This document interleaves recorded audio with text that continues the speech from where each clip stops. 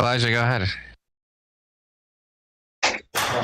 I mean, I don't want to take us super off topic if we're already talking to someone. I just, I'm on my own time tonight, just observing the moon, and I had a question if no one were talking to the Globers right now. Yeah, go. Yeah, no one. So,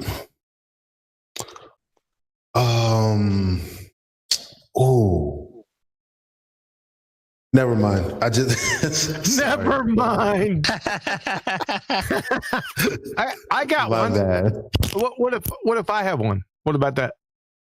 Yeah, go for a Q. This is gonna be a really good question, man. You guys ready? Is it gas pressure without a container? No. Hit me. Okay. Go for it. Yes. Watch this. Dr. Bob, the pseudoscience fallacy guy. I see your dumbass in here. Have you seen any fist appearing out of nothing lately? And is Brenda still smarter than you? We'd all like to know. Excellent question. How you like those questions, folks? But that was good. Deep. You know what's funny? Blue and Bob, the fallacy guy, came on. I was talking to them today, and I told them, I said, listen, the interferometers are designed to keep rigidity in space, and they're part of and very important when in navigation to keep the straight path in dead reckoning. And they're like, no, that's lying. And they came out and said a whole bunch of shit, dude. I sent the link to their channel. Like I think I posted the video or the link to you. This is how bad it is, man. They don't even understand the purpose of the interferometer and the gyro is when you're navigating, you navigate in straight lines. And the whole point of these instruments is to keep you on that straight line as best as possible. Right? And I can back it up with documentation and practical demonstration. Well, thanks, man. Can we get those two questions answered first before we get to the interferometer, man? Are you there? Oh, Dr. Bob. Oh, he's muted. Oh, he's muted? Oh, I'm sorry. Go ahead. Wait, never mind. I think it's a local mute, not a server mute. So maybe he can unmute himself. Go ahead. The questions were, do you see any fist appearing out of nothing? And is Brenna still smarter than you? That's the question. And then the next question is, I want the 4 levels of protein structure. I want a brief definition and an example of each. I'll be waiting here for you. Go ahead and start Googling. Bring a pretender clown, you dipshit. Come on, Dr. Bob. Try. You're going to feel a wrath. You come off mute. You ain't never felt, son. Bro, what if you guys are just talking to somebody AFK? No, that's him. Yeah, he's here. He's here. He's listening. Bro, what if you're wrong? What if he's not AFK? Yeah. No, I mean, I don't know. I'm just saying, what if he is? What if? And what if he's not? Yeah, you might be right. You might be right. I don't know. He's busy. Listen, we have a relationship with Dr. Bob, and we'd like to continue to keep a certain status. Is Dr. Bob a if you have a problem with him, so you know the door isn't that hard to find. Is Dr. Bob a Glober? He's talking. It's okay. I'm a moderator, and I don't know who the hell they're talking about. He's the Glover next to Mick West. They're wagers. They all sound the same to me. They're married. Yeah. What's Nias's opinion on the shape of the Earth? That way he's a bit above his. If I haven't made it obvious, yeah, I'm a Glober. Yeah, thanks. He's a bit above his pay grade level, though, because he's used to going on Jose Digi Retard Show. You're a bit above your pay grade here, son. Oh, that's out of your league. Yeah, it's a bit too deep. I'm just here to listen and ask questions. I'll tell you what, Bob, you got your opportunity here. You got 2 minutes because I'm headed out. I got to take care of a couple things. You could sneak on in here right? And start talking and shit. There you go. Here he is. I'm just waiting for you to come up with something that I haven't heard. Yeah, right. Give him hell, Dr. Bob. Let's go. Let's go. All right, let's try to keep a demeanor and go one at a time and not 10 fucking people at once and fighting to talk, okay? All right, then I won't have to mute 10 of you or 9. All right, let's take it right off the top. Because we got you. You're on my numpty clips. If Pretender Clown numpty dipshittery was a crime, you'd be on death row calling the governor, son. So let's go with my first question. Did you see any fist appearing out of nothing in the past year?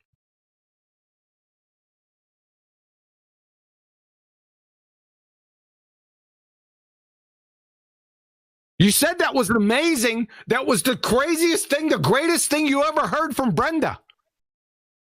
So I'm just asking.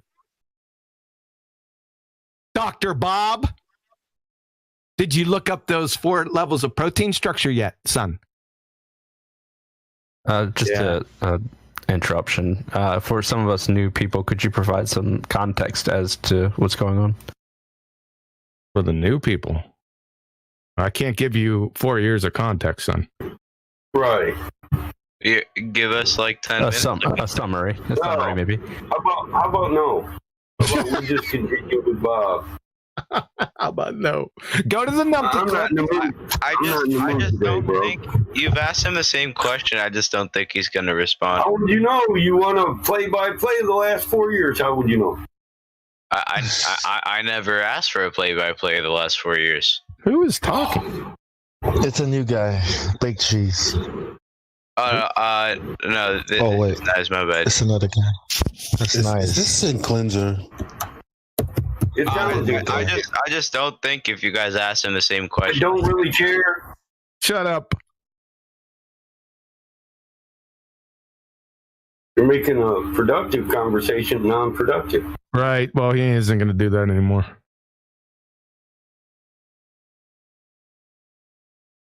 Wait, did he leave? Oh, no, he's here. He's here. Yeah. All right. You guys can handle this fist appearing out of nothing just till I get back. It'll be like 2 minutes, man. All right. I got to go dig up a mason jar. And by you guys, he meant me, not you all. And me. This is Bob here, man. You get a chunk when we're done. What's up, Bob? You still need Mod? Some of that. You still need Mod to talk here? Where'd he go? Bob, all these Globers are waiting for you to represent them. Are you going to let them down, Doctor? No, bullshit. All these flat earthers can't wait to tear into your ass. Many have tried. I'm trying to encourage him. I think a few have succeeded. Dr. Bob, you are the one. Name one. You are the hero. That's just my opinion. One just left. Yeah, I definitely succeeded because you were talking about things way different, flying east QE? and west. QE? Logical, affirmative consequent fallacy. You think There's QE Bob has as ever well. done anything for me? I do. And Hank, maybe you have to repeat that. Maybe he doesn't have good listening skills. Yeah, Bob said that things way different flying east than they do flying west, and that's due to the Coriolis effect. And I said that's No, it's consequent. It's due to the Uthos effect. Sorry, do you mind if I finish speaking? Uthos effect. Yeah, if you could give me just a second to finish what I was saying, I'd appreciate it. That would be kind of you, right? So that's the affirmative consequent phonological fallacy, right? And that was his argument. You done? I think it's obvious. It's the Uthos effect, not the Coriolis effect. Does that change what his statement was? He hasn't made a statement. He did. And the what effect? What is it? The utmost? What? Without demonstration, you're just... Would you like... I'll spell it. Let me go ahead and spell it for you. EOTMOST. B-O-S, Otvos. Wait. So according to you, so you believe that he just strawmanned your argument, Bob? Is that true? I don't play with logical fallacies. You can use straw man or misrepresent, like misrepresent. Well, yeah. In other words, you think that he just misrepresented? Yeah, he said Coriolis, and it's the Utvos effect. Bob can't prove the globe unless he's allowed to use fallacy. He stated this before. Okay. Go ahead and look up the Utvos effect. So what is? Yeah, can you explain it to us, please? Sure. The Utvos effect has to do with travel against or with the rotation of the Earth, and it has to do with the interaction between gravity and the centrifugal force. Yeah, can you demonstrate this effect? Yes. Well, so you're already assuming that the Earth is spinning, right? That's what you're saying. Okay. Well, and that gravity exists. Go ahead. So you're already assuming, baller. Go ahead. How so? Yes, what you do is you take a reference mass, and basically you fly it east to west or west to east, and measure the weight of that reference mass in both, and it's pretty clearly demonstrated. And I've done it myself. So there's not other things that affect weight. Yeah, how did you isolate specifically like what? Right. Because we talked about barometric pressure, weather, winds, crosswinds. Barometric pressure and weather does not affect weight. Okay, well, we talked about independent variables last time, right? And I was curious, how did you isolate that this was the cause of it without an independent variable? And what did you say? That you don't need an independent variable to do science? Is that what you said? I didn't say anything about it. What I said was, this is what happens. Oh, I got it. That's the name of the effect. That's the name of the effect, and it's easy to demonstrate. I thought you said you don't mess with fallacies, and yet you're just full of fallacies. I don't get it. You know what a fallacy is? I don't really care. Well, there you go. That's another fallacy. I really don't care about logical fallacies. Can you name a scientific paper? And not caring about logical fallacy is a logical fallacy. Can you name a single scientific paper, theory, or finding that has been invalidated because somebody said it was an illogical fallacy? Just go ahead and give me a citation. I don't mess with fallacies. Touche, right? Can you find a single time a scientific theory or observation that doesn't make it a valid premise. How about this? Because we're talking about whether he deals with logical fallacies or not. So let's just deal with whether or not Hank strawmanned him based on the Adverse effect and what it says right here. The adverse effect is the change in perceived gravitational force. Yeah, I didn't think so. Okay. Well, just because the consensus doesn't care about fallacy doesn't make it correct or demonstrable. Could I not finish? I was kind of feeling the same way, but go ahead, bro. It's strawman the guy. It was an accident. Adverse effect is the change in perceived gravitational force caused by the change in bro.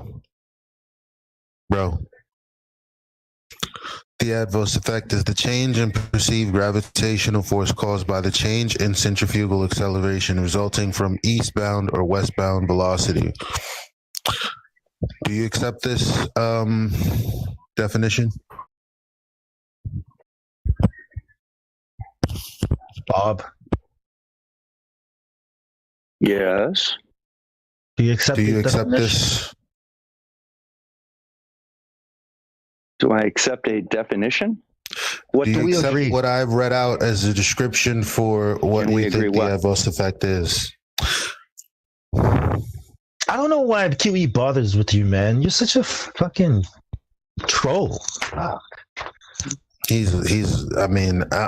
so trying. You said. Do you agree with what I just read out as a definition? Do you agree? That's all I got. Your mic cut out. Yeah. Do you agree? Do you have something about a definition or something that I should be agreeing to? I read the definition are you okay with how it's defined?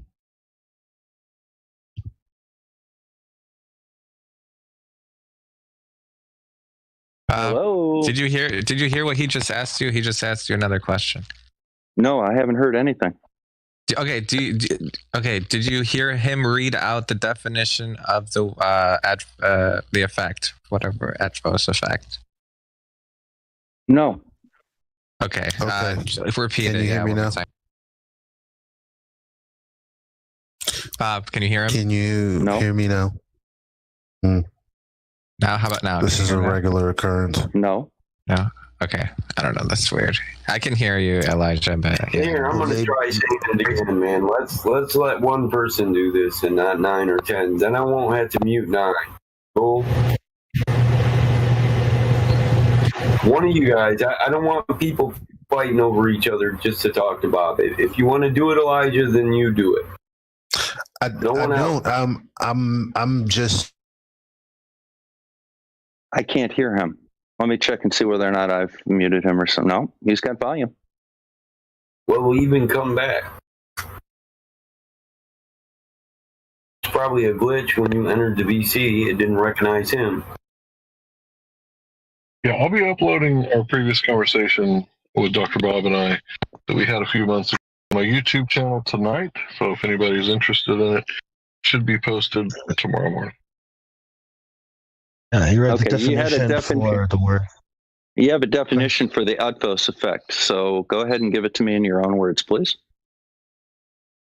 We read it from, I think it was Wikipedia's definition. Okay, well, I need it in your words, though. I need your understanding of it so that I can properly address it. It is the change in the perceived gravity. It happens when you fly east or west. That's when it happens. What is happening? Yes. I don't know. You explain. Hey, Bob. I already did. When the plane banks left or right, is there any centrifugal force pulled on the plane? Yes. Awesome. Is the plane... I swear, I just said this 2 minutes ago now. 3 different people took in turns, Rumpus and Elijah. What? Am I rumpusing? I just heard him say what the Evitas explanation is. Utvos effect. Repeat back to me what I say. All right, Utvos effect. Are you ready? It is Elijah, can you I hear him, am. Bob?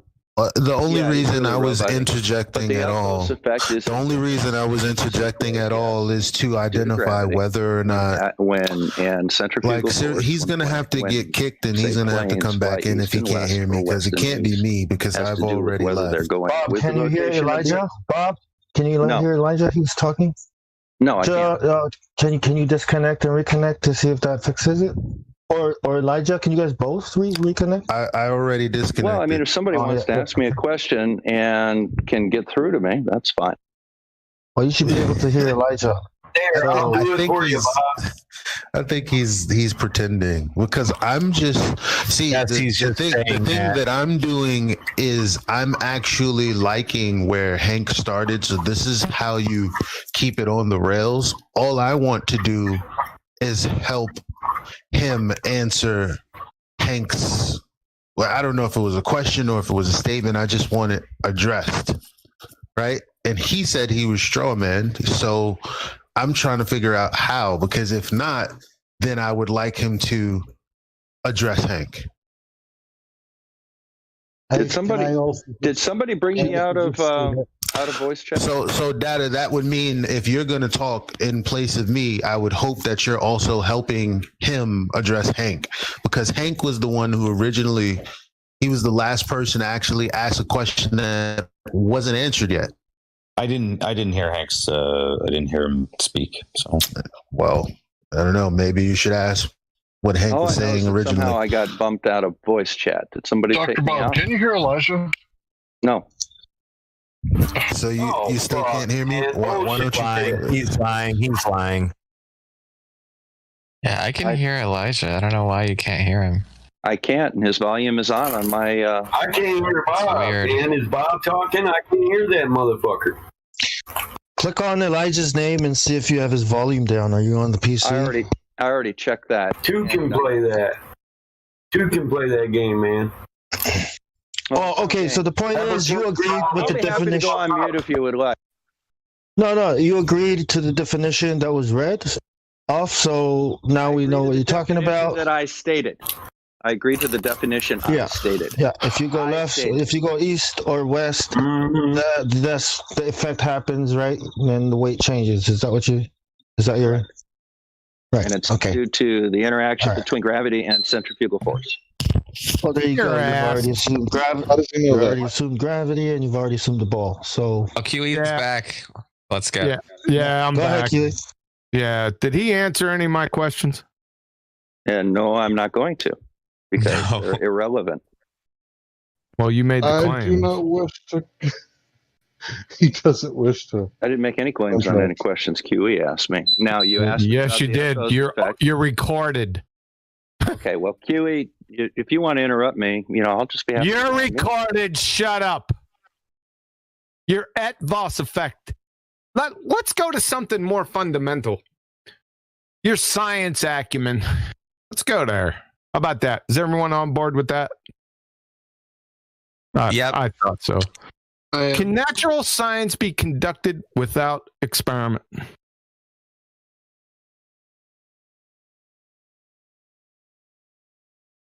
That's the question on the board.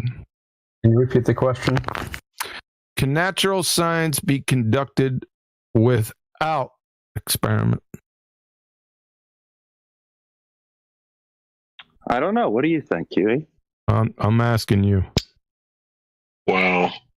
I mean, these are some weird questions to be completely Can somebody fair. erase the doctor from that guy's name, because I really think his name is just Boom.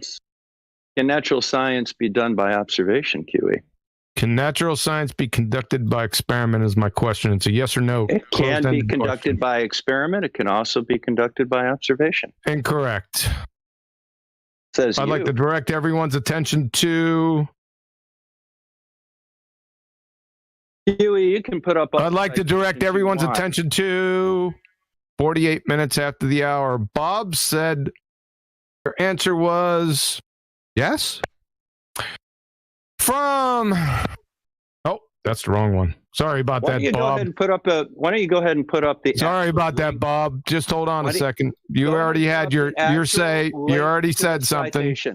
You already said something, so you already made the answer to the question. I'm sorry. I didn't post the right citations. That's not a problem. I'll fix that in 1 second. Your citations, because I told them myself. You would. You don't even know what a citation is, for fuck's sake. So, I'd like to direct everyone's attention to... Nothing just yet. In the meantime, Shut up. You mind if I ask Bob a question? No, I do mind a lot. All right. Well, you're welcome to come on over to my server, and I'll... No, we're not coming over to your server. You already answered the question. Here we go. At 50 minutes after the hour, Bob said that you can conduct natural science without experiment. Let's see what we got here. From the University of Rochester Physics Labs, the scientific method distinguishes science from other forms of explanation because of its requirement of systematic experimentation, Bob. So what? Where'd Bob go? I'm right here. From Computational Chemistry, Introduction to Theory and Application of Molecular and Quantum Mechanics, the final arbiter of truth in science is experiment. Dead twice. So what? From Professor Shankar, Chair of Physics, Yale. The only way things change in physics is experiments.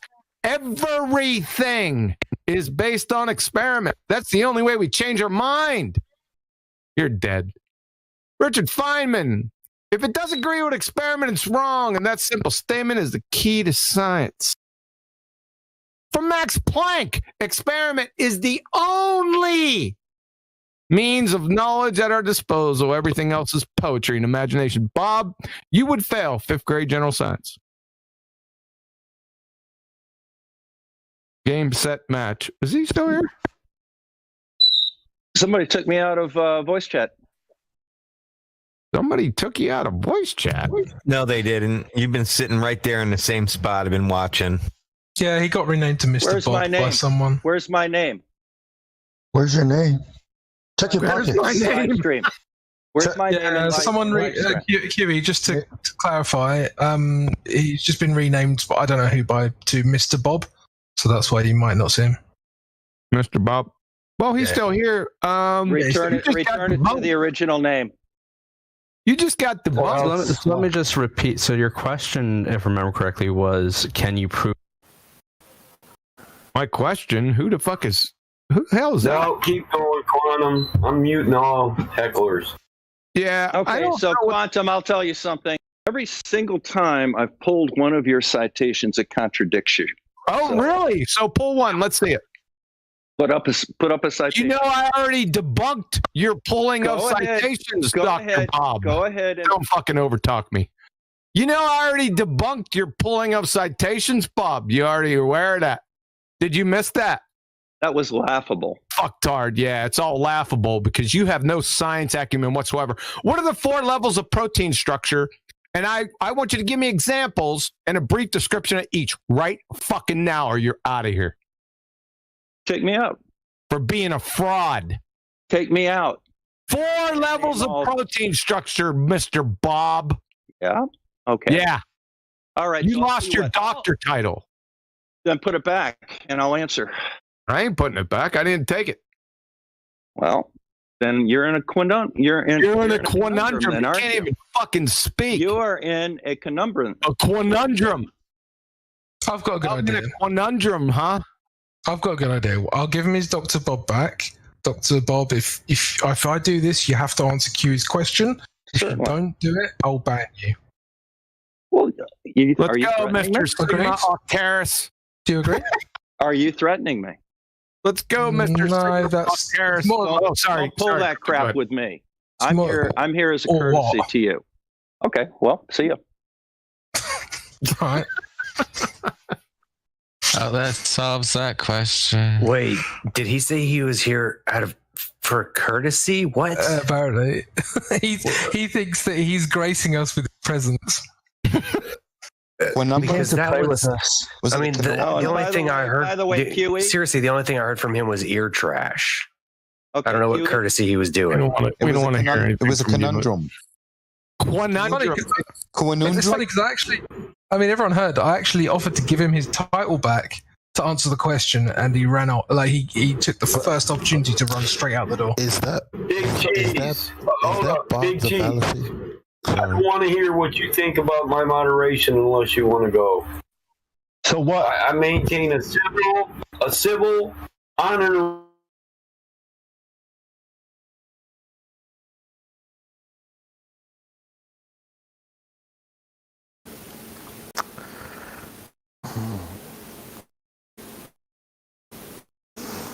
Y'all sleeping here?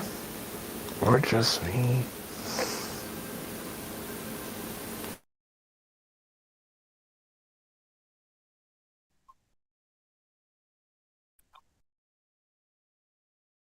Hi.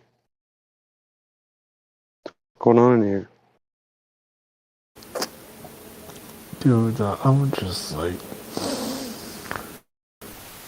chilling. Oh, you're still in here, huh? Are you being a good boy? Yeah, I'm being a good boy, yeah. Man, You sound sleepy, bro. yeah.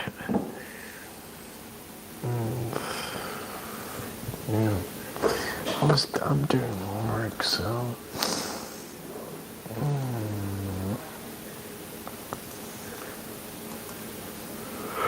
It's the American dream. You can't believe you're asleep.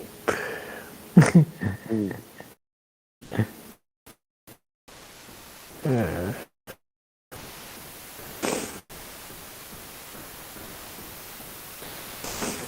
Oh my God, man. What are they fixing over there? Are they fixing something? Nothing's fixed. Nothing's fixed. Nothing's fixed in this world. It's just the same old garbage in, garbage out, you know? No, I keep hearing like hammering in the background on your microphone. Oh, that's my first television. You know, he got Discord too. So.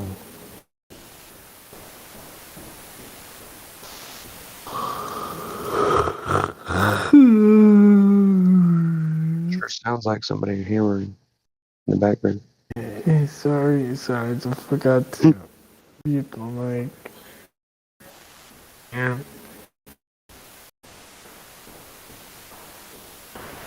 Oh, everybody's here. Oh my god. I think that my voice can just like bring other people in.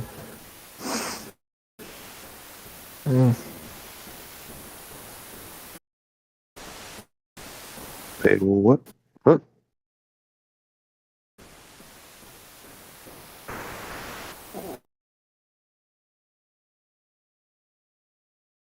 Okay, that's definitely hammering.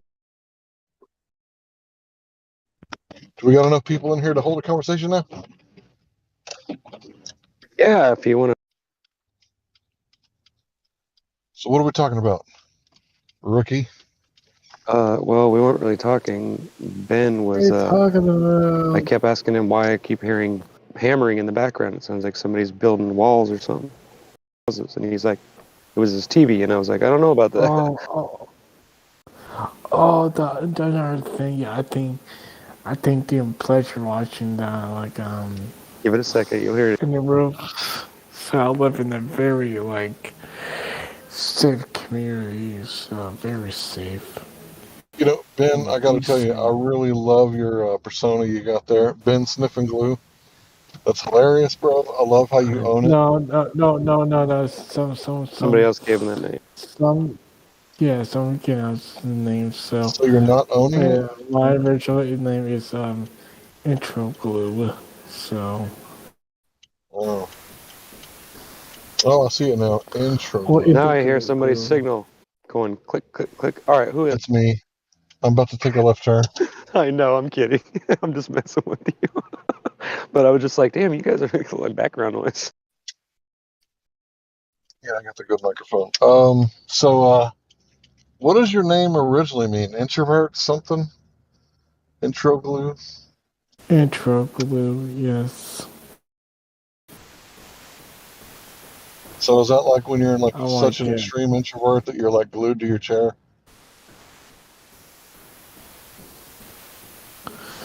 Intro Glue is like. Yeah, what does it mean? What does your name mean? Your intro. Yeah, I think you got the spot. I'm stuck in the chair because of homework, Discord. Yeah, I go work, yeah. Yeah, so. What kind of school you go to? What? What kind of school do you go to? You got homework? Oh, yeah, essays. Bunch of essays. Man, midterm papers? It's a. Yeah, I turned paper and I finished that one. Man, it's man, so it's very hard, you know. So like, I'm still studying like some textile, some more crap. So You hear it. I'm studying some textiles in this course, so like. So yeah, so and like yesterday, you know, so yeah, so and yesterday, so like I saw the vice president's daughter, like What you talking about, bro? What? What you talking about, bro? I saw very good. I don't know. tired today.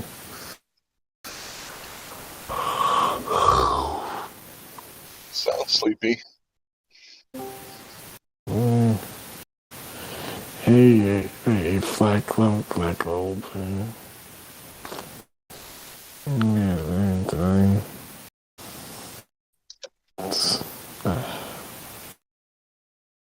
Man, it's gotta suck to be a chat skank.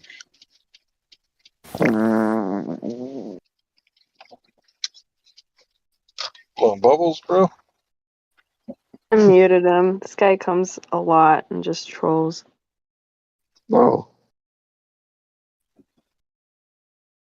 Thanks, Sorry sis. about the. Oh, go ahead. I just said thanks, sis. What are you sorry for? I would just wait for something I didn't do it. No, It's I'm not that I sorry. thought he was mean. He wasn't doing I anything wrong. messed up. It's just... I played. Well, I tried to use the bot in the chill room, and I forgot that I had the bot running in here, so that's why it ended. Oh, I see. I got you. We weren't worried about it. I was kind of hoping somebody would shut it up anyway. Okay. Yeah, Rookie likes to talk. He's admitted it before. Yep, I do. I like to hear myself talk. And then sometimes I go and listen to myself on YouTube. It's real fun.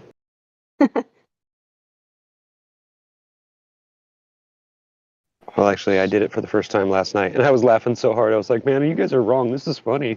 Listening to yourself talk.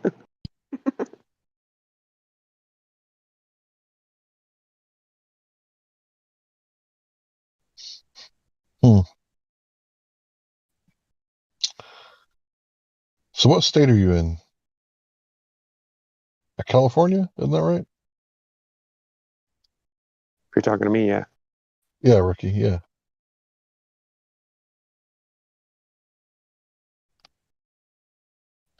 So, if I were to ask you, like, do you see yourself as like a Washington, D.C. citizen or a Californian, what would you say? Neither.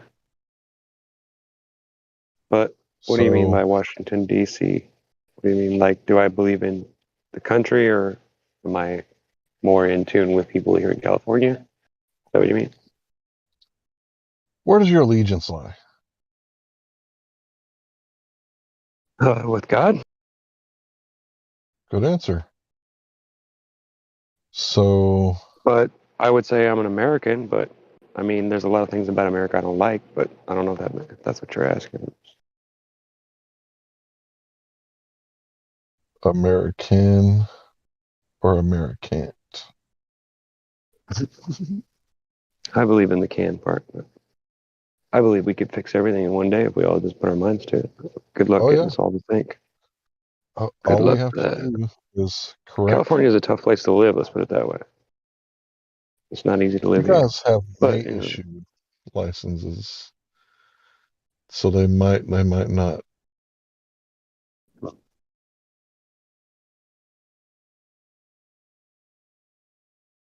There's weird things about California, but I can't believe all this stuff. Oh, I just stopped looking for it. I just stopped watching it.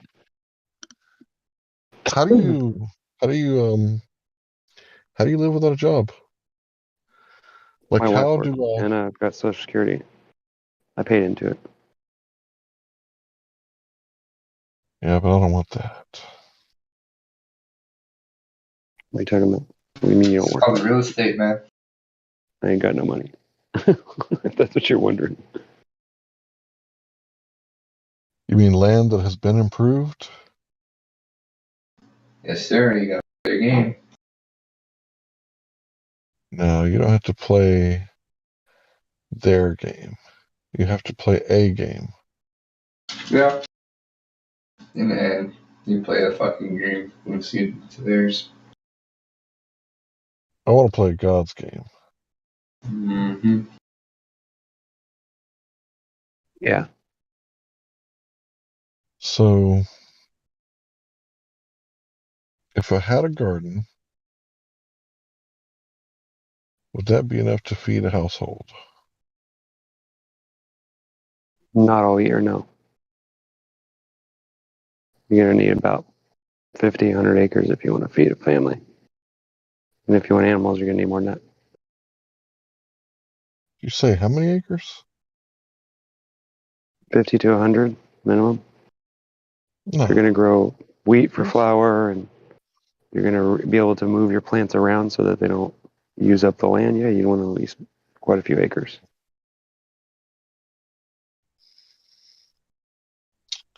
So where I know can I just go? 50 to 100 acres sounds like a lot, but it's really not. Where can I just go claim some land? I don't know. I didn't know there was such a thing. Well, I Oh, hear no, about these. I'm getting DM'd now. I kicked for nothing. These prospectors. Yeah. Oh, Sent me no. a million DMs.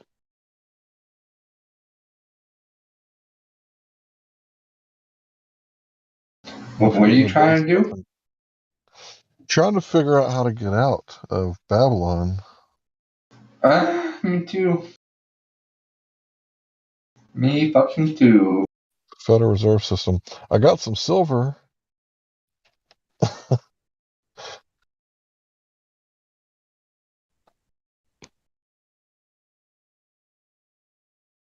think it has something to do with that.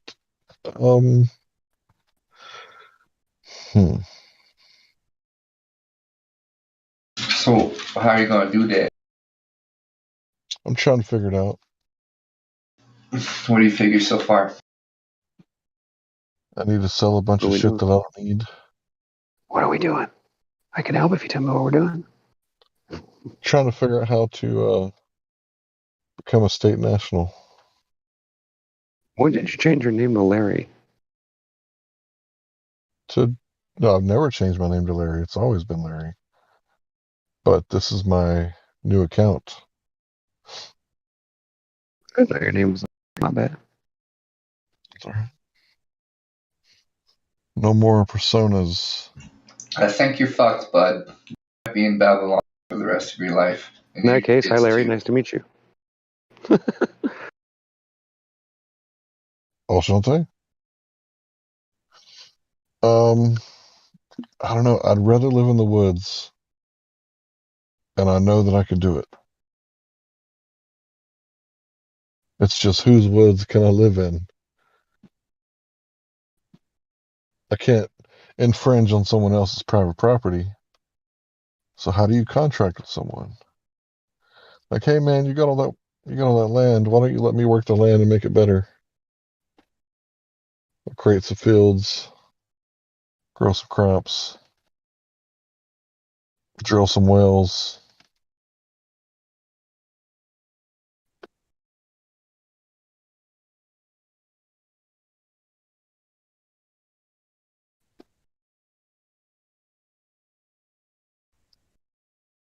I need to put my family somewhere.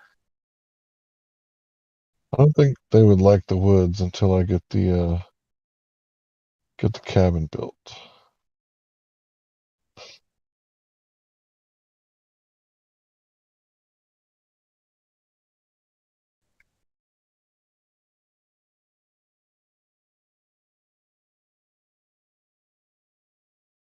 I could do it though. I grew up outside.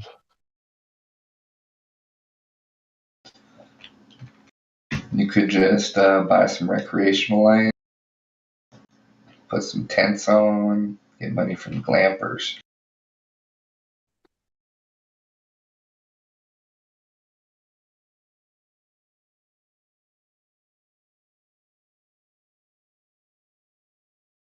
Tents.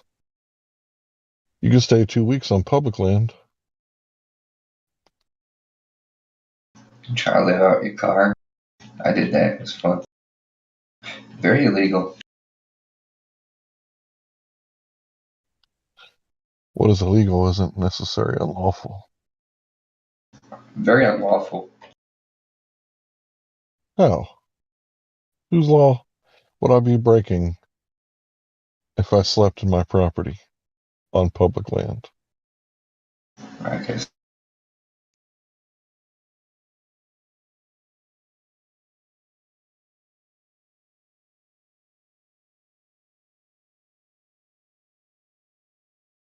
I gotta sell some stuff.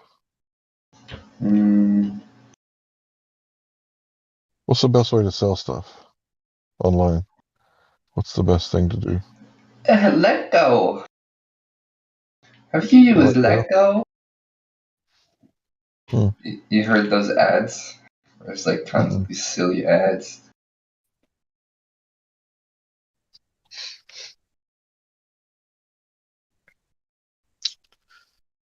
Let's see.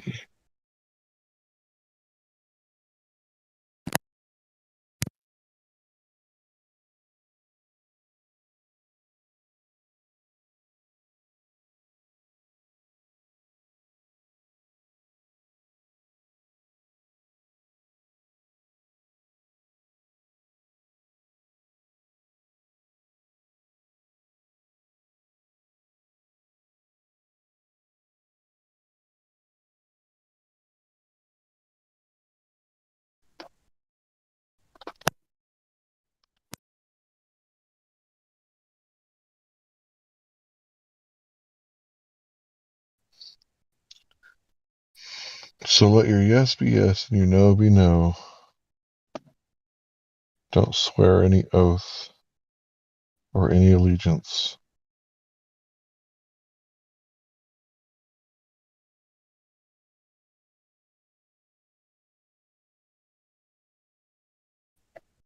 Huh.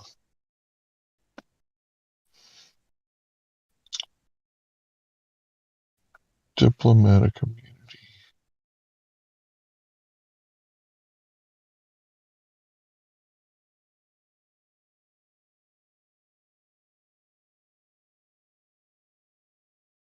Who's poor? What? Who else is poor? No comprende. Poor. Yeah, where my poor man's at? What do you define as poor?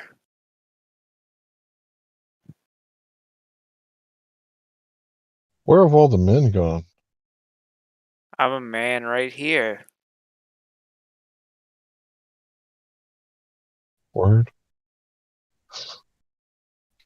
Then testify, brother.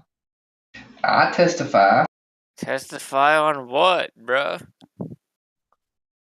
Those nuts. That's what it comes Your from. poverty. You know that, right?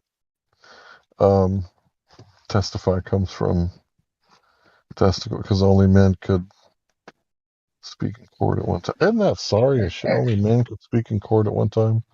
You sorry bastards. I've come to the conclusion that like over 50% of the Globers are or were law students and or are lawyers because they don't ever bring the cowbell. All they do is rebut everything we say. Ring that cow. They go, nuh-uh.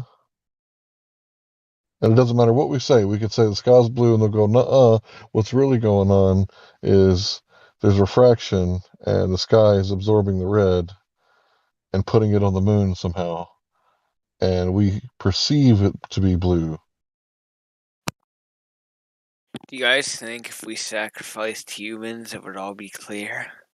Nope. Why see it? Why not? That's the reason why we're having so much trouble as a nation, is because we've been practicing lawlessness and we suffer the consequences. This power vacuum that was created because of the knowledge vacuum. Do you think if we had less people to approach us, we could just win? How do you win by killing somebody, dude? Because they can't oppose us anymore. Hoorah! Are you a flat earther? Of course. Just part-time thing. What's your name? David. Goggins. What are the I have three a biblical reasons name, that you? and What yet are I the don't believe it. What are the three best evidence is for a flat Earth, David? You tell me. Well, you're the one claiming to be a flat earther. I'm allowed to speak in this Discord. Is that not proof enough? Well, No. why are you biblical? Be quiet, please. Just for a second. Shut up, Larry, period. Who the fuck are No, you Larry. to ask that kind of bullshit? Well, I've never disrespected the guy before, so I was just hoping that he would let me ask you About to find the out. 3 best proofs.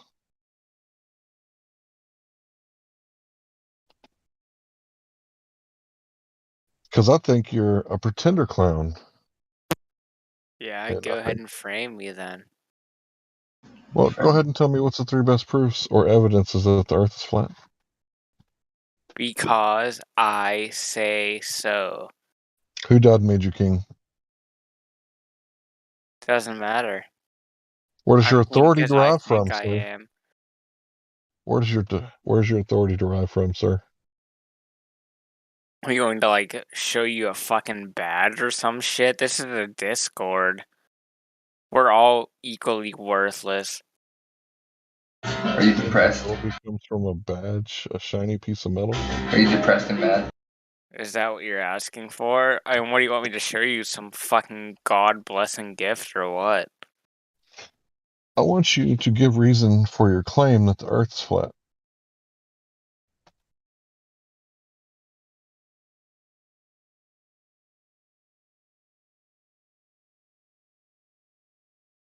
I could probably do it for about 2 hours. Yeah, prove it then. Enlighten me. I'm a newbie here. I just want to hear, something from the bigwigs. Are you depressed and mad at the world? Please. Yes, I You indeed have to- am. Tell me more. You have to talk to someone else. I have no authority. I need some guidance, so I'd like it if you could tell me. Hold on. What's going on in here? This guy's depressed and mad at the world. This guy, Sartorius, is claiming to be a flat earther, but he refuses to give the 3 best evidences. To be real, I'm not, but I want to be proven wrong. So you're a liar. Okay, cool. There you go. Well, what would be the point of that? Point of what? You're a liar. Liar of what? I never lied about anything. You said you're a flat earther, then you said you're not. I want to be proven wrong. No, you just changed the entire story.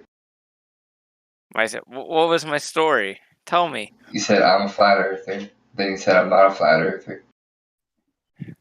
Yeah, okay. Pretty simple, to understand that. Yeah, how hard was it just to say, this is what I think? Easy. Not like that. I want to changes learn. anything. You challenged me, and that put me into like a corner position where I felt like I had to defend myself. But now I see we're all okay. You came in here and you said, I'm should not we be banned doing yet. human sacrifice, right? And then I asked you if you were a flat earther, and you said yes. Is he talking to somebody else at the same time as he's talking to us? I'm very sorry. I just want to learn more. Please enlighten me. This is too funny. I would start with a new attitude and then circle back to reading a book. I apologize. What would you Apology like me to accepted. say? Let's have a fresh start, shall we? What do you really want? You just Yes, came in for please, entertainment? Larry. I mean, he's just mad at the world. Let's have a fresh start. All right, bro. I believe you asked for evidence that the Earth is flat. Is that right? Flat and You are depressing. indeed correct, my Something like friend. Okay, here you cool. go. So, you're ready. Are you familiar with the abyssal plains? Well, if you look into the abyss long enough, it stares back no, into here we go. you. That's what I know. Okay, that didn't have anything to do with what I said, so that's a non sequitur. Could you please try to focus on my words a little harder? Yeah. Have you ever heard of the abyssal plains? No. Please enlighten me. Well, they're plains more than 50% of the Earth's surface. and all they have is a gradual slope to the ridge in the middle of the ocean. So where's the curvature? Are you asking me or? Yes, I want to know Because if you could I provide. don't Because know. I just I've only traveled very minimally in my life. Is okay. I that why just you're showed you. depressed and mad? How can There are a something lot of slope and reasons why I'm curve depressed, at the but same we shouldn't time? get into those. I just want to discover the truth of this world and try to find an understanding and my place in this world with it. Well, brother, it's pretty sad, pretty dark, but the point is to enjoy your suffering to the best of your ability. Well, that's okay. That's why I'm here, you know? Like, I understand my sufferings for a reason. I just want to 100% know is. why, and I want to know the truth because I feel like everybody is hiding it from me. I mean, there's a select few that hides the truth from the majority of us sheep. That's true. Yeah, I mean, all my friends call me a fucking lunatic for being in here, but I want to, I want to learn. I don't believe them. I believe this place. You might be a loon. Never know. I mean, I guess I am, but I just want to know what's best and what's right, you know? Well, all I you just do can't is help lift it. one veil, look through it, try to see what's real, and realize that there's another real veil right in front of you. I feel like there are a lot of veils, but Yeah, I there's like surpassed the 20. first one by, being in I here. respect that. I And respect I that a just lot. really want to learn. Yeah, man. No, that's pretty much like what we gotta I know ask I of might most come people. off as like a pompous asshole, but I really just want to learn. I'm very sorry. 100% both are true, but like it's very good to just understand that, we're most likely blind. But I mean, I think you're on the right path. Most people are on this path. Thank you. I don't think there's like a discernible end to it. I think we'll always be stuck here. But hopefully we get somewhere in life. Thank you. I'm just waiting for evidence that what I personally and directly experience reality to be isn't. Yeah, bro, you can add me too if you want to stay in touch.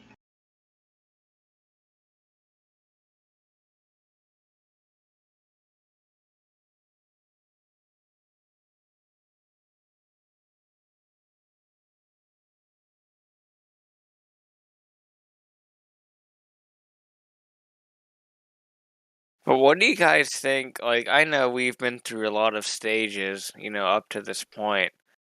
But in, April 2022, what do you guys think of all this COVID bullshit at No, this we don't talk point? about that here.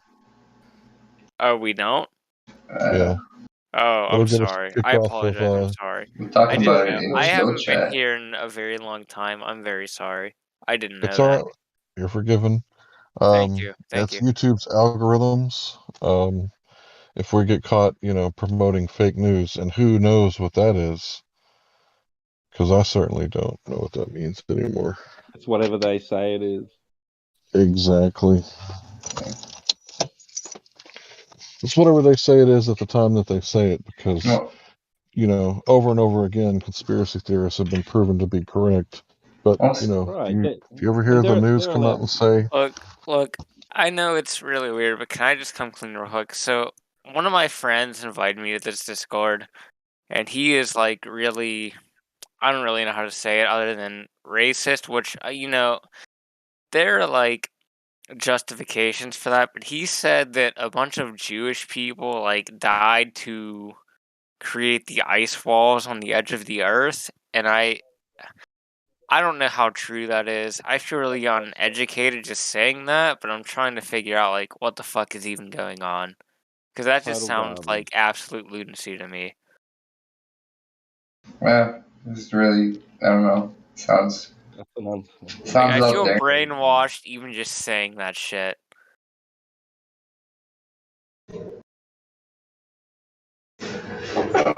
I think we all have the same view on what happened in the last 2 years. Most of us are aligned. A lot of us feel similar about it. Definitely was the worst year of my existence.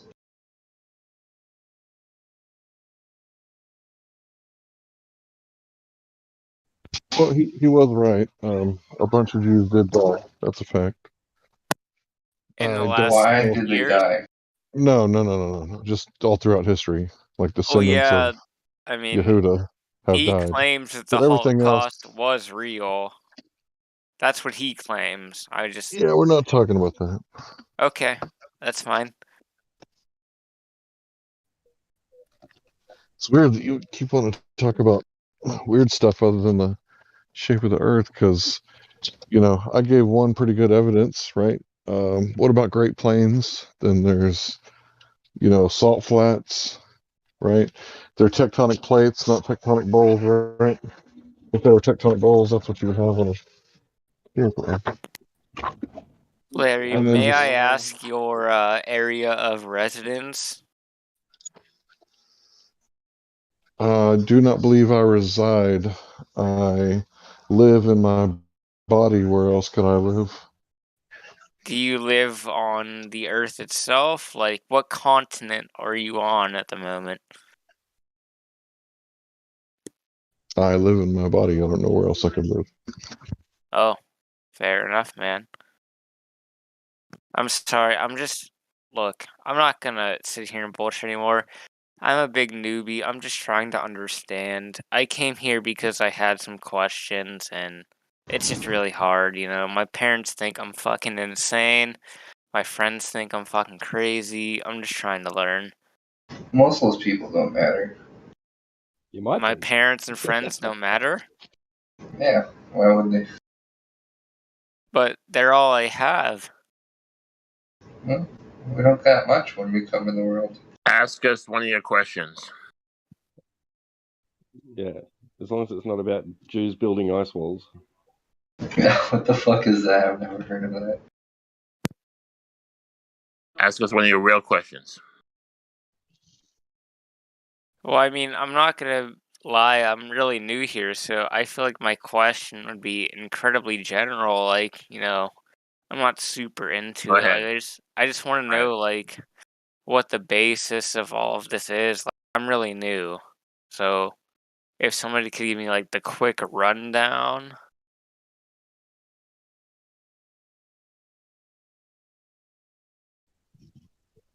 No one's ever measured the curvature directly.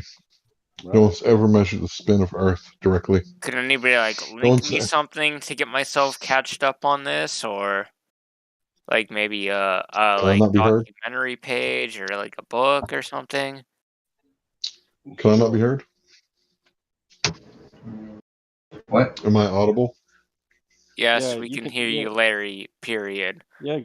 Go He ahead, was Larry. telling you the Continue, answer, and please. you interrupted him. I'm very sorry. I apologize. Well, I'll start over. So You got a lot the to curvature of the apologize Earth for. has never been directly measured. The spin of the Earth has never been directly measured, and the vacuum of space has never been directly measured. So that's my claim. If you have any evidence otherwise, I'd love to see it. My friend, I have no evidence. I am a newbie.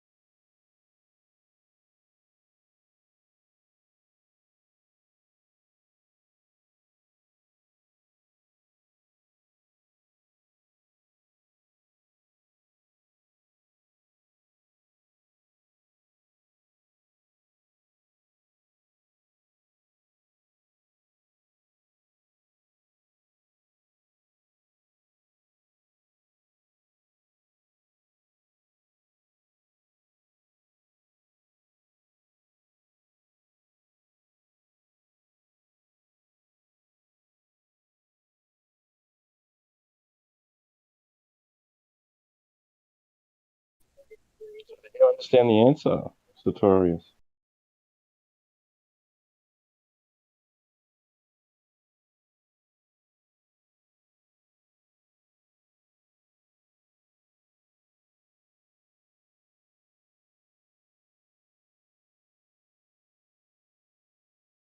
Does Professor Dave look like a lawyer to you? No.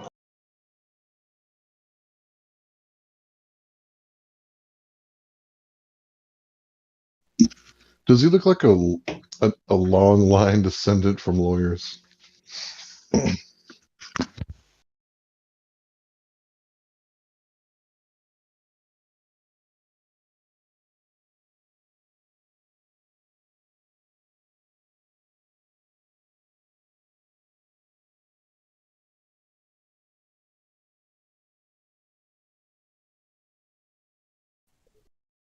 Long line of liars. Yes, sir. That's the truth.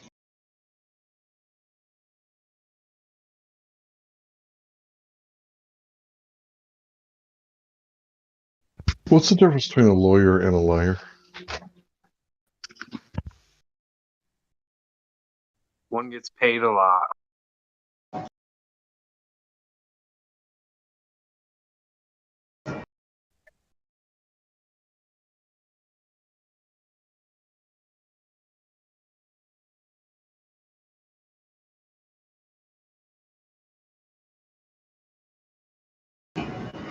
Y'all want to see something dope in the chat?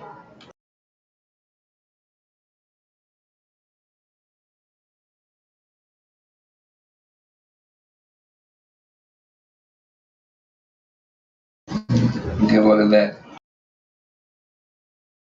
Dope it up.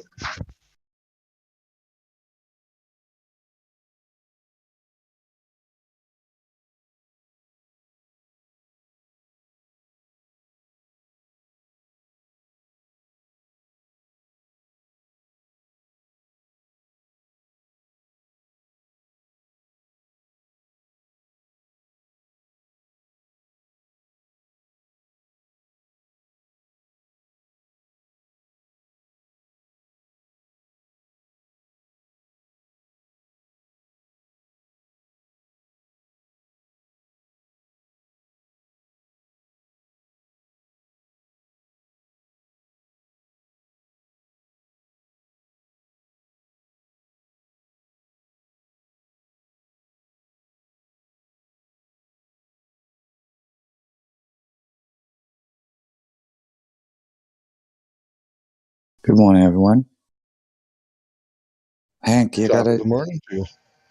you got a new account, Hank? Yeah, I gained a bit of understanding about my let's say law book, and I decided to no longer be using personas of any kind.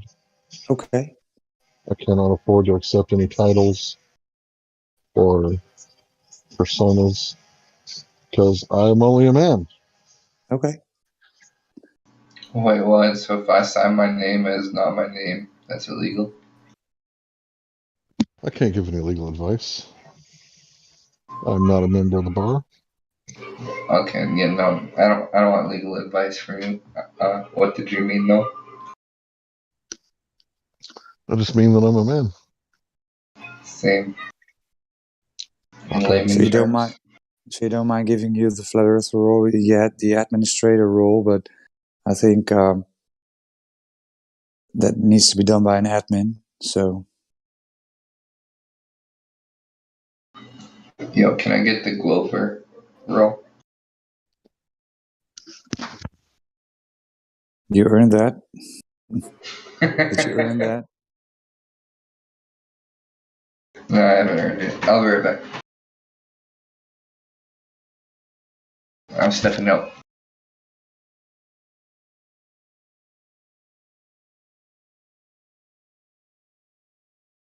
But are you going to use that old account or not, Larry? It's deleted. It's deleted. Huh? It's deleted. Okay, That's because gone.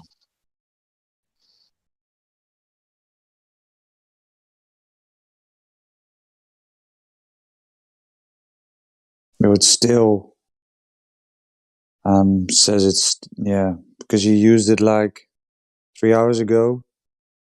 I did my last post. Oh, okay. Awesome. I apologize for any inconvenience that I may That's have no caused. problem.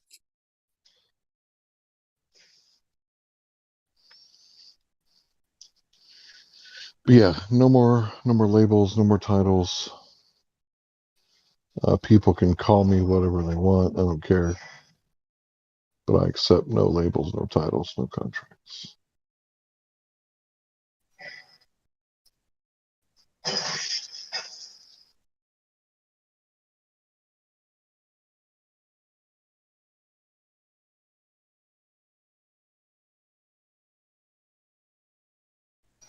I really do feel like a new creature. But you don't want any tags anymore? Is that it? You don't want to be an admin or moderator? I suppose I don't have any control over what people call me. Okay. I just don't have to accept it.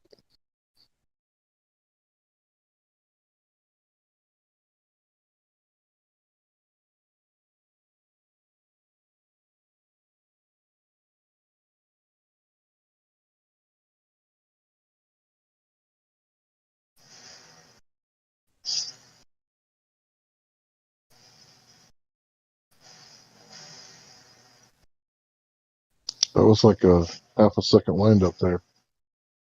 Oops.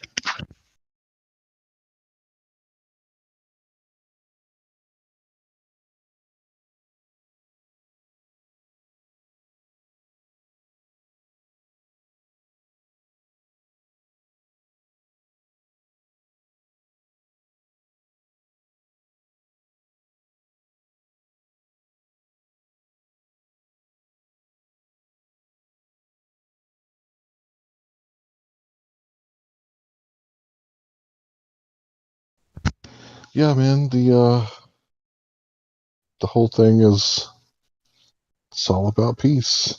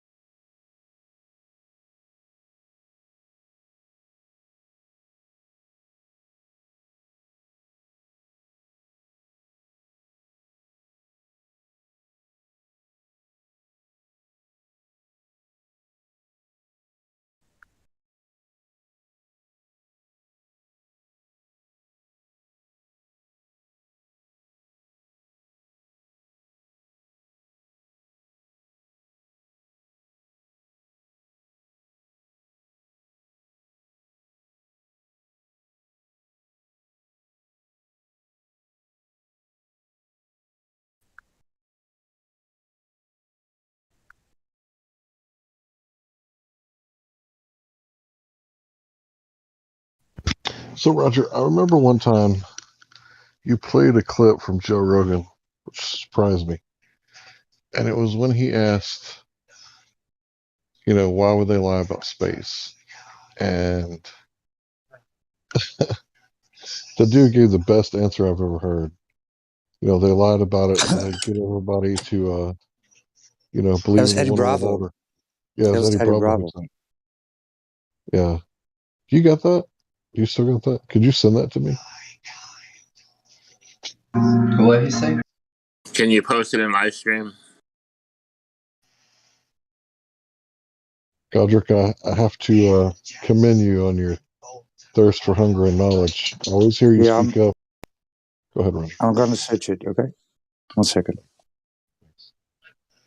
Yeah, Godric, every time somebody brings something up, you make sure that you get a piece of it so you can get a piece of that knowledge. And I gotta admit, Zelda, come here.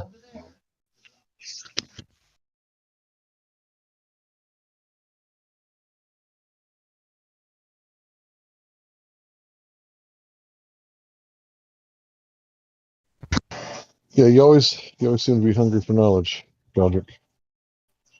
Good job, bro. Oh, damn.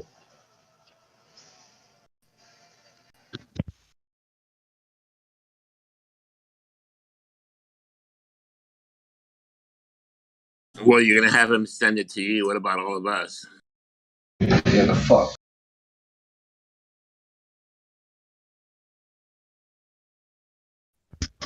Yeah, you can just put it in the live stream. I'll get it. I'm not at work right now, so I can actually use my hands. I'm free. Okay, I posted it. I've posted it in the live stream, guys.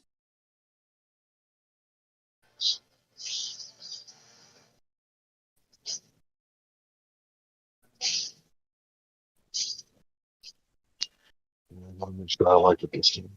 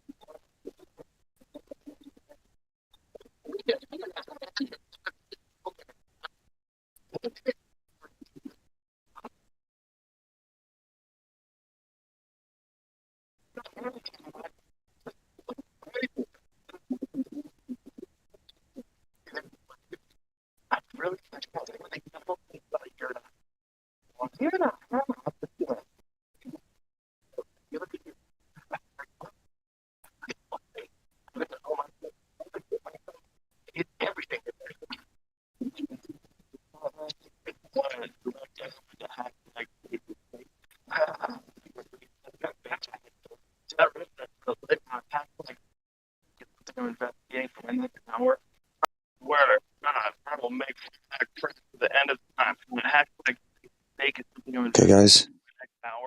Have a good one.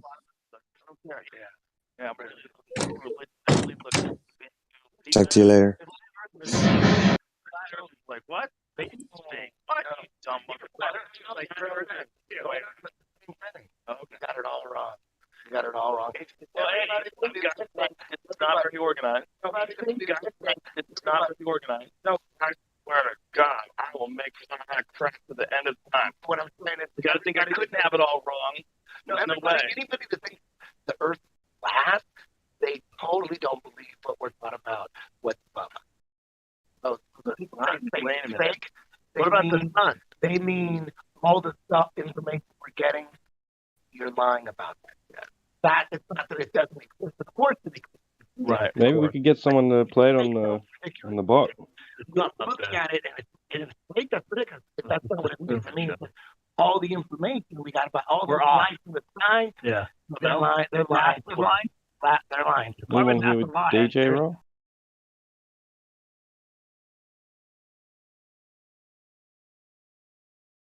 The reason why I wasn't hearing you, but you guys don't want to hear it. Hold on.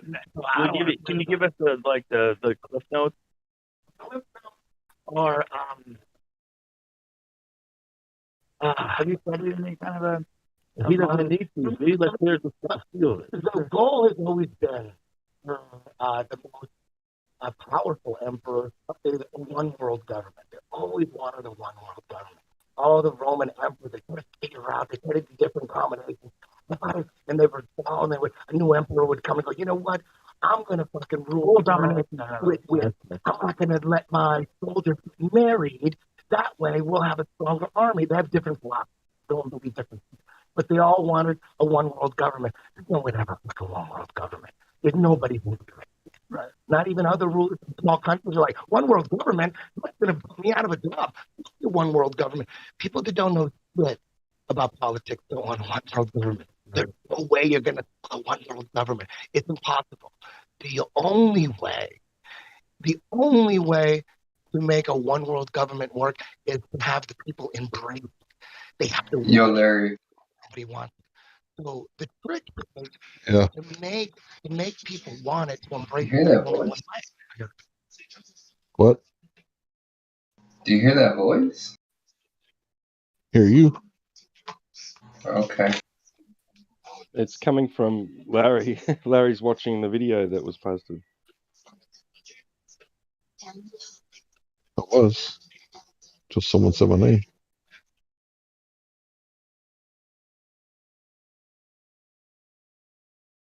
Did you guys hear what I was listening to? Yeah, it was pretty low, but yeah, I was asking if someone had the DJ role, they could play it possibly on the bot for us. I don't know. Might get a copyright strike.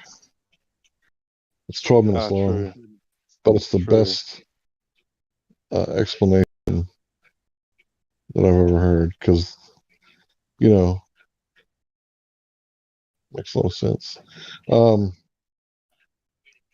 I think they would lie because if you knew where you were, you might know what you are. And if you know what you are, you might know who you are. And once you know who you are, all the illusion just completely melts away. What are we? What are we? Yeah, man. We are light beings. Yeah, beings of light. Yep. You know it to be true. When you see the body, you say that's the body. You don't say that it's him or her. You know that him or her is gone because that spark that was them has left. So we are light beings with a avatar or a body, a vessel.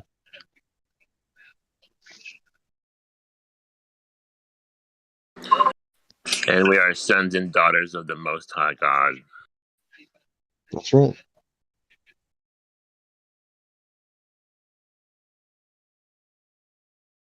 That sounds avatarded. No, just kidding. I always knew something was up. Yeah.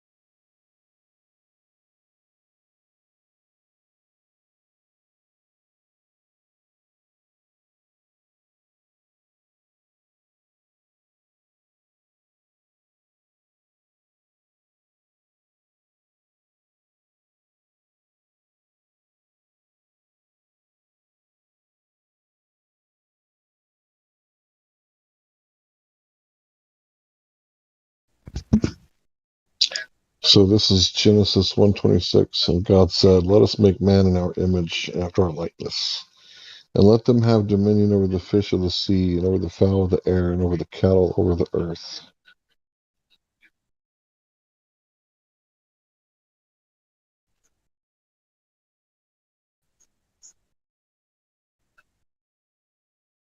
So who has dominion? So we're not just animals. No, we're not animals. We're mankind. And we have dominion over the land, the air, and the water. And once you take dominion over the land, air, and water,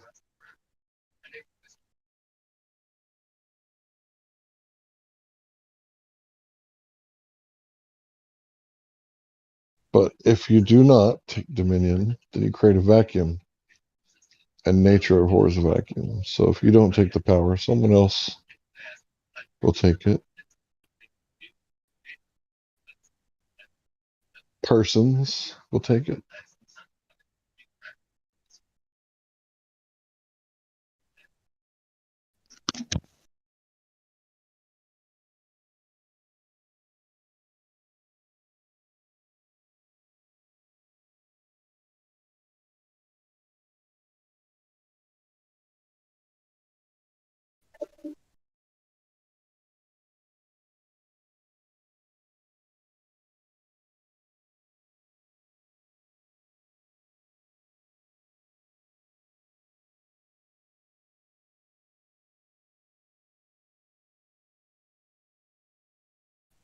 I think this is why they would lie right there.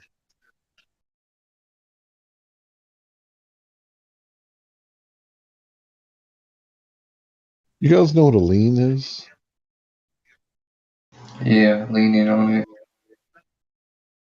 it. So let's say I'm a mechanic, right? And this guy, he says, you know, hey, I need you to replace the starter. So I replace the starter. And I say, okay, I need to get paid. And he says, take me to court. So I would put a mechanic's lien on it. Right. And then the next day, his alternator goes out. And he does the same thing to a different guy. And he puts a mechanic's lien on it. And then we both take the guy to court. But for some reason, the other guy that, you know, came after me, he went first. And then I came in second. Even though he filed his paperwork first, the first lien has to be paid first because, like, whoever makes the first claim, the second one can't get paid because the primary lien holder has to be compensated first. So Yeah. It's like first position, second position on security of a house. The bank gets paid first, then any stupid investors on second. You got it. So unalienable rights. We have unalienable. So nobody can put a lien on our rights.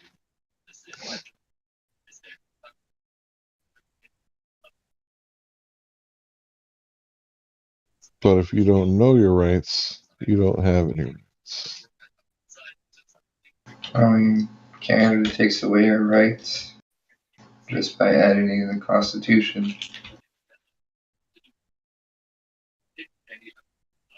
A favorite saying is, you got the right to shut the fuck up. Oh, it's so funny. How many people put themselves in the dungeon because they don't know how to shut up?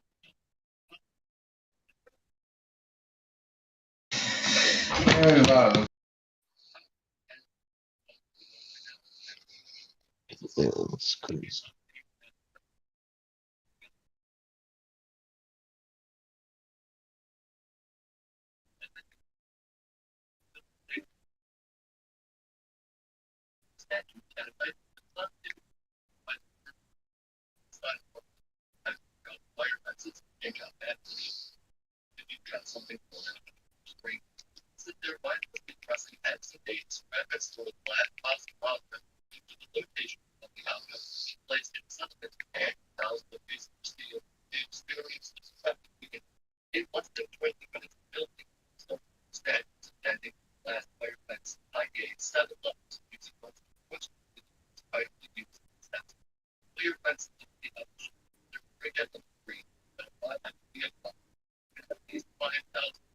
$1.5 million prisoners, according to that website.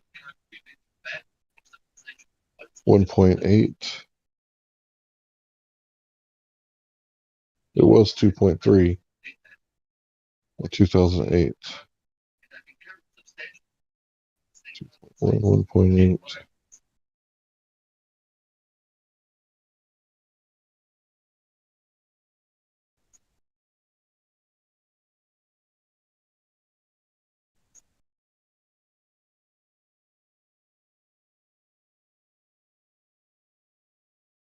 The number of persons admitted into local jails.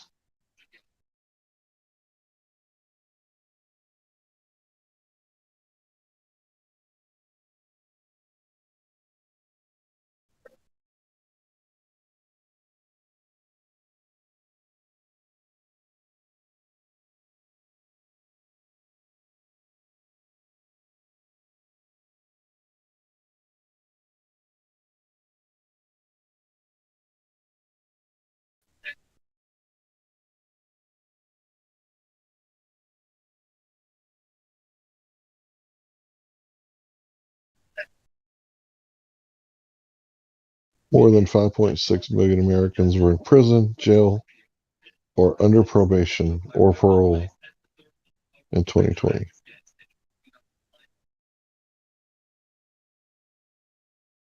Man, forget dollars. It's all about the bonds. Bonds? Yeah. Government-backed bonds? People-backed bonds. Any kind of bonds. Yo, anyone want to buy German-backed bonds? No, I'm good. It's legit real stuff. So is that Lunar real estate? Lunar real estate? No. No. You don't know? Well, You don't know? probably equivalent, the same. Okay, check out that Lunar real estate, man. One makes real money though.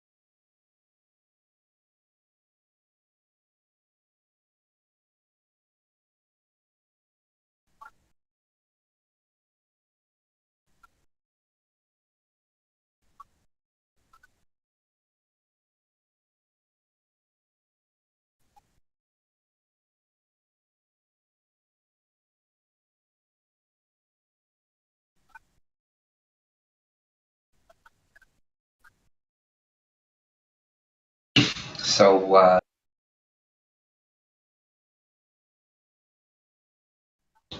do you think the psychops and hidden agendas are?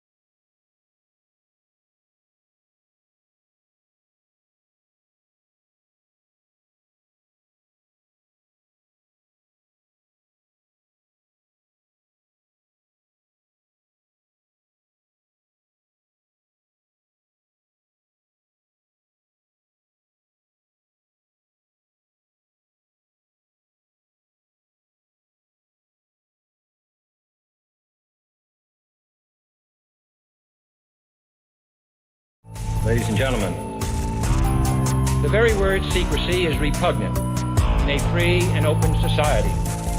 And we are, as a people, inherently and historically opposed to secret societies, to secret oaths, and to secret proceedings. In America, they watch you and they track your every move. They're even putting poison in your food. In America, the people are too blind to see the truth. But it's too late and there's nothing we can do. In America, just watch your favorite show and watch the news, so they can pre-program you with your views. In America, get a job, obey the law, support the troops, and just kick back, cause there's nothing we can do. This is the divided states of Illuminati land. People stumbling all over the place like zombies, man. Just like the Walking Dead, they got this country zombified. All your water's fluoridated, all your food is modified. You are what you eat, so I guess that means that you're a GMO.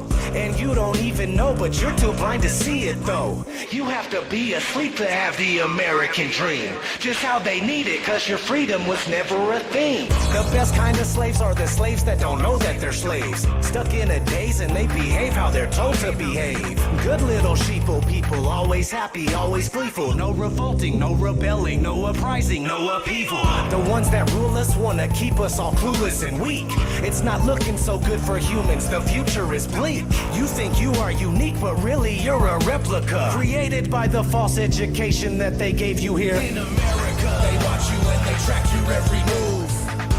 They're even putting poison in your food. In America, the people are too blind to see the truth. But it's too late and there's nothing we can do. In America, just watch your favorite show and watch the news, so they can pre-program you with your views. In America, get a job, obey the law, support the troops, and just get back, cause there's nothing we can do. In this present crisis, government is not the solution to our problem. Government is the problem. We are conditioned every minute of every day, and being ignorant is just the American way. The national debt is a debt we can never repay, but if they say to pay your taxes, you better obey. Hypocritical kingdom of wicked criminals, using symbols and signals to fill your head with subliminals. When you watch TV, it's corroding your mind. When the 5G network goes online, there'll be nowhere to hide. Electromagnetic frequencies all around us so frequently. Nothing is what it seems to be. They deceive us so easily. No one even believe in me while they're meeting in secrecy. Have you seen the world recently? Never treating us decently. What happened to liberty and justice for all? Dictators free themselves, but we don't get nothing at all. I just want you to know the truth, so please don't shoot the messenger. It's a bitch, but this is how it is when you live. In America, they watch you and they track your every move. They're even putting poison in your food. In America, the people are too blind to see the truth, but it's too late and there's nothing we can do. In America, just watch your favorite show and watch the news, so they can pre-program you with your views. In America, get a job, obey the law, support the troops, and just kick back, cause there's nothing we can do.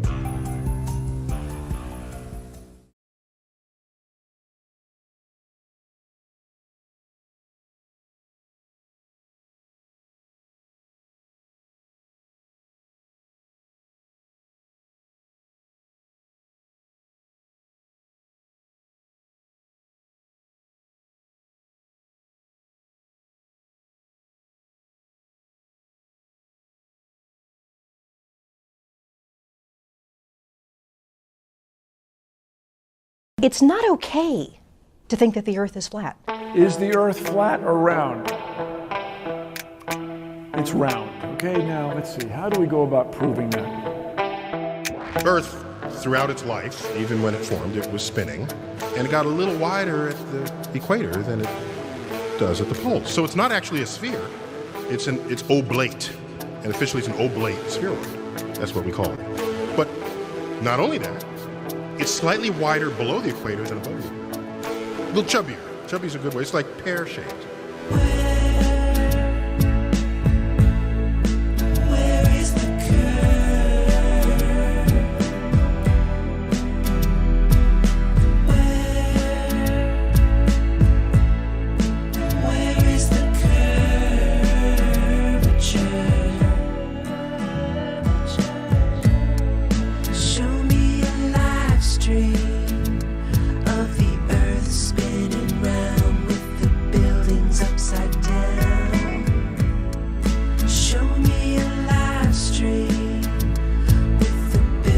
Upside down and zoom in on the people walking round.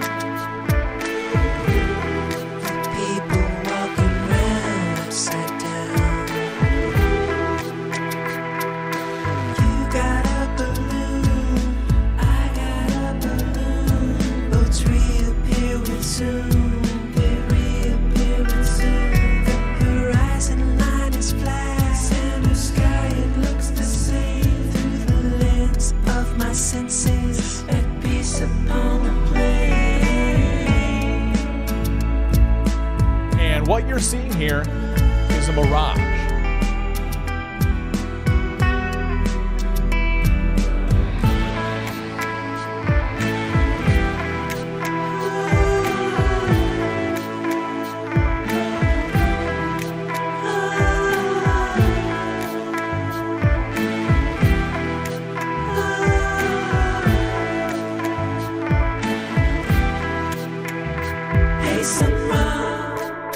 Earth is the place. The moon makes light so cool at night.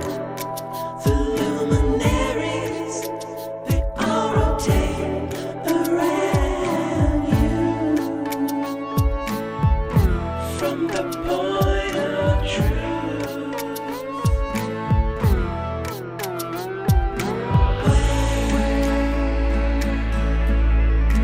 where is the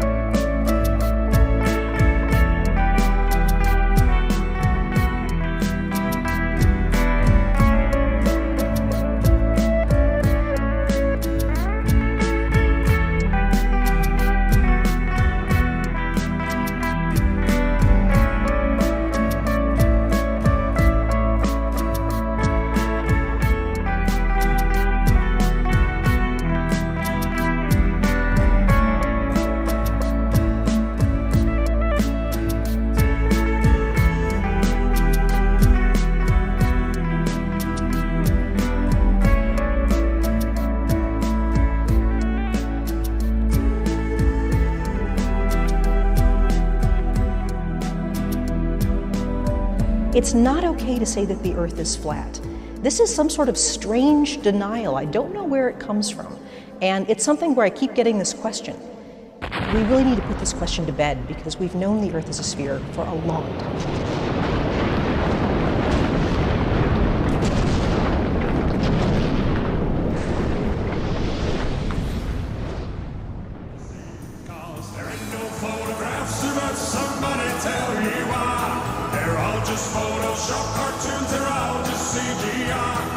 photographic proof of a code, no, none at all.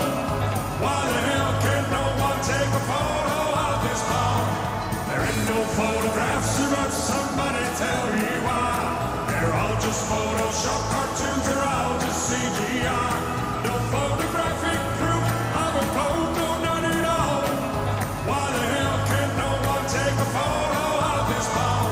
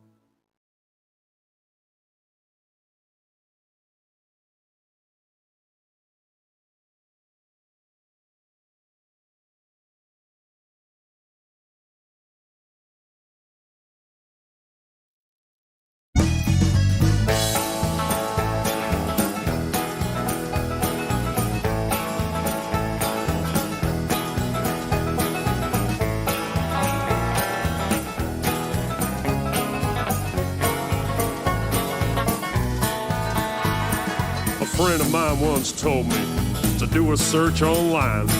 Search for photos of Earth, he said. This shit will blow your mind. So I opened up the Google and I looked for photos of Earth. Well, a lot of photos came up. He said, click on the first. He said, that's the famous blue marble that everybody's seen. We've seen this photo 1,000 times upon our TV screen. But let me tell you something about that famous shot. It's not a photo at all, man. It was made in Photoshop, cause there ain't no photographs, but somebody tell me why. They're all just Photoshop cartoons, they're all just CGI. No photographic proof of a code, no, none at all. Why the hell can't no one take a photo of this ball? He was goddamn right. That shit did blow my mind. Cause I thought the blue marble was a photo all this time. Well, don't you think that's strange? He said suspiciously. Now, the fact that it ain't a photo seems pretty weird to me. I mean, the most important photo that man could ever take? This huge, iconic image turns out to be a fake? Well, I couldn't quite believe it, man. I was pretty shocked. I needed further proof that this photo's photoshopped. He said, look up Robert Simon. He made that cartoon ball. He's the guy you should research. He works for NASA and all. He openly admits that it's all just artistry. He said, and I quote, it's photoshopped, but it has to be. There ain't no photographs, but somebody tell me why. They're all just Photoshop cartoons, they're all just CGI. No photographic proof of a code, no, none at all. Why the hell can't no one take a photo of this ball? Yep, every photo of the Earth is artist trickery. All the photos on Google, man, are as fake can be. Download all the photos and put them side by side. Compare all the continents, they're each a different size. Compare all the colors, each globe a different shade. If all of these were photos, man, they should look the goddamn same. Where's the continuity? There's none, no, none at all. All that NASA gives us is a bunch of cartoon balls, cause there ain't no photographs, but somebody tell me why. They're all just Photoshop cartoons, they're all just CGI. No photographic proof of a code, no, none at all. Why the hell can't no one take a photo of this ball? Now we're supposed to have this telescope, right, that's flying past the stars, taking beautiful photos of Jupiter and Mars. Well, I've got a small suggestion, NASA. Here's something you could do. Point that thing at planet Earth and take a shot or two, because there should be goddamn thousands of photos of where we live. But Hubble ain't taken one. That's suspicious, don't you think? We got all these fancy pictures of spinning galaxies, but not one goddamn photo of the Earth for us to see. Cause there ain't no photographs of Earth, somebody tell me why. They're all just Photoshop cartoons, they're all just CGI. No photographic proof of a globe, no none at all. Why the hell can't no one take a photo of this ball? There ain't no photographs of Earth, somebody tell me why. They're all just Photoshop cartoons, they're all just CGI. No photographic proof of a globe, no none at all. Why the hell can't no one take a photo of this ball?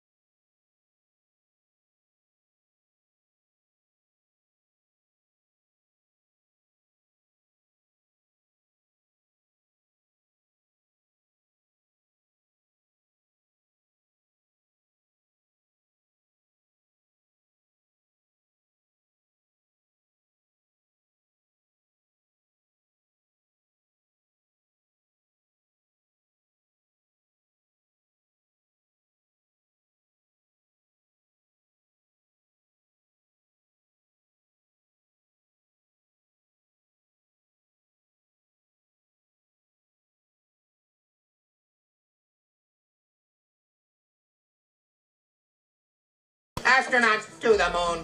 Ignition sequence start. 2, 1.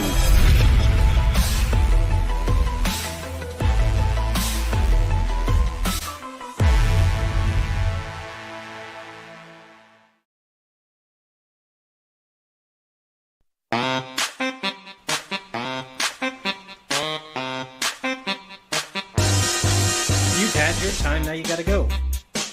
So withdraw, pitch and yaw, algebra, don't you gnaw? No need to frown, but you gotta go. Cause what we saw, so bizarre, NASA gnaw, ugh. Switch up, cause we gotta stop with the 90 move to phenomena. So pack your landers fast, cause we're getting rid of ya. We're wanting to ditch ya, can't quite see why some lunatics wanna double ya. Went out. No mas NASA. Went out again. NASA, we're moving past ya. All the CGI we're getting is so old. Mama, Trump or Obama, all these sloppy, choppy crappies gotta go. NASA goes nowhere. NASA, if you care. Yes, we want some new face. NASA, listen here. NASA, take a chair. Yes, we want some new face. New face, new face, new face, new face, new face, new face. Round up those lives from long ago. Adios, idiots. Take with y'all the lunar modula and the rover. Don't you want to let Apollo go? I say yes. You say yes. Oh, yes. Come back down. Falcon 9, first stage. Enter Elon. He hails from Africa. Picked by NASA, so you can bet that he'll be faking ya. Keep an eye in the sky for Elon before he steals another billion, or launches or lands another rocket full of billion. Ilona, gonga kota, hamdu namsa namja noya gunu funsa. Simunkwa, hoku tsioda, Ponantusanin pusautila. NASA goes nowhere. NASA, if you care. Yes, we want some new face.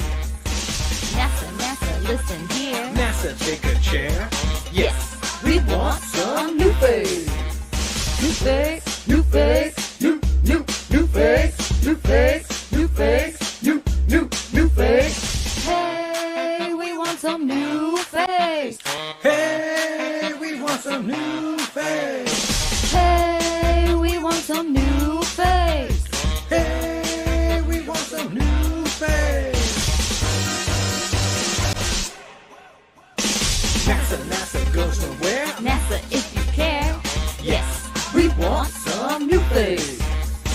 NASA, listen here. NASA, take a chair. Yes, we want some new face.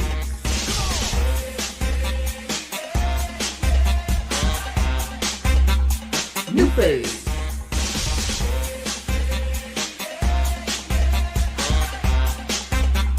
New face.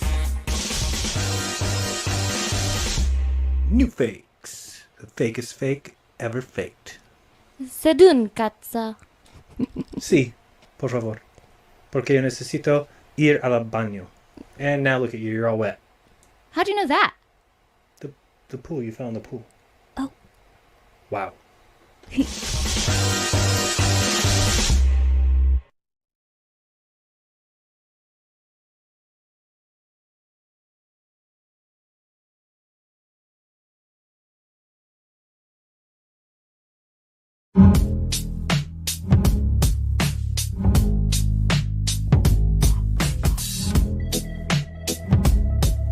Yeah. Wake up, you need to wake up, you need to wake up, you need to wake up.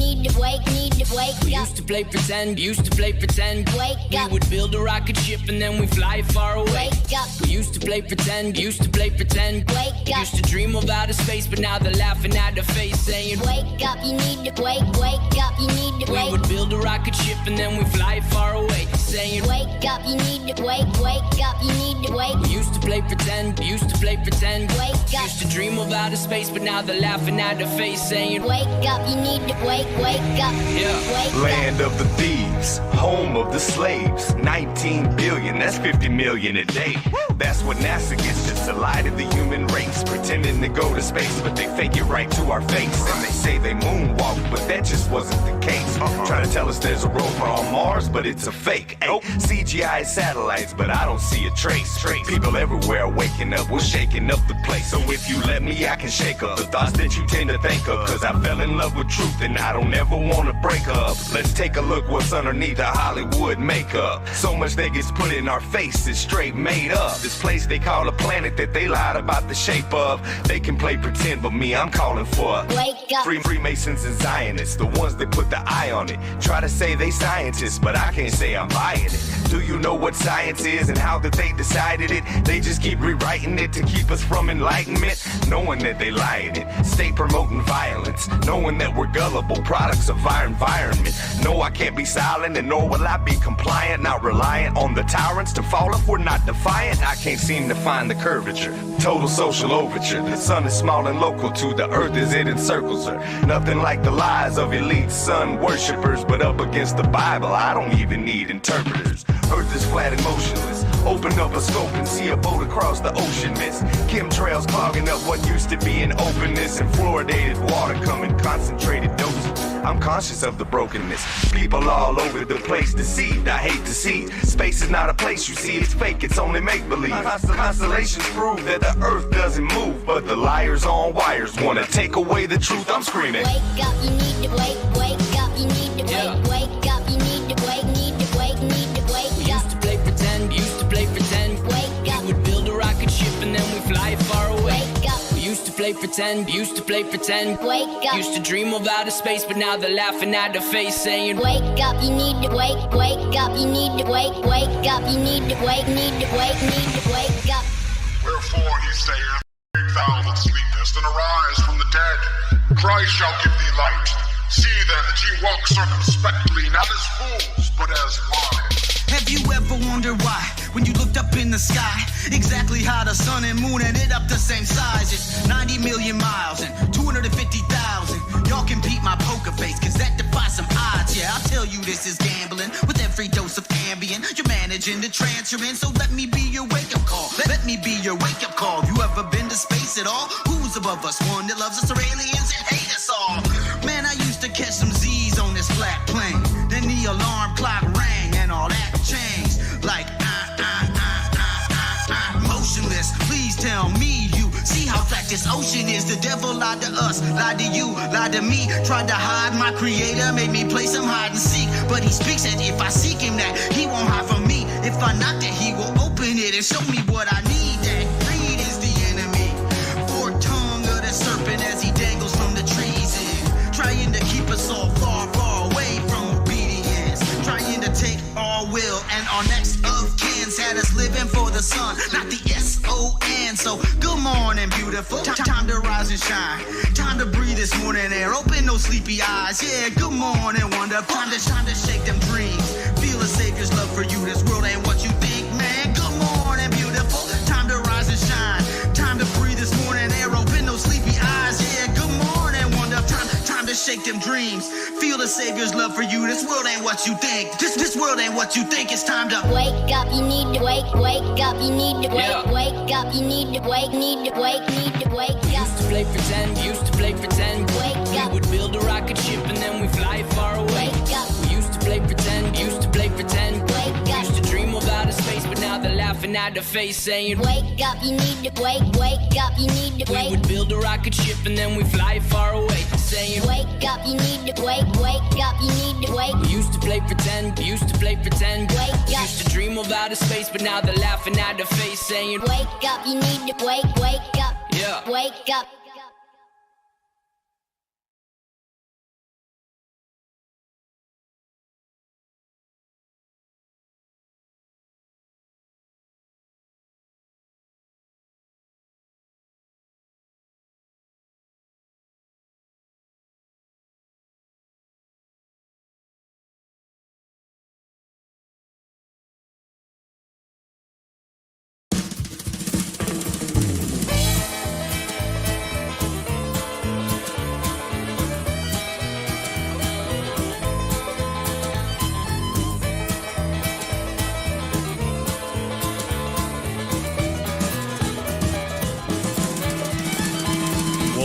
Met a man the other day who thought the earth was flat.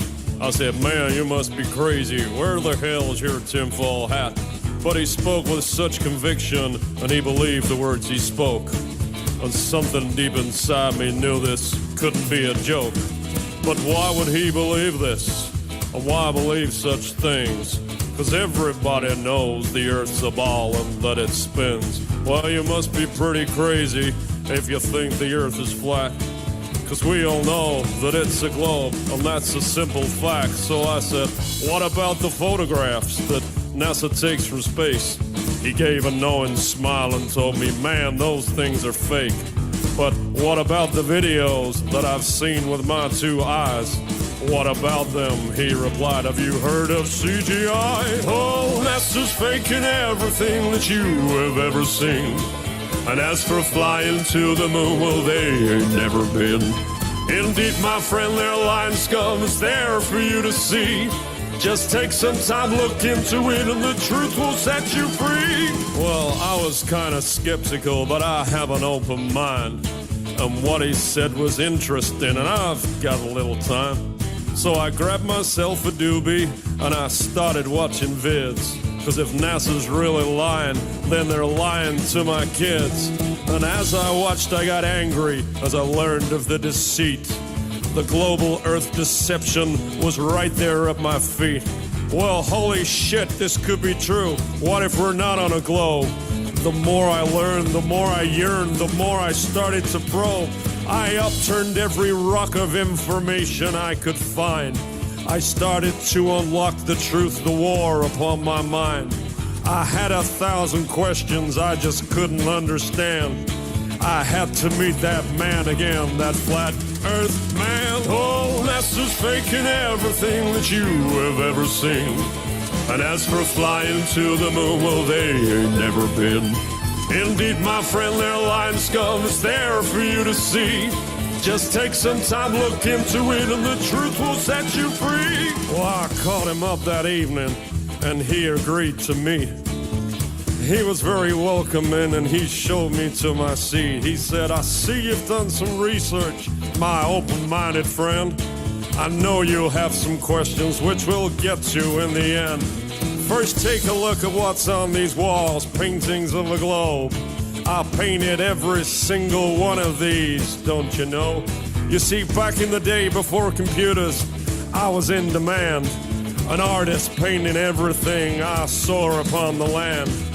Landscapes were my favorite, I was awfully good at those. Many people told me that they looked just like photos. And then one day I got a call from a real important dude. He asked me if I'd like a job and said the money's good. Well, what's the job, I asked him, then I'll wait for his reply. You'll be painting globes for NASA, then he promptly said goodbye. Well, I was sworn to secrecy, I could not tell a soul that I just got myself a job with NASA painting globes. My work was published globally in every magazine to fool the people of where we live, a truly evil scheme. See, we don't live on a globe, he said, the earth is truly flat. I've been on the inside and I know that that's a fact. Oh, NASA's faking everything that you have ever seen. And as for flying to the moon, well, they ain't never been. Indeed, my friend, their line scum is there for you to see. Just take some time, look into it, and the truth will set you free. Well, we talked until the sun came up and my mind was truly blown. This man had challenged everything that I thought I'd known. And finally it was clear to me to why these bastards lie. And finally it was clear to me about the reasons why. It's all about control, you know, to get inside your head. It's all about the money too, they got an awful lot of bread. $50 million, man, what could you do with that?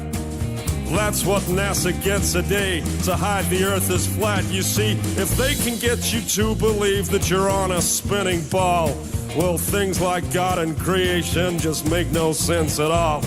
It all exploded from nothing, right, with their theory of Big Bang. It's true satanic mind control from the Freemasonic gang. You see, it's only Freemasons that get to go to space. They're the evil bastards who are lying to your face. Yeah, NASA's pretty evil, man. The whole thing is such a fraud. The only reason they exist is to hide a loving God. Oh, NASA's faking everything that you have ever seen. And as for flying to the moon, well, they ain't never been. Indeed, my friend, their lying scum is there for you to see. Just take some time, look into it, and the truth will set you free. Yeah, NASA's pretty evil, man. They're a lying scumbag. Take some time, man. Look into it. I did. Now my mind is truly blown. The truth will set you free.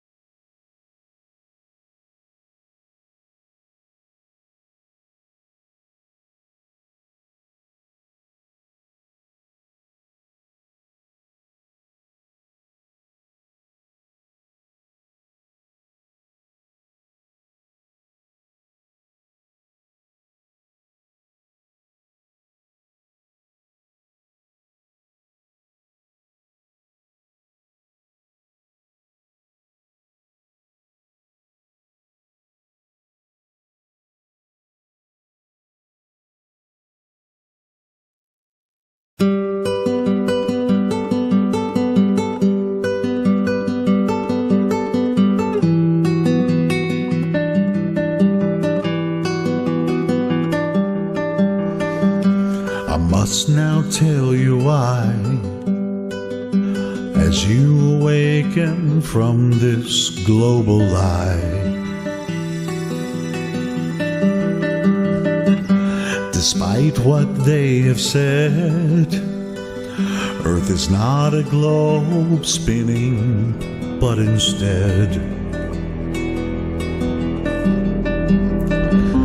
they mind tricked you to steal your plane, as someone close to you programmed your brain. But why? So clear this is, improve your stance. Space is fake, we are contained, their scheme is over. The truth has just begun.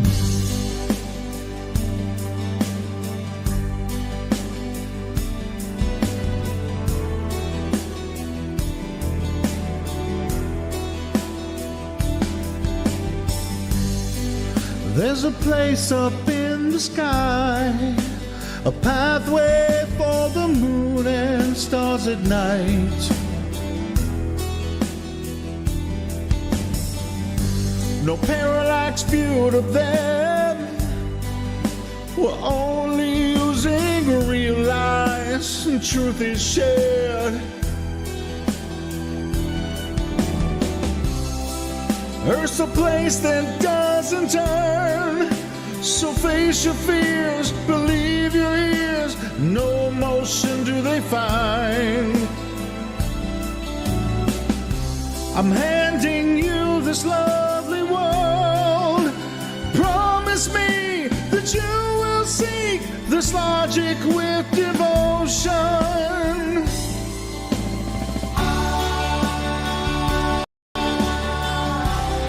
I truly see your point of view. I'm gonna teach you how to prove. I still detect the global lies, as I explain to you the lies that you do not see.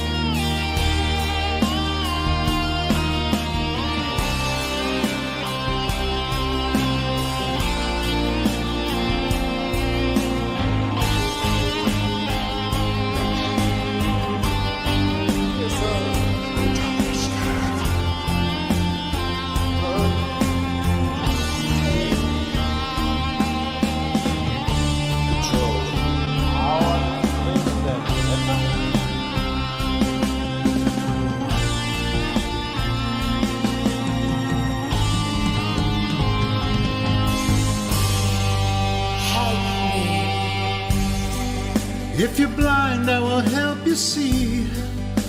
You must deny the vicious lies you believe.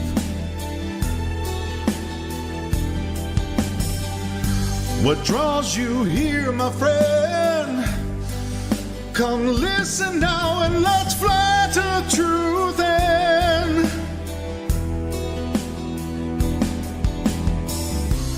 Giving advice for you to learn. Forsake the claims, let truth sustain your soul set free from lies. A heartfelt yearning to be had, lost in the illusion using real lies. You will despise all the global lies, but truly see your point of view. I'm gonna teach you how to prove. Still detect the global lies, as I explain to you.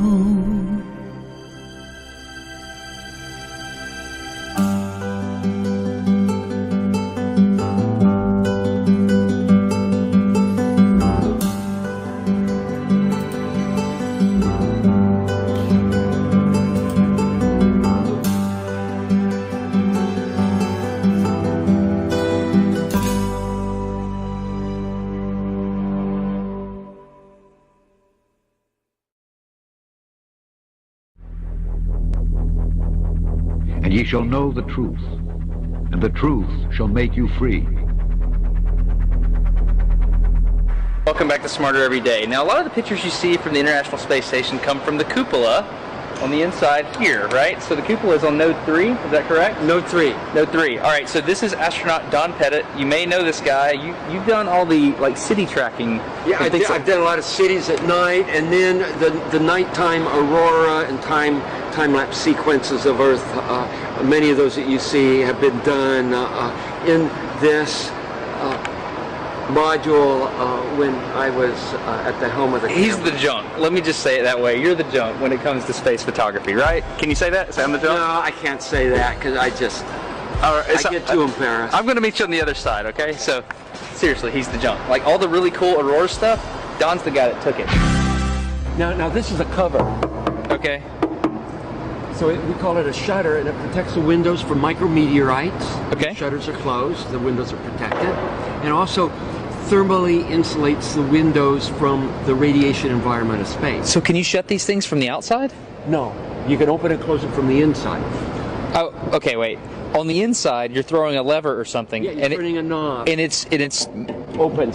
Yeah. On the outside. On the outside. How do you do that and maintain a pressure seal between them? O-ring type seals. No, you don't. With a rotating shaft. All our hatch seals are O-ring type seals. Yeah, but how? My brain's up here. Let's go inside. We can see it. Okay. Watch your head. All right. Oh, oops, thunk. So you have a whole series of O-rings in here, and a shaft that you rotate. So I mean, like on the space station, how many of these would you have? 7, because we have 7 windows. What happens if you get a leak on that? Then you have a leak. You just have a leak, and what you would do is lose air. Yeah, you would probably seal the whole cupola off, and then there's probably a plan. I don't know off the top of my head, but there's probably a plan for replacing the mechanism. Might require a spacewalk. So my question is, how can you operate a lid on the outside of the space station by manipulating something mechanical on the inside of the space station without losing air pressure? It's called real good engineering.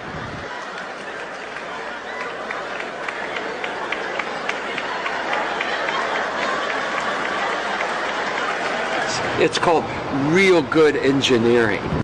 Look at this. Somebody come and look at this. Look at this. What happens if you get a leak on that? Then you have a leak. You just have a leak. Okay, one more. Then you have a leak. You just have a leak. And what you would do is lose air. Yeah, you would probably seal the whole cupola off. And then there's probably a plan. I don't know off the top of my head, but there's probably a plan for replacing the mechanism. Might require a spacewalk. So here we have an astronaut who has flown in space 3 times, but yet he doesn't know the procedure. He doesn't know the plan off the top of his head. If there was a leak on the ISS that he's traveled on 3 times, he doesn't know the procedure. Come on. And then there's probably a plan. I don't know off the top of my head, but there's probably a plan for replacing the mechanism.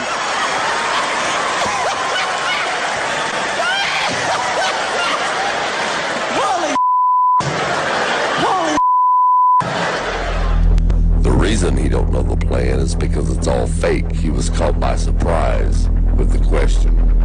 Thanks for watching, and God bless.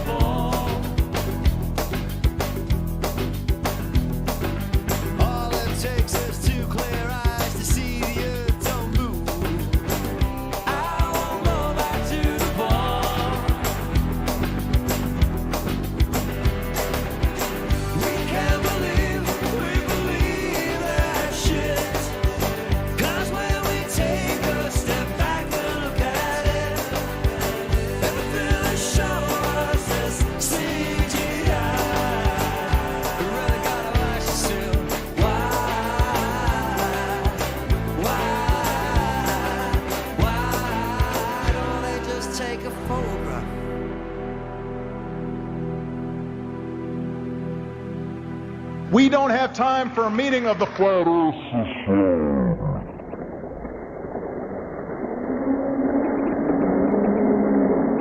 Do you suppose it is beyond us to produce a dual system of astronomy? The stars can be near or distant according as we need them. Do you suppose our mathematicians are unequal to that? Have you forgotten double things?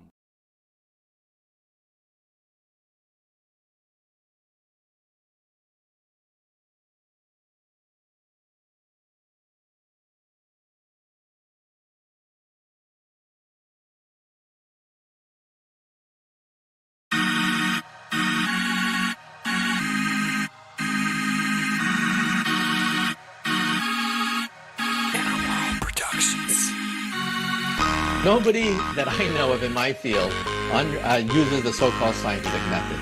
In our field, it's by the seat of your pants. It's leaps of logic. It's guesswork.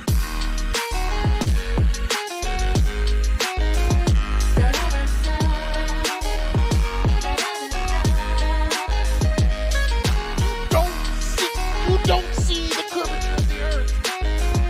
That stuff is flat.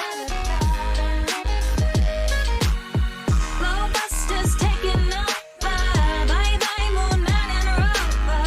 NASA so mediocre. Sorry, but your ball is dead. But your ball is. Globusters taking over. Gotta ride this roller coaster. But the truth is getting closer. Sorry, but your ball is dead. But your ball is. Get the shovel for the spice hubble. Piecing up the puzzle. Need to burst your bubble. Evil gonna crumble, yeah? Sit down and be humble. Got the ball, you better fumble. You'll get mad cause at this fight I'm about your uncle. And then they call me the liar. I mean, it's absolutely unbelievable the pathetic techniques that they have to use to prove their heliocentric model. Bob shut the president, Jaren got the evidence. It was slaying Jesuits and Zach Sharkham is evident. Dead to earth electric and it's resonant. Your residence is heavens and I hope to settle in like some sediment. If we so wrong, why they lying to discredit it? That's not too intelligent. That's a guy, not an in court, but we ain't really in the settlement. It's time to awaken from the pseudoscience sedatives. Globusters taking over. Bye bye moon man and rover. NASA so mediocre. Sorry, but your ball is dead. But your ball is. Globusters taking over. Gotta ride this roller coaster. But the truth is getting closer. Sorry, but your ball is dead. But your ball is. Inner World Productions.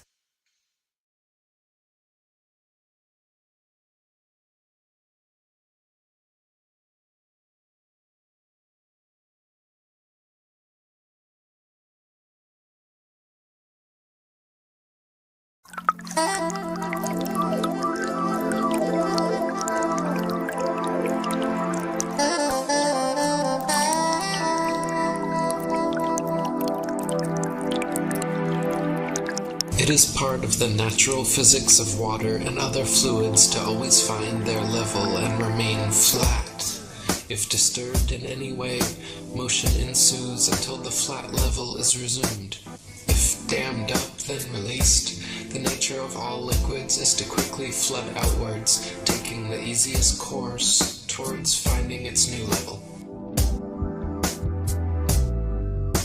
If the Earth is an extended flat plane, then this fundamental physical property of fluids finding and remaining level is consistent with experience and common sense. If, however, the Earth is a giant sphere, tilted on its vertical axis, spinning through never-ending space, then it follows that truly flat, consistently level surfaces do not exist here. There are rivers which flow east, west, north, and south. That is, rivers are flowing in all directions over the Earth's surface. Now, if the Earth were a globe, some of these rivers would be flowing uphill, and others down.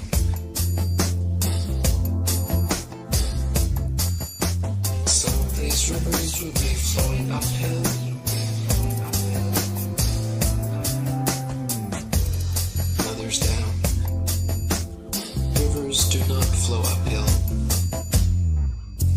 Earth were a globe, rolling and dashing through space at the rate of 100 miles in 5 seconds of time, the waters of seas and oceans could not, by any known law, be kept on its surface. Whenever experiments have been tried on the surface of standing water, the surface has always been found to be level. To drop the theory which supposes a curved surface to standing water is to acknowledge the facts. If the Earth were a globe, the surface of all standing water would be convex. This is an experimental proof that the Earth is not a globe. There are rivers which flow east, west, north, and south.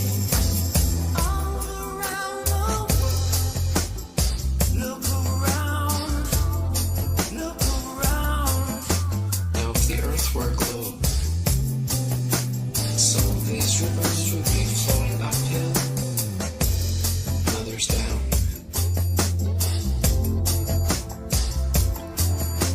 Some of these rivers would be flowing uphill,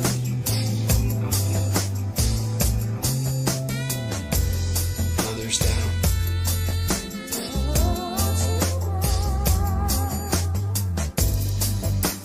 Rivers do not flow uphill.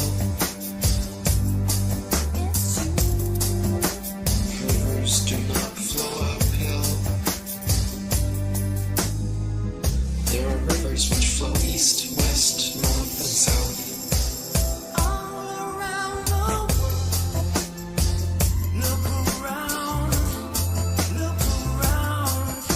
Now, if the Earth were a globe,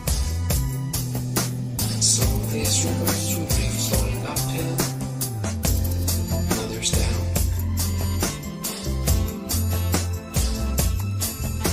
Some of these rivers would be flowing uphill,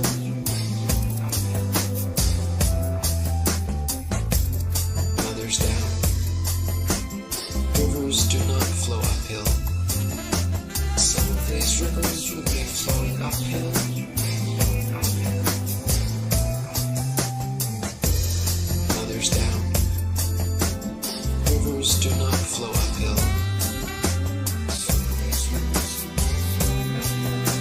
Some of these rivers would be flowing uphill, and others down. Rivers do not flow uphill. Some of these rivers would be flowing uphill.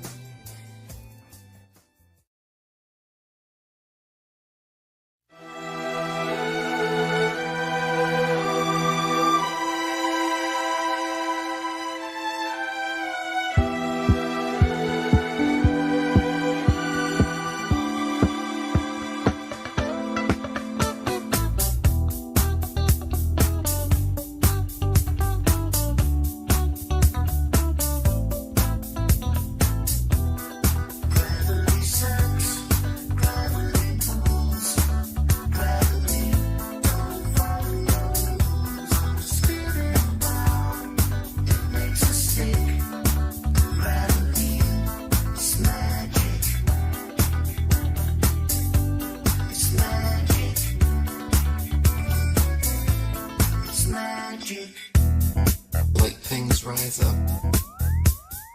Heavy things fall down. Simply a natural property of weight and density that is very different from gravity. Gravity is a hypothetical magnetic-like force possessed by large masses, which Isaac Newton needed to help explain the heliocentric theory of the universe. Gravity sucks, gravity pulls, gravity don't follow rules. Spinning around, it makes us sick. Gravity, it's magic. It's magic. It's magic. Now, even if gravity did exist, why would it cause both planets to orbit the sun and people to stick to the Earth? Gravity Gravity should either cause people to float in suspended circular orbits around the Earth, or it should cause the Earth to be pulled and crashed into the Sun. What sort of magic is gravity that it can glue people's feet to the ball Earth? Gravity sucks. Gravity pulls. Gravity don't follow rules. Spirit bound. It makes us stick. Gravity is magic. Gravitation is only a subterfuge employed by Newton in his attempt to prove that the Earth revolves around the Sun. And the quicker it is relegated to the tomb of all the Capulets, the better will it be for all classes of society. Gravity sucks. Gravity pulls. Gravity don't follow rules. Spirit bound. It makes us stick. Gravity, it's a con trick. It's magic. It's magic. It's magic. It's magic.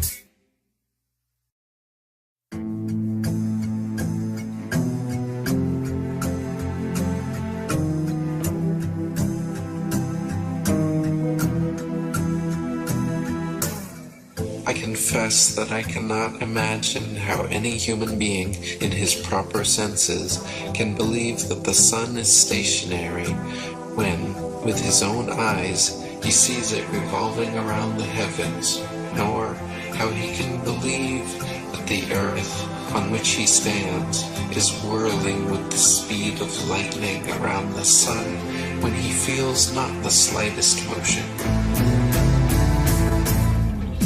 We've been taught that the moon has no light of its own, but is merely a reflector of the sun's light, that some masons from NASA actually walked on the moon, that some other masons from NASA sent rovers to Mars, that satellites and space stations are incessantly spinning in suspended animation above the Earth. For almost 500 years, the masses have been thoroughly deceived by a cosmic fairy tale. By a cosmic fairy tale. For almost 500 years, the masses have been thoroughly deceived by a cosmic fairy tale. By a cosmic fairy tale.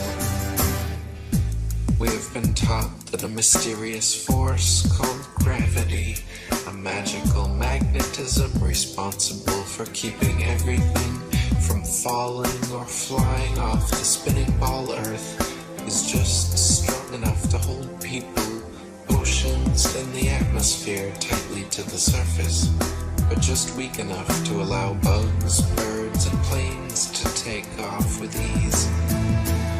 We have been taught that the ball Earth spins at a constant velocity, perfectly dragging the atmosphere along, so we cannot feel the slightest bit of motion, wind, or air resistance.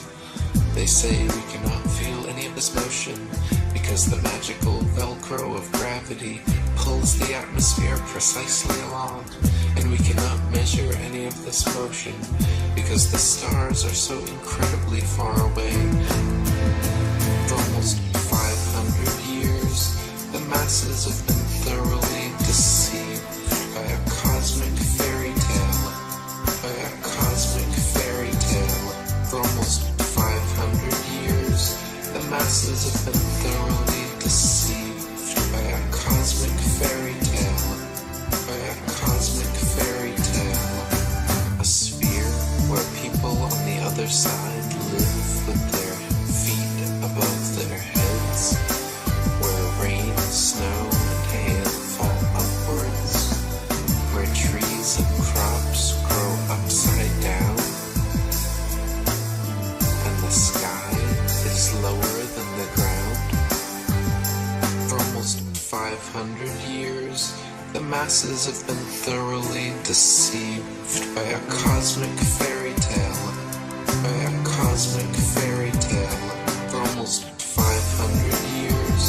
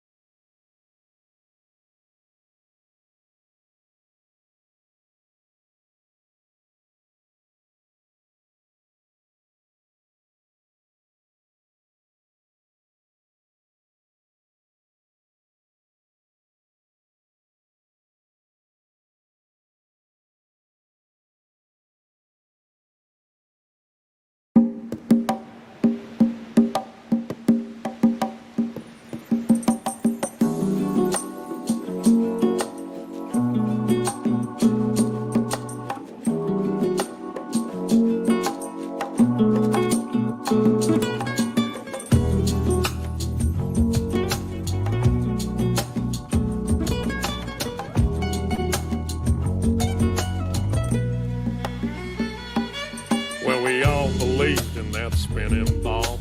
Indoctrination blinded us all. From the very first day that we went to school, they put a globe in your face and that thing looked cool. The teacher explained how it all worked. Of course it sounded so berserk, but who was I to question it? Because I was just a tiny kid. It sounded crazy as could be, but teacher would never lie to me. She was real nice, she didn't know. She too was taught to believe in that globe. I don't blame her, it wasn't her fault. She was only repeating what she'd been taught. I went through life believing that lie. That spinning ball was now in my mind. Don't let them take your mind. Don't let them take your mind, man. Don't let them tell you that you are not divine. Don't let them do it, man, no. Take control of your soul. Take back control. Yeah. Find the truth. Find it all. Find it all, man. Yeah. Don't believe their lies. Don't believe it, man. Let them take your mind. Don't let them take your mind, man. Alright, man, listen up. So I'm hurling through space on a road to nowhere. So I live my life without a care, cause I was taught that there ain't no creator. That's what I was told from my educator. So I live my life so selfishly, there ain't gonna be no hell for me. I'll do what I want with no care for others, with no respect for my brothers. Until one day when I woke up and I drank some truth with my coffee cup. I learned that things ain't what they seem. This so-called reality is just a dream. There's deception everywhere that I look. The news, the TV, and in my school books. And pretty soon I'll realize that everything's just a pack of lies, man. Don't let them take your mind. Don't let them take your mind, man. Don't let them tell you that you are not divine. Don't let them do it, man, no. Take control of your soul. Take back control. Yeah. Find the truth. Find it all. Find it all, man. Yeah. Don't believe their lies. Don't believe it, man. Let them take your mind. Let them take your mind, man. Yeah, man. It's deception on a biblical level. It's orchestrated by the devil. Many think that hate don't exist, but that's what he wants, that's one of his tricks. But I found out that that dude's real, and I tell you, man, that's a bitter pill. So I questioned everything I was told. I had to question that spinning globe. I had to relearn it all again and get some truth inside this brain. And pretty soon I realized that the globe I was taught was a pack of lies. So I studied as hard as can be. I found the flat earth conspiracy. Man, it hit me like a ton of bricks. The globe I was taught was a devil's trick. Don't let them take your mind. Don't let them take your mind, man. Don't let them tell you that you are not divine. Don't let them do it, man. Don't. Take control of your soul. Take back control. Yeah. Find the truth. Find it all. Find it all, man. Yeah. Don't believe their lies. Don't believe it, man. Let them take your mind. Don't let them take your mind, man. I started to connect the dots, and I'm telling you, man, there are lots. I soon realized that the earth was flat. It's not a belief, man, it's a fact. And once I found out that reality, well, it did a funny thing to me. For a while there, I was pretty shocked, but now I know that there is a God. And once you get to that point of understanding, and once you know there ain't no moon landing, and once you know that space is fake, you view your life with a different take. It ain't just random chance that we're here. We ain't living on no stupid sphere. It ain't some ridiculous spinning ball. The earth is flat, and God created it all. Don't let them take your mind. Don't let them take your mind, man. Don't let them tell you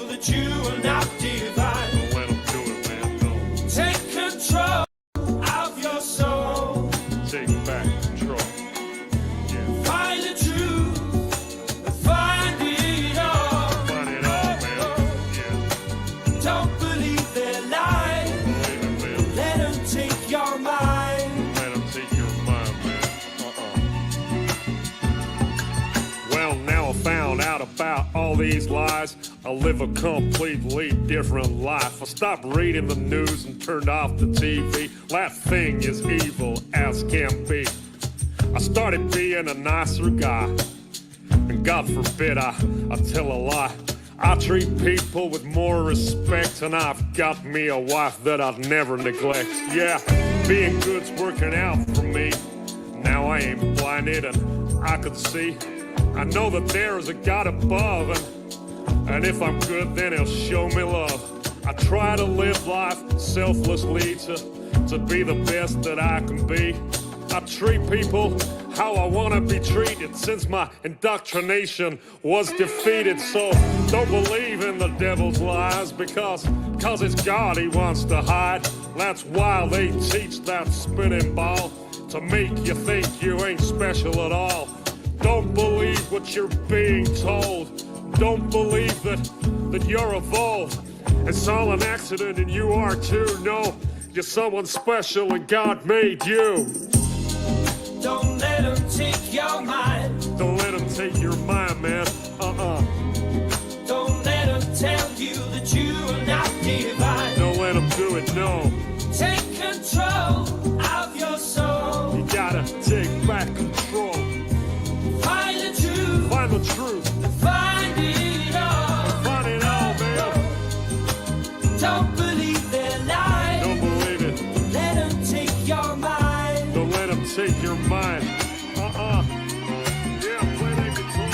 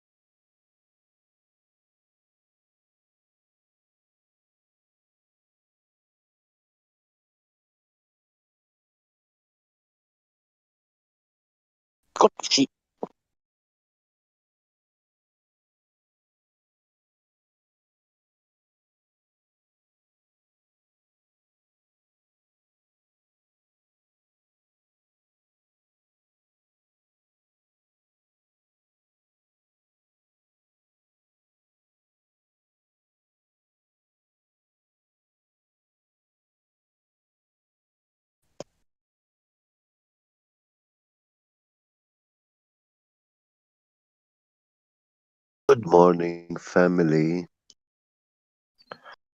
Good evening. How are you? Good to be good. Yeah. Good to be good. How are you this evening? Where are you? Is it evening now? Yeah. It's late evening. Australia. It's like 3 o'clock right here. 3:22. Oh. Is that Australia? No, California. Oh, California. Yeah, still nighttime. It's 12 a.m. for me. 12 p.m. actually. Yeah. I ran out of Sunny oranges, so I day. gotta make grapefruit juice. Grapefruit is better than orange. It's better for you, huh? Yeah. I like the bitter taste. For the past 2 months, I've been making about 10 oranges a day, orange juice with like 10 oranges a day. Oh, a little bit much, I would say. But that's okay. If you like it, yeah. Most probably your body needs it. Yeah. So, yeah. But try not to give him too much. What? Not too much oranges? Yeah, well, they say in my forgotten religion country that the man to stand up from the table while he's still hungry and thirsty. Yeah. I squeeze my own juice. That is much better than buying. It's fresh. Yeah. It's real fruit, not concentrate powders with water. Yeah. I mean, they dry the fruits and then they turn them in, and they use that to concentrate, but it's not actually a concentrate, you know. Yeah. Who knows what they do to achieve those concentrates? Especially if it's been sitting in a plastic bottle. Yeah.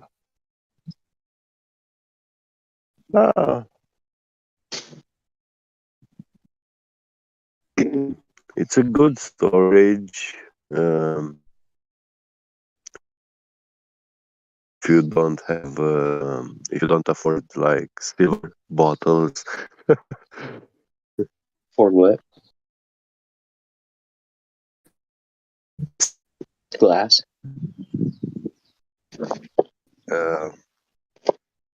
Yeah, you can put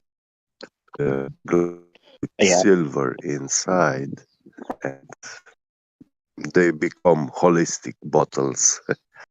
Oh yeah. I usually only buy juice when it comes in glass bottle, but I only usually buy grape juice or pear juice. Yeah. What country do you live in again? In Germany now. Where?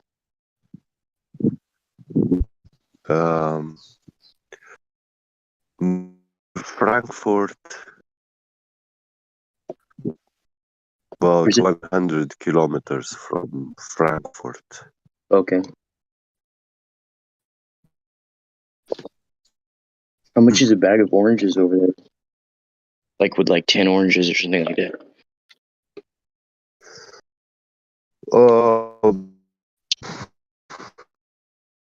I'll pay about €2 or €3.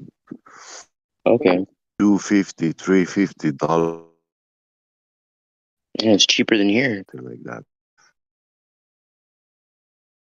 Depends. Then you go for those bio organics, a bit more expensive, €4, €5. Yeah. And they look better. Yeah. And they feel better. Yeah. Yeah, for sure. Damn, that's cheaper. That's cheaper than here. How much is in Cali? Well, Cali is expensive place to live. It is, bro. And there's orange Yeah. trees everywhere here too. Yeah, that's the funny thing. Like they are made over there. You know it's a felony to pick avocados off of an avocado tree here? My God. Isn't that crazy? It's a felony, dude. But stop, man.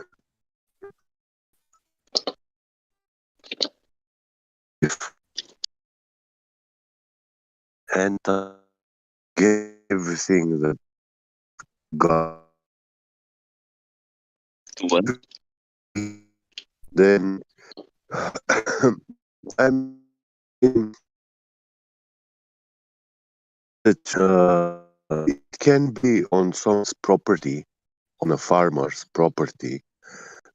He can go and harvest You're kind of breaking up, would you say? everything, like all the fruits from the ground and from the. Oh,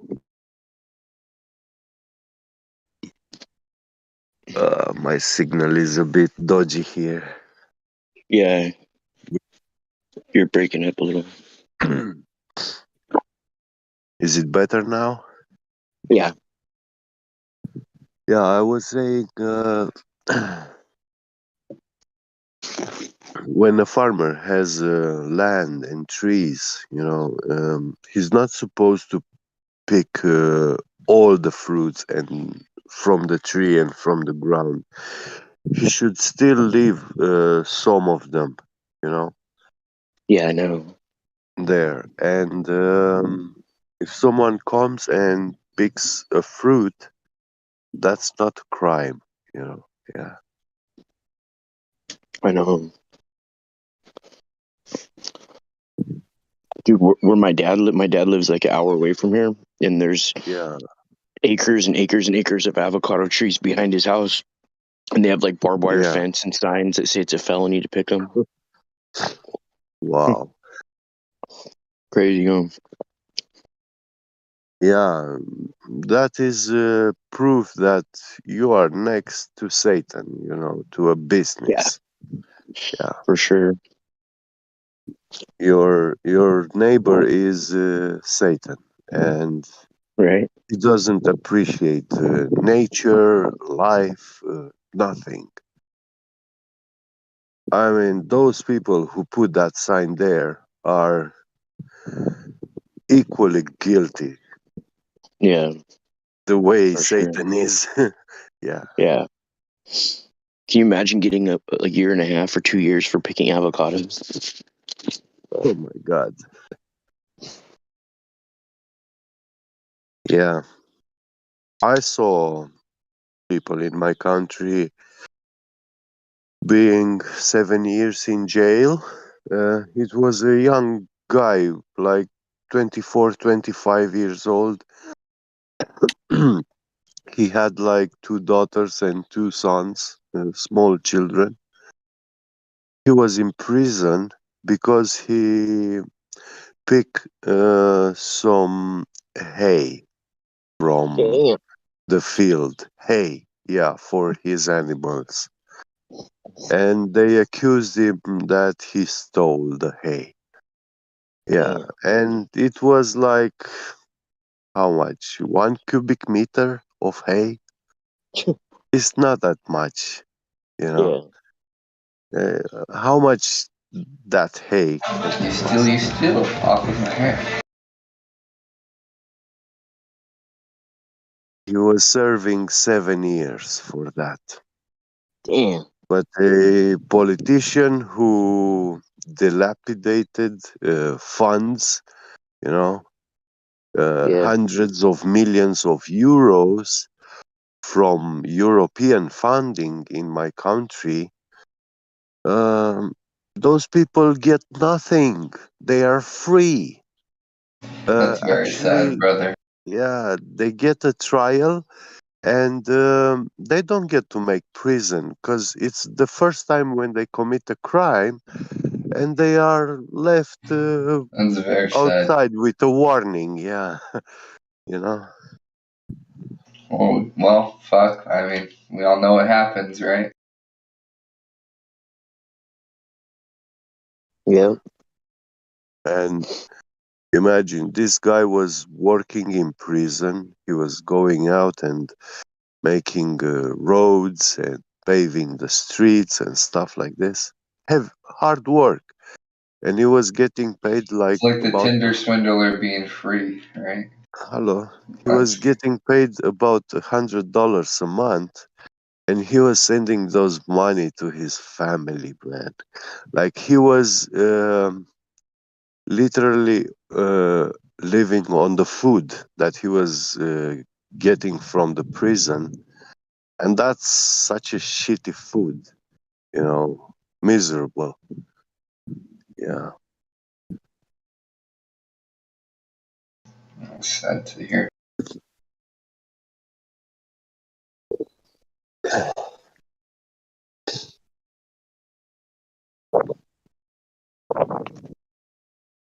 $333.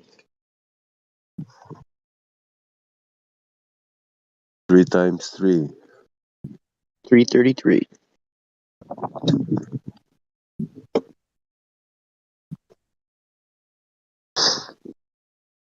I was born on the 333rd day of the year. What a curse. Huh? So what curse? You think it's a curse? Nah, probably Being not. born is not a curse. Right? I'm glad you're here, so can't be much of a curse. I didn't realize it was the 333rd day until my 40th birthday. It was on the radio. It was like, today's the 333rd day of the year. I was like, oh, weird, because I've been seeing that number for so long.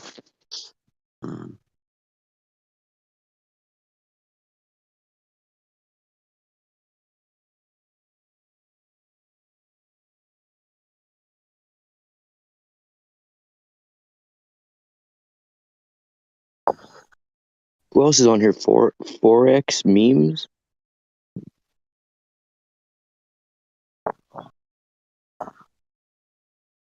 Is Forex memes on there?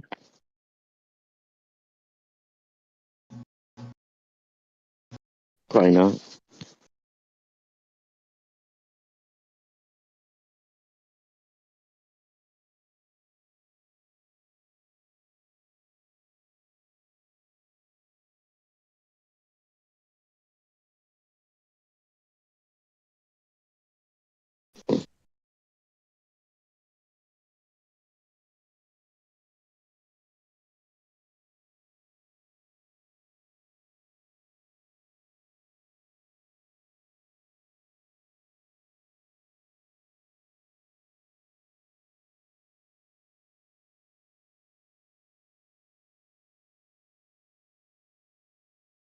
Hey, What's up? What's a 3-point wig snatcher? A 3-point what? Wig snatcher. Oh, late. I don't know how much is that. I wasn't, my father bought me these Jules Verne books, like the whole collection, and he was Okay. pushing me to read those books, but I never read them. I don't know why I didn't want it and didn't like. Um, Everybody was saying that they are very good books, very good literature and stuff, but I knew it's crazy science fiction, you know? Yeah. Yeah. And I had that feeling I'm reading something that about something that's not real, you know? Yeah. And I feel that way too. yeah, that's why I didn't open them. Right. Mm. Yeah, I can't read a book or watch a movie or anything that if it's not like something that's gonna educate me. You know what I mean? Yeah. Yeah, I don't that's play what no I video. I don't play find. no video games. Mhm. It You don't has play no to video games, be. huh? There has to be something of interest, you know, like it's intriguing if I find information that I can make use of in my life, you know, that can better my lifestyle and stuff like this. Yeah. But if it's just pure sci-fi, you know, that's a waste of time. Hey, okay. So earlier you were saying that if you put um mercury next to your blood, it pulls all the gold towards it. Yeah, yeah, it Is that with any kind will. of mercury or just red mercury? Yeah, mercury, silver mercury or red. Yeah, Okay. both these mercury amalgamates with gold. Okay. Is the only is one of the only substances in nature which has a reaction with gold. Yeah. Which one? Yeah, Mercury? yeah, mercury, What's it do? and there is also a very strong acid which is also it's the most dangerous acid and toxic, you know, for mammals, for beings with red blood.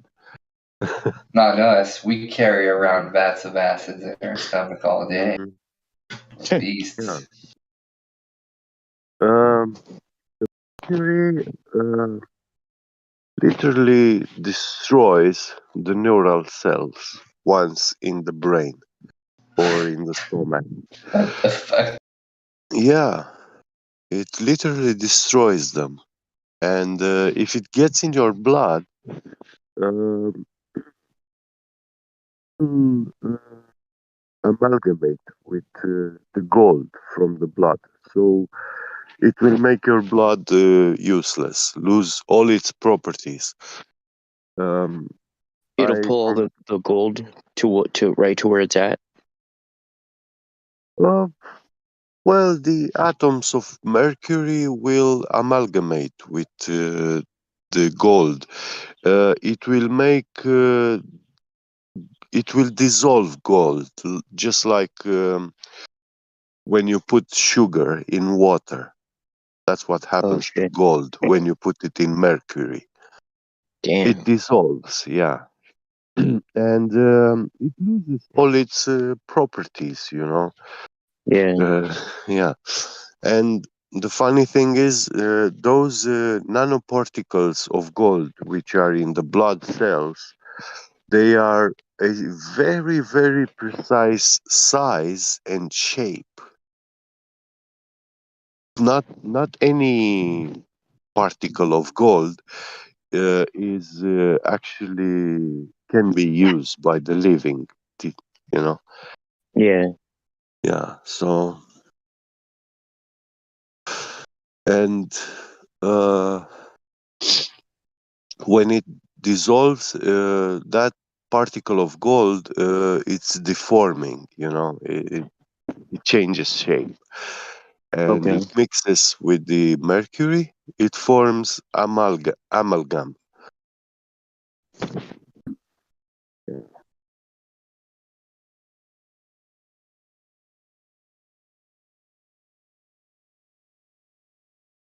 And also, it loses its diamagnetic properties. You know, the diamagnetism, which I would say is most important for the blood to be diamagnetic because the oxygen is paramagnetic. And these are like opposite magnetic um, properties, but they are not strong like ferromagnetism, you know. Yeah. And because of this, the blood is able to transport, to carry the oxygen without establishing a molecular bond. It carries the oxygen in a free state. So whenever it gets close to a cell that needs oxygen, that cell is capable to absorb that oxygen because that oxygen is in a free state, you know? Yeah. Yeah. But what they are telling us that the blood has iron, and with the oxidation of iron, this is how um the blood carries the oxygen through the body. The problem is the iron oxide uh, is a strong chemical bond, and it it cannot be broke only with strong chemical reaction, like very strong acids, to Yeah. unbind the oxygen from the iron. And those chemical reactions, they do not take place in our body, in our biochemistry.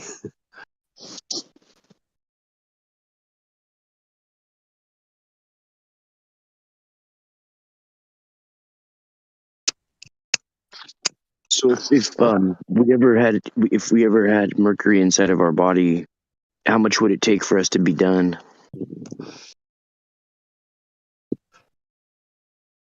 Well, I personally, my father had a friend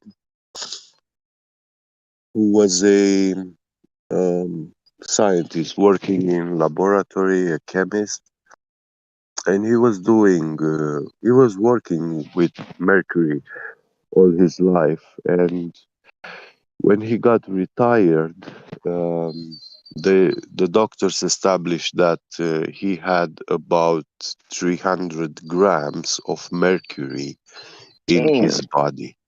Yeah. So you don't die instantly. Yeah. It doesn't kill you instantly, but it depends how you assimilate it. Yeah. He was slowly assimilating it from the lab, uh, from exposure to it. But for example, um, these military knives from the Second World War, the blade was treated with mercury, Oh and shit. when you get cut with those blades, uh, that wound loses the property to coagulate, so it will remain an open wound indefinitely. Damn.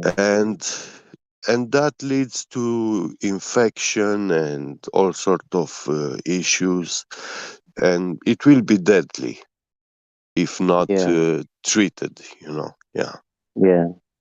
So So you're saying that your skin won't even heal up? yeah. Damn. So essentially our blood is what makes our skin heal?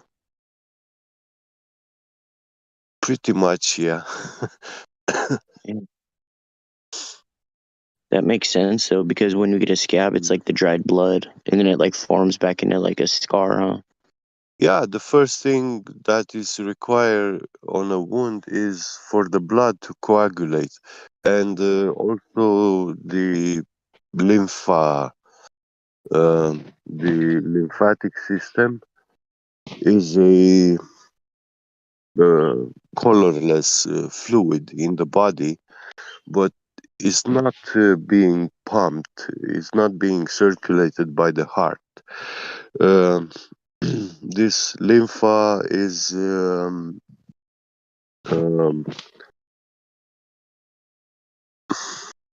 being activated, set in motion in the body by our physical activity. by movement. Okay. Yeah. Okay. That's why it's healthy. It's a good thing to move a little bit every day, not just sit in bed 24/7. Yeah, Yeah. for sure.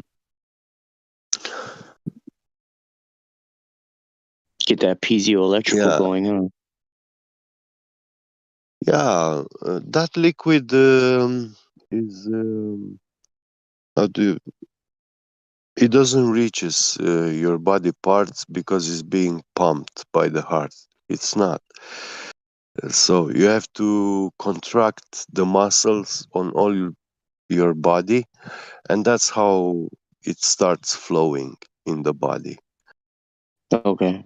Yeah, and Like a also, pom pom. for example, it's a very good therapy to every once in a while to change your position, to stand with your head upside down, Oh yeah. for a couple of minutes. Yeah, that will Oh. make this lympha actually come in larger quantities in the head, and also blood, and Yeah. I didn't know. it's very good for the mind. Yeah. That's what they do in Australia all day, huh? In China, yeah. All day. Yeah.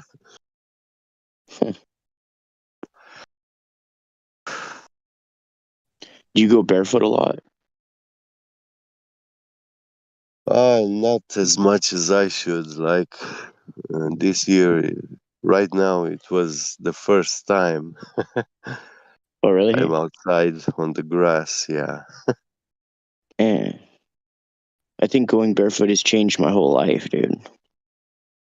Mm, I used to get headaches all the time, dude. yeah. Spending too much time around the internet. Now I don't get headaches. If I get headaches, it's I've been inside for a long time, and then I'll just go stand outside for like 15 minutes, and they're gone.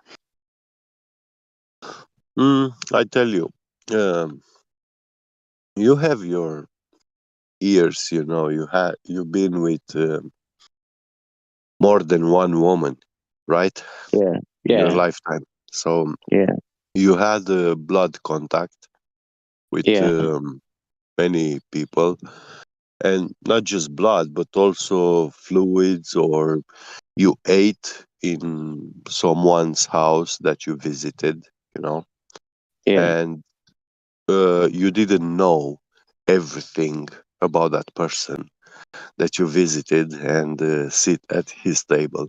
But that's irrelevant now. The problem is you have been exposed, and your temple, is not uh, like, how do I say, holistic, holy, clean. yeah, And now some sort of these toxins, additives, stuff they put in the food, um, they accumulate and they cause you these symptoms in the body, yeah, headaches and stuff like this. Uh, of course, with a regular, doing some physical work and stuff like this, it is good. You are triggering your metabolism, muscles and everything, and it helps eliminating uh, those toxins from the body. But if you look at a newborn, yeah, uh, if you raise him like in a holistic way, up to the age of 10 years old, you will see that his metabolism is impeccable, perfect. Uh, no matter what they eat, um, they don't get any kind of symptoms, you know. So yeah, but I tell you, for me, for example, when I was a child, in my family we had my grandfather was preaching this, praising the benefits of milk and cheese, you know. Yeah. And I was consuming a lot of these dairy products. And to be honest, that's what I found only very later, after 20 years old. I realized that actually this diet with a lot of dairies was affecting my ability to focus and pay attention in school. I was always sleepy and very bored at school, and it was very hard for me in the mornings to wake up. I hated waking up early morning, you know. Yeah. And that's because of the dairy diet, you know. But Yeah. on TV and everybody, the doctors were saying like, "Oh, consume a lot of milk," you Do know. you remember how Canada rebranded its food guide? Sorry. Canada rebranded its food guide. Um, I don't know who rebranded what. The Canadians. Oh, the Canadians. What Yeah, did they they rebranded rebrand? their school food guide, Ah, citizen food guide, like what's considered a healthy diet. It got I changed see. drastically. Oh, So so obviously the lobbyists on the milk uh-huh. side were pretty strong. Same with smoking. Yeah. Yeah. So it's a sure as shit sign that they've lobbied before. Like Yeah. lobbying Hello. is something paid that we Yeah. do millions into. Yeah. So yeah. Well, They're always doing that shit. they still push it in Romanian schools now. They show on TV like every child has the right to receive a yogurt can and a little, you know, uh, corn, a little bread. Yeah. But I don't know why they push milk and yogurt.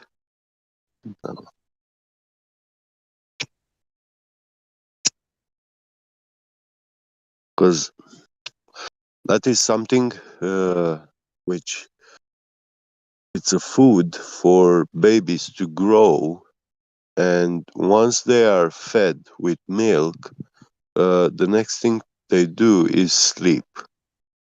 They are going silent and they sleep. You don't believe me? Watch any newborn sucking on his mother's breast. Yeah. Suck that titty. Yeah. And after, when he's finished feeding, he's gonna be sleeping. You know. Shit, I still be sucking teeth. Yeah.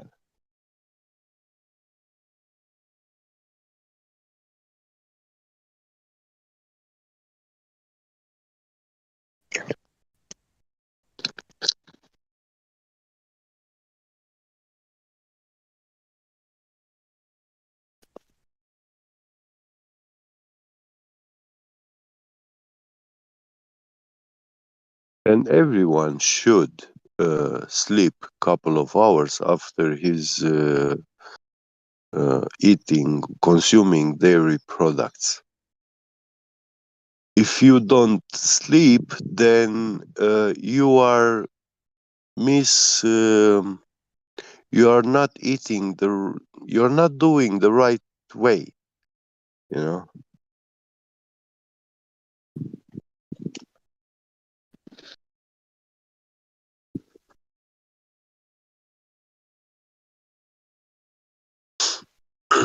for the body to process milk, you have to be asleep.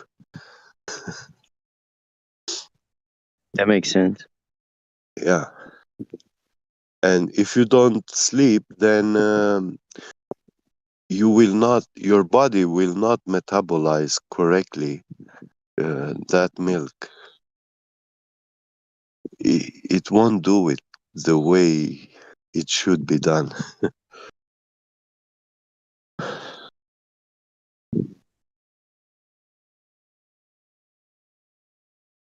Yeah, but of course, we are not doctors, and we are This isn't medical adults. advice. We are not supposed to be real or sensitive.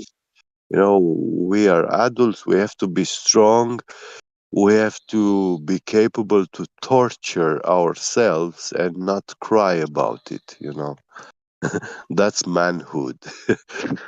Yeah.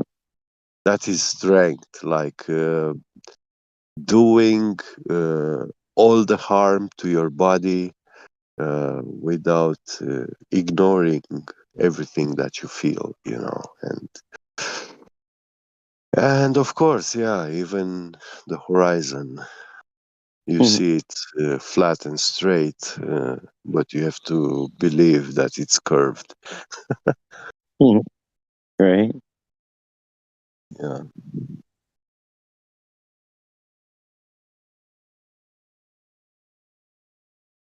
I trip out on people coming in the Discord for like 6 months or something, or maybe longer, and they're still on the fence and shit.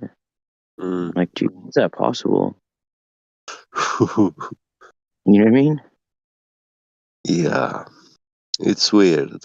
I kept saying for many years that it's not that I just have this feeling, but when I spoke with this kind of people, you sometimes find people here who look like they don't have any purpose. They are not interested. When you talk about them, when you talk with them about flat Earth, they don't care. They show themselves like they don't care. They say they just want to listen, you know. And Yeah. I think most of these people are the ones who are very dangerous for our community because these are agents paid to be here to listen and record and file complaints, you know, reports about everything that's going on. And for us, it's only one time is enough for them, for someone to say something wrong, you know, and they will make a horse out of a mosquito, you know, from Yeah, I that. know. Yeah. Right. Yeah.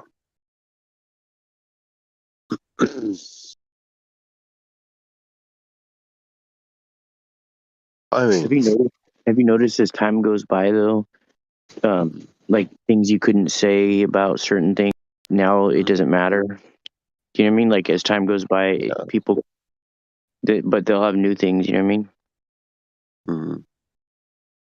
well, I didn't expect it. This move they took, like with the censorship in 2017, when they started interviewing Mark Zuckerberg in the US Senate, I knew that has nothing to do with our data, how they are misusing it or whatever. It's about uh, imposing the mainstream media narrative and this medical industry, you know, the doctors. Yeah, for sure. So nobody is allowed to post videos giving any sort of advice if it's not a uh, licensed by them. You know, if you don't have a degree from these educational institutions, then you are really not entitled to speak about that. So when we talk about food, yeah, you have to be a nutritionist. If you don't have a nutritionist degree, then you can't give any advice to people what they should be eating, where to buy from. You know, if you are not a what do I say? Yeah, A all dietitian. those. Yeah, dietitian, etc. Yeah.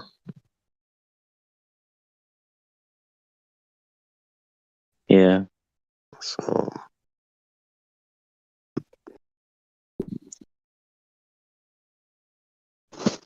So they are reducing the human state to nothingness. You know, you can't Yeah. speak, you can't say anything. You know, also you can't do much other than comply.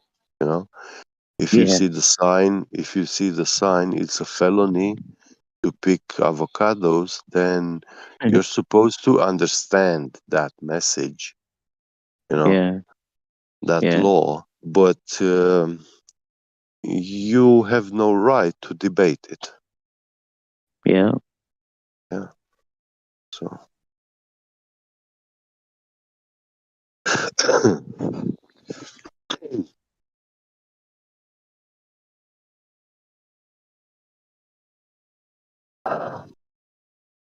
it's a very wicked world. Yeah. Psychopathic corporation. There could be times when it was worse though than this. Yeah.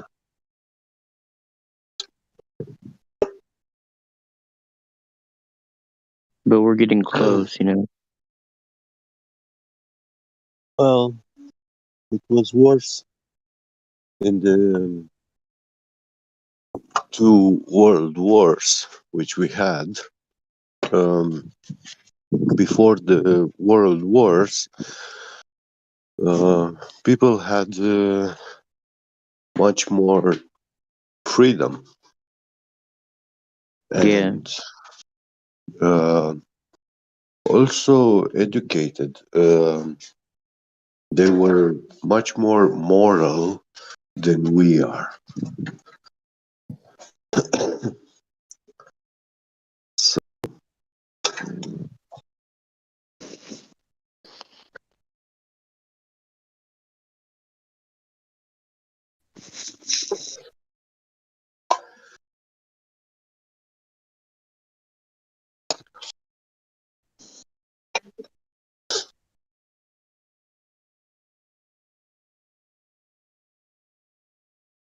I don't know, I think people used to live longer than we do.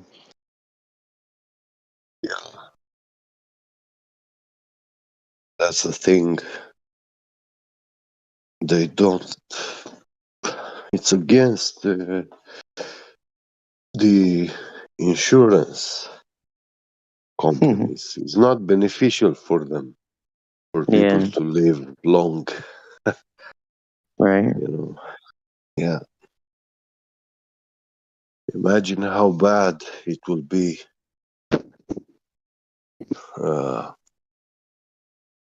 80, 90, 100 years. Yeah. Get a retirement pension and also thrive, make profit for working, you know. Yeah.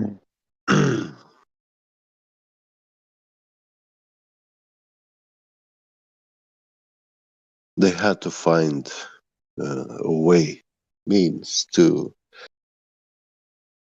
slowly poison us from the moment of our birth. And by the time we are 50, we already feel very, very dodgy, you know. And Yeah. at 60, latest 70s, uh, you will be dead in the ground. And if you reach 70, then that means you require special assistance, like 2 or 3 nurses changing diapers and stuff like that. Yeah, I Cooking know. food for you.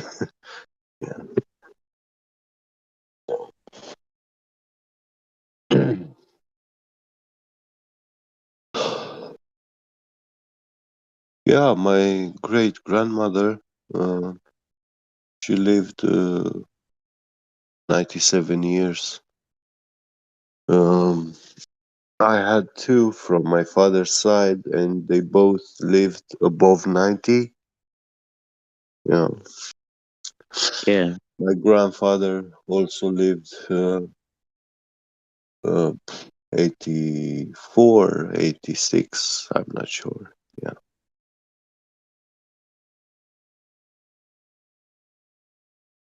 They lived quite a lot. Yeah, they did.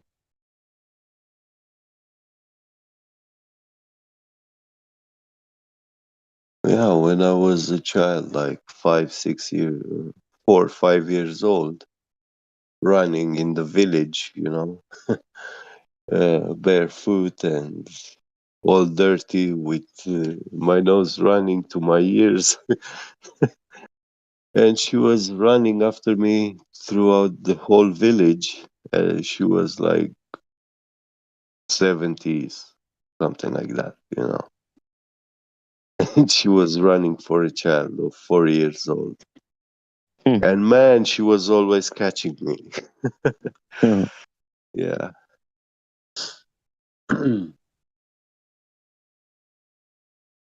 When it was 12 o'clock, I was supposed to be in bed, already fed and sleeping, 2 Yeah. hours from 12 to 14, you sleep. How old are you? I'm 41 now. So I'm your elder. Maybe, yeah. Mm-hmm.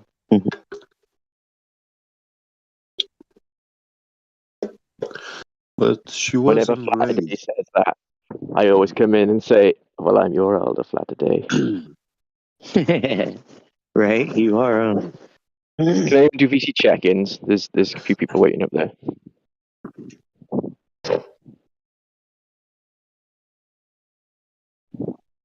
Are you a VC check-iner? I have been doing like the interview, but I can't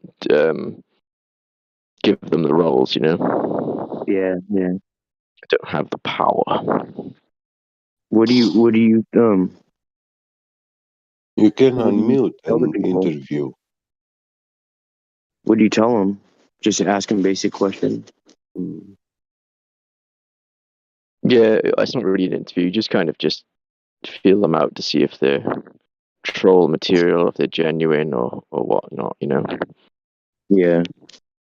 How many people are in there right now? There's Oh shit! I just seen it right there. 3. There's Five people in four there. newbies, I think, and then one Oh, okay. gold. I'll How do have you a how do you, look. how do you Arian's get doing access to go in there? Go in and listen. Just go in and listen, man. It's cool. Oh, I clicked on it and it's VC Checker 1, right? Yeah. Okay, so I click on it and down below to open up my voice it says channel locked. Oh, no way. Oh, that's weird. Yeah. Somebody has to preview to do that, I guess, huh? You're silver, though, aren't you? Huh? You're Nah. silver. Oh, no way. Nuh-uh. You have to Oh, be well, silver to do it? yeah. How do you get that? I don't know. I was just given it one day. Oh, that's cool. Just for being dope, Right? Yeah, no, I don't got no silver, bro. Maybe No, one day damn. I'll get it. Yeah. Because you're concentrating on getting those gold chains, see? You gotta get the Right. silver chain first, man. Have you ever seen Flat Earth Boxer?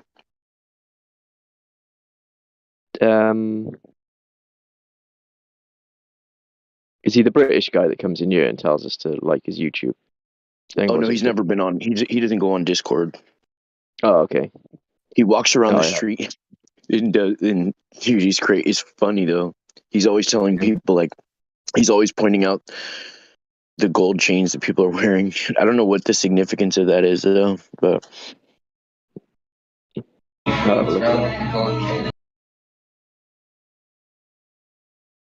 Hey, have you heard that song that I have on my other channel, Flatty? Yeah, man. I'm on both your channels. Oh, you do? Okay, cool. All right. Yeah, That's I right. check in on them every a couple of days, man. Yeah. All good stuff. I I gotta have jump out a sec. Sorry. I have a stupid gold chain on right now. You know how people always wear their chains in the spa? Really? I don't know. I don't really go to spas. Always in the steam room. They lose them in there? Just like rings, like any bling you got, basically, you leave it on, apparently. Dude, I haven't worn jewelry probably. Only time I ever wore jewelry, like a necklace, was in high school. I thought it was cool. Word. I just wore like this magnet necklace that my mom got me in high school, but I never really had like any bling. And I was like, fuck it, I'm getting like a chain, and I just never wear it. I just like kind of put it on my mantle and look at Dude, it. anything I wear like that, I always end up breaking, or like even if I have a watch on, I'll end up smacking it against like a shelf or something. Rip watch. Yeah, I haven't had nothing like that in a long time. Oh fuck.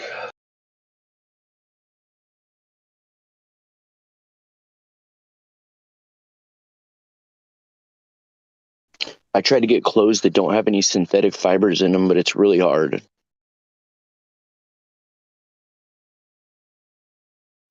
It's probably hard.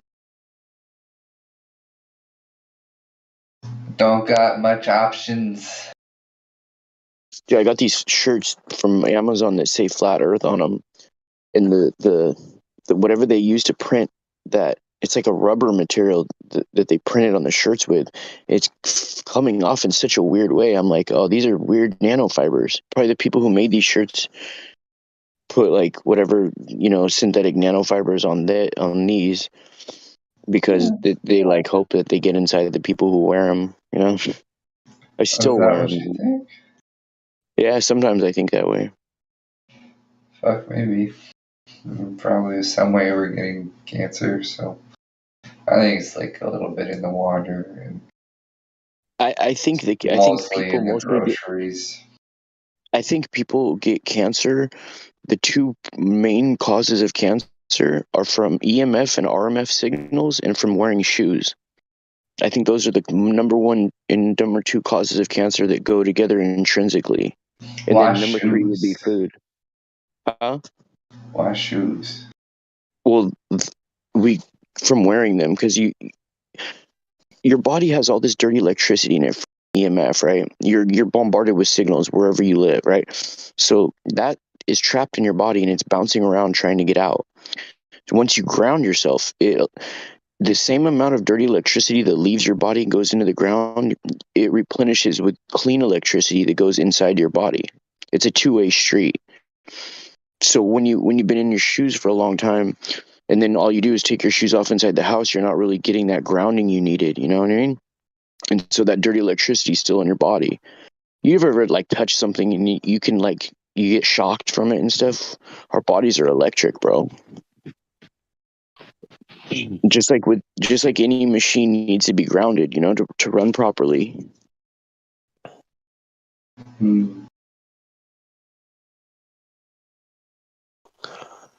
I do like walking barefoot in the wilderness. It's pretty nice. I recommend to look about Candida. That's one of the main triggers for cancer. What? What is? Candida. Candida gives you your prostate cancer. Canada? All the cancers are actually, all people who have cancer, they have a candida infection, which they never treated. Canada infection. Yeah. I've It's never heard not of that before. infection, actually, it's infestation. So, yeah.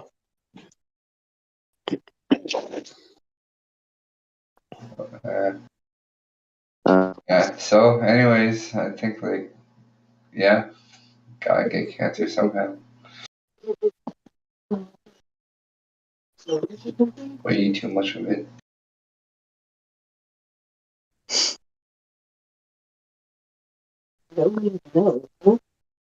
What does no mean? No. No means no. No means no. That's the lesson for today. Babe, I thought no meant Hey, yes. was Elvis Presley was gay? I don't know. Babe, you think Elvis Presley was gay? Yeah, My I girl see says a poster. I see a poster, and he was definitely using those eyeliner, you know, yeah, to he his probably was. eyes, and lipstick.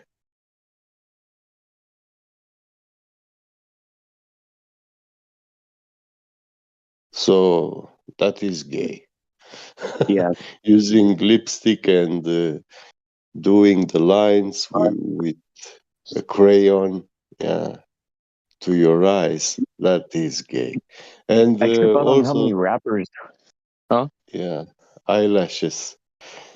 I trip out on how many rappers wear fingernail polish now.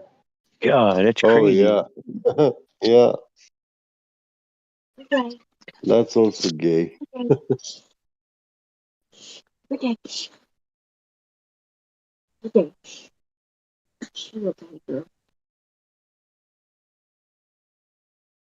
Remember Machine Gun Kelly? MMKG. Yeah, dude. What's up? I thought he was a rapper, but I guess I was wrong. I don't know what he is now. He's Megan Fox's. He wears like He's Megan Fox's face jewelry. calls him So weird. It's cuckery. Have any of you guys seen that video with the Little Nas X? The one Montero where they're in jail? No, that's not Montero. No. Which one's that? It's Dude, it's crazy. Oh my god. Yeah, they're all bad. They're all bad. He's got this scene where he's twerking in a prison in the shower scene in prison with all these dudes surrounding him. Dude, I was like, this is a rap video? They're all naked, dude. So weird, dude. Yeah.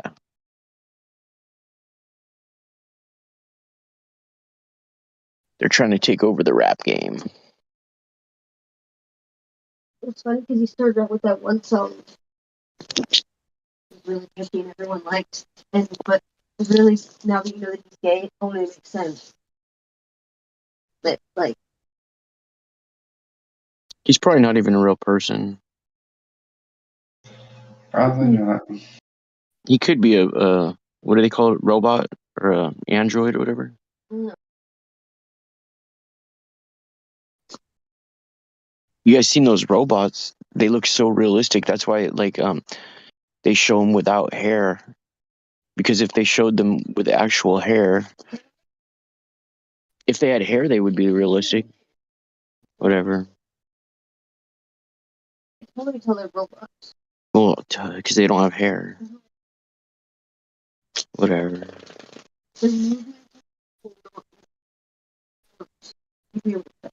Yeah, but they're not showing us the real ones that they have, like the good ones. You know what I mean? They're showing us the bottom of the barrel.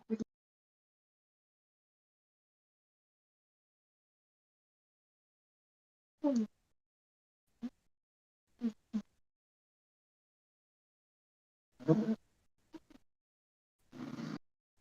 her dad. Ouch.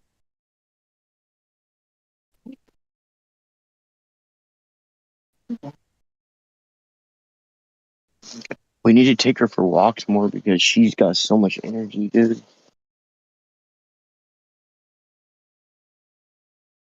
They run around the back. She's a puppy. Stop. Stop. Hey. Hey. No, stop. You're gay. Master dog abuse. Stop it. You don't do That dog. The puppy just attacked her mom, dude. Jesus. Bad mutt. You don't do that to your mother. God. Bad girl. She wants more. Look at. I know. Get her away from Feisty. Fuck you, mom. No, look at that. No. No. No, you're for day. No, you're for day. No. No. Yo, so what do you do, bro? Take the room. Get out of here. What do I what? What are you doing all day? Me? Yeah, dog. Oh. You're for day. I got so many dogs, dude. Sorry. They're all really little, too. Take a room. Stop. Sorry, Mama. Little angry dogs. Well, they're not normally. This one's got a bunch of energy. She's too little to put on a leash, though. No, She doesn't mind, dude. She's really small, dude. She still has a soft spot on her head. She's very vicious, though, and I'm afraid one of the dogs is gonna hurt her head. What you doing? What you doing all day? Help yourself.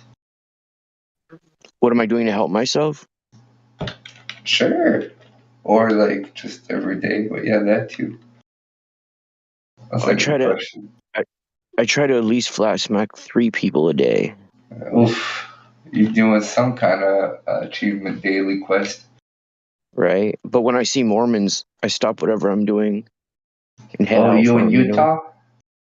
Nah, I'm in Santa Barbara, Ventura. Oh, bro. If you They want walk around here. They walk around here all the time. They won't walk in front of my house, though. Yeah, check out SLC, bro. Yeah, that's... My mom's was born there. Her dad was a Mormon. My grandpa.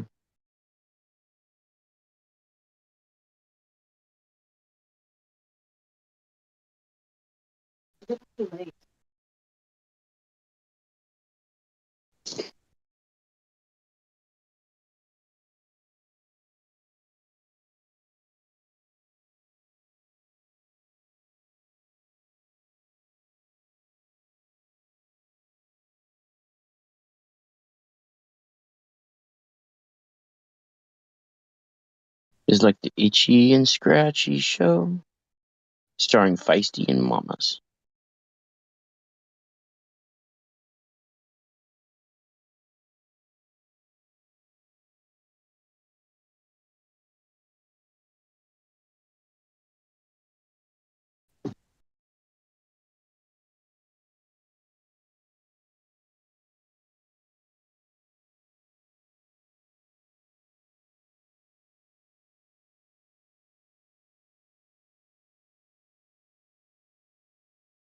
Tiger Roo. Is anybody on here anymore? Where? Yeah. On here. Forex is here always. Forex is always present. Forex memes, please. Do you make memes? No, sir. Huh? No, sir. No. How's your night going, Latter-day Saint? Oh, it's all right. Just trying to flatten the curve one day at a time. Do you think flat Earth is the most important truth? Absolutely. I'd bet my life on it. You're not like into the Jesus thing? I, I take the Bible literally, and I know the Bible really well. The thing is there's so many people that claim to be Christians that believe in the globe ball in it. It gets a little convoluted. I think first and foremost, to understand spiritual things, you need to understand earthly things. Yep. You know? I'm hearing you there, bro.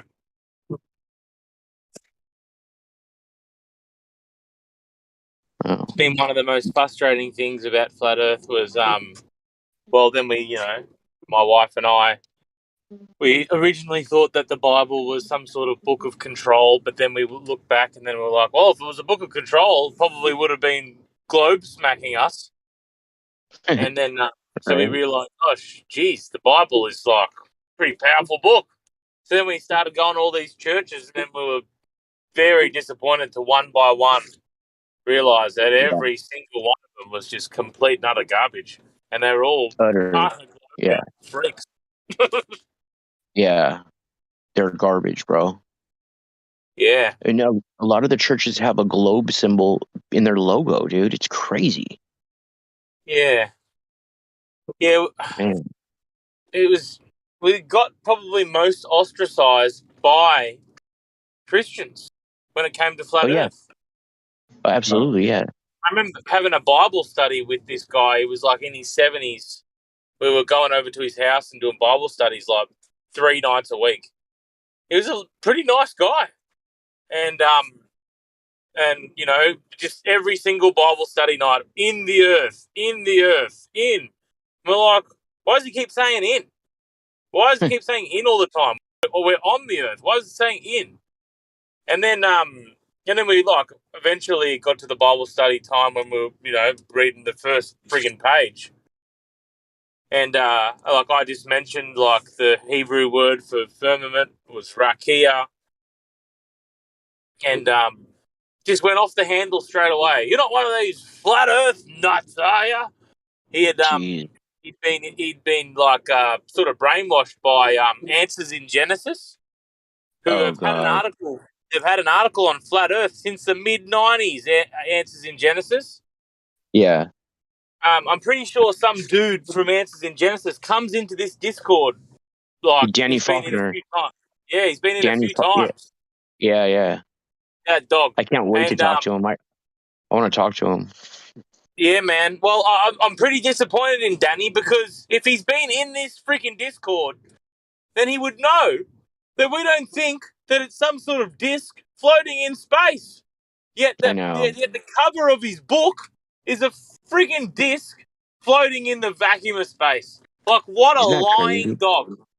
I know, dude. Jesus, I know. It's crazy because we don't misrepresent their model. You know what I mean? Yeah. Yeah, I'm pretty I mean, it's people like that and whatever they're doing, however they're profiting from this Answers in Genesis or whatever their ministry, whatever profit it brings them, or whatever they don't want to sacrifice by following the truth. It just goes to show how it reverberates through. Because this guy, like, he's a great guy, man. He was a really nice guy. We learned a lot from him about, his experiences with the Word and the Holy Spirit and that. But as soon as he found out we were flat earthers, we went down to his office and he basically said, the church has to be of one mind. And I said, I agree. The church will be of one mind in the end times. And then he said, well, I'll be preaching on, creation and it doesn't involve any of this flat earth nonsense. I said, well, if what you've been teaching me about how the church operates and when there's some disagreement, we need to sit at a table and discuss it like men, like everyone needs to discuss it honestly together. And he crossed his arms and legs and he refused to discuss it. We won't be discussing ridiculous matters like this. And that was the end.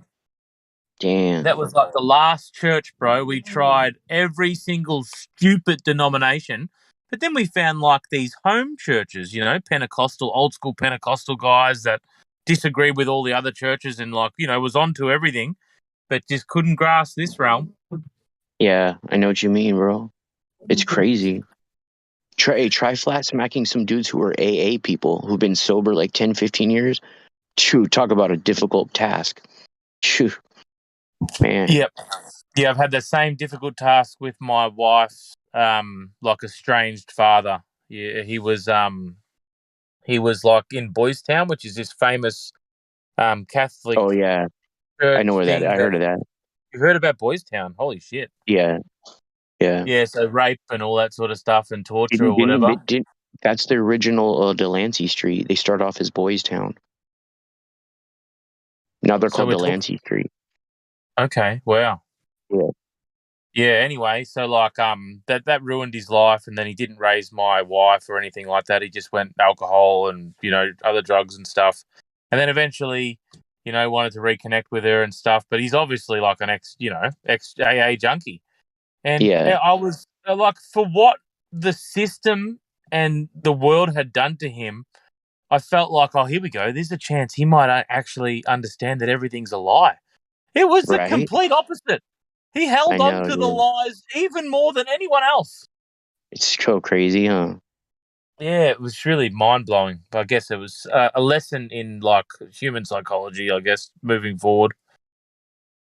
Dude, I've tried to analyze what it is exactly, like what that flip switch is in people. And dude, there's no age or sex or gender or religion or race or socioeconomical class, dude, that I can put a finger on anything and be like, oh, they're gonna become a flat earther. You know what I mean? Like, there's no rhyme or reason. I don't know what the flip switch is, bro. I've been racking my brain and I just can't find it. Some sort of honesty, truth in their hearts or whatever. We've been going to, and I think I was talking to you about this a while ago, bro. We've been going to these freedom freedom barbecues. So in my local town, I'm 4 hours away from Melbourne.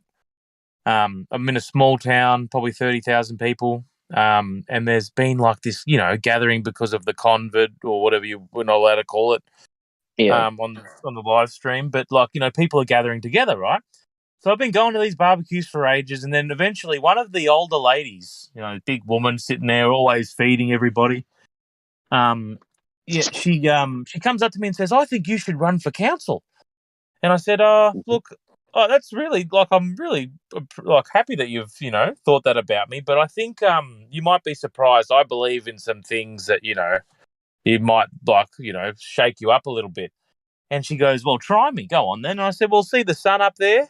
I actually think the sun goes around us like we can see. I don't think we go around the sun." Anyway, long story short, every single person around me are all flat earthers, and we were all just being quiet about it. What?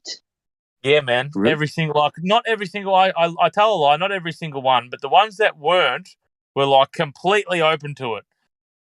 And wow. So now we've been going to these barbecues, and there's 20, 25 people maybe every time, sometimes more, sometimes less. And most of the time they're flat earth discussions now, or, now we've started talking about legal things. We want to come out of the legal fiction. We want to own our own names and stop paying taxes and all that sort of stuff. So, and the point, I think, just going off what you mentioned then, the reason why I brought that back up is because they're all such normal, different people. There's some guy, some fitness freak guys that go to the gym every day. Then there's, two older people that, they're in their 70s. And then there's, you know what I mean? There's all different types. All different types of people. There's no formula, bro. Yeah. There really isn't. Yeah, that's what I 100% noticed is I always thought there was a formula. And then since we've run into this group, I've realized there is no formula. They come from every different walk, all different religions, all different beliefs.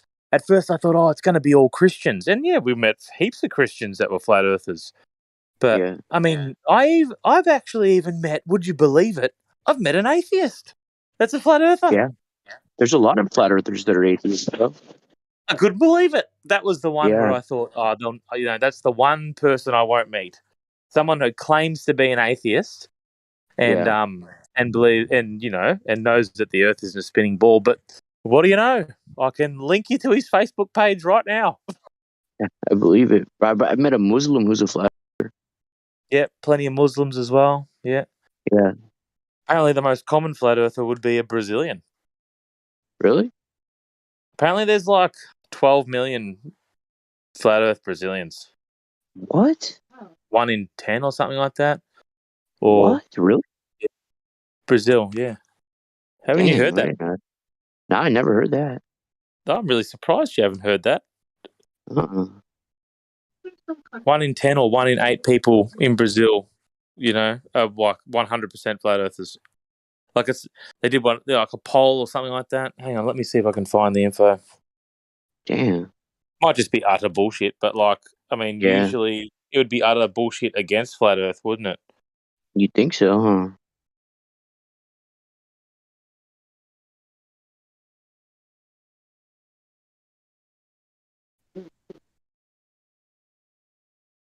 Around 7% of people surveyed in Brazil said they thought the Earth was flat. Damn. That was in 2019. So there's probably like way more now. Yeah. So 7% Yeah. of I'm pretty sure their population's like 120 million. Damn. That was equivalent to 11 million people, according to the source. Approximately 3% of respondents stated that they did not know what the shape of the planet Earth was. Well, that's a funny statement, isn't it? The shape of the Right. planet. That sums up Danny Right. Faulkner's book. Right. Yeah. Did you happen to listen to Mr. Faulkner's last visit? I haven't been on once since a couple times people are like, he's in the chat right now, but he's not saying anything.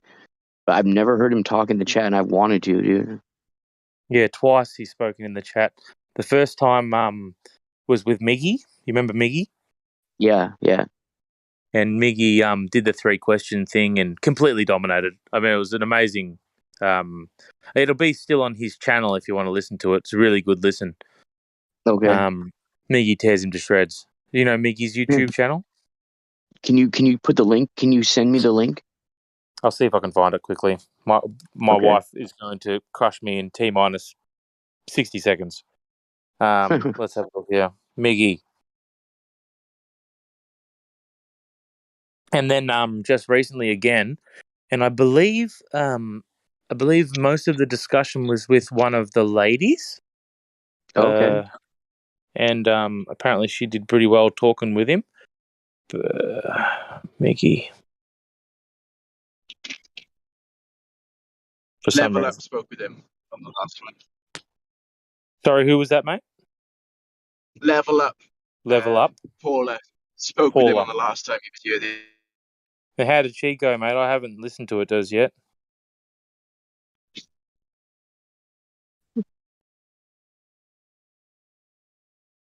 I can't find Mickey's channel for some reason, bro. Unless he's taken it down. All right. Mickey the Real. Hang on a second. All right.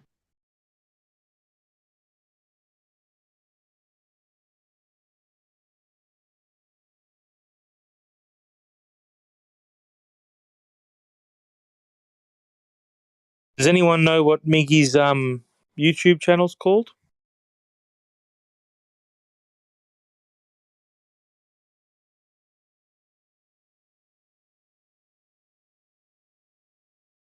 Crickets,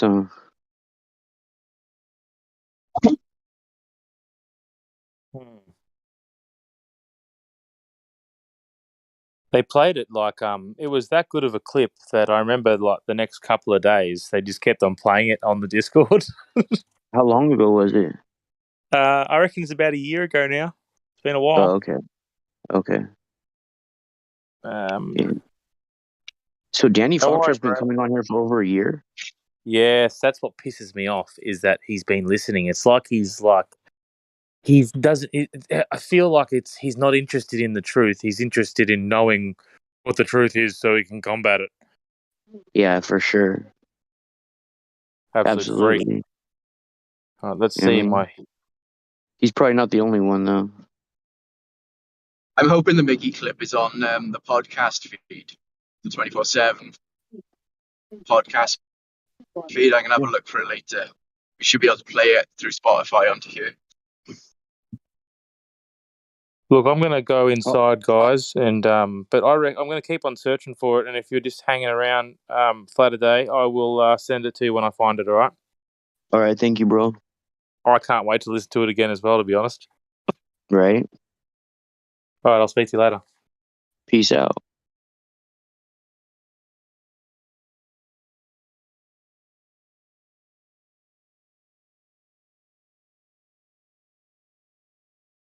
Yeah, Flatty, I want to go. I want to go talk to some of those people in VC check-in sometime. Yeah, I'll see if I can ask someone how you can see ranked roles. Yeah. I just didn't know what they meant. You know what I mean? Yeah, drop a little message in ranked roles just to ask what you need to do to get in there. Okay. All right. Because you want to learn how to do check-ins, don't you? Like ideally. Yeah. It's my money and I want it now. That JG Wentworth, dude.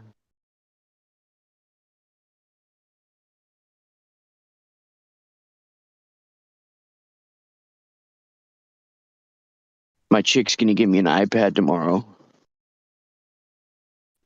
Whatever. I'm gonna use it though to make artwork. I'm gonna make NFTs with it. Sick. I'm probably roboting now. Huh? Am I roboting? Robot. Oh, I am? Robot. Now me. Am I? Can you hear me? Yeah, I can hear you. Okay. I was just saying, am I roboting? I keep an eye on the bars, my 4G bars, and it goes down to 2, and I think I robot. I'm up to 5 again now. Oh, no, you're good. But yeah, man, iPad, do NFTs. Sick. Yeah. I could draw pretty good, bro. But I think it'll be way easier with the digital device, you know what I mean? Yeah, download Procreate app for it. For the iPad? Yeah, it's amazing. Yeah, it's amazing. Yeah. All right. How much does it cost? I don't think it's much. Yeah. All right. Less than $10 maybe. Damn, that's pretty cheap. I think. I know my son bought it on his over here, and it was like £8, so that's less dollars. Okay. Than 8, maybe. I don't know. All right. I could be wrong though, but it's not extortionate prices. It's not like, Yeah. you know. I like the iPad because you can download stuff and then send it out right away, whereas with the other drawing pads, you have to have it hooked up to a computer, you know? Yeah, I've got the Wacom one, or Which you do? other. Yeah. Is it the good one? The expensive one? No, man. Actually, no, it's not. It's a different make that I just found on Amazon, but it works pretty good. How much was it? It's not the. You're roboting it. Not the screen. $30. You're roboting. £30, £40, $30. Mr. Roboto. Roboto. Okay. You're good now. Yeah, I think it was about £40. So it don't hook up to the internet though, huh? No, it's I need my laptop to use it, you know? Yeah.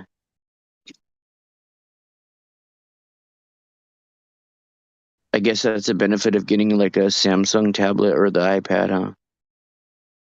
Yeah. Or the Windows Surface? Yeah, Surface Pro. So I'd rather get an Apple product than a Microsoft expensive. Yeah.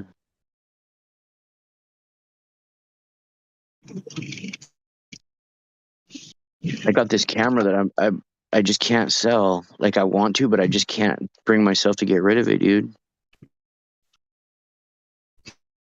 It's What is such it? a Nikon D850. Ooh. Such a badass camera, bro. Ooh. You're That's roboting. a mega Huh? good one. My robot.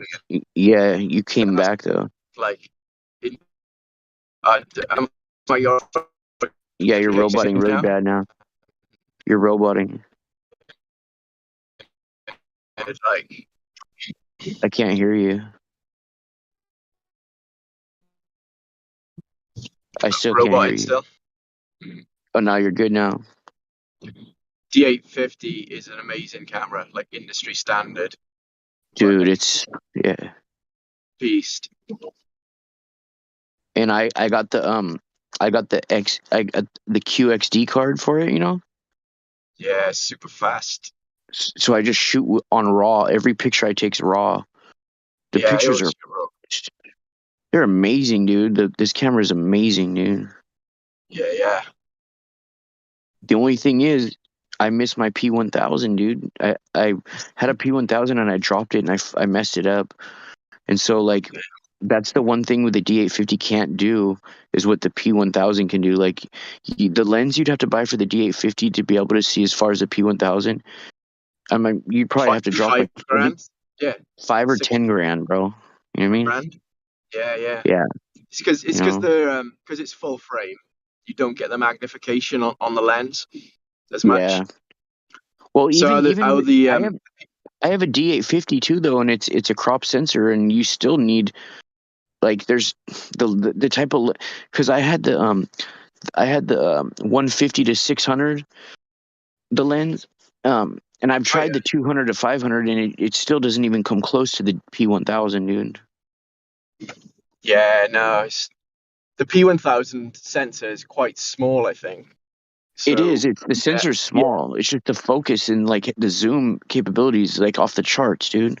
Yeah, that's how it works so well with that lens on there. It's just they hit the sweet spot. I think they did, dude. That camera, that camera's second to none, dude. Yeah. I hear all these people saying they like the D9 or the P950 and the P900. I've never tried the P950, but I had a P900. And I have to say the P1000, you get so much more of a zoom, you know? Yeah.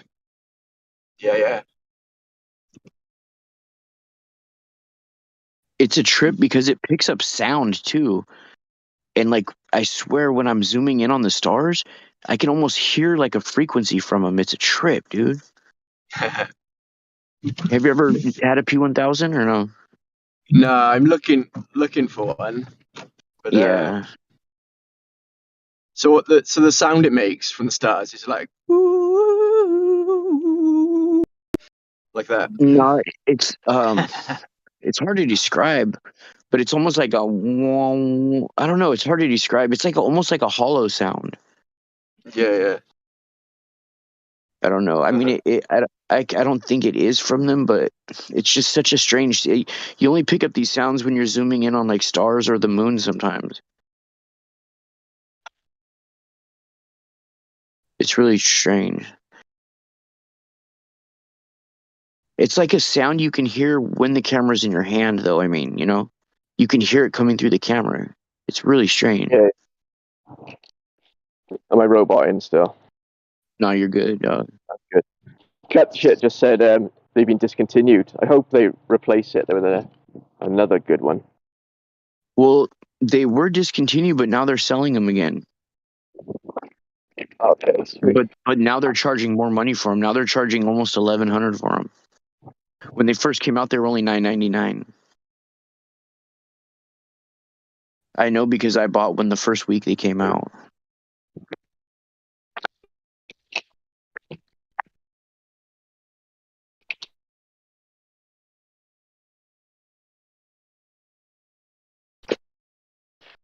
I probably took almost 200,000 pictures with that P1000 in like about a 1 year period. I'd literally stay out almost every night, and I'd go through 2 batteries a day.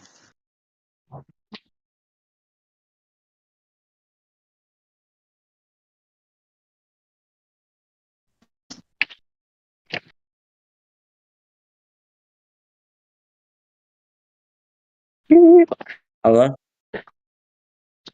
Yo. Yeah. Hello, can you hear me? Yeah. Your name's Buddy, you like the Sorry, it's flat not earth. going my gate. What's up, Echo? Your name's Buddy, you like the earth. I get it. You get it? Yeah. That's right. Are you a flat earther? Yes, sir. That's right. Welcome, Ozzy. So, would it be okay now to ask you those 3 questions I was telling you about? Okay. So, the first question is, do you know in mankind's history who and when measured that the world is a globe, the curvature, and established that it is a globe? And by which method?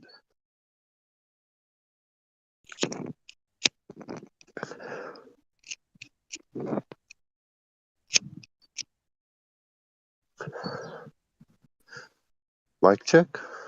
Are you talking to Echo? You're good, To Gabby, yeah. Ozzy? Ozzy have Or to go. In Australia, Oh, it's like Ozzy 9 had to p.m. go. Okay. I'm probably gonna have dinner as well soon. Echo. Well, did you hear the question? Yeah. At least. So, do you know which man was the first man that did a measurement and found that we live on a globe? No. No. Okay. No problem. Isaac Newton. It's not. No, he didn't. It's not a IQ test or a contest. So don't be afraid to say no or I don't know when you don't know the answer to the question. There's no shame about it.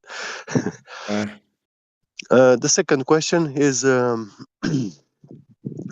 you know which man found that the Earth is spinning around its axis and around the sun?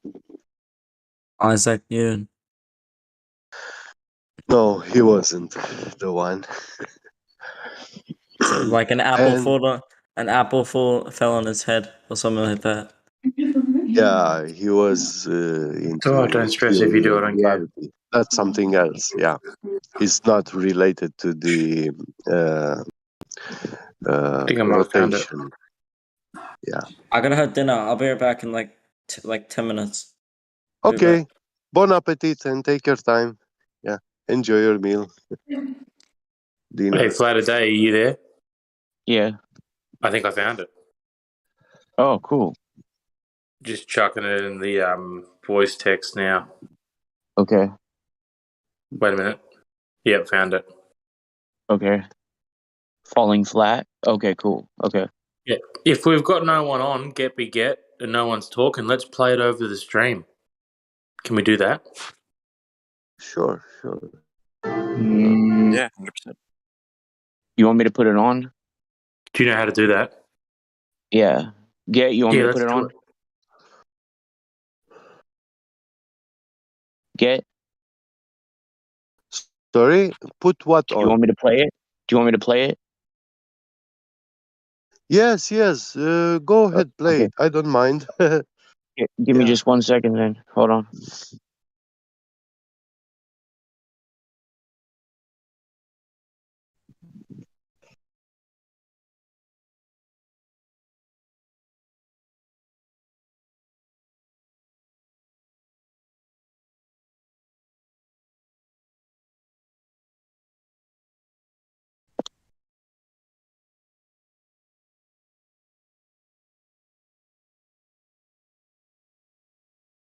Who established that prior information do you know that information? Well, the first clear record we have is Aristotle writing on the heavens around 350 BC. That'd be about 150 years before Eratosthenes.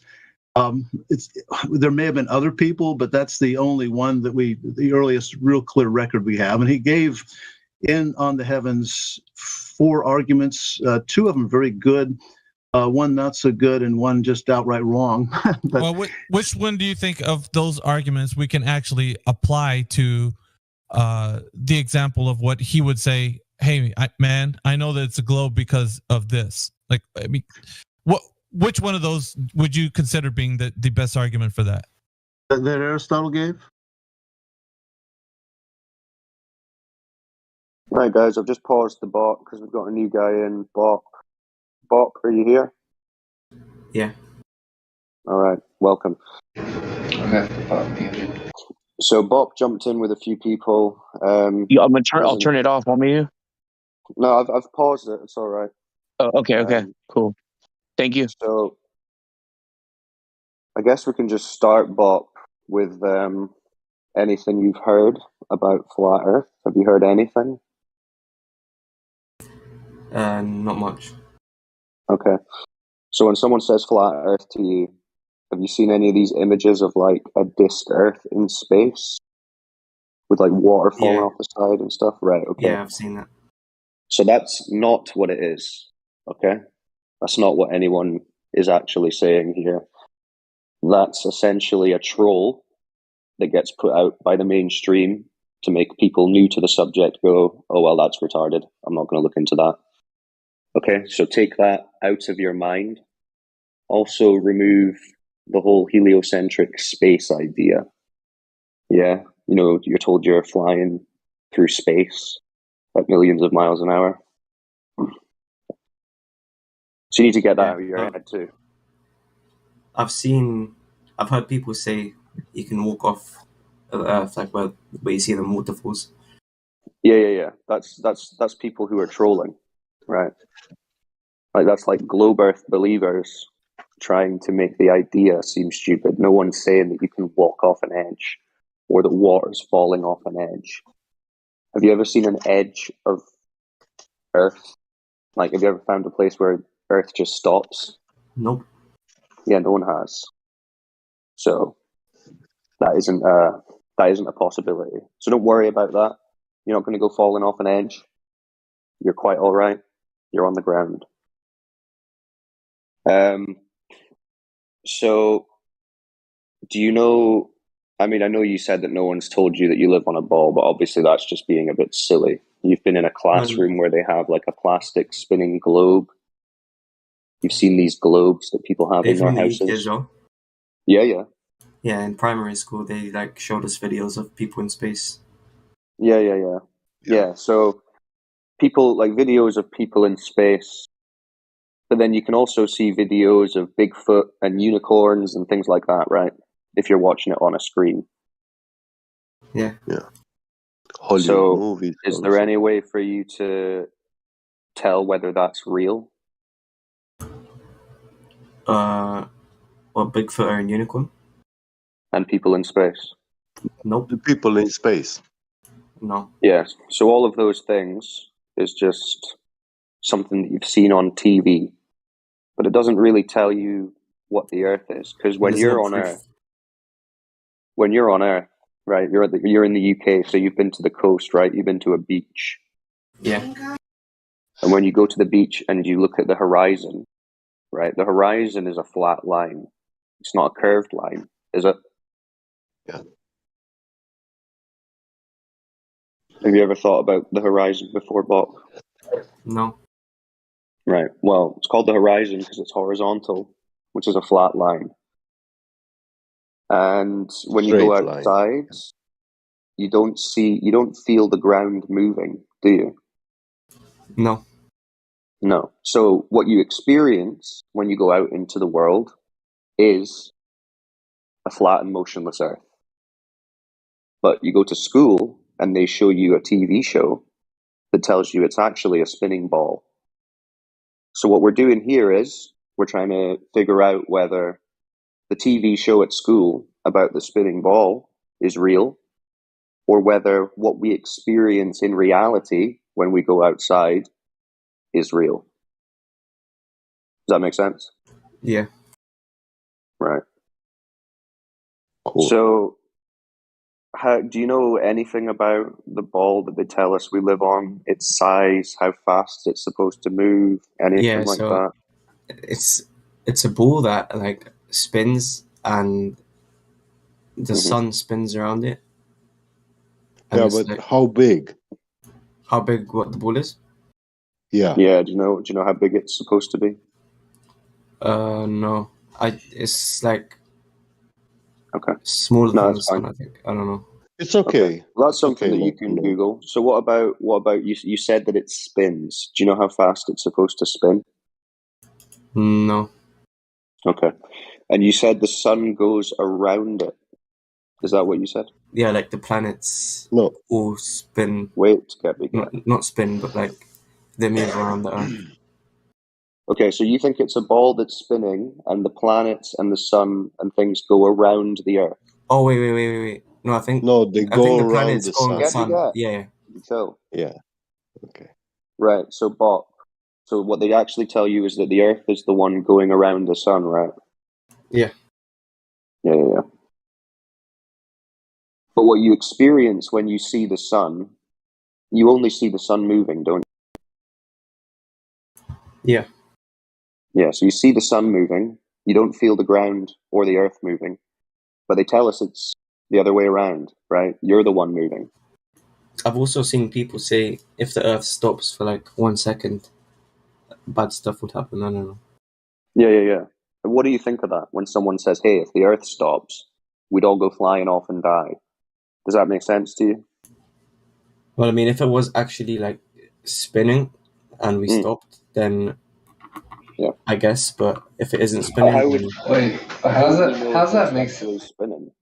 I got a question. Hold on a second, Forex. Let me just ask this. Bob, so Just wait, please. they tell you that you're spinning and that if it stopped, you'd go flying off. But we just agreed that when we went outside, we don't notice that it's spinning or moving. So how do you think that was ever figured out? it wasn't. It wasn't. Could I just ask as well, Wolfgang, sorry, what do you think actually set this spin into motion in the first place? What force makes the Earth spin 24/7?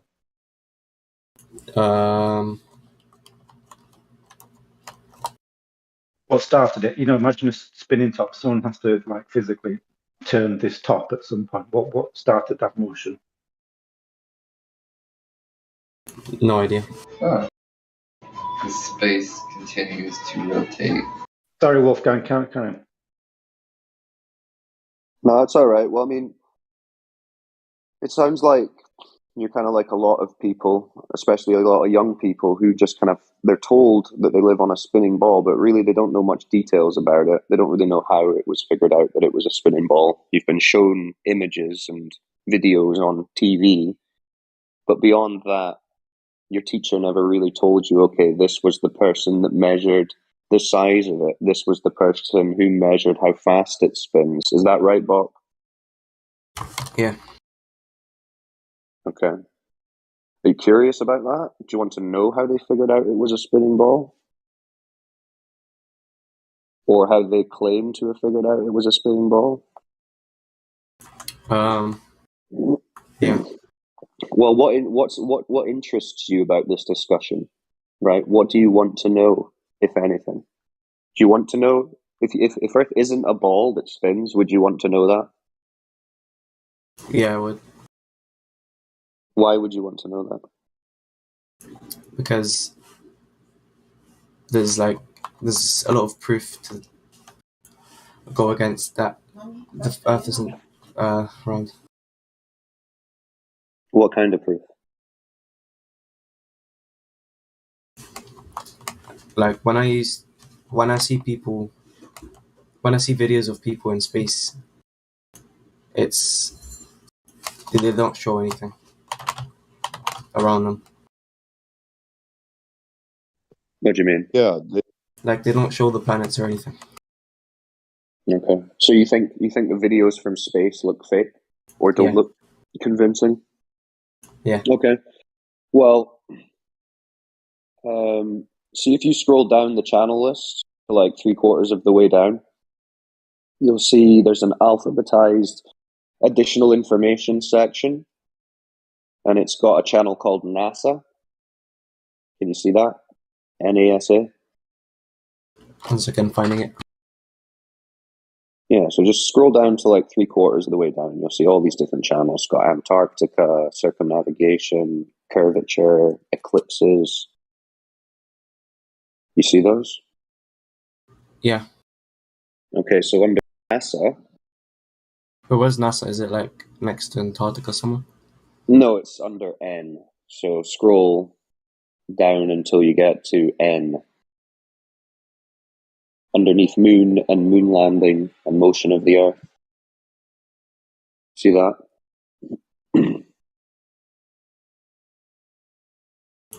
Uh,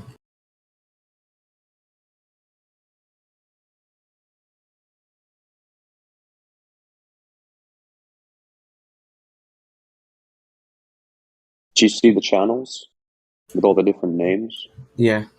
Which one are you on? Which one are you looking at?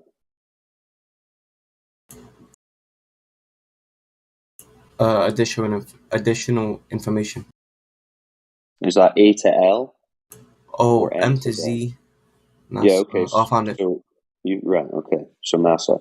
So there's that. There's an astronauts channel. There's a rockets channel, ISS, and you'll find just hours of footage from NASA where they're just faking stuff, and you can see how they fake it, right? Like Hollywood movie production, scale models, CGI, harnesses. Like the movie. You ever seen the movie Gravity with Sandra Bullock? No. Okay. Well, just think about any modern space movie, right? They make it look. There's this movie called.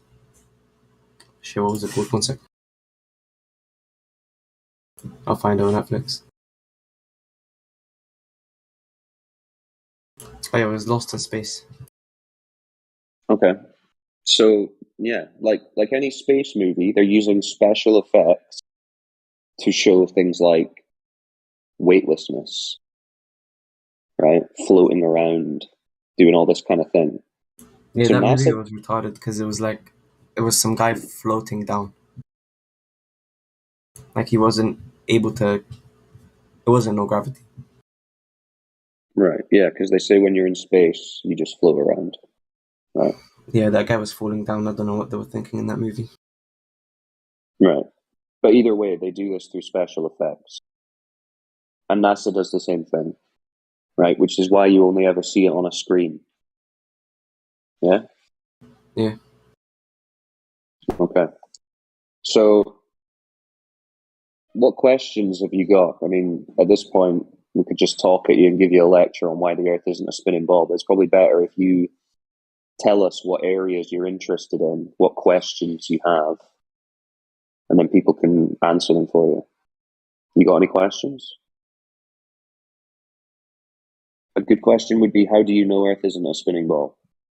Since you probably believe Earth is a spinning ball. But if you've got more specific questions, feel free to throw them out. Yeah? Is there a picture of how Earth really is like? Okay, wants to know what Earth looks like. Is anyone wanting to pick this up?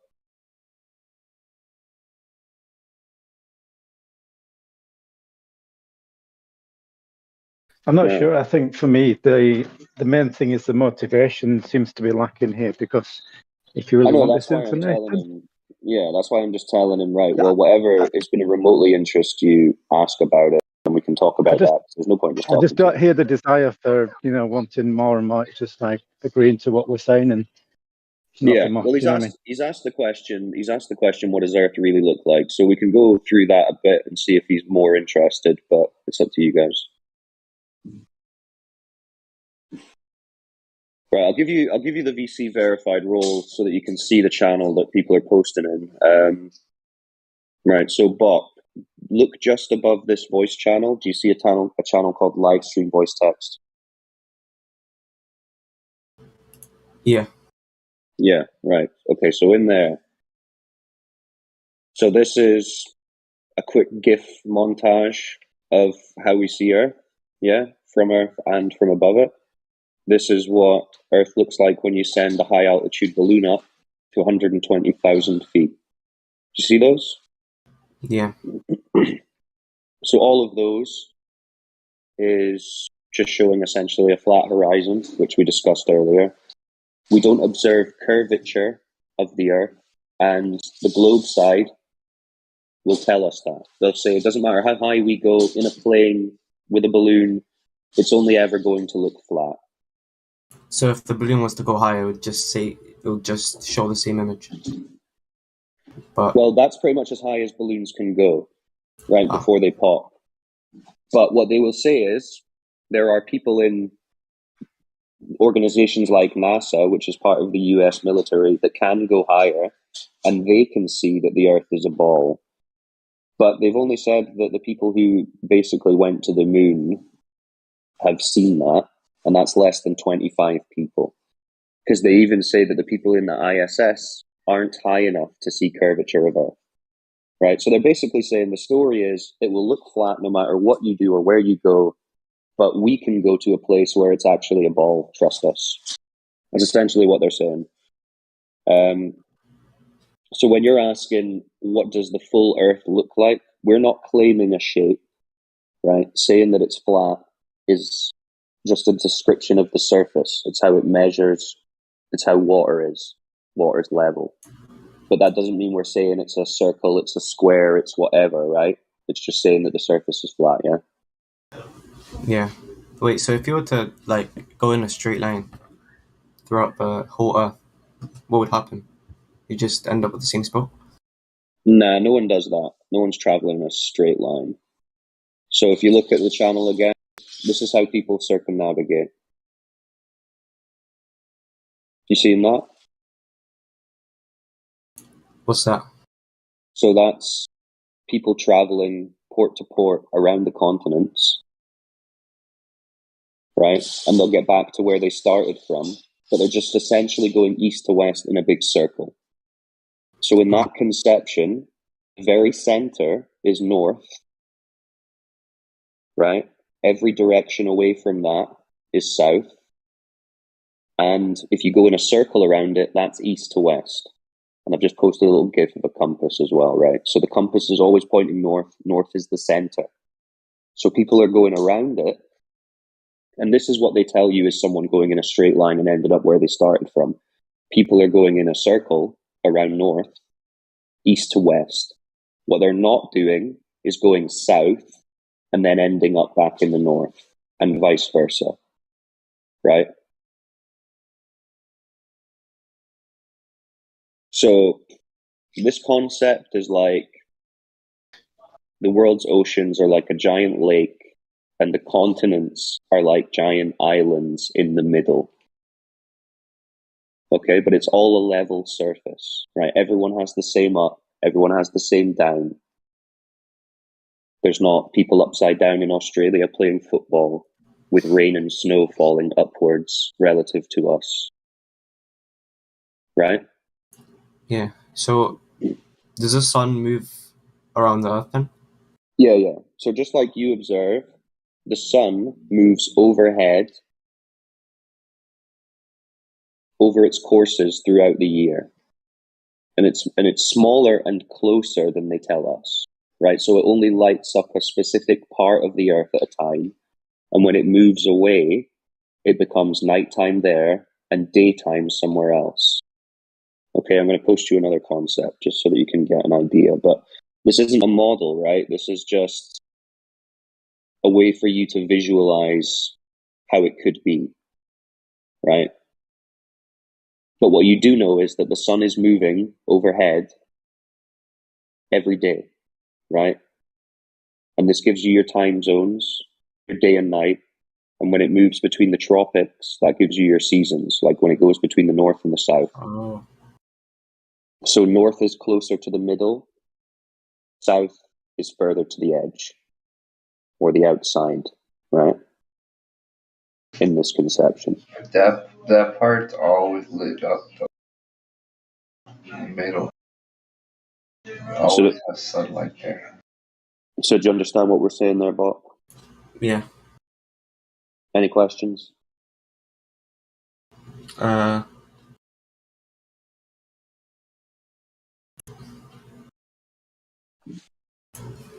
One sec. Sweet. Someone else pick it up. I need to get running.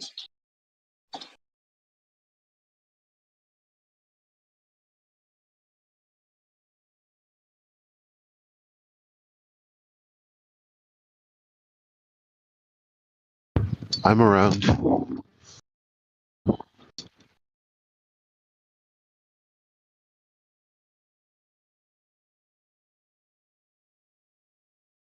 Right, well, we're speaking to this bot guy, but, you know, I don't know how interested he actually is.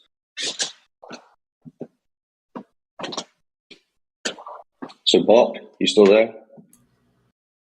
Yeah. Come on, you must have questions, man. We're telling you the Earth isn't a spinning ball. So you know the Earth core? Is there like actual lava down there? Or is that...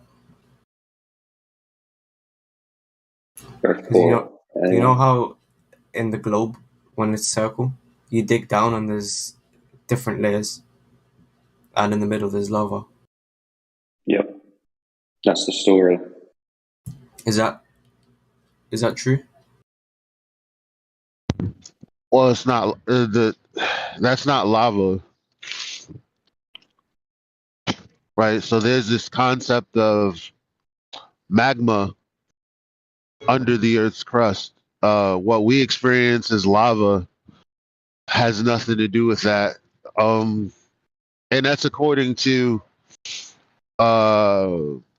what you're talking about. Like if you actually read the textbooks, like there's no correlation. So as far as the core is concerned and magma is concerned, well, we've only dug 7.8 miles deep, and they got the composition wrong from the surface to there. So that's as far as we know.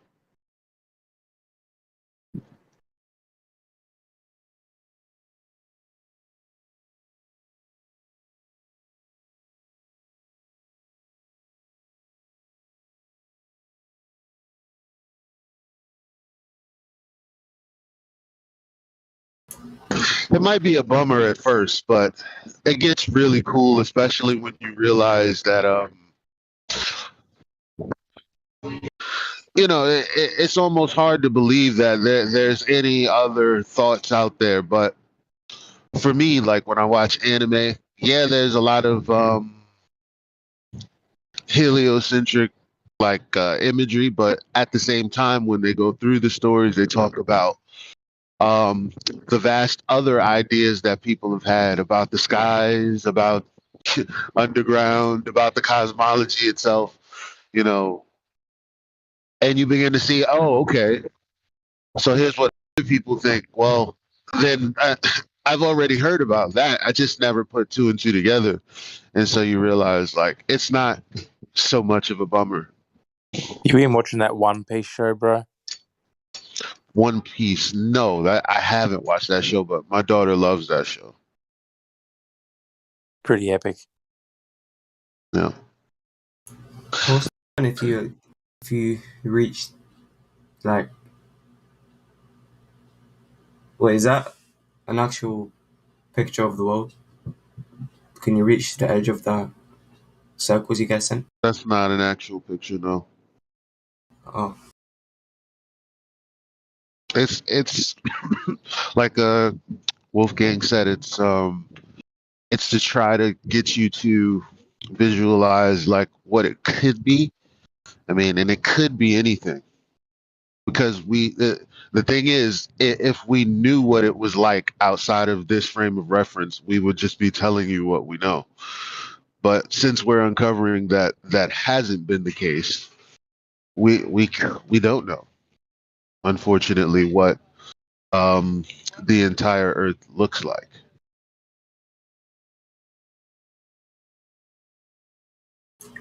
all at once. You know, that is a bummer,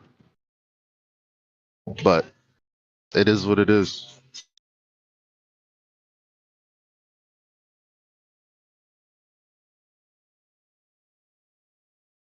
Yeah, so just to give you an idea on that, but what you should be looking into there is Antarctica, right?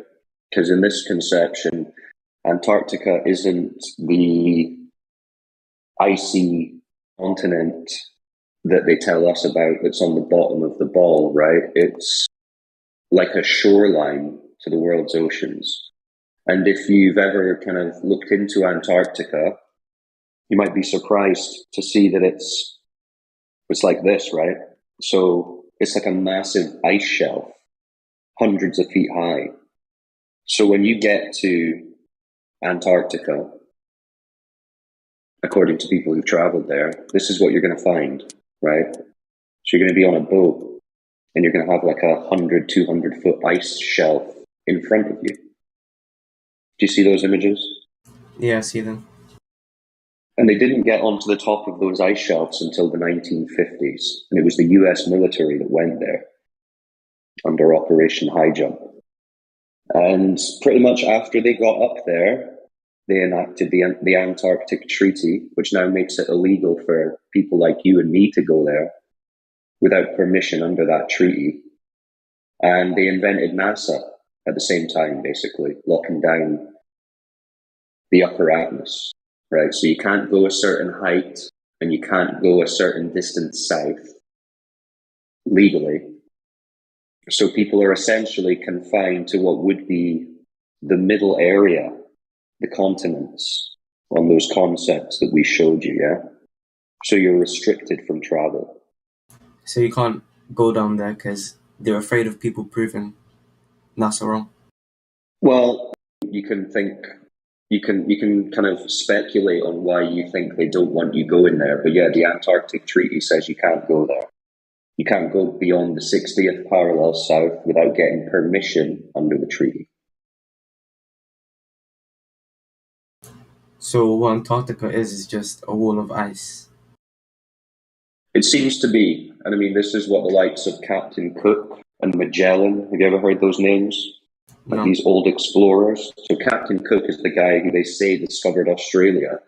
But obviously he couldn't have discovered it first because there was already people there. But for the West, you know, Like for like that guy that modern discovered Western America. nation states.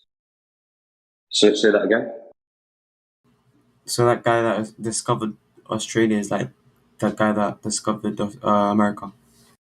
So they say Columbus, yeah. Well, Yeah, I mean, there's a few different people. They say there's a few different people who discovered it. But yeah, in the same vein that they traveled somewhere that already had people on it, and then they said, oh, I now discover this land, and they claim it for like a king in Britain or Holland or somewhere, right? Yeah. They're the people credited with discovery for the West. And these guys said, or they spoke about these ice walls, right? They spoke about the ice being essentially an impassable wall to the south, right? So when they're talking about trying to discover a way through the Southern Passage, this is what I believe they're talking about, the ice walls. What would happen if you went past those walls, like you kept walking down there? Well, that's the speculation, right? Because you can't do it. You can't go and travel there. So whether some people have done it from a government military perspective, whether that's what they did before they decided to shut it down to the public, we don't know.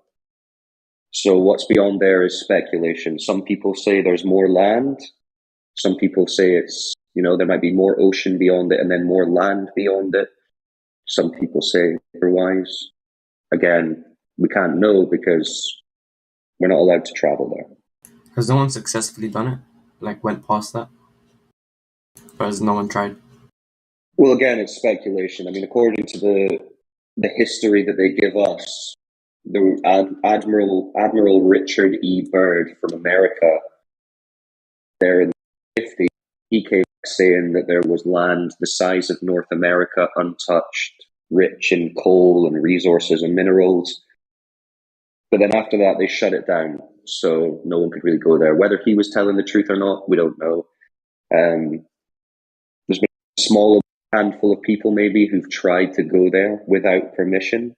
One of them was a Norwegian guy, I think, called Jarl Anderhøj, and he essentially tried to go without permission. A bunch of his friends died, and he was arrested and sent to prison for a time. So, not something people are really looking to do. Plus, So the if they see you conditions there, are they insane. just shoot you on sight. You're not allowed to go Well, there. they can do. They've got. They're open about saying they've got intercepting aircraft which can intercept any planes or boats that are there without permission.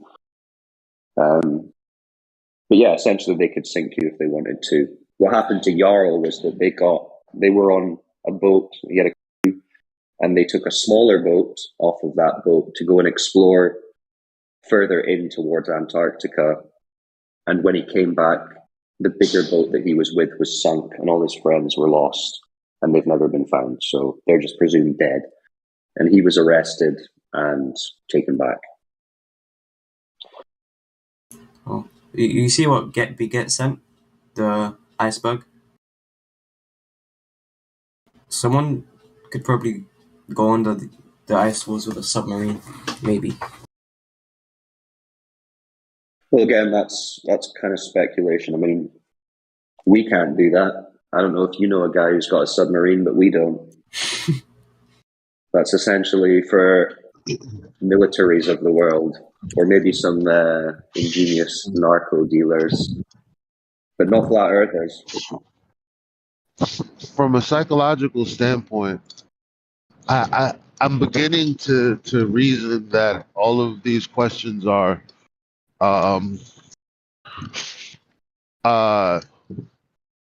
more normal and more reasonable than we realize. Because honestly, some of us would have a problem, like as we're working through this maze, because if the world isn't cosmologically what I think it is, then the person I'm talking to is painting a picture. So in that sense, from a psychology standpoint, you kind of are responsible for where they are, right? Because they're going on a journey with you to try to figure out what's going on. At some point in the conversation, they realize there's this place my mind, which is simulating reality, wants to go. And I'm being told that I'm limited and can't go there. So, for all intents and purposes, a person is beginning to feel entrapped.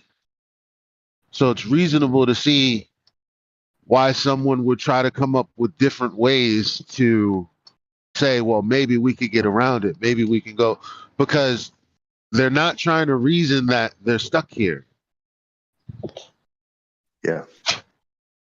Yeah, I think kind of just what I'm really kind of getting across to Bob here is because he's so new to this, he doesn't really know what questions to ask until you start having the conversation, right? These, like, a lot of people don't know what flat Earth is, what Earth is, and you kind of just need to answer a lot of these kind of intro questions to give them an idea so that they then know what questions to be asking. And that's how you find, right, what part's going to interest you. And yeah, a lot of the time it's the idea of a limit, Antarctica, what's on Antarctica, the mystery of it, right? So it's, yeah, you're sounding more interested, Bob, and you should be, but I understand you're a bit like, I don't really know what to ask here because I don't really know what I'm supposed to think about flat Earth or globe Earth. So, but yeah, if you want to keep asking questions about the South, the limits, I mean, like I say, it's kind of speculative because we can't go there, but hopefully it's giving you something to think about. Yeah, it is. I'm gonna watch the video that obvious it be sent. Oh yeah, sorry, Antarctica is closed. So that's kind of a dry one, but essentially that just goes through the Antarctic Treaty and shows you the provisions that means you can't go there. So yeah, if that's of interest to you, I would watch that. But maybe save it so that you can keep having the conversation, unless you really want to go and watch it now, in which case, feel free. The only way you can go to Antarctica, there are two options. One option is to comply to their rules and go with them in an expedition organized by them, by the military. Or the second option is to build your own ship capable of sailing that many thousands of miles away and have stealth anti-radar technology on your ship. Yeah. And maybe be able to dive under. Sorry? Maybe be able to submerge under the ocean. Oh, okay, yeah. Well, the military complex still they have also the best submarines, and they have the best methods and means to detect submarines. So it'd be like a suicide mission. Yeah, so even if you make a submersive vehicle, yeah, like a submarine, you will still require to have knowledge about stealth technology, how to travel without being detected.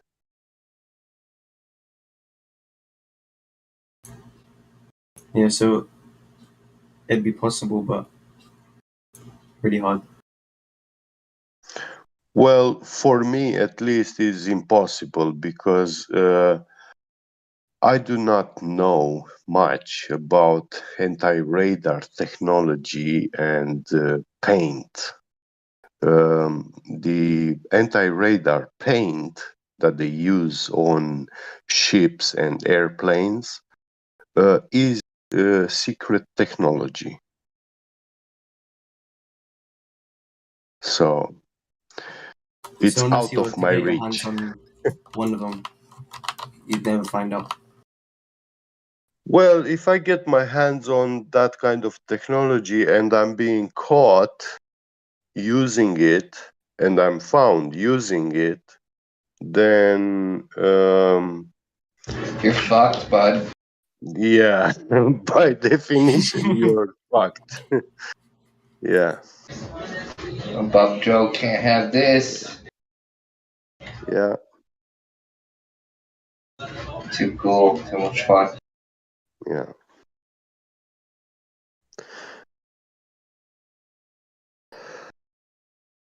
And those expeditions to Antarctica, which they advertise on a handful of websites on the internet, those are like trips only close to an island which is close to Antarctica. You don't get, and most likely you will not be able to set foot on that island either. So you will be able to see Antarctica only from a ship far away in the distance. You know. Yeah. So wasn't could you go past Antarctica before 1950? If you somehow got there? Well, we have some accounts of some explorers, Captain Hook, yeah, Admiral Byrd.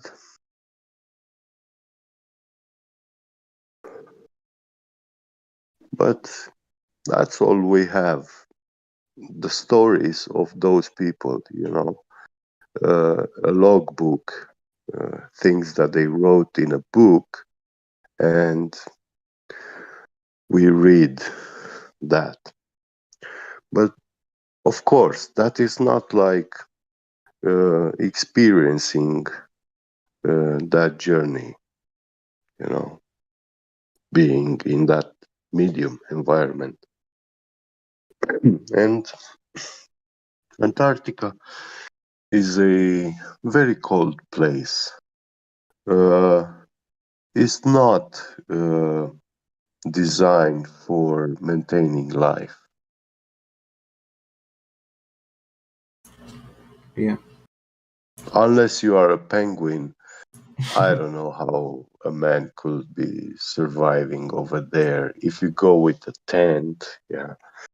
In winter time, you have temperatures of minus 80 degrees Celsius, which is such an extreme low temperature for human beings that it would instantly kill you. The first breath of air cold at minus 80 degrees Celsius will kill you on the spot.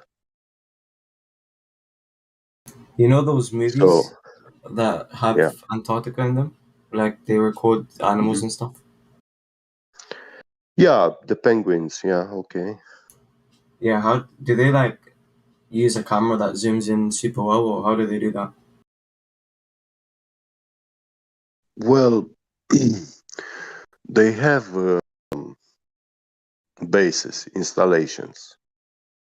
They So they have even permission built to do that. something like a small city, you know. So, and they have every year, couple of times a year, when they have transport, you know, they come and go. Yeah. But they can't bring, they can't visit Antarctica in the winter time. Does it get cold at winter? Well, the ocean in winter, yeah, there are big storms and very high winds. That means you have very big waves, yeah, uh, very cold weather on the ocean. It will be very hard to sail, you know, to navigate. It's dangerous, and they prefer not to take this risk when they can be safely traveling in summertime, yeah, and they bring all their supplies and stuff that they need to Antarctica, yeah, and throughout the winter they are completely isolated. Those people who remain in Antarctica in those bases, but yeah, they do have fuel, which they take their own fuel there to last them over winter, and food and everything.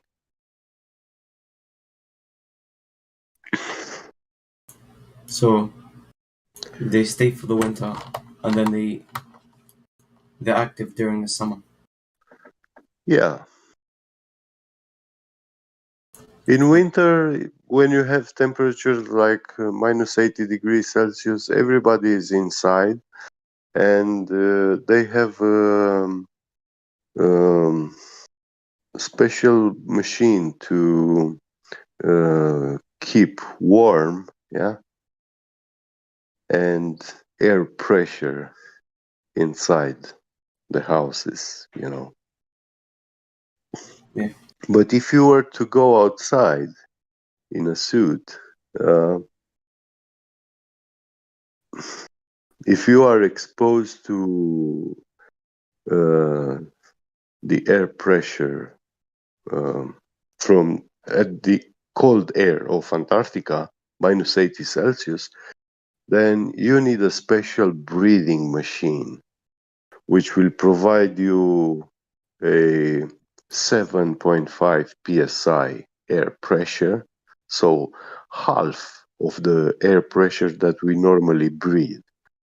and it should have a much higher concentration of oxygen. We cannot breathe 14 psi at minus 80 Celsius. It would kill you instantly. What's PSI? Gas pressure. Oh. Pounds per square inch.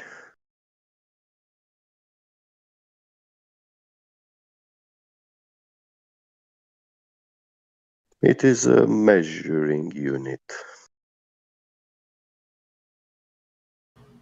Okay. I wanna watch the video. Yeah. Yeah, I recommend watching Admiral Byrd's video documentary. That person is the Admiral of US Navy, US military. That guy is not an ordinary guy like me and you. That man had like 5,000 people under his command, you know.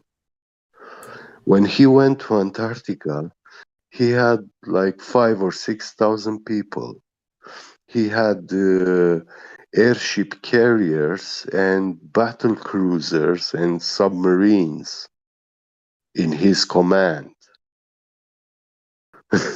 So that, yeah, and that person was on TV saying all these things about Antarctica. I take them with a grain of salt, you know.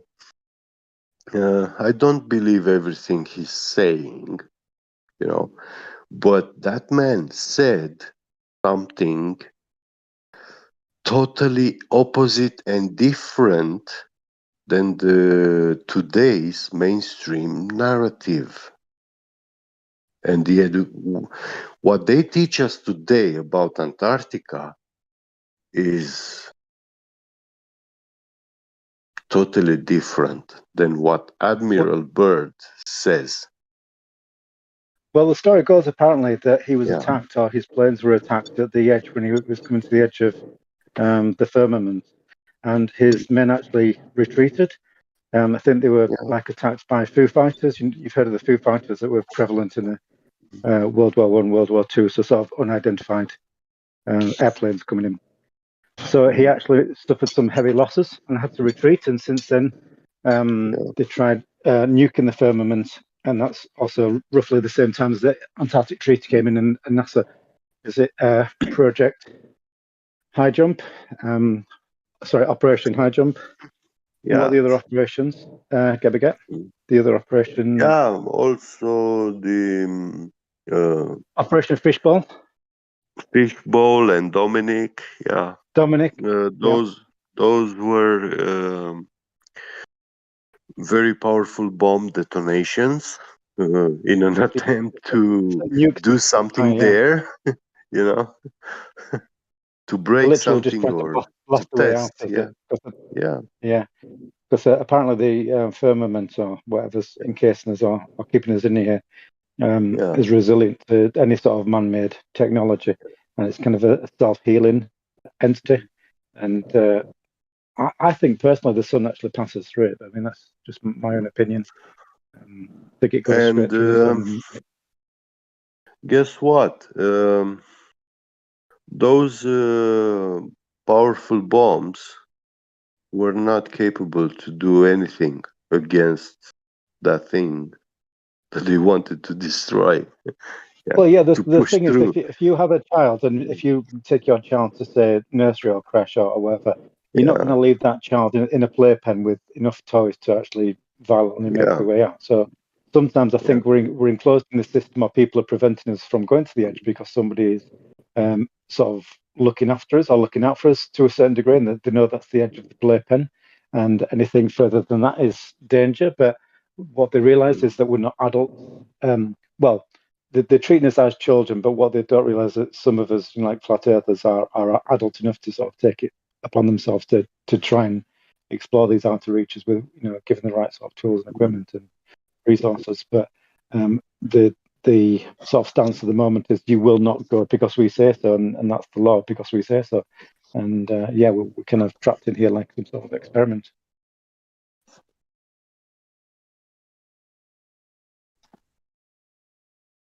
Bob, if you ever get a chance to watch the Truman Show, it's a very sort of flat Earth, and it kind of goes into a lot of what we're talking What's about. that? The Truman Show. It's a film. If you ever get a chance to watch it, it's about Truman. Yeah. Steve Tango, Arthur Romeo, with Jim Carrey. Truman, and it's very, very flat Earth. If you actually see what's going on, you'll understand a lot of the concepts that we've been talking about just now, but portrayed in a film form, which is sort of very easily digestible. Because the guy's literally trapped in this environment. He's got no way out, and every time he tries to find a way out, it's kind of blocked on all sides. He's constantly being sold a story through news media and friends around him. Everyone's trying to convince him not to go anywhere, and he's like really desperate to travel. But every time he does, some sort of coincidence happens and prevents him from going out there. So yes, it's definitely worth watching. I'm gonna go watch the videos now. It's quite a long video. Maybe it's like an hour and a half. I don't know where it's going to be available for viewing. It's not your average YouTube. You'll need to find a full video provider, like Amazon Prime or something like that. I'm not sure where it's going to be.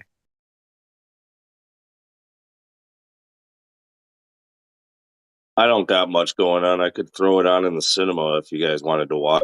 If multiple people wanted to watch it. Oh, it's definitely a classic, and it's definitely relevant to the flat Earth subject.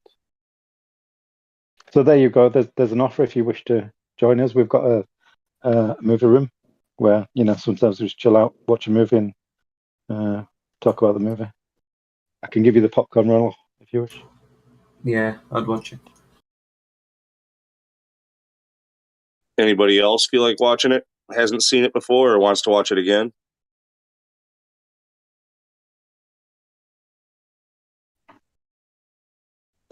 I think people are a bit low on the ground at the moment in terms of numbers.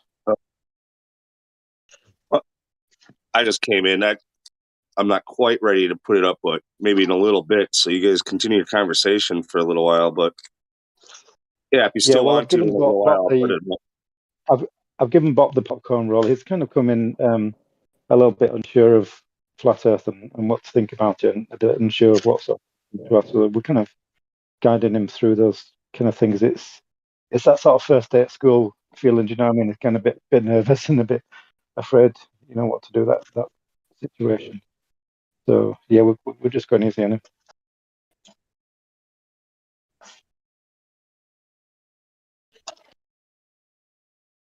There's no point just piling tons of information on you on the first day. You learn this stuff over time. It's sometimes difficult, being experienced and knowing this for a long time to forget what it's like to be a newbie. So we try and step into the issues. It's like geography lessons. Yeah. Just forget everything you've ever learned about geography, science, medicine, space, technology, and just start everything from scratch. I mean, just assume everything, and then that's usually the best approach when it comes to this subject. Literally, all of history has been rewritten at some point. Even the history that we are witnessing in the news, say today, for example, when our children or grandchildren are reading that news, it can be completely different, a completely different story being spun. Let's say, example, the conflict in Russia right now, they might say, well, Russia did this or Ukraine did that, blah, blah. Who's going to really change that in 50 years' time or 100 years' time? Who's going to debate that or stand up for that information when either you've passed away or it's no longer relevant? Very easy to change history. Very, very easy. Yeah. And now we're all reliant on digital information, and that's the click of a button to wipe everything out. Nobody's writing stuff down anymore. Nobody's documenting it.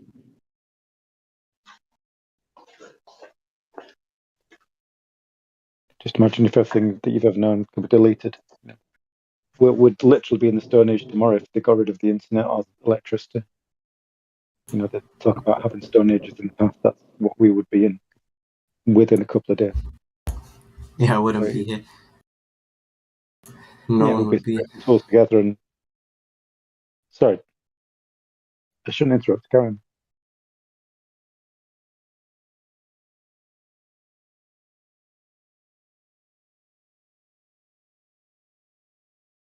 Sorry, Bob. If you've got something to say, don't let me hog the microphone.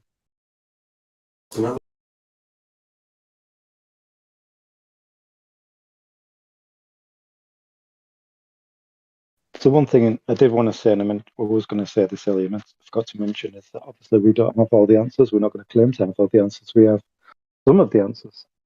So from that point of view, we try to be honest with you when we say we don't know a thing or we're not sure about a certain thing, or it could be this, could be that. It's not that we're completely stupid or out of our minds. It's just that we just genuinely don't know. We're not here to say we know why up is up and down is down and why the earth is what it is. We've still got a hell of a lot of questions to ask ourselves, even once we know this subject. Sometimes the more questions you ask and the less answers you get back. That makes sense.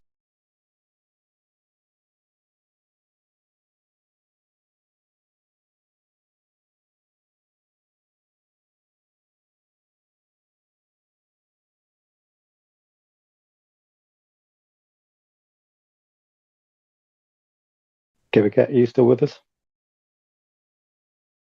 Pardon? Just seeing if Get is still around. Speed. Yeah, I'm still here, but I'm cooking right now. Yeah, I'm just doing a barbecue myself, actually. It's not too bad, yeah. Just getting some chicken ready. What food are you making? Oh, I'm just a noodle soup with mushrooms. Yeah, but yeah.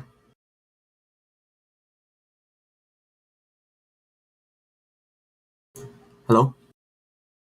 Hello. Yeah, but Yeah. Hello. Who's talking to him? Bop. Do what? Do Bop. Yeah. Oh, is it Echo? Hmm. Oh, Wonker. Echo, what have you got to say? Buddy. I'll be right back. Any other questions, Bob? I don't really know. Well, think about it and don't be afraid to ask questions. Okay. Yeah. And the other good thing about this place is you'll get different answers depending on what sort of time of day that you're in. Obviously different people pop into the room, so the things that we say to you right now might be different from what somebody else taught you. So it's always worth coming back some other time. Where are you from, Get? I am Romanian. Oh. I play Rust with a few Romanian people.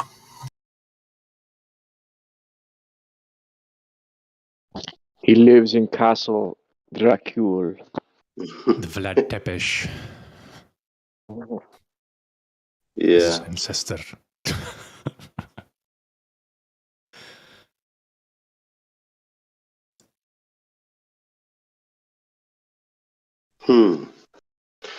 This is odd.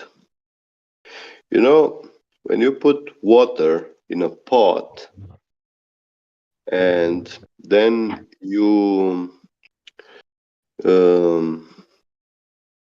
take a dry pepper and you crush it into pieces, dropping on the water, when the seeds fall on the water, some of them will start spinning.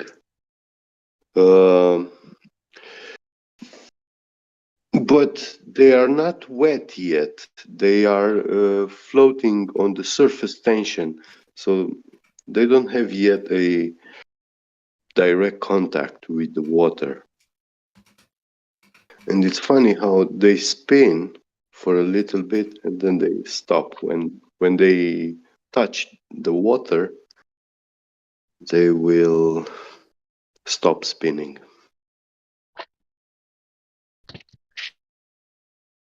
It's a very interesting phenomenon.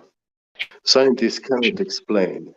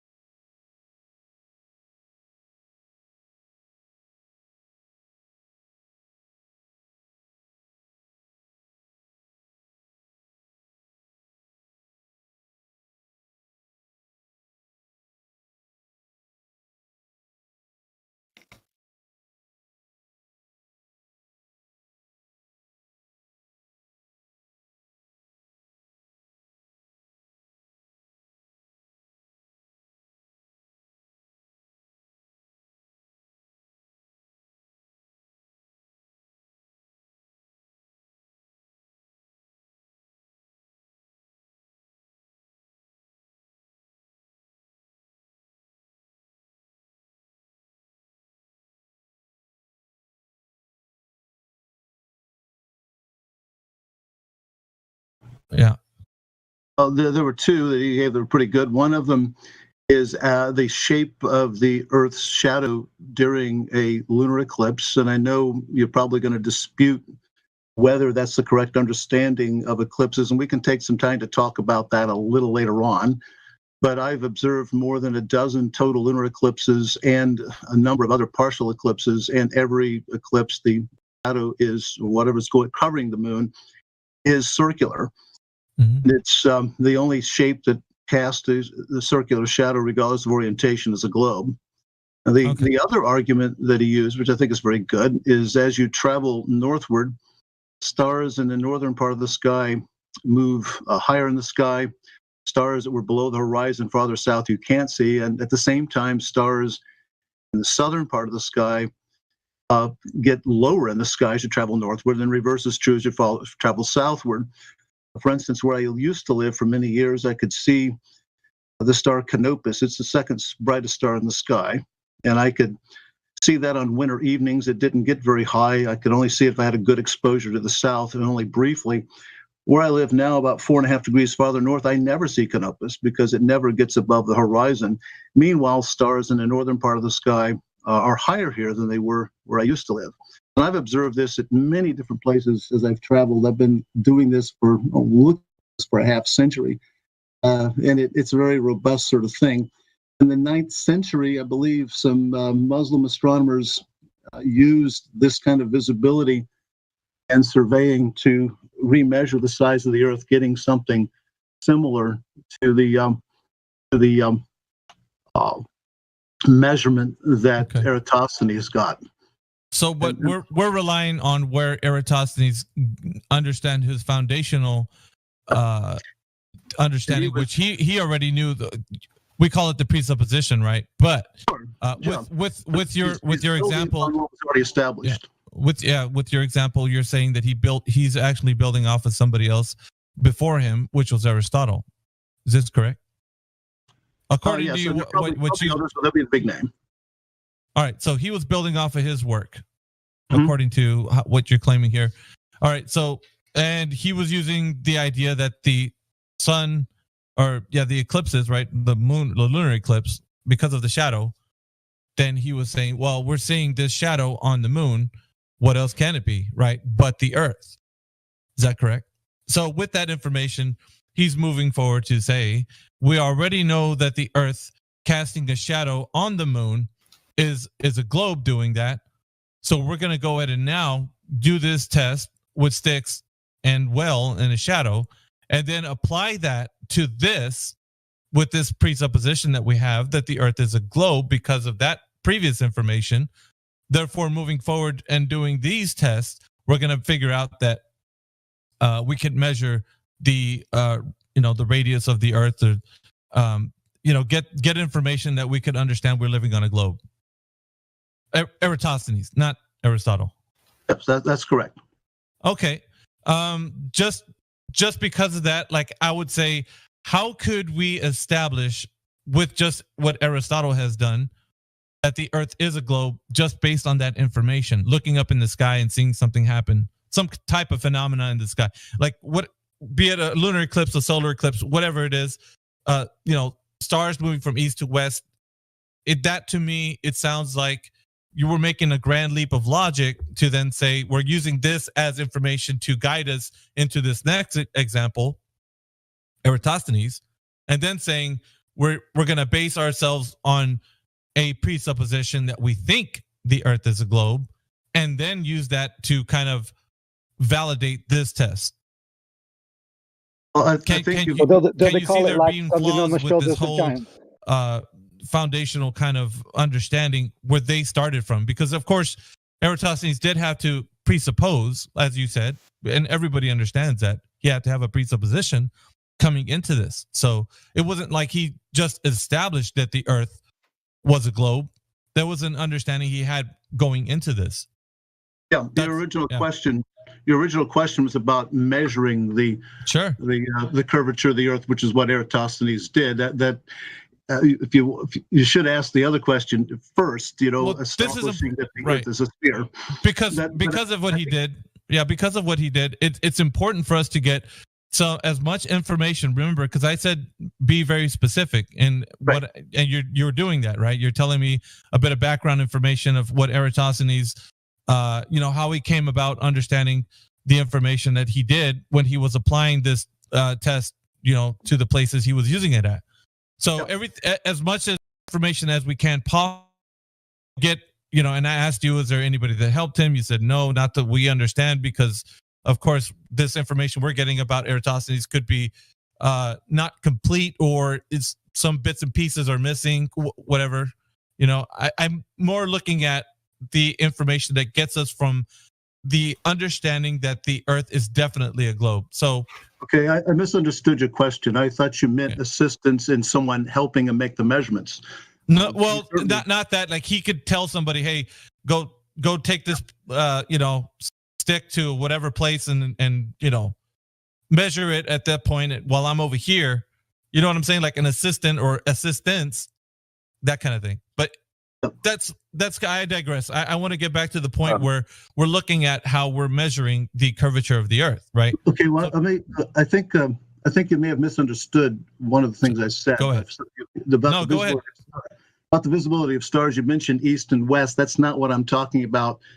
It's the visibility of stars north and south, above the north and south points in the sky, and as you travel north and south. It has nothing to do with east and west at this point. No. No, what I mentioned was the movement of the stars. No, I didn't mention that at all, and that wasn't my argument at all. Okay, well, we're establishing that the Earth is measured to be, a curvature, right? So the curvature part of it is like if you go from one place to the next and you see stars, closer to the horizon because you're going towards, let's say, the north or the south, and then you start seeing like, we could use the North Star, for example. The further you get away from it, it starts going to the horizon until you get further south where you can't see it anymore. That right there, looking at that, we can't then assume that the Earth is of any particular shape. Looking into the heavens is not going to give us we could definitely make assumptions. We could make declarations, and we could say, hey, you know what? Because I see this, I think that the Earth is such and such. That's all good and well. You can do whatever you want from that point, but establishing validation is the key. So we need to validate that information and say, okay, so now let's see if this guy who's Eratosthenes coming into the picture, he wants to do that. He means to do that, right? Like that's where we're at right now. So yeah, but I think you're misunderstanding the part of the argument here. Tell me what I'm misunderstanding, Danny. Okay, you're talking about the North Star. You're trying to interpret that in terms of the Earth being flat. And if the Earth is flat, no, moving.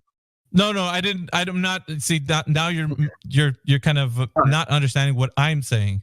Oh, okay. I'm not talking about the Earth being of any particular shape. No, I'm saying the person who's making the observation, Aristotle, right? Or as you would claim, why do we see stars and in the north, like the North Star, and as we drive away from it, let's say south, then the star actually moves towards the horizon. That's what I'm saying. So the idea moves, that people go ahead, Danny, go ahead. But if you're moving, I guess we're going to try to argue that as you're moving toward the North Star, it's going to look higher in the sky. You're going to have to interpret that in terms of what you think the Earth's shape is. If it's flat, you're going to see it rise higher in the sky as you move northward, but it's not going to rise in height or altitude the same way that it would if the Earth is a globe and the star is very far away. All right, that's so I think you're missing entirely. No, I haven't even got to that point yet. So what we're doing here, we're just establishing how people have these assumptions, right?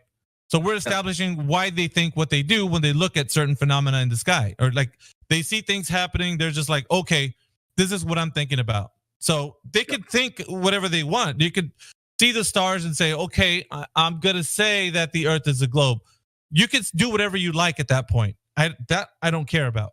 Right? Belief has anything to do with what we're saying here. What I need here and what we're establishing is a little bit of background information as to what Eratosthenes came about doing, and then where did he get his presuppositions from?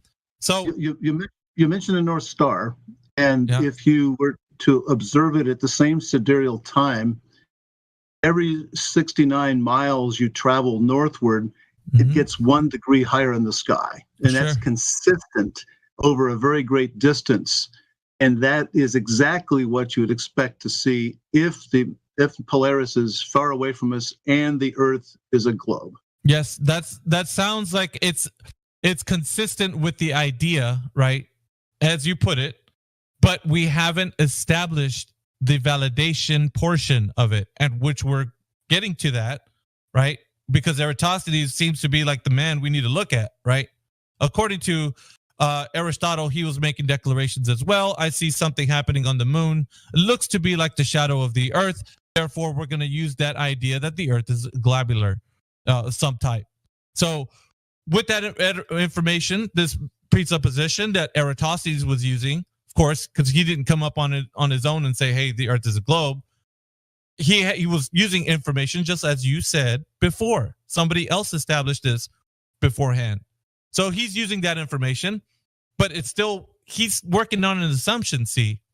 He hasn't validated that. So now he's getting to the part where he's actually putting sticks in the ground and he's looking down a well, and now he's making this claim that since people were postulating that the Earth, with the phenomena in the sky, it looks to be like we can say that everything is consistent with a globe.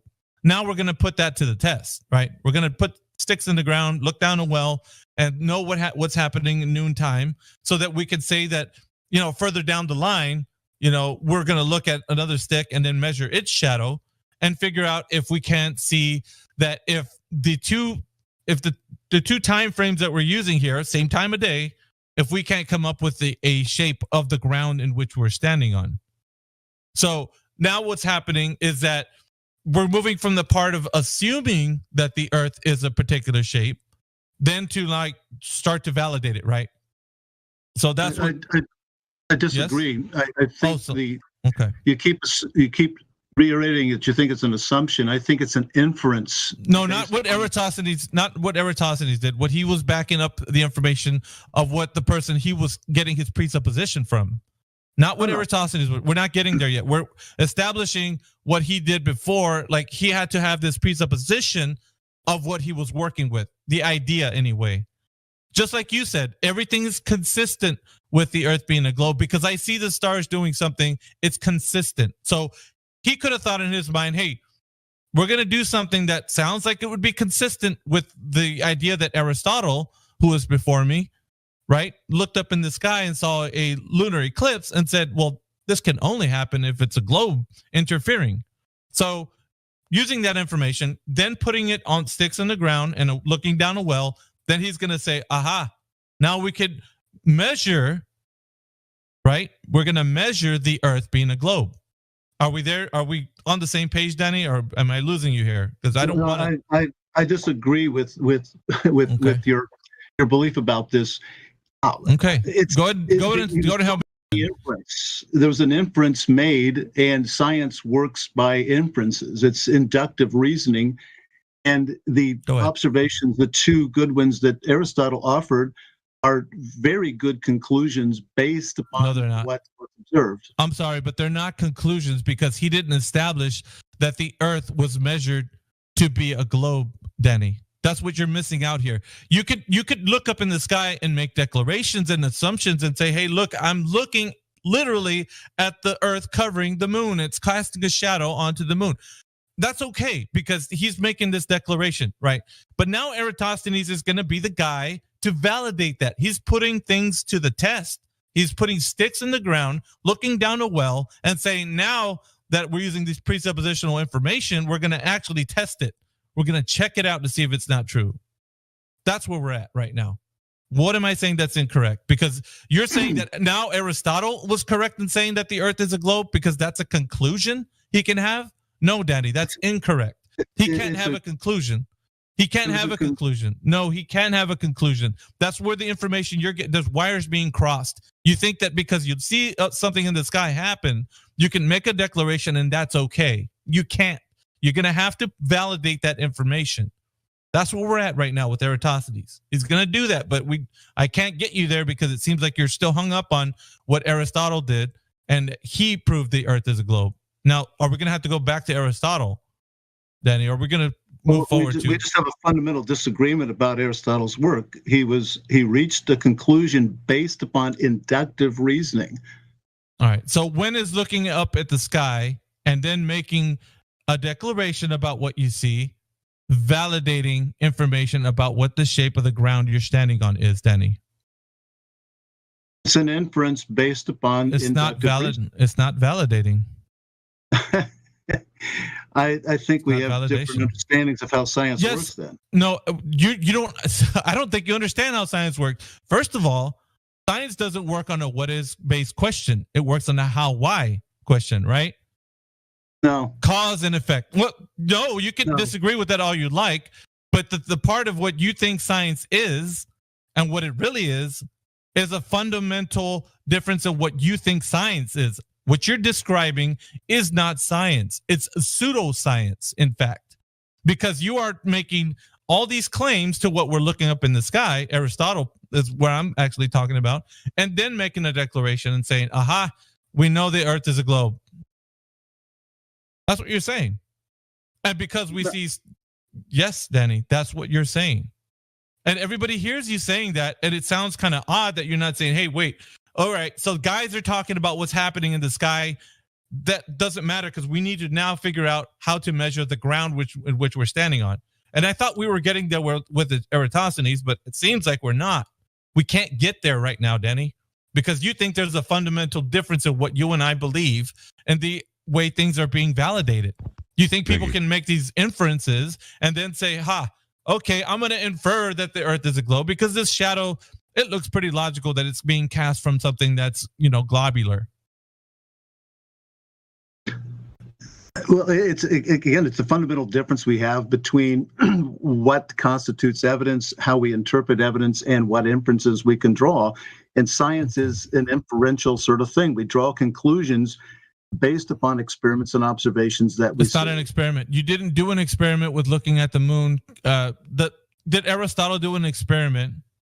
I said experiments and observations. Okay, so observation specifically only. That's all that Aristotle did when he looked up at the moon when there was a lunar eclipse. He did nothing of the sort of any kind of experiment. You can't do experiments with something you're looking at. But not all science is done with an experiment. All right. So what you're defining right now of what he's doing has nothing to do with science. Has everything to do with him making a declaration and saying, I see something happening. That is absolutely true, Danny. See, the thing is, you're not getting this right. People can look up at the sky and make any kind of declaration. My goodness, ancient people have been doing it all along. And you're going to agree that every declaration can be just put in forward and said, okay, because of the ancient people said this, that's what it is. No. Okay, that's my point, Danny. Now we're on the same track. No. We're on the same track. I'm saying I disagree with what you're saying. Okay, so anybody that looks up at the sky and makes an inference is correct, Danny? Is that true? Now you're twisting my words. No, sir. I'm actually making them more clear, because what you're trying to tell the people right now is that we can look up in the sky, see something happen, and then make a conclusion, Danny. We cannot do that. That is the most disingenuous thing anybody could do. No, it's not. Yes, Danny. And I'm sorry that this has to be the way that you find out, but you can't think that when you look at the lunar eclipse, you're going to say the Earth is a globe. This right here is only something that you've been taught. This is something that you've been taught and told because you think that Aristotle was correct, or some other person who looks up at the sky and says, haha, I'm going to ponder at what I'm looking at. And you know what? I think that light in the sky is a gas giant, or it's a red planet, or it's some kind of rocky surface of ice caps. Who cares? What I'm saying is, how are you then going to take that idea and move it into the realm of reality and say, I validated that information, I know it to be true? You can't do that. All these things are just ideas that you have. You're oversimplifying the process. Actually, I'm making it more clear for everybody to understand what has been taught to us and how we cannot validate this information because of the fact that it's in a realm in which you can't make any scientific experiments with. It's unobtainable right now to you and I. So if you were to make any kind of inference, then I would say, okay, what is your information that backs up the claim that you're saying that because you see shadows moving across the surface of the moon, notably the lunar eclipse, how are you then going to say it's the Earth? You can't do that. You're going to have to validate first how you know the Earth is a globe, specifically how they claim it to be, oblate spheroid, or whatever your pick is on that. But we're going to have to validate that information. That is key. You've got this backwards. No, sir. This is how we're moving. This is how we're moving forward, Danny. We're moving forward with understanding what our world is. But we can only do that if we validate information. Now, it's fine. Like I said, you can make every declaration you want. Being as you said, your background is an astronomer. You've been looking at the sky. That's fine, man. You could look at the sky and then say, hey, look, I think it's the Earth being, covering the moon, and that's why we have this lunar eclipse. Not saying you can't do that, but what I am saying is you're going to have to validate it if you're going to tell somebody that is what's happening. Once you understand the cause of a lunar eclipse, then you can use that shadow to probe the Earth's shape. That's the point. No, you're working backwards here, Danny. You have to prove the Earth's shape and then tell me that it's what's happening on the moon. You're backwards right now. You're actually you're in reverse. You actually have to. Yes, you are. You have to actually. That's the cart before the horse. You can't do that. You have to establish that the Earth is a globe, and then say because of this globe, it's casting a shadow on the moon that we see. Now, if that hasn't happened yet, Danny, they had to spin the Earth in the opposite direction for it to work for their theory last eclipse. By the way, just saying. Yeah. No, that's false too, but we can get to that later if we get that far. Yeah, I don't think we're going to get that far. I think No, we're stuck here. We're stuck in the mud, Danny, because of the fact that you think you can look in the sky and then make a declaration and say, aha, we found our answer. The Earth is definitely a globe because we thought about it being a globe. Now we see a shadow, and there you go. Everybody happy? Okay, a globe we're living on right now. Like, that is not the reality in which we live. We live in a reality in which if somebody says something and they make a claim, well, you better have some evidence to back it up, mister. You're not just going to get away with, oh, there it is. The Earth's a globe. Look at that shadow on the moon. So right now we're looking at what Aristotle's doing. We can't move forward, it seems. We can't get to the part where Eratosthenes was doing what he was doing, apparently, because you think that Aristotle was already correct. His conclusion that when he looked at the sky and said the Earth was a globe, that by God, that's it. Earth is a globe. We got our answer. No, sir, we can't do that. We have to understand how the Earth we stand on has to be measured to have this curvature in which everybody is claiming. So that hasn't been established, and until we can move forward to that point, we're not going to get it established, and therefore it remains a belief that you have unless we can establish that we can verify that the Earth has been measured to have curvature. So can I have a comparison? Is that okay, Danny? Because if we can't get to Eratosthenes, we're really not going to get anywhere. Yeah, we are at an impasse. Clearly, we are. Okay, so are we going to get to Eratosthenes now? Because it seems like we need to validate this curvature of the Earth. We can't do that just yet. What do you mean get to Eratosthenes? Well, right now we're stuck on Aristotle making the claim that he says that he thinks that it's the Earth on the lunar eclipse covering the shadow of the lunar eclipse and making that shadow on the moon, which is what he claims to be the Earth being a globe. Because what else can it be, right? It's consistent, as you put it. I guess we're such at an impasse at the very beginning that it's probably doesn't bode well for any further discussion. Well, it doesn't bode well, Danny, because we're not going to stay in the realm of make-believe. Danny, we're in the really is level here. The really is level deals with empirical evidence. It deals with people providing evidence for their claims. And right now, we just don't have that. There's no cowbell, Danny. What offered is empirical evidence. No, sir. It's not empirical. No, it's not empirical. It's what you claim as what you think that he actually was proving. And your whole worldview right now, you think that he made something very logical, has evidence-based. It's not. I'm showing you because if it did, everybody here would understand correctly that we could validate this information, and we haven't done that. So I've dismantled this idea that you have that you can actually look at the sky and make a claim and then stand by that claim. You can't do that because I'm going to ask you, how do you know? And you're going to tell me because it's consistent. Why can't you measure the ground? Why can you not measure the ground? Hang on, Jen. Hang on. So we have to stay within the realms of empirical evidence. Now, just like you said, we're at an impasse. I agree with you. But because of the fact that we can't move forward, here's what's going to happen.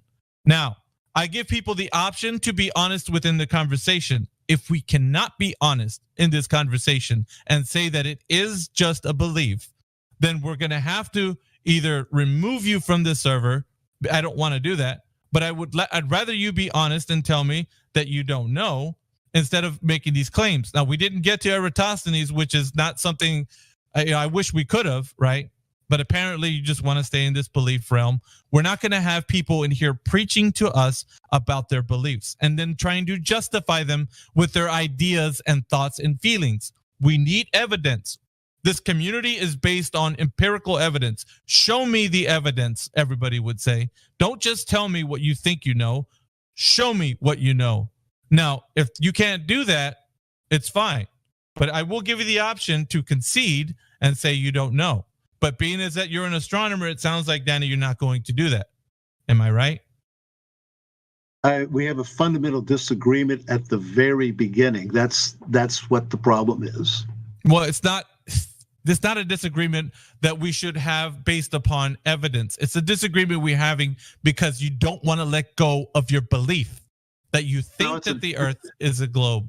It's a disagreement on the very basis and foundation of how these things are decided. It cuts down to epistemology, which is a much more fundamental thing than any of the details we're talking about here. I don't think we're not going to resolve this, Miggy. Yeah, we're not really. I understand, Danny, but because of the fact that you're holding on to this belief religiously, we're not going to be able to have. Now, remember that I want you to ponder this, because we did offer you an opportunity to go ahead and give us evidence based on what you think is true. Now, that hasn't happened yet.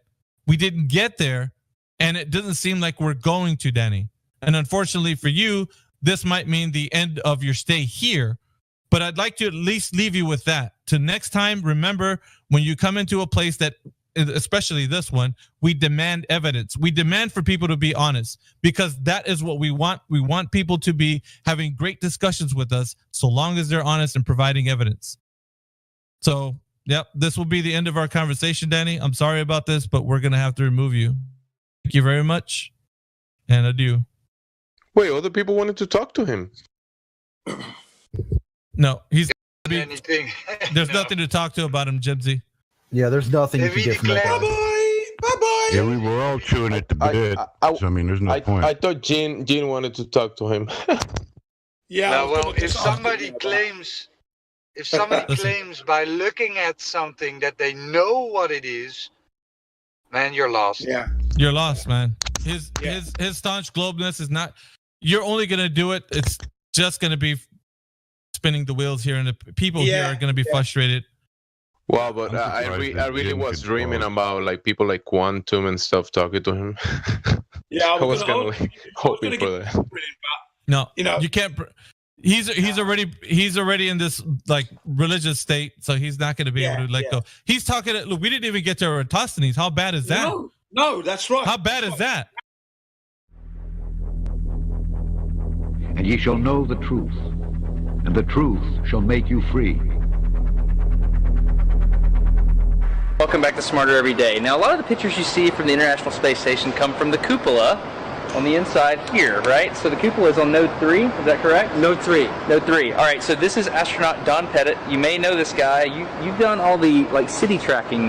Yeah, I've done a lot of cities at night, and then the nighttime aurora and time-lapse sequences of Earth. What you guys up to, man? Listening to the old Danny Faulkner debate? That was fun, wasn't it? What's up, Biggie? Nothing much. Yeah, that was interesting. What's up, Miggy? Yeah, I wrecked him to like no end at that time. That was so much fun. I tell you what. Did you know he came in the other day? What's that?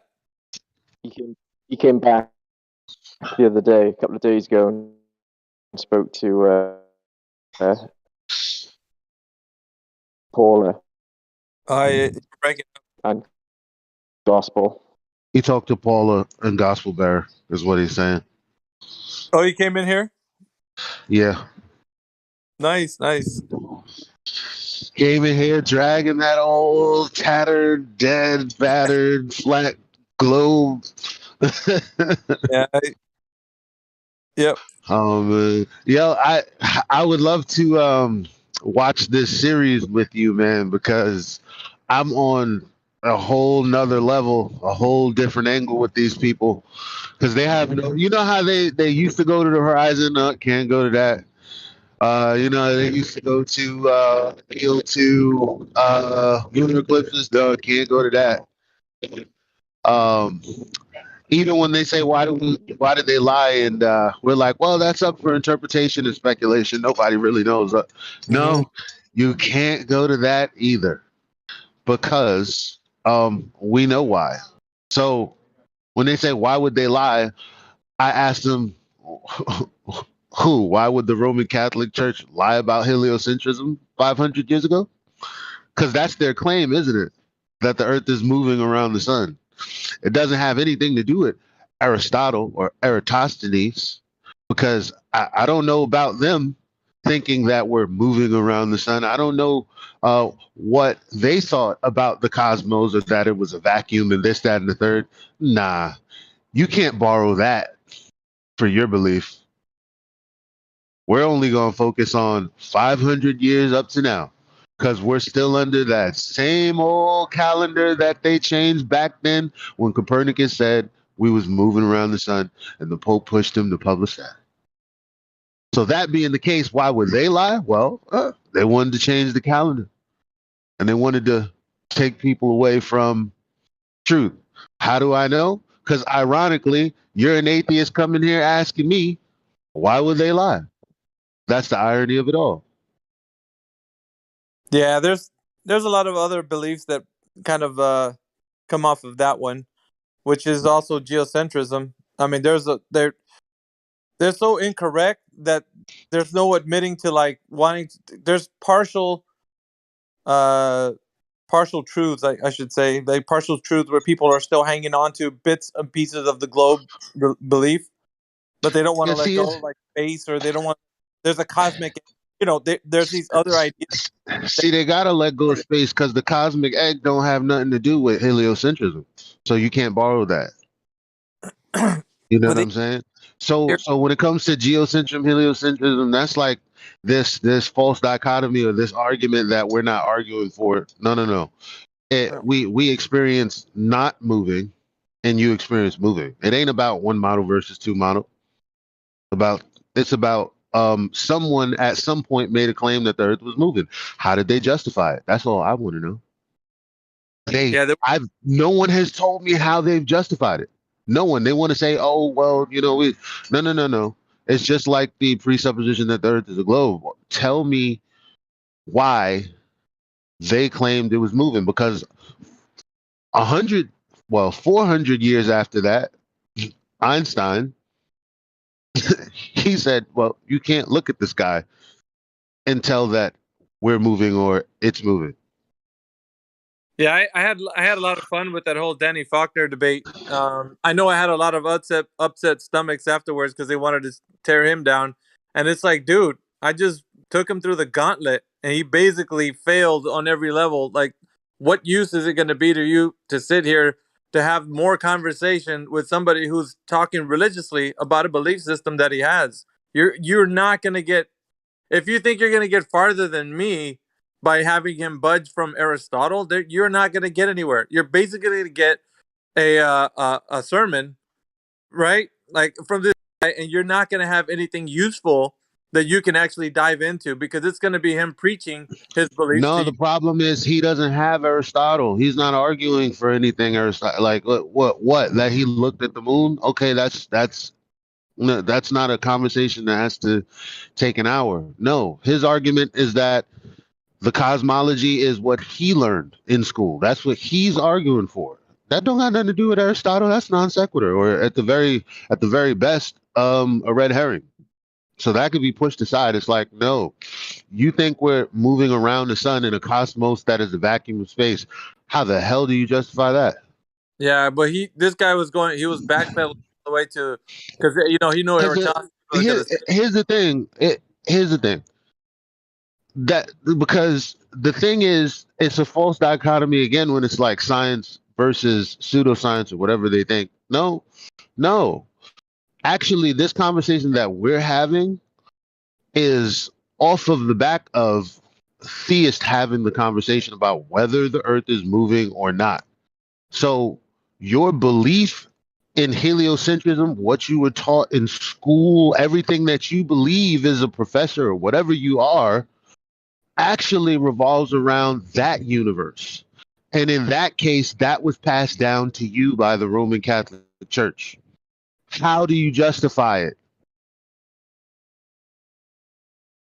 There's nowhere else for him to go unless you allow him.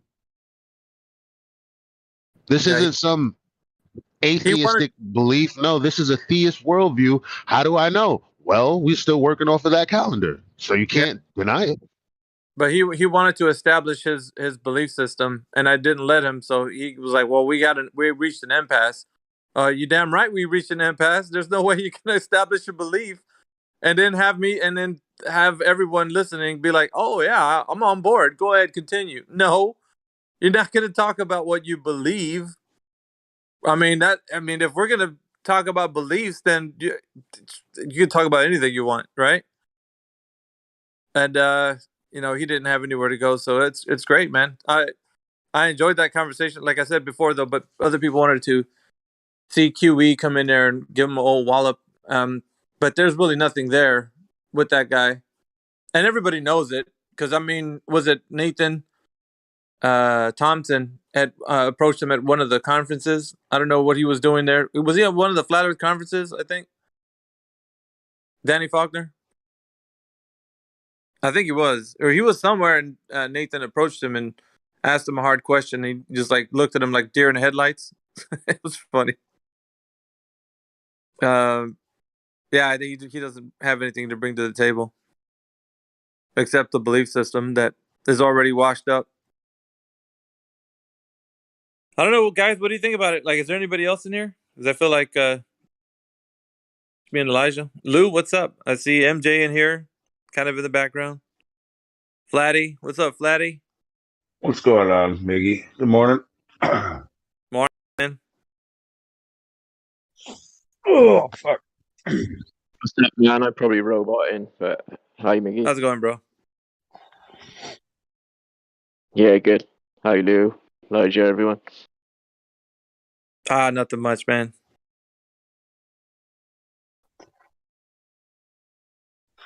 I'm getting over a cold that I've had since Tuesday after work. Pretty much sitting miserably this weekend. A lot of sleep. Are you sure it's not the thing that shall not be named? Yeah, absolutely sure. That's never been a question.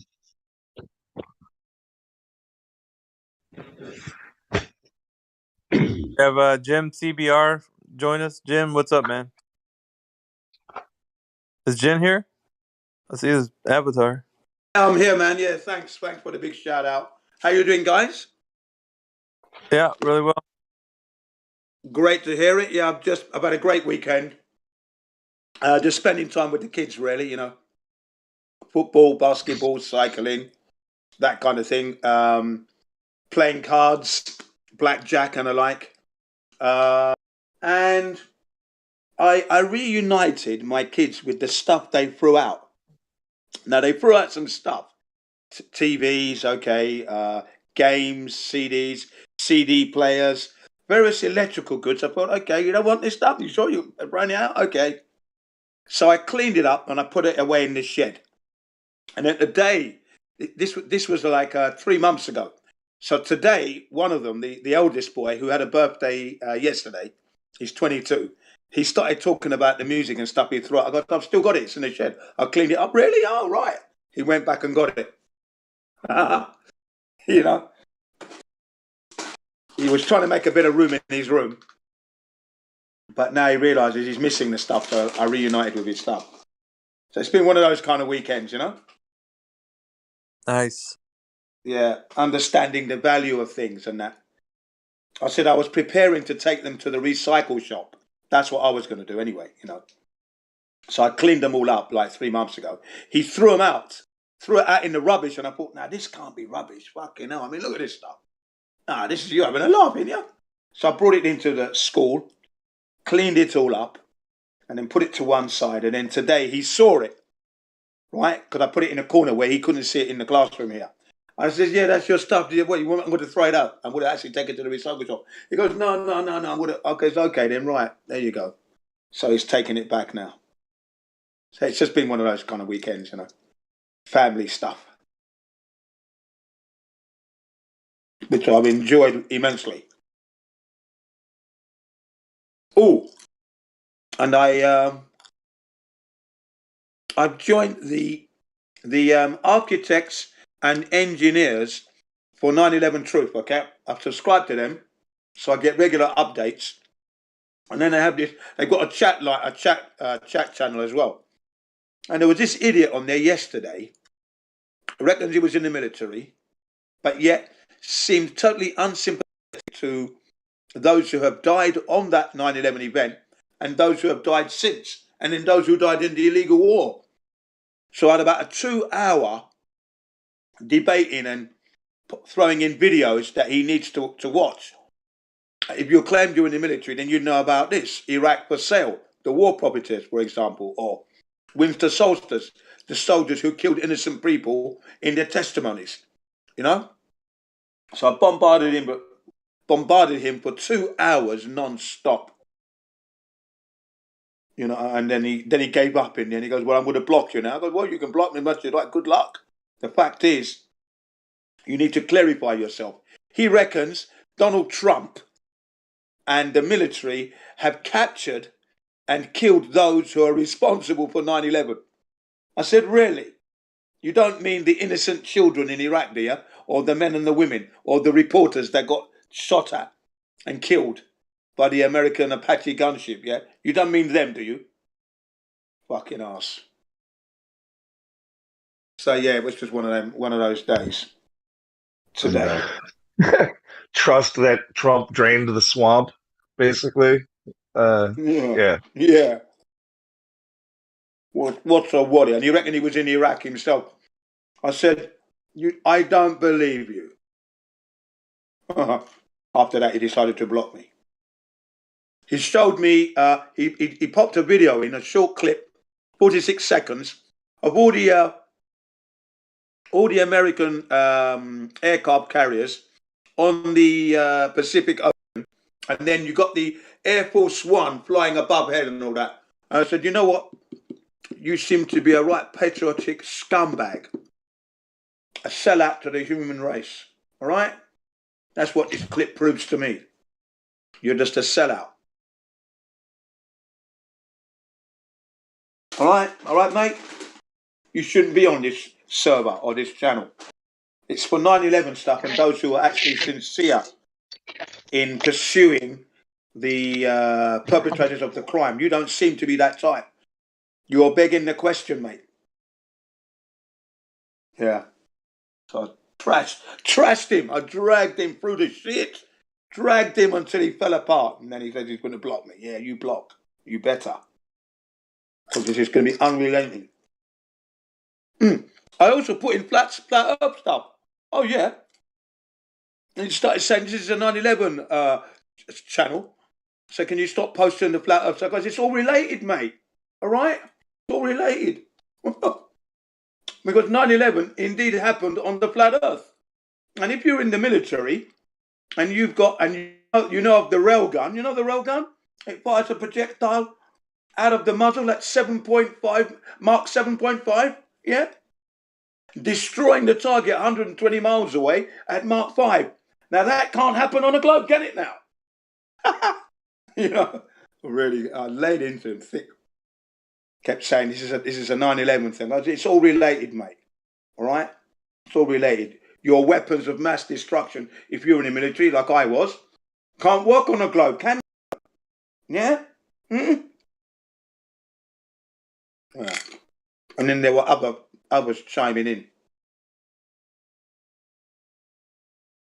I think I shocked them though. Danny, conversation that Miggy was that Miggy was in that was just playing earlier.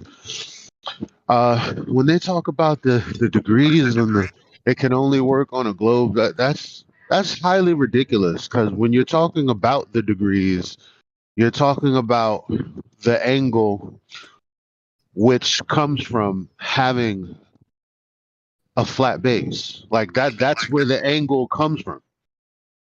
Now you can't. What are they talking about? This degree means this and blah blah blah. I don't get that because I mean, again, a degree off of the horizontal. Hey, I thought that was very odd. It starts from a horizontal plane zero. Horizontal zero. Yeah. You were there for the Danny Faulkner debate, remember? When I had it, you chimed in at the end because Danny's quite delusional. Yeah. How is he today? Still sick in the head? Well, he came in here, according to Elijah and them, like apparently he was in the server before already. Yeah, except for he his most recent time here, though, they talked mostly about the Bible, and the moment that it turned to flat Earth, he put himself on deafen and stopped listening. Oh, deaf and dumb mode. All right. I don't know how these people can have that conversation. Well, they won't be able to have that kind of conversation around me anymore. Seeing is that when it's in that realm again, it's so you take the views of the Roman Catholics. I mean that's it. All right. Like so you I mean you're only able to believe this because, well, through their influence, this idea spread. So, what was their justification, and what's your justification for going against your cosmology? Because obviously, that's why Martin Luther was upset. That's why John Calvin was upset. That's why a number of historical people were upset. That's why they said in their writings that it's absurd to think that the earth is moving. Why are you guys saying this? All we're asking for, all they were asking for, is evidence of the claim that they're making if they're going to go against the word. But that's the context in which they need to be arguing. It's not an argument as to what the cosmology in the Bible is talking about. That's not an argument. That's silly. That's silly. You know what it says. And you know why they were arguing. Because they were asking them again, why are you deferring from the cosmology?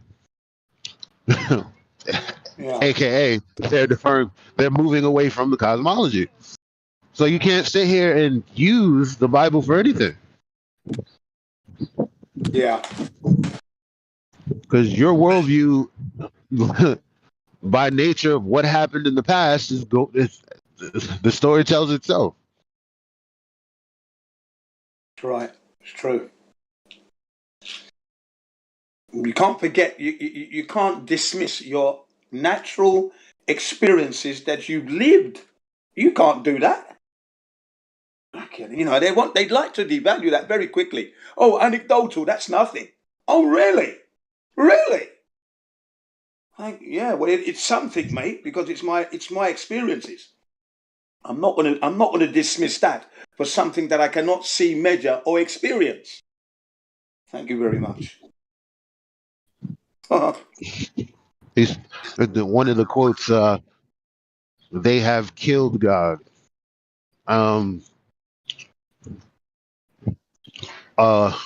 Where is up? What is down?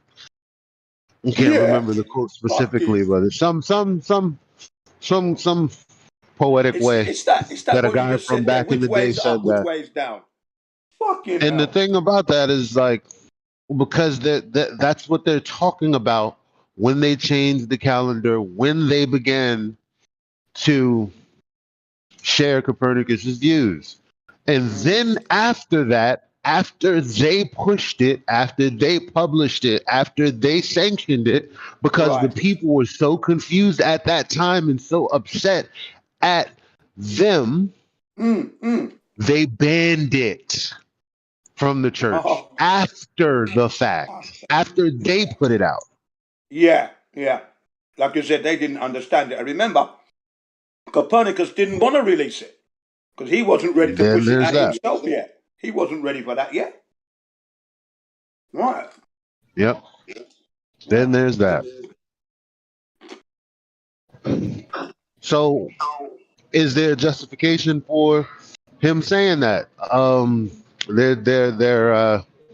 Where is God? They've killed God. Well, when people come in here asking us why we believe in creation, we believe that this place was created, why we don't believe that we evolved from whatever, well, that is the result of what the guy was warning about that many centuries ago. Right. You can't sit here and say that that's not relevant. Exactly. Well, thank God Globers die quick. They live short lives. No more than 60 years.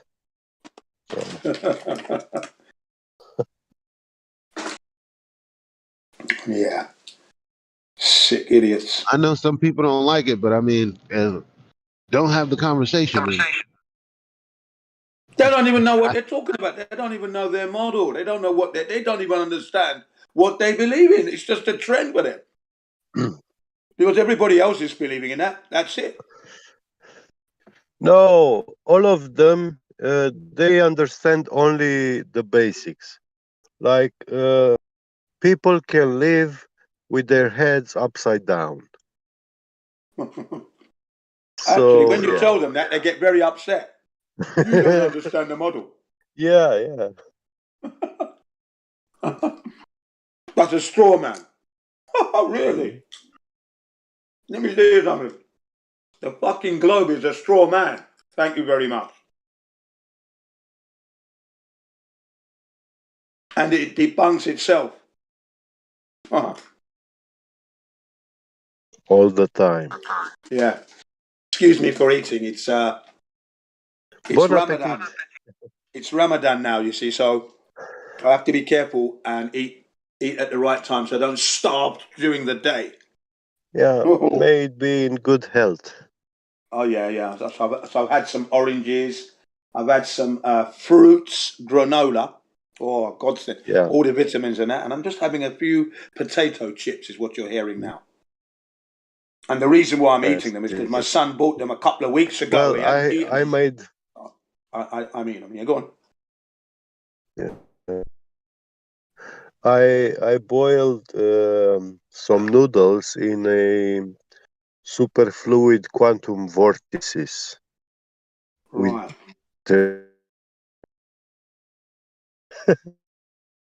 I remember in the 70s, right? Potato chips, American potato chips we used to get in England, okay? And the British ones. And it used to go well with yogurt. Plain yogurt or yogurts and hazelnut yogurt and potato chips. Wow, that was a combination. Back in the day, that was a combo. Potato chips and either plain yogurt, natural plain yogurt, or yogurt with hazelnuts. Yeah, my dad used to like it. I used to like it as well, back in the day. Mm.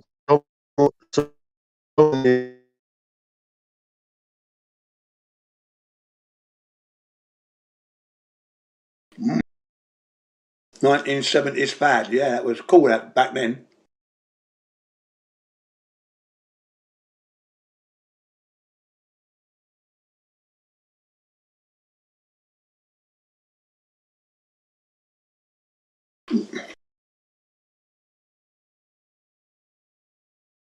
I haven't had yogurt in over 22, 23 years plus. More than that, yeah.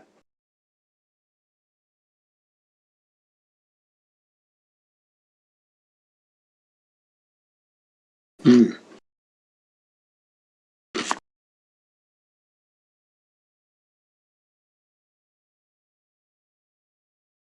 So yeah, you're right, my man. They shouldn't be getting angry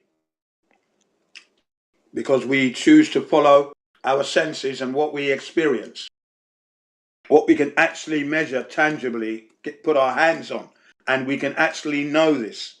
Doesn't require a faith now. We don't have to have faith for it or believe in it. We can actually use the senses we have. And anyone says they don't use their senses, any glober, he's a liar. He has used his senses to speak. So he's just lying already. He uses his senses, he or she will be using their senses every second they're alive, every second that they are awake.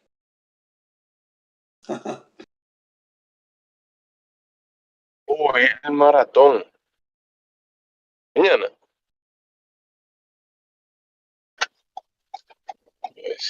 You know, Hola, ¿cómo está? In this concept of mine, not just mine, because this idea is not originally from me, but with the helium, superfluid helium sky, like the ocean with that liquid, it's such a cold environment, medium, that we cannot go into it because it repels you. we are 70% made of water, and to break the molecule of water, we need to add energy input to break down that molecule, to separate the hydrogen. You're talking about water gas. To separate the hydrogen from the oxygen, we need to do something like electrolysis. That's Bro. Yes.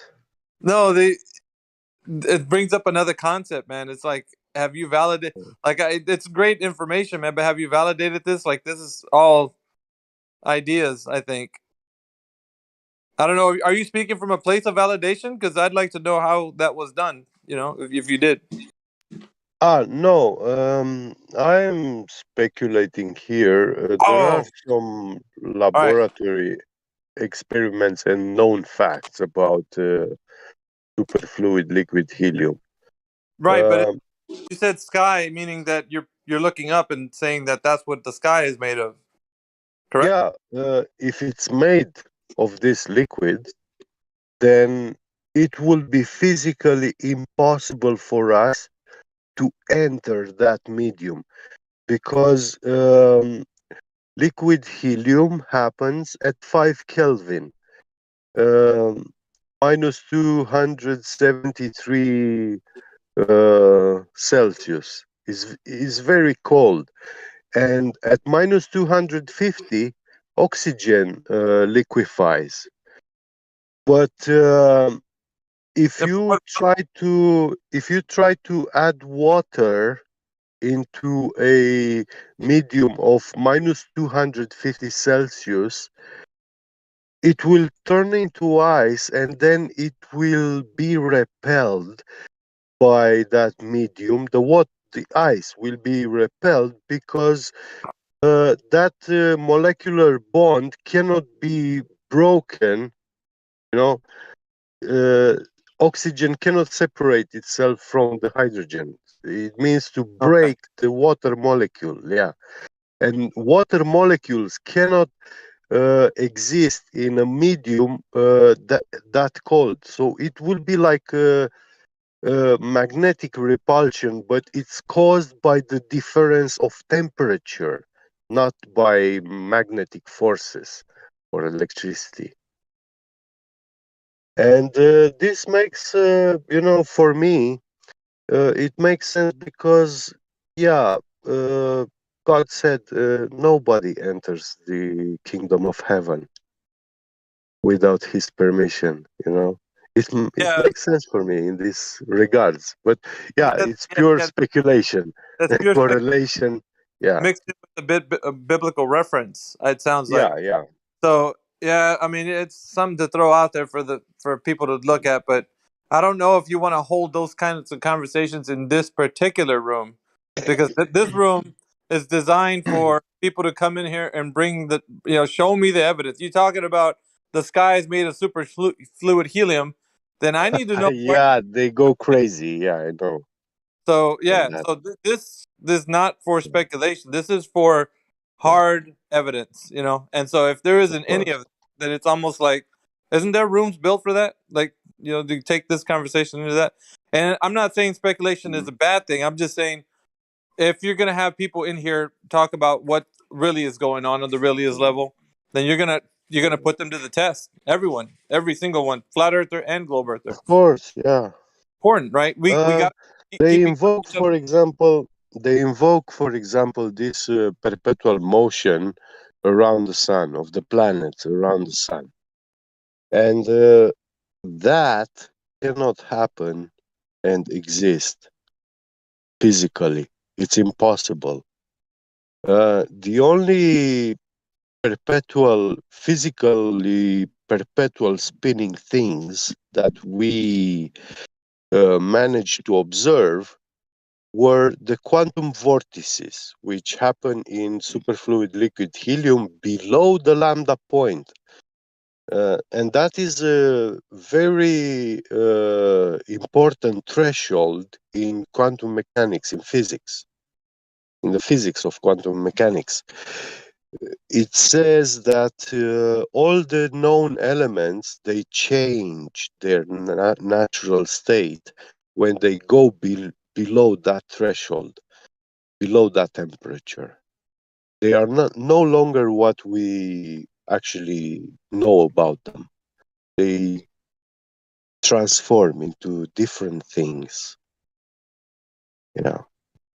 superconductors, superconductivity, supermagnetism, etc. And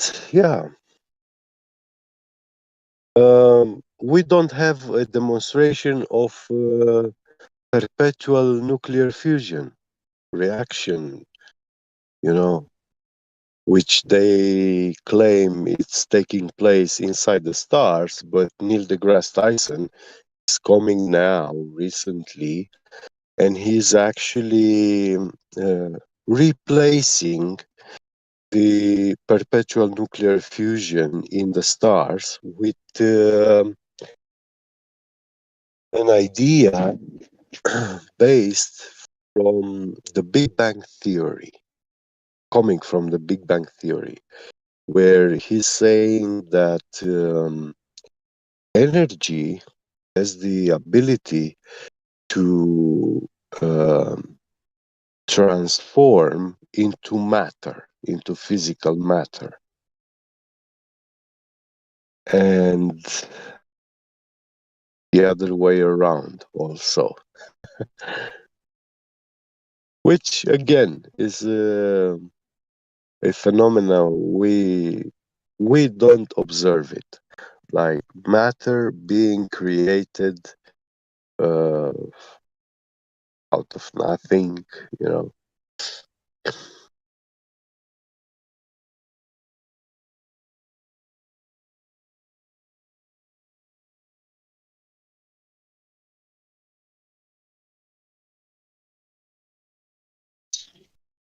Oh.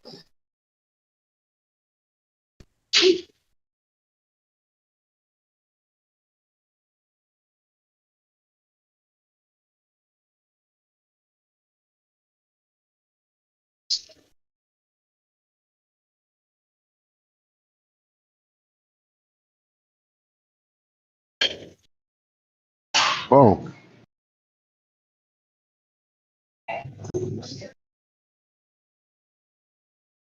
Any Globers on a Sunday morning?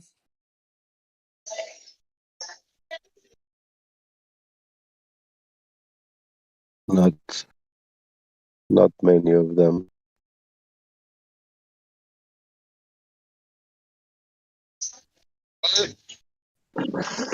Now, only the hardcore flat earthers, man. Yes, Earth globe, because globe. Globe. Science. Science. Just globe. Am I doing this wrong? Oh, all right.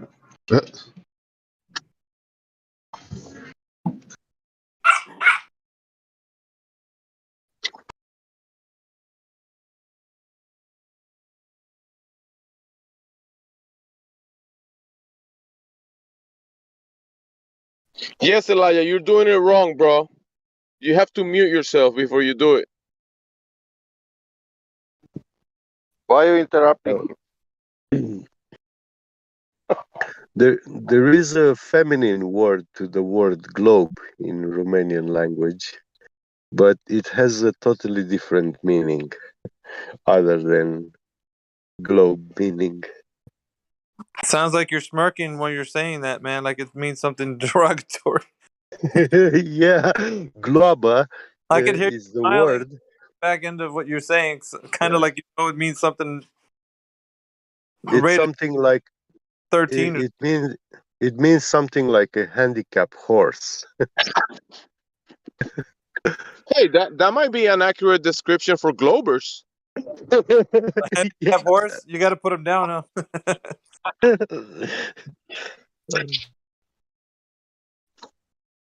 Leg was broken. We got to drop back and shoot her.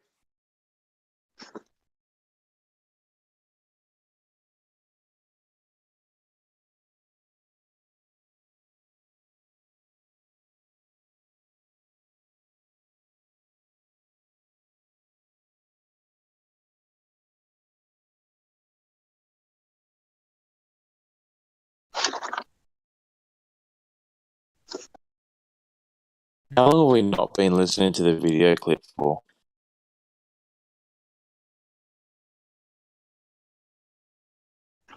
What video clip? Sorry, the voice clip.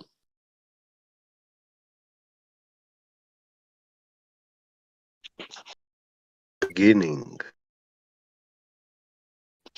Everything was into a small point. And boom. Bang. Big bada boom. Yeah. And voila, you have Swiss cars and electric vehicles. Yeah. It's good to hear you back, Miggy. I actually thought we were just playing that voice clip and it was just kept on going. No, it's me, man. I'm actually talking right now. Yeah. Yeah. What about you, Anthony? What you been up to, man? Just trying to look after the children and survive without being allowed to work. Hopefully you're doing okay financially, man. That's it's a rough patch over there for you guys.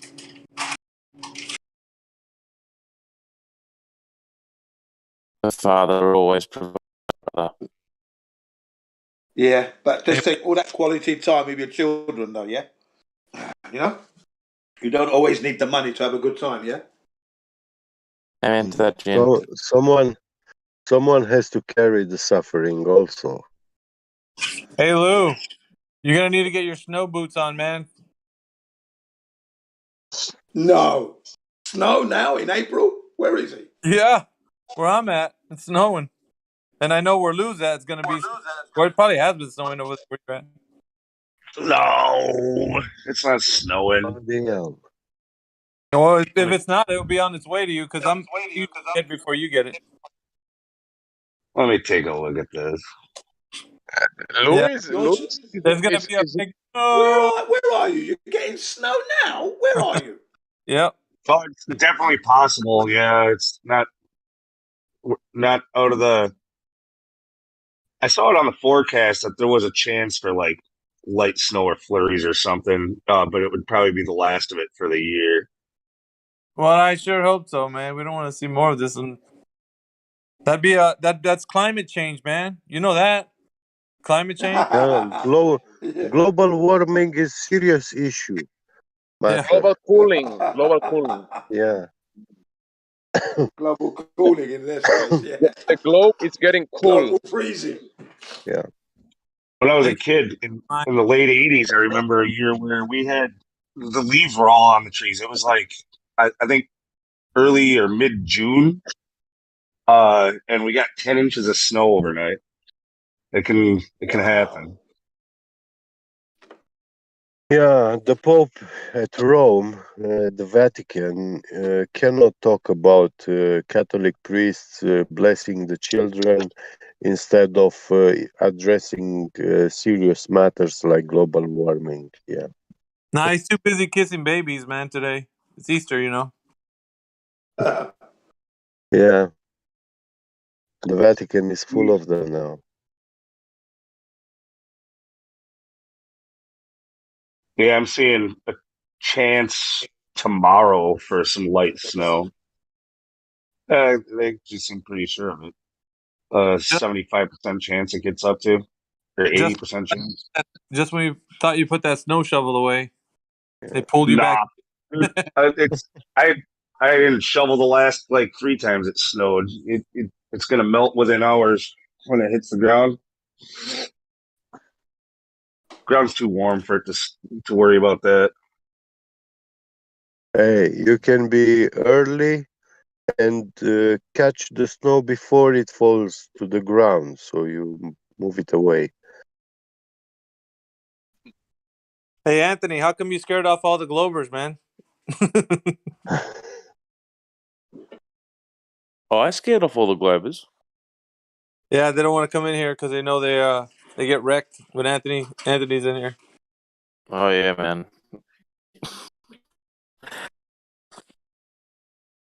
I really enjoyed listening to you talk to Mr. Faulkner. from a year ago, bro. That was just it was poetry in motion. Yeah, he doesn't like. Well, I mean, he came in here. He won't have the conversation with anybody in here anymore. I don't think he will have enough gumption to do that. Personally, Well, apparently he did. Yeah, it's been destroyed forever. Didn't he come in last week, guys? Yeah, but I'm saying having the conversation in here about that, I don't think he might talk about, weather or what color is his favorite, but he won't ever talk about this. Not in here.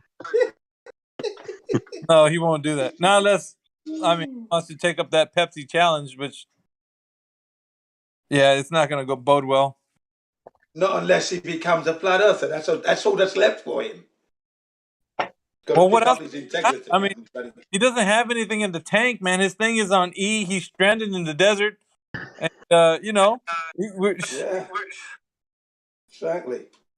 Yeah, just like Eratosthenes, stranded on a magic camel in the desert.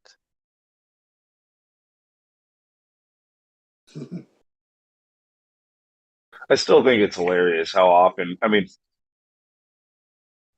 we have to debate Aristophanes, like what he did and all this stuff, and still nobody knows. It's debatable whether he really even existed.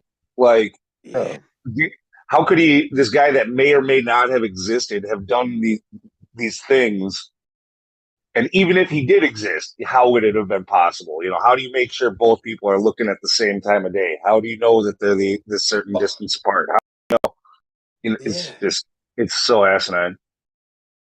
Well, the heliograph wasn't invented. Not even the smoke signal communication wasn't invented in that time. I mean, we learned the smoke signal communication from the American Indians. And then, meanwhile, back in Africa, they're using They always gloves. make us. They always make us, though, for the sake of argument. Like let's just accept that Aristophanes did exist. Like, it's one of those things that we. It's one of those things that we give them. We're like, fine. Yeah, all right. He existed. He existed. Let's go from there.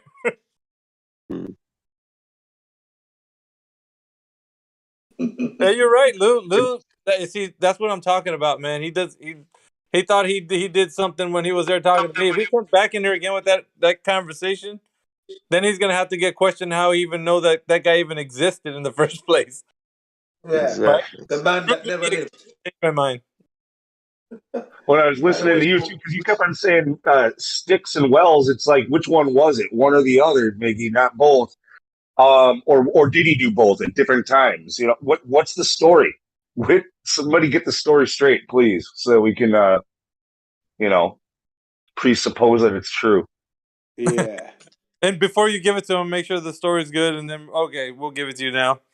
I don't know, dude. Like, I've heard people say that it sticks, and some guys said it's two wells, and it's weird.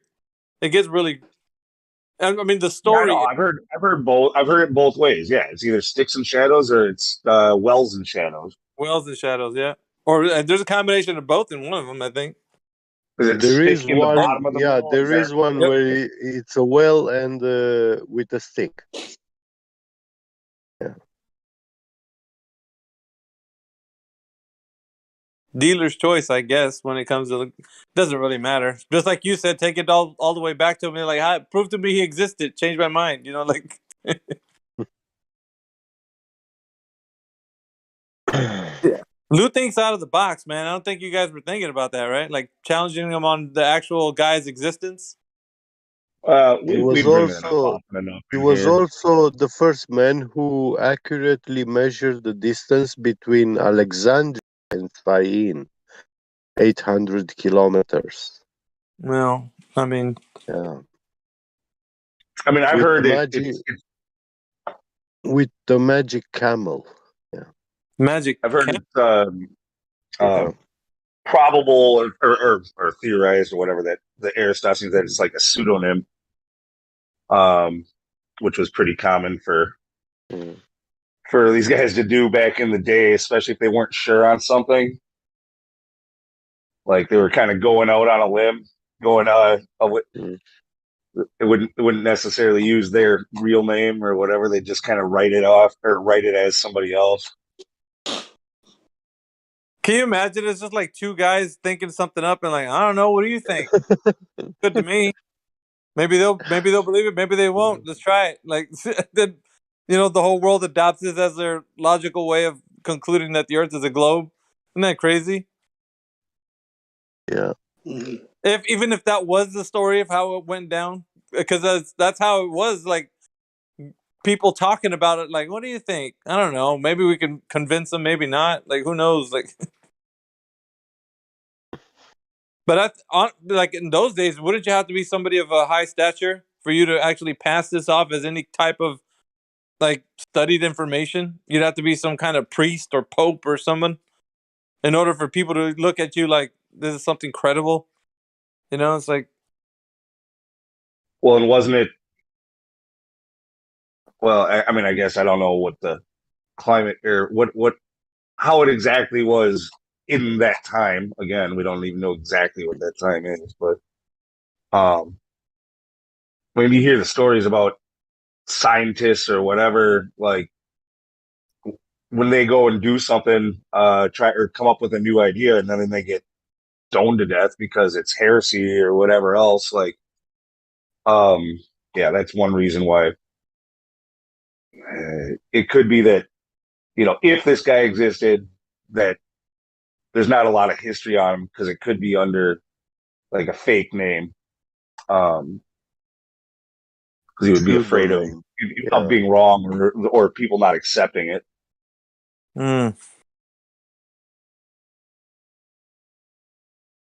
Persecution, you say? Just some stuff I've heard thrown around. And when your name was Eratosthenes, everybody would make fun of your name. What name is that?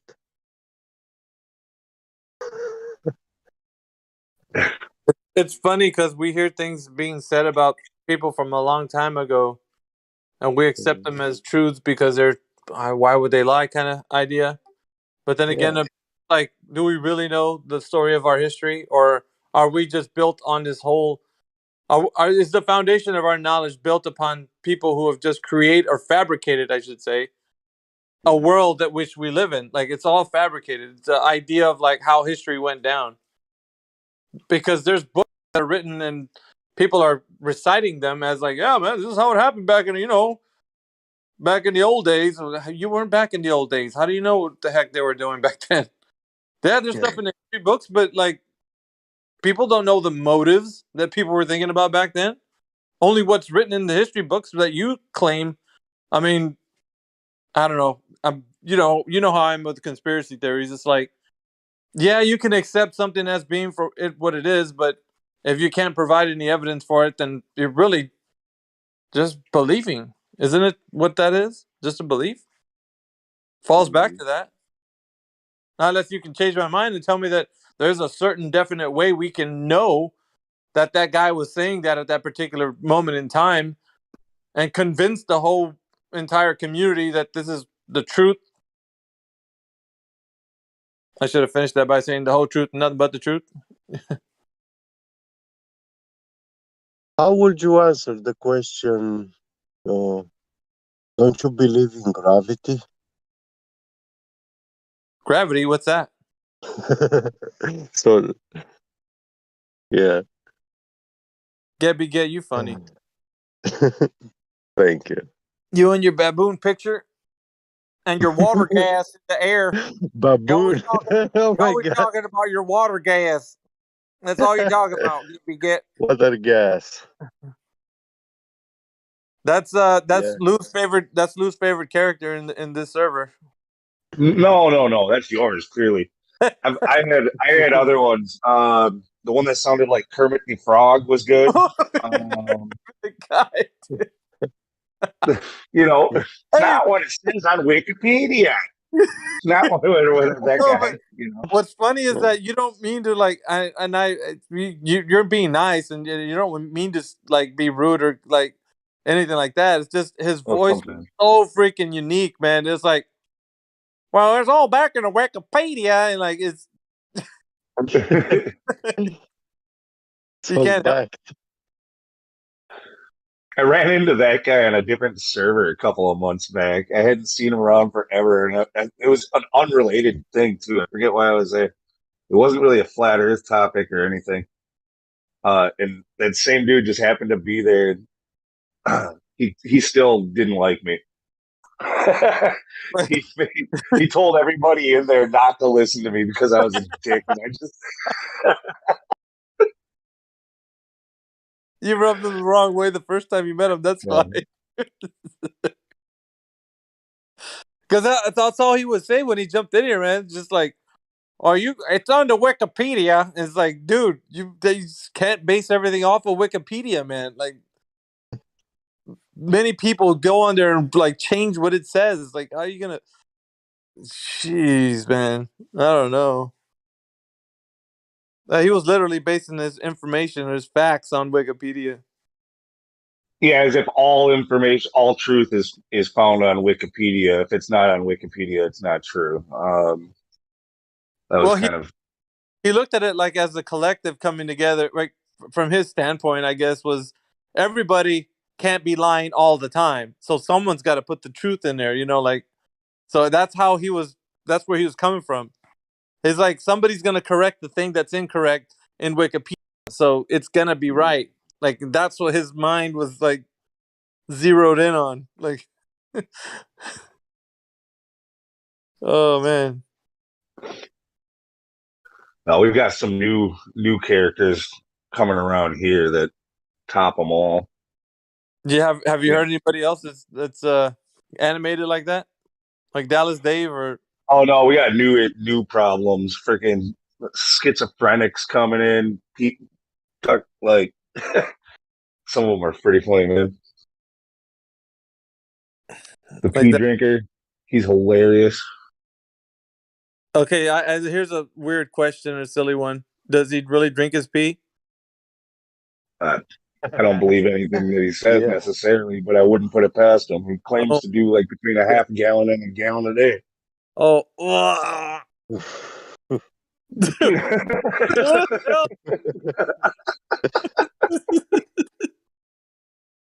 tastes like Gatorade. I don't know why I said it in that voice. Gatorade. Wait, you're not supposed to drink your pee? And you can come on, man. Come on, man. You can make also chaka coffee with it. Nah, man. Oh, hey. We know the astronauts drink it like they drink Tang, don't they? I mean, they're honestly. Look, man, and we're not even kidding about that. You can go look that up. They are drinking their own pee. Yeah. Doesn't Don Pettit talk about it? Yeah, I drink my pee. They love talking He's about making coffee. Yeah, dude. It's chugga coffee. Yeah, that machine is actually on the back side. It's the toilet, and on the front side is the coffee machine.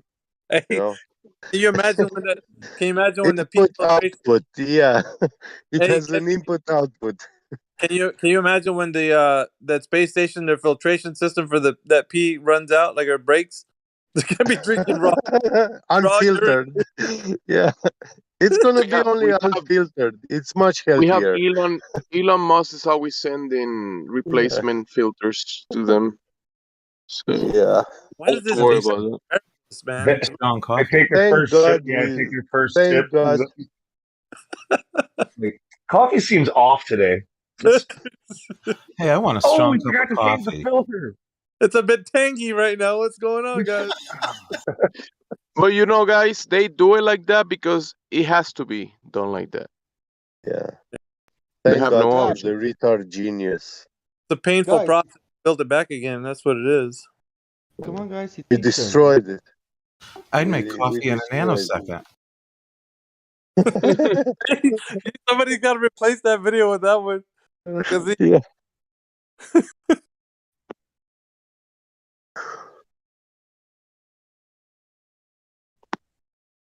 10 fun ways to spruce up your morning. There should be a caption on a video like that. Coffee creamer? Nah, don't need it. I'll be questioning the source of that. Love it.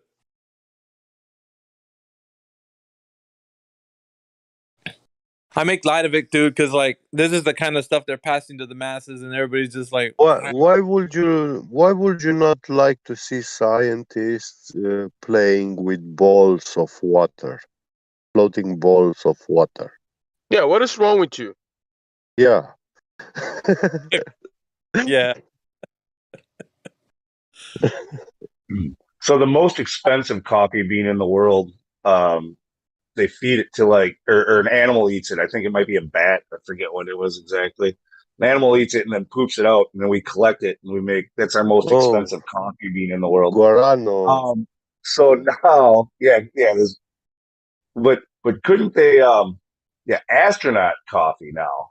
That should be even more expensive, right? It is the most expensive coffee, but it's not made of coffee.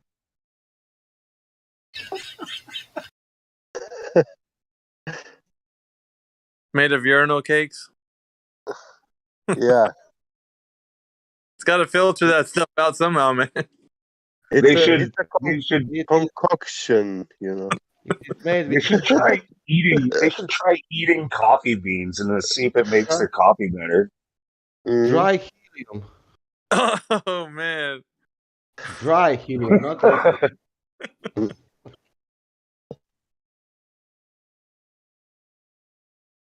One of the perks of being an astronaut. The list of perks. No, this thing we call excrements here in space is actually fertilizer. Dude, can you imagine, like that is the worst pitch that anybody can give you to be an astronaut though, right? Okay, check it out, man. You get to drink your own pee. That's yummy. Yeah. You get to lose bone mass. That's wonderful too. Yeah. Sleep at night because you can't rest your head on a pillow and you have to be floating like in one of those, what do you call those chambers, guys? Sleeping bags. You know, like the hell? Who wants all of that? Well, you might go into psychosis. By the way, you might get burned by the sun or froze by the temperatures up there. That sounds like a great idea. Let me be one of those. Like how's even the coffee? No, if you don't know that the sun burns, then it's not gonna burn you. Just like the Van Allen belts. If you don't know about them, you can go straight through them. You don't need to show any passport, anything. You know. Oh, so long as you don't know about them, huh? I didn't know about. Yeah. You don't need shielding. You don't need anything to go through. So not knowing is the shield. Oh, I got it. Yeah. Not knowing is the holy grail, of science. Ghosts won't bother you. Ghosts don't bother you if you don't believe in them. So why not? Yeah. Everything else. Yeah, I like that idea. Yeah. Works for me.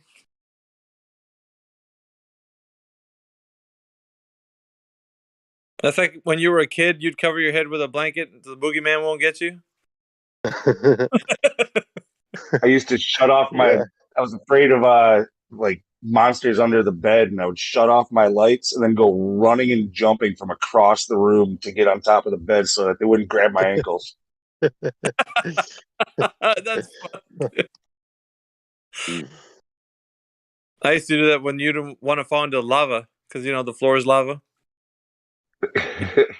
Jumping from couch to couch. Mom used to hate that. So, Lou, you're saying that if your dad or mom was hiding under the bed and when you tried to jump on the bed, they would grab your food, you will be making instant coffee. Yeah, monster. Yeah, I would have been making instant coffee if anything grabbed my ankles. Like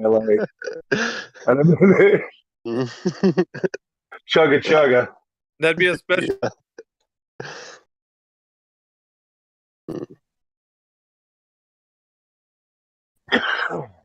The best part of waking up. Yeah, it's called real good engineering. Real good engineering. Yeah, I guess. If fish can do it, so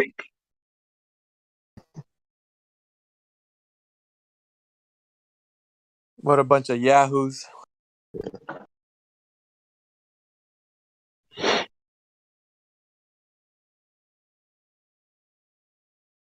I put it to the same category as those guys that want to go to Antarctica, man. Dude, let's go to Antarctica and find out. I ain't going to no Antarctica, man. What the heck's wrong with you? Go if you want to go ahead. You ain't just gonna throw a bunch of Walmart sleeping bags in the back of the truck and drive there, man. It's not that easy. You just Hey, man, all we need is $5 billion. That's it. Yeah, that's. Hey, Jeffsy, like who was it, man? That one character. There's a couple of them now. There's like a few that actually come into the server, and be like, "What are you guys doing talking about flat Earth? We gotta be mobilizing, man. We gotta go to the Antarctica and go down there. What's going on here? You guys, nobody, you're not gonna get nobody convinced being in here. Like they're always about the proactive kind of, get everybody riled up and pitchfork and torches, and we're all just like, yeah, like let's all storm Antarctica at once. How are they going to stop us all? They can't stop us all. Yeah, let's ninja rush Antarctica. Yeah. I would call it hectically rush to Antarctica. Yeah, but how do they make it sound appeasing to any one of us? Like coming in there and saying that's gonna be like, dude, we just gotta all go down there, man. I'm telling you, we get a boat. Look, man, I just gotta say, $1 billion, man. If we had $1 billion to take one of those icebreaker boats, we get all the way down there, bros, and we'd be able to point up at the dome right there, man. Would be right. I'm like, dude, shut up, dude. Like you wouldn't even get halfway there before the Navy stops and say, turn back around, guys. And you're gonna be like, no, man, we're in for a worthy cause. This is being live streaming YouTube. This is live stream on YouTube. Like, dude, there's no internet out here. What you I can. This is your last warning, you dumbass flat earthers. Turn around now. The Navy would be saying something stupid like that, right? Turn back around, dumbass. We're gonna punch a hole in your boat if you don't turn around. A 50 caliber.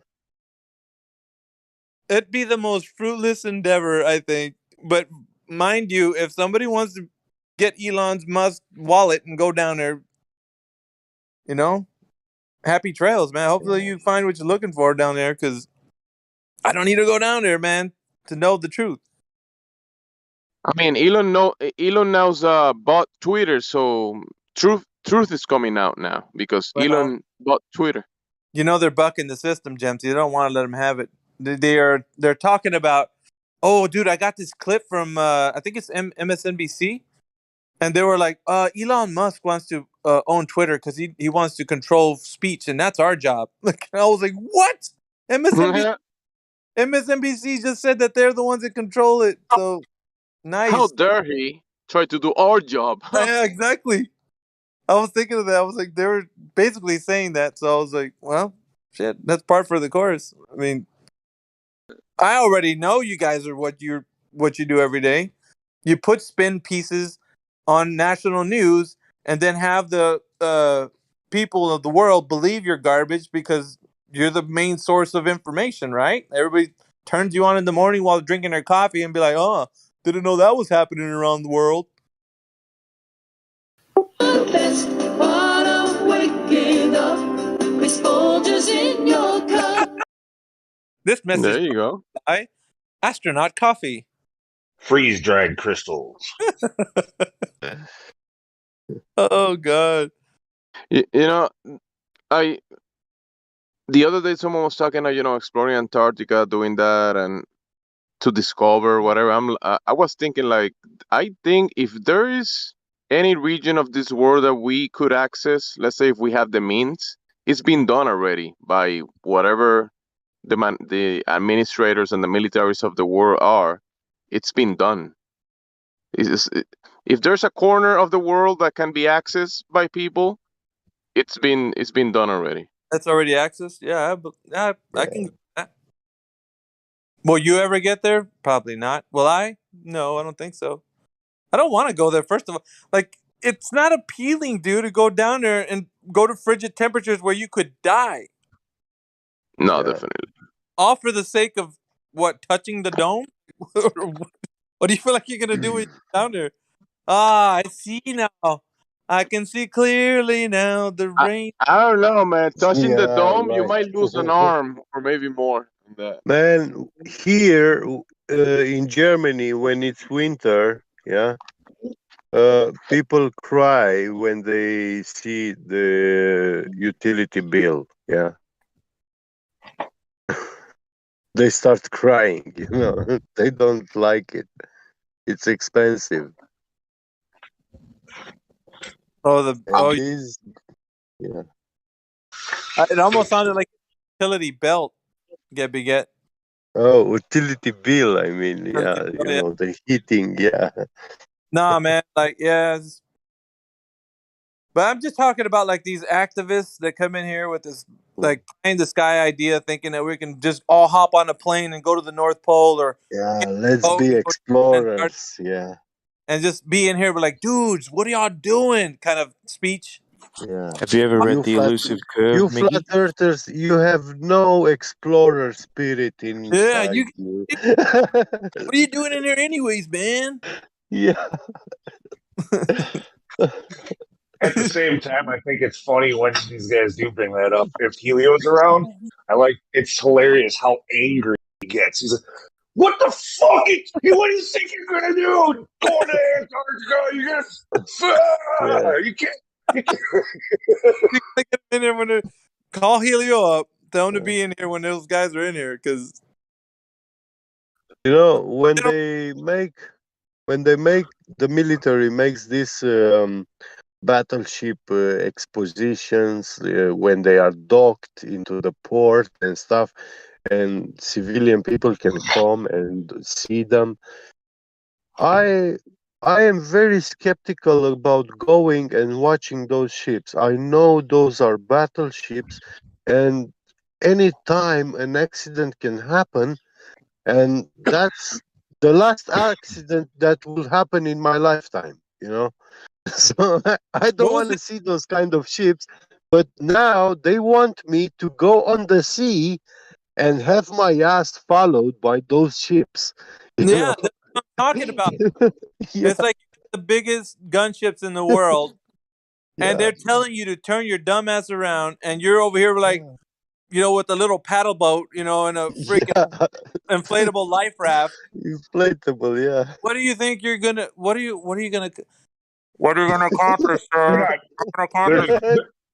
They're not really gonna shoot us, guys. They're just bluffing. They're not gonna.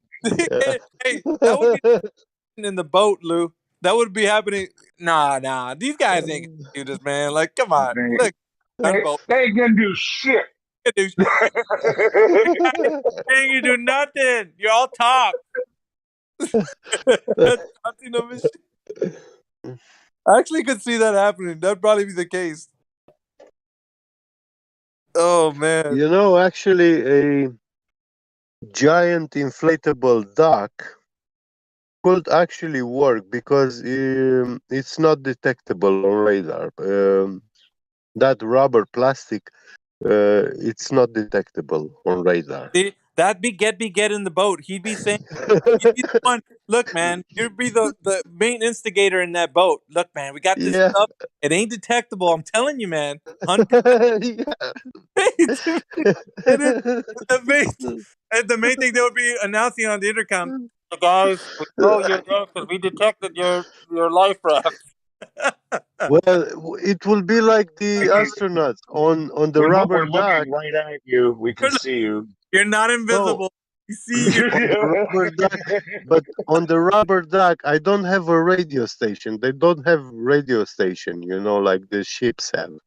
So if I don't hear them, then they don't exist, just like the Van Allen belt. See, that's the kind of thinking that's going to rile up some flat earthers listening to you right now and be like, yeah, dude, he's onto something. I might have to do that. Like, Oh no. Uh, It's just crazy, man, because I don't know, like maybe some people feel like it's a great thing to have aspirations to go down there and I don't know. But it's not realistic, man. Because it's like, okay, so on the Glober side of things, you got people saying, well, if you get down there, what is the laser penguins gonna stop you? Huh? What is there? Polar bears with machine guns? Like, duh. You can go down there if you want to. And it's like, no, dumbass. Like, we got a Navy that's patrolling the oceans. And if you attempt going down that 60th parallel, you're going to get your ass shot. Now, if you don't think that's the truth, then by all means, hop on a boat and go take your happy butt down there and see if you don't get pulled over by these guys patrolling the oceans. Okay, man, but who's coming with me? I mean, someone's got to come with me. A lot of no, these thank people, you. a lot of these people have never been to the border of their country, trying to go to the next country. They never, like travel, because you can't just leave a border and just go nilly willy whatever you want. Yeah, I'm gonna go freely, travel the world. Yeah, go ahead. Well, that's the mindset, I guess, behind all of these guys. It's like, what's stopping you, flat earthers? What's stopping you? Why can't you just go down there? If you talk about Antarctica being ice, just go down there, man. Anybody can go down there. I can go down there. I can go to the North Pole. Yeah, just go down there. Miggy, Shut up. listen to this. Listen to this. Now with this war in Ukraine, a lot of Russian oligarch yachts have been seized in Italian ports. So their valuable yachts have been seized by the Italian government. And they are all parked in Italy, They've been confiscated. Yeah, but that's a puppet show, man. All in of its own right. I know, but at least those are people who really have these ships, Yeah, if you're a boat that big, do you honestly think confiscate that thing? I don't know, man. That's a dog and pony show. That's like for the people that they confiscated a boat, and it's like, dude, if you have that much money that you own a boat like that, ain't gonna be confiscating jack, dude. You're probably just loaning it to them for show. Yeah, go ahead, man. You want to take a few? Confiscated this? Go ahead, man. Just I don't know. I don't think they're taking from them. Strengthen the mainstream media story.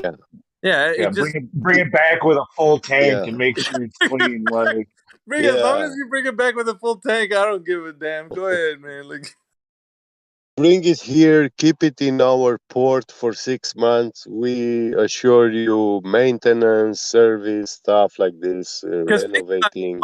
Once they're done doing what they're going to do with it, like once they've confiscated it, like as they say, what are they? Once it leaves the news and you don't know about it, like 6 months down the road, you're not going to be.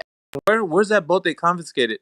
It's going to be what happened to it? Under the guy's control. He's going to be probably going somewhere across the ocean with it. Like like dog and pony show, man. Of course. But we're led to believe that because it came from MSNBC.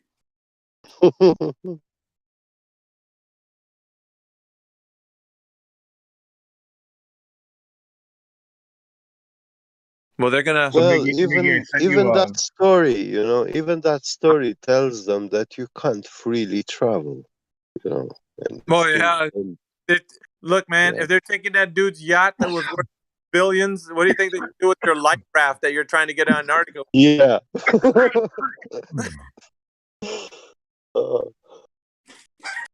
They could sink your damn. I sent you a link to a short video. You should check out when you get a chance. Yeah. They can sink your life craft with a blowing tube. They don't even need to fire at you with the guns.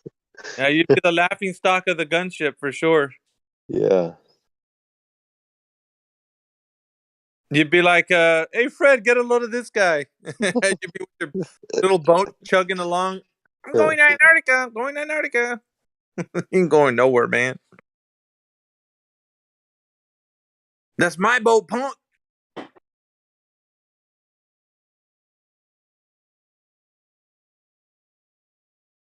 But if they saw you in a inflatable boat, I think they, without a motor, just paddling, I think they will just let you to go there, No, and go they ahead. will watch how you die freezing. There, there's gonna be wages like probably a board drawn up in their ship of to how many Yeah. people want to put in on to see who's gonna make it. The odds are gonna be against you. They're gonna be gambling to see if you can actually make. Yeah. All right, I got 20 on the crazy eyed looking dude that's in the front thinking that his inflatable ship isn't seen by any one of us. I got 20 on that guy. Look, that'd be good. You got like a big ass destroyer pulls up alongside your dinghy. They're like, you got 20 sailors up there staring down at you, laughing. Like, come on, guys, get in. Come on, guys, get in the boat, get in the ship. We're going back. He's like, no. You're just rowing. You're like, no, yeah, no.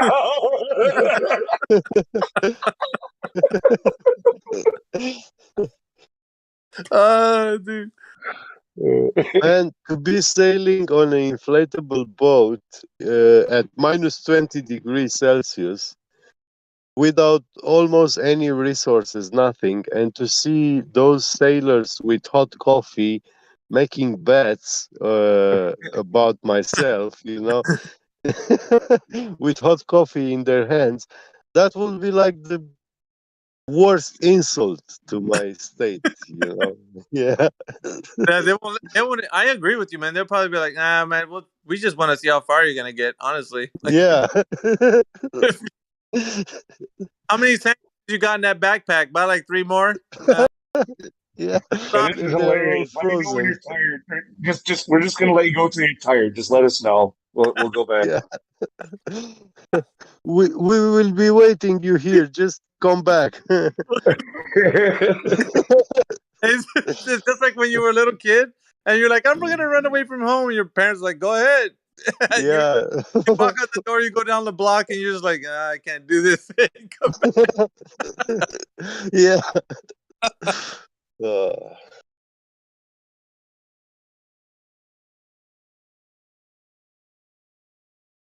And then they put a blanket on your shoulders and give you coffee yourself. Like, Yeah. it's all right, buddy. We get it.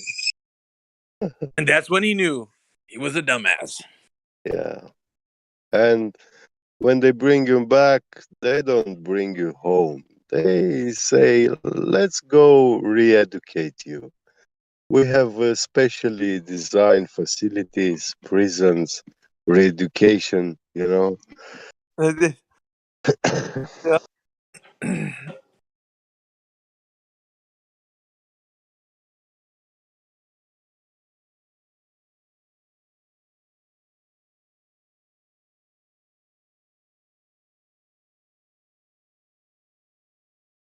That should take the wind out of anybody's sails that come in here, activists like, right? Pitchfork and torches. Dude, I'm telling you, we just take a big airplane, we get to the North Pole, man, and we're gonna see that big hole, that one that goes into the center of the earth. I'm telling you, man, it's there. It is right there. All we gotta do is take a big old plane and just go down there. Blood over intent. Let's do this. Blood over intent, no way. Death mode activated. All right, let's go.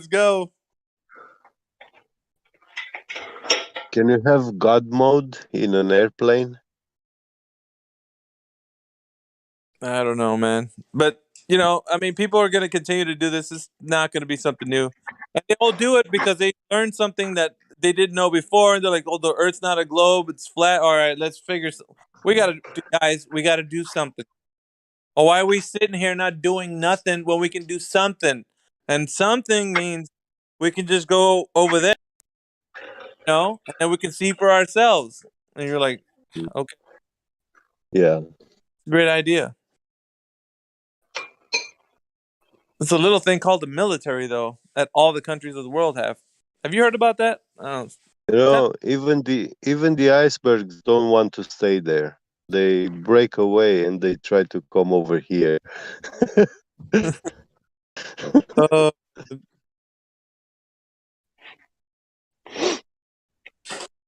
There's that documentary, I think, and was it Admiral Byrd was the one that had it, where the people were fighting against the frigid temperatures because they were survival over there is like pretty harsh. So it's like you see the conditions, and the toughest men that go down there, they can perish, and it's like okay, and yet somebody wants to rally the troops to get down there and do a documentary. The really funny part about it is, like, more than half of you damn flat earthers who spend your time in here don't even have jobs or anything. You're just you don't leave. Sorry about this, but you're not cut out for exploring Antarctica.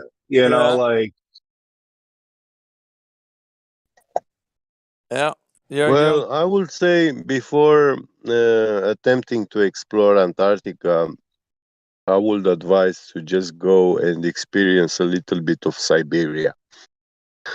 That will give you a good idea. You can keep Siberia. It gives you an idea about the place where you want to go, I mean, even Napoleon and Hitler, they tried to invade Russia, and when they got to these parts of Siberia and stuff, it was so cold, that the soldiers had to cut their horses and warm themselves, Like Jedi did back in Star Wars when he jumped inside of that animal. He slid him open with his laser sword. Oh, yeah. I don't remember that. Once Napoleon made it to Siberia, I've experienced minus 24. Minus 24. That would be wind chill factor. Okay? Let's factor in the wind chill factor. Minus 24. Yeah. On a few occasions, snowboarding here in Japan. I mean, if you have worked in the freezer, you probably get a good idea how cold it is. Yeah. One of those. You sound like the radio host of like Howard Stern or something coming on here. Like, it's crazy. Your quality of the mic is insane, bro. I always say that when you pop on here, you bring like an original sound to like all of us. We're sounding like this, and you're like, "Hey guys, this is Quetz coming at you live with the real mic." With the real mic. I got to say, it's coming in with smooth tones, baby. Well, I was posting back in the days a video tutorial how to make a very good quality microphone. He sounds like a golf sports commentator. Yeah, no, it's good, man. It's good. I like it. I don't know, but no, we're just really shooting the breeze about these activists that come in here, Jen, and they say, "What are you guys doing? You sitting around talking about flat Earth? We got some exploring to do, man. We got to get down to Antarctica, bros." Like that. Okay, so I'm gonna put in the live stream voice text. I'm gonna put a petition. You put your name in there. Yeah. I'm gonna get everybody's addresses, and we're going down there. I'm telling you. I got some backpacks from Walmart. We got a couple of loaves of bread and some bologna. Look, man, this is gonna happen. Like, yeah, Walmart. It's not gonna happen, man. Like in any world. I bought some of that survival food from Patriot Pantry. Like, let's go. Let's do this. All you need to do is buy some of my iodine.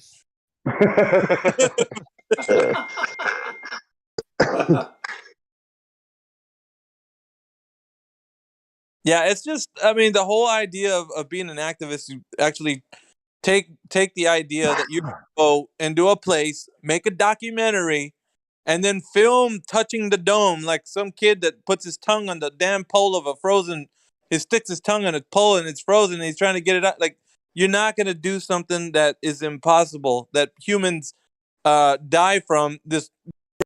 Now, I'm not saying you guys aren't going to ever make it there, but if you do, you probably won't make it back. You'll probably die somewhere in between. Like, you're going to get shot down, or if you slide past the Navy by some magical intervention and make it past them, then you're going to die from the temperature. Like, Miggy, I think they suggest it to us because they want us to die. Oh, there he is. What's up, Helio? Yeah. It's so ridiculous. It's like, why don't you go do it? It's like, Yeah, what? dude. It's No. these freaking ideas that when they come in here though, Helio, it's like it's absurdity, man. It makes me like, I'm like, dudes, we're in here talking about real things, and you come in here talking about absurd things that are not even gonna be able to be done in this. Yeah. And it doesn't matter if it's flat or globe. I don't care what idea you think of. In any world, you'll never have it done. It just won't happen. I mean, to be fair though, I don't want to be like a gatekeeper either. It's like if you think you're going to just go against the Antarctic Treaty and just do this on your own, that's crazy. But actually exploring Antarctica, yeah, we should be wanting to do that. Yeah, but you'd have to. I think we could have get the right people on board. You'd have to petition the government to change those laws and see if you can get government funding to help you do it. Like it's. I mean, I think could be done if there was enough support, but not. That's right. For them to say, "Hey, just go down there and do it," and it's like we can't, And I wouldn't. I'm going to die, if I go to Antarctica. If I actually made it, like the logistics required. I'll say that the logistics required is going to be on a military-styled operation if you're thinking logically. Or bigger. See, and that's the thing, though, right? So we live in the real world. So if somebody was going to actually make that happen, there's a few key factors here. Just like Lou said, you're going to have the permission to go there first. You got to accomplish.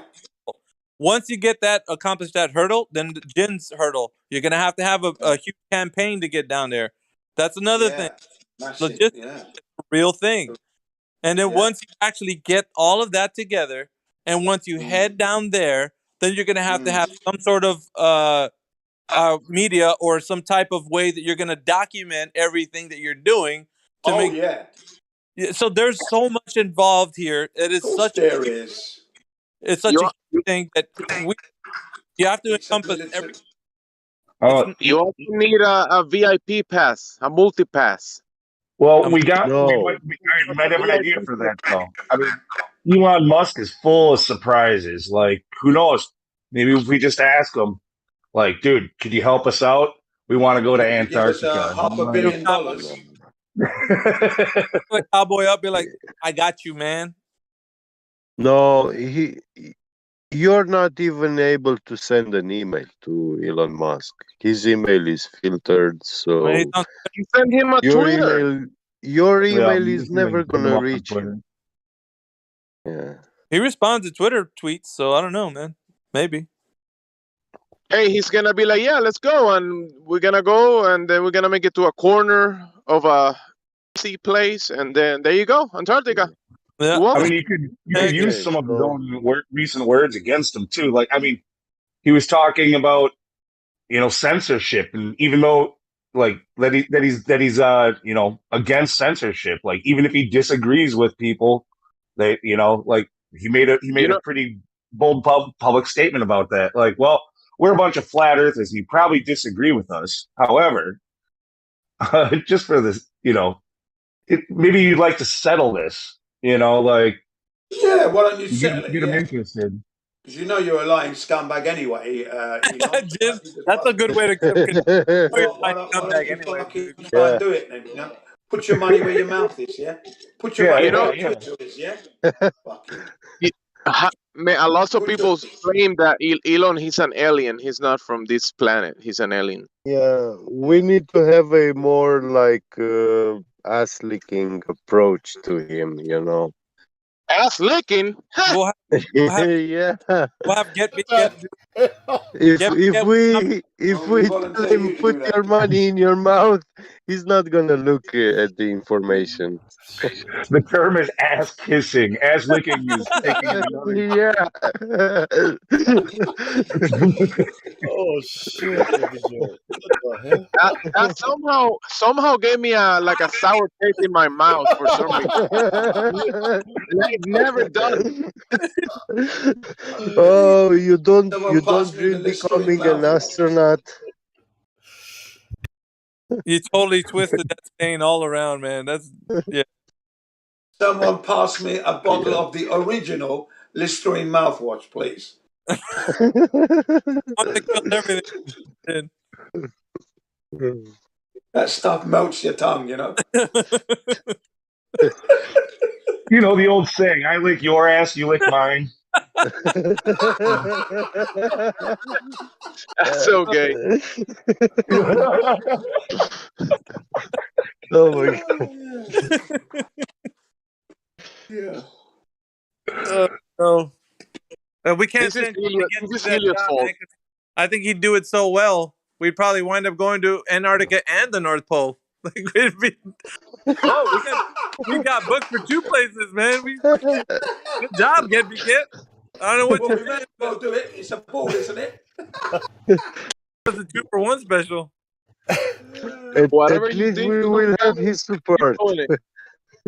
It's the South Hole, not the South Pole, right? Oh no, you didn't go there. No, you didn't go there. It's the original black hole. There you go. Wow, man, that's freaking crazy. Oh my Yeah, we have goodness. derailed. Yeah. Oh, it's become a shit show then. Hey, you guys were talking about shelf.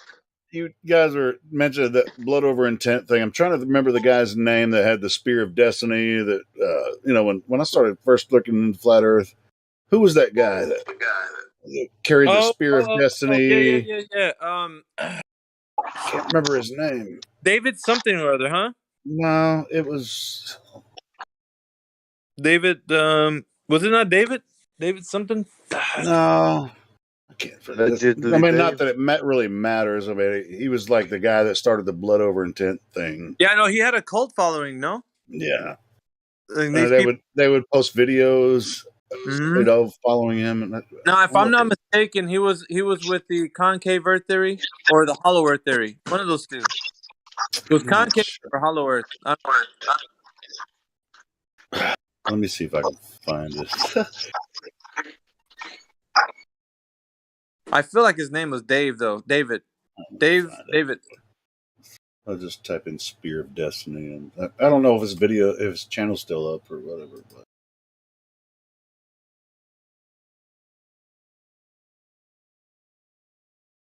here, he said, he'd be like, I have the Spear of Destiny. He's going to the North Pole and shit, you know.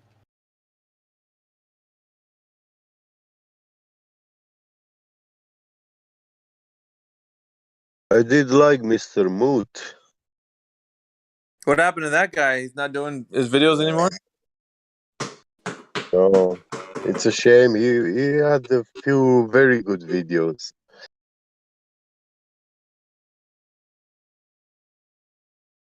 Yeah, the early days of non-censorship, huh? Yeah.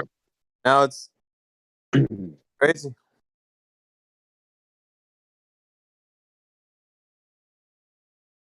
Find it. His channel's probably gone. David Koresh? David Koresh. No, I didn't Koresh. No, that guy's not even alive. But no, it's I didn't know he was sick. Who, David Koresh?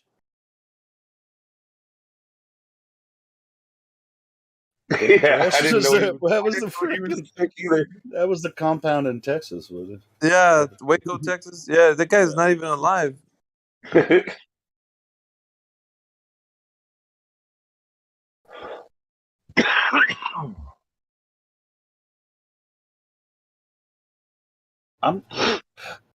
I know it wasn't quantum of consciousness. I wouldn't even say that. It's something quantum, something to do with Quasimodo. Quasimodo, that's what it was. Hold on, let me see. Wait. It's not Quasimodo. It was because Quasimodo's freaking Notre Dame. Quasimodo. Quasi-luminous. Wait. Yeah, quasi-luminous. I think that's it. Oh man, now that you said that, I said Quasimodo because it just sounded familiar. Well, Quasimodo is the from the Hunchback. the No, Notre Dame. He's a hunchback. Yeah. quasi-luminous. Yeah, I think that's it. This is your spear of destiny. Yeah, that's him. Yeah, that's him. Yeah, Quasi-Luminous. Remember that dude? He's still putting videos out. This was from a month ago. Really?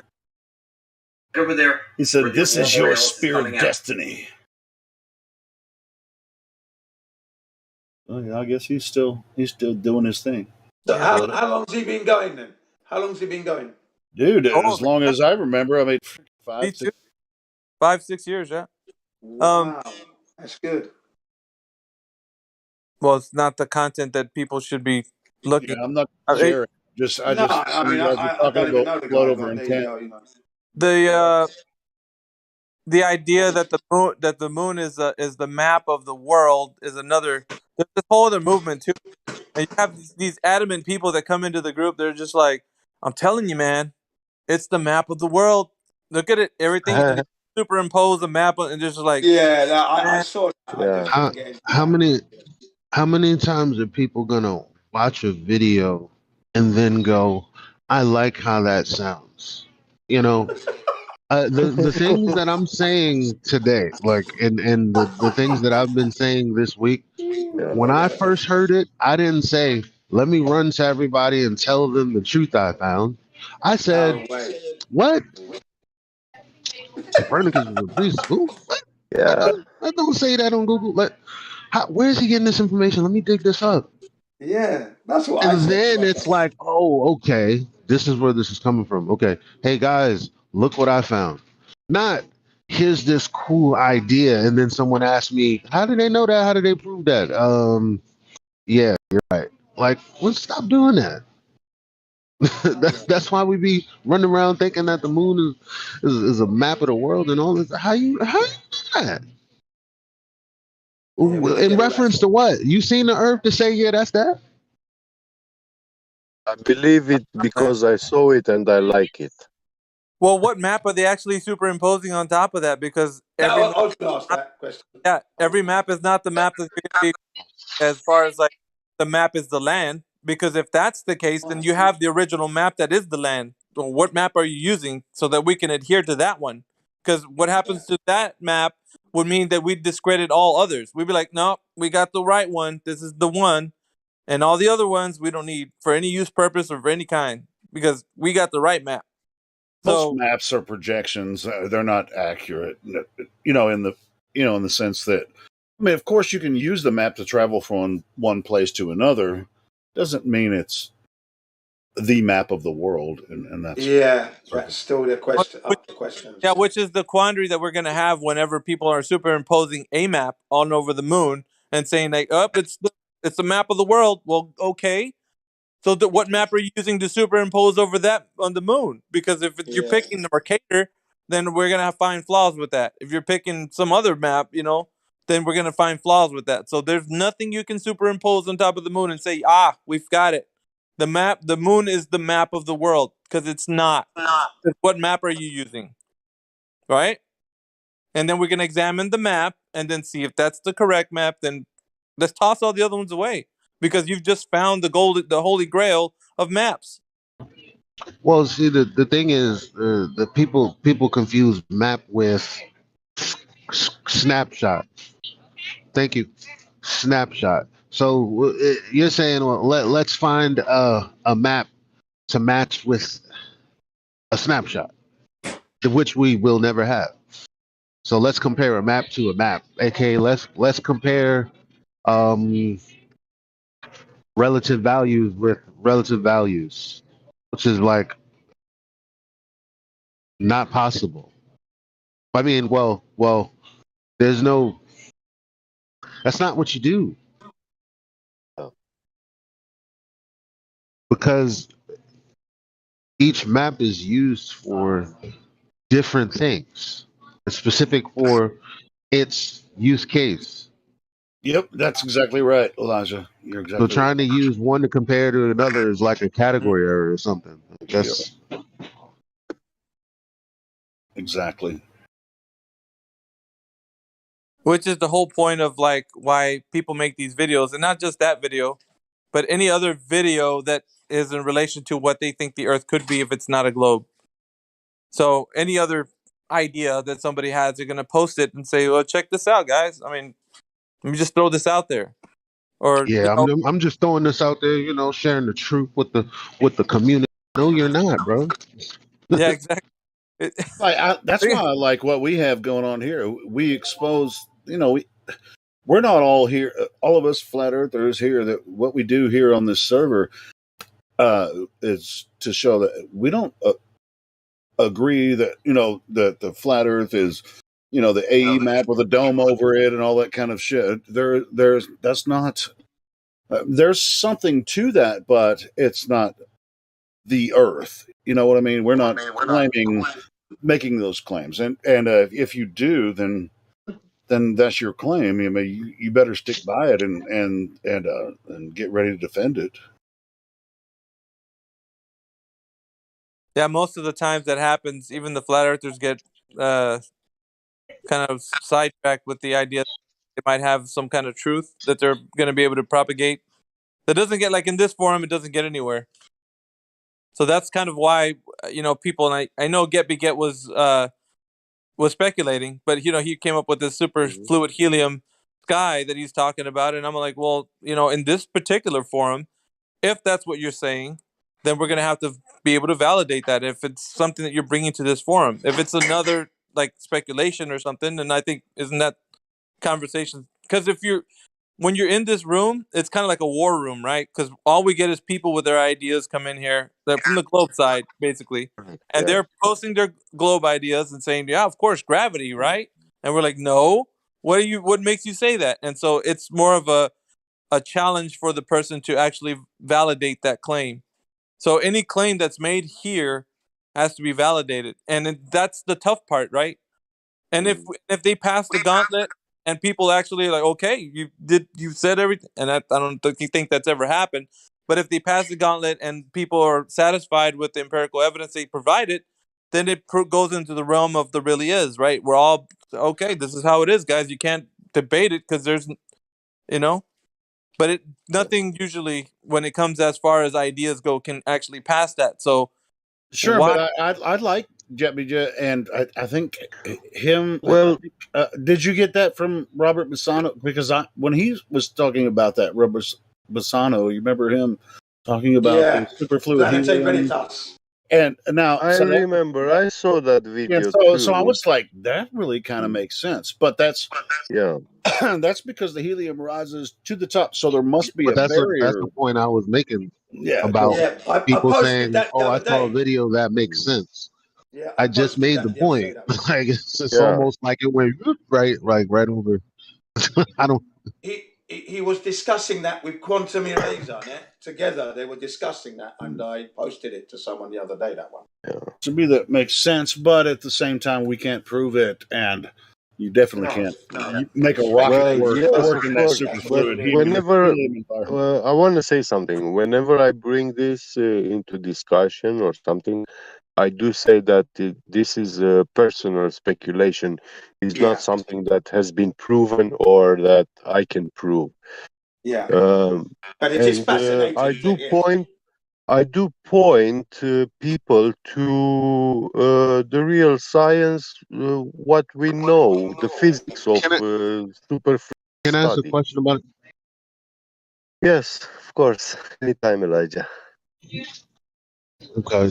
So one thing that I either am confused about or well, let's just say I don't know yet. So let me ask.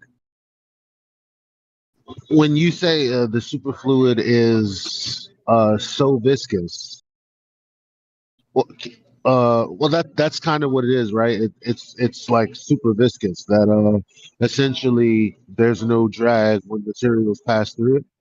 It's non-viscous, isn't it? I'll explain you.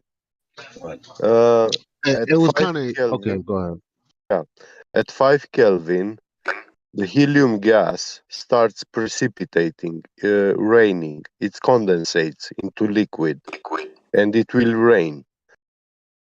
From 5 Kelvin down to 2.17 Kelvin, is a very cold liquid. Stop. Yes. That's not what I asked. Please. Well, you were asking about the superfluid viscosity state, the of it. viscosity. Yeah. Yeah, the zero. So I asked you if you said Superfluid. it's almost as if. Okay, I'll give you the answer. Superfluid liquid helium has zero viscosity. Zero. Yeah. And then you said when you put a spoon in it and spin it, that it would spin forever. But zero viscosity means that the motion of the spoon would have no influence on it. Well, there is no friction in it. Exactly. But it is still a liquid. So Yeah, right. But these things are it will contradictory. behave. It will behave. It has the fluid dynamics. You see how you're kind of like pushing through what I'm saying to say what you're saying when I'm saying yeah, but what you're saying is contradictory, and you're still professing to me or explaining to me what it is, and I'm saying what you're explaining has two components that are contradictory, and instead of going, let me think about that, you just continue to profess to me what you understand about this superfluid. You don't find that weird? Elijah, the viscosity is related to the liquid's flow. How can it flow if it doesn't have viscosity? Yeah. If it has viscosity, then you can keep it sealed.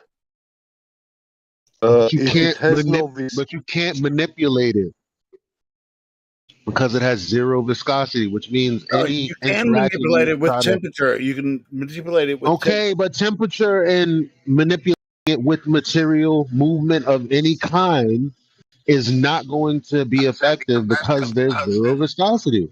That's what I'm pointing to being the contradiction, bro.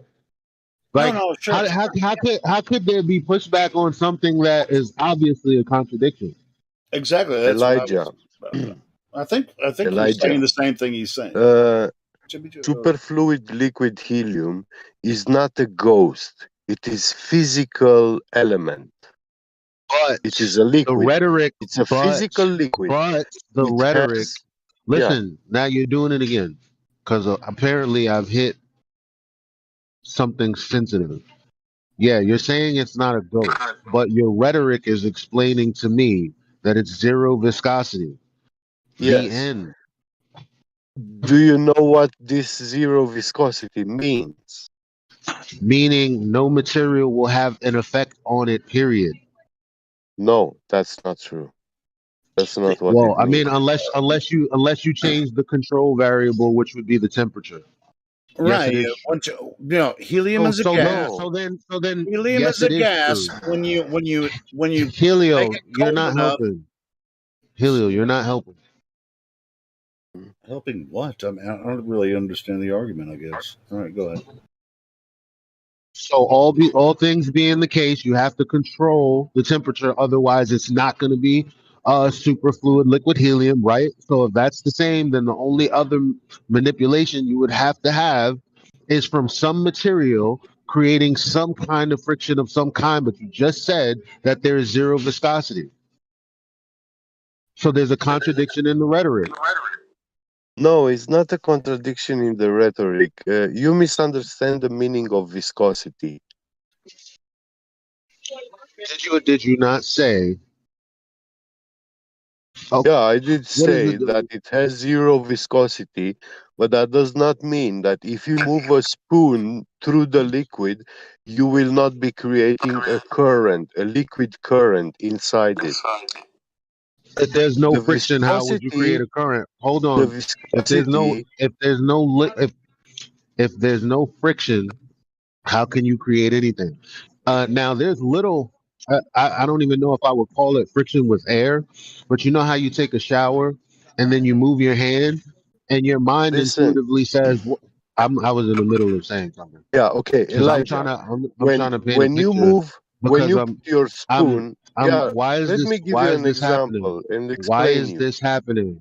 Why is this happening? Because you I don't know do this why it's any other happening, and you time. won't let him You freaking don't. give you his point. Come on, bro. Wasn't I in the middle of talking, Helio? So when I say why is this happening, I was in the middle of giving an example when he decided to interrupt me. Oh, Jesus Christ, this is crazy. But you know what? You can claim Elijah. religious. Go ahead. I'm Go not. ahead. I'm not going to fight with you to help you. I mean, think what you want. No, I don't really. I actually understand what Jebby Jet's getting at, but you don't, obviously. So anyway, go ahead. Oh, that's fine. I mean, there are a lot of Globers who think I don't get what they're getting at. That's okay. I'm fine with that. no, you misunderstood the meaning of viscosity, Elijah. Well, Viscosity I is asked not. clarifying questions and you agreed. And then upon that agreement, I said, okay, well, these two things are antithetical to each other. Upon your agreement and upon my understanding of how you were utilizing the words, that is when I came to my conclusion. You can't tell me I misunderstand. I asked you for clarification and you gave it. Mm. Well, you have to know that I'm not an expert in quantum mechanics. You don't have to be an I expert. never When you claimed say to. something is true, then it's Yeah. on you. Well, yes, but I do know what viscosity is. I can't give you the correct definition in English right now. I can look it up, and I know viscosity Viscous is is already related to the viscosity is flow already of the defined. liquid. It has nothing Viscosity to is do already with the defined unless you're going to try internal to redefine it, friction in the liquid. like Globers do when they redefine level and straight and curve. Yeah. So if you're Well, trying to that's the. redefine what viscosity means, then you're No, no I'm not different. redefining what viscosity means. I'm saying viscosity is the flowing property of the liquids, the way that they Okay. flow. Okay. Can Isn't you that not? Isn't post that that? Can also you the post that? thickness? Can you Is post it that? not? I mean, you're saying viscosity is as if it's a definition. So can Wait, you post a I thought we were definition that would talking support what about you just said? viscosity and superfluid helium. Is that what you were talking about, Jebby Jet, or not? Yeah. Okay. Thank you. I remember you talking about that. I think Elijah's Viscosity is not I talking think I about the think same we thing I you're think we talking property all of know liquid. what he's talking about. I was just about. I sitting don't here think in the you do. conversation, having the questions.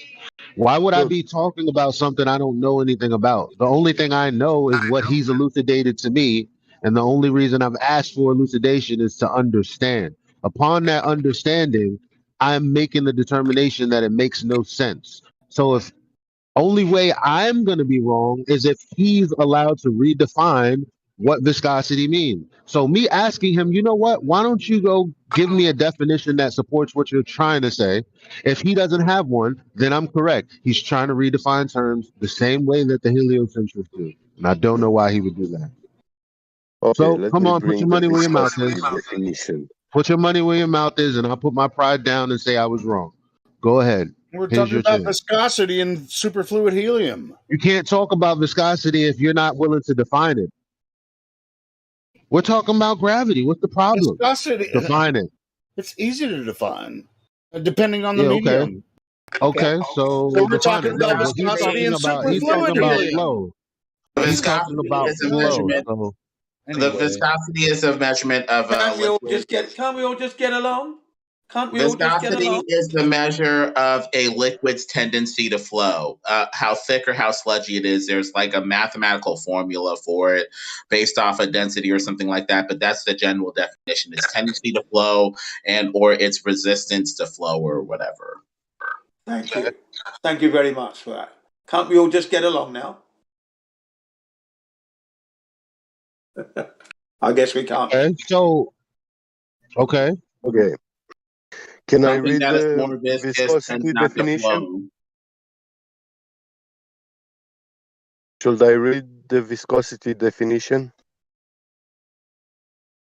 Yes, please. Yes, please. Okay. Oh. The state of being thick, sticky, and semi-fluid in Yeah. consistency due to internal friction. cooling the fluid raises its viscosity, a quantity expressing the magnitude of internal friction in a fluid, as measured by the force per unit area resisting uniform flow. Okay, So, that is viscosity. this is the Nice. meaning of viscosity. Yeah. And superfluid liquid helium has zero viscosity. This Okay. means that when you move a spoon from point A to point B and it's synced into this fluid, it means that It will not spoon affect the flow whatsoever. encounters no drag against it. Yeah, it's moving in a free state. But the fluid will have all its fluid dynamics properties. That You makes will no be sense. creating a fluid current through that liquid. The motion of the That's the part speed. that makes no sense. Well, it does make sense If because it has no effect on you the see, material, how can the material have an effect on it? when you drive your car on the road, yeah, and Mm-hmm. it has a aerodynamic shape. The faster you drive, yeah, at the back of the car, you will have a lower air pressure because you are dislocating the air. Because air is But not frictionless, correct? yeah, but this Right. liquid being frictionless, it doesn't mean it's not a liquid, and I it didn't will say it not wasn't. behave like a liquid. And I said Okay. But that your question was about the quantum vortices, which were created and spinning forever. So, any motion of any object inside this where's this liquid scene? will Where's this dislocate scene? this liquid. Where's this scene? Where, like, first of all, you can never see something spinning forever because we're finite. Like I'm Yeah, saying these terms I don't recommend make you sense. search. It's poetry. It's rhetoric. Okay, so quantum vortices are poetry. No, you saying it's going to spin forever is poetry. Quite obvious. You don't know that. You've never experienced that, but you're claiming it as if it's a true statement. Oh, here, yes, you are correct. I never experienced, I never saw it with my own eyes. I read this Right. about quantum vortices that So these instead of questioning, wait a researchers minute, have let me studied talk this. about the Yeah. element itself. Let me talk about the words and what they mean and what you're saying. How could you be telling me that this is true? You know, it's almost like you've begged the question already, and you're saying, okay, well, begging the question and understanding everything that they've told me, then I can see how this would make sense. The result of that would be this forever spin, that blah, blah, blah, blah, blah, blah, blah. And I'm asking you, yeah, okay, but what about the components? Like, why would you even accept? I mean, why would you even accept that? Elijah, check this out. You can isolate helium, take it down to to a low temperature, turn it into liquid, and then do tests with it. Still doesn't have anything to do Okay. with shape of the Earth. Okay. On that we agree. Does Now, that mean that? what's happening in the upper atmosphere? What's happening in Does the that upper mean that you atmosphere? can We don't say know. after you do that test that this is an vertex that's going to spin forever and ever? No, it has nothing to do with that. No. Well, that's what he just said. I'm only talking about the rhetoric. I'm not talking about anything else. Yeah, I know, because I did make this claim that the heliocentric model invokes the spin of the planets around the sun, perpetually spin around the sun, and that cannot exist. But the only perpetual motion that we found is the quantum vortices, which is at the moment you can find literature about this, that scientists achieve this in laboratory experiments. Exactly. They dealt with this. They are looking at these quantum vortices in superfluid liquid helium. And anything else like perpetual nuclear fusion, something that goes on forever, Electromagnetically? does not exist. Do you see this electromagnetically or something? How do you see this? I can post you some pictures about these quantum vortices.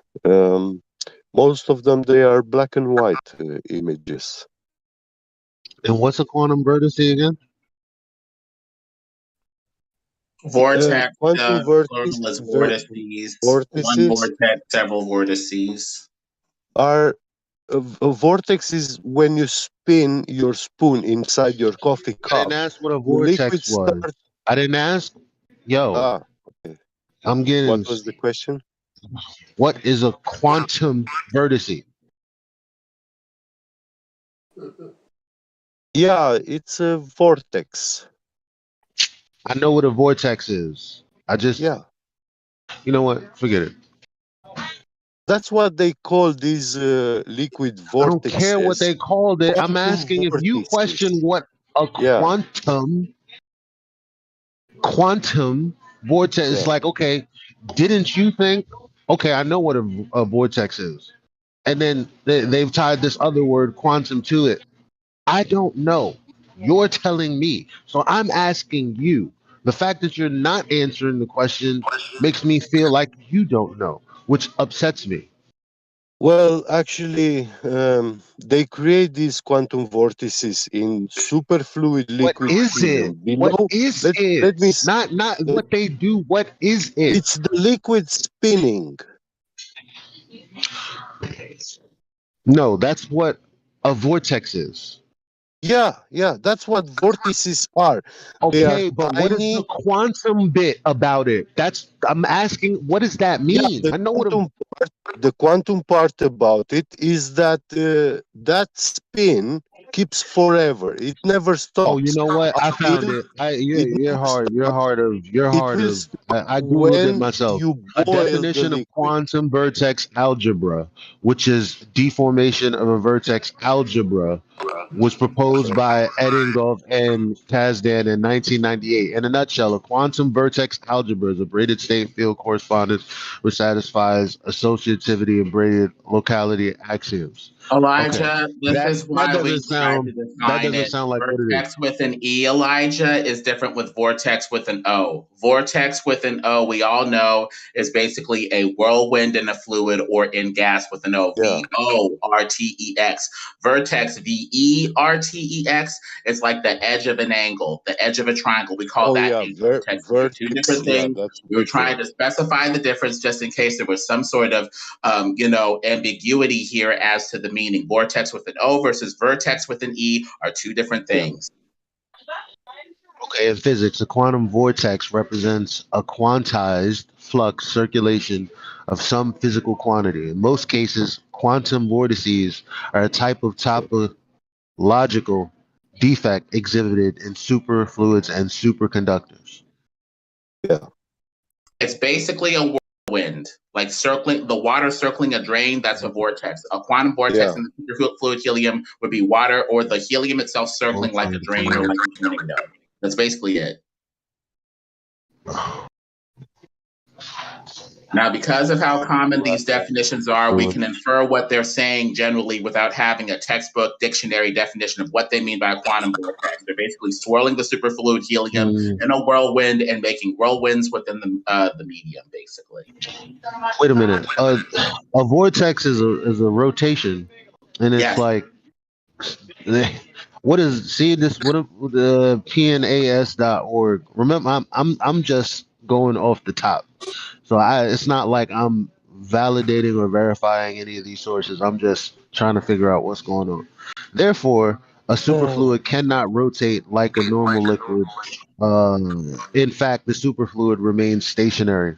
I don't know what that means. All I know is when things like that are said, that means it's a reimagining or redefining of terms. Because now when you say it doesn't actually spin like a fluid, which is what you're talking about, vortices in fluid.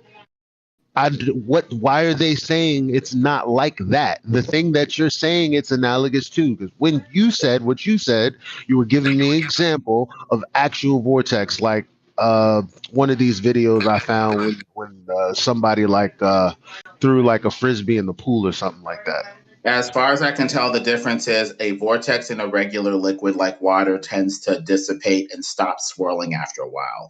The vortexes in the superfluid helium just keep on going and don't stop. That's what I've gathered from this discussion so far, anyway. But I need to look into the specifics. It should be stationary, and I don't get it, bro. I think I there don't was get it. understanding though, like Elijah was pointing out, that there is a connotation to it spinning forever, and he was kind of questioning, like, how do we know that? And it more or less seemed like it was like, well, I just read it that it said that it spins forever. So whether or not, the fact is that if somebody can actually watch that because we're finite is impossible. So it's almost like you can't say that it's going to do something forever. You can say that it can do it for a while, a long while, but you can't say that it will do it forever, because what if it's something that You have to, but see that we can't do that because you have to say theoretically it would move forever. But if you can't actually experimentally prove that there is no slowdown for any foreseeable time, then I can see, okay, I see what you got there. Okay, well, But some they of don't this stuff have they that. are theorizing, Where is that? Elijah. That's true. That's why we have to reason together. They're saying that when No, you it's look at not a about liquid, it's about reasoning. It's about, well, how do I know what's true, what they're saying? That's where my reasoning is at. Not okay, let me well, in try to that case, understand and okay, well, in that case, you'd have to look at it forever, Elijah, which is impossible. Since you can't no, look no, at it no, no, no, forever, no. It's you're not. going to No, need to it's make it an infinite. impossible standard is an outcome from an idea. There's an idea that something is real, but it's unfalsifiable. You know what we call that? A lie. So instead Well, of saying, there's some truthful aspect Elijah, to it, I'm saying, Elijah. nah, If I may, I just don't a think. second, Elijah. Since you can't look at it forever, what's the next standard? You need to make it a comfortable inference and assumption, whether you believe it's a lie or not, based off of the conditions.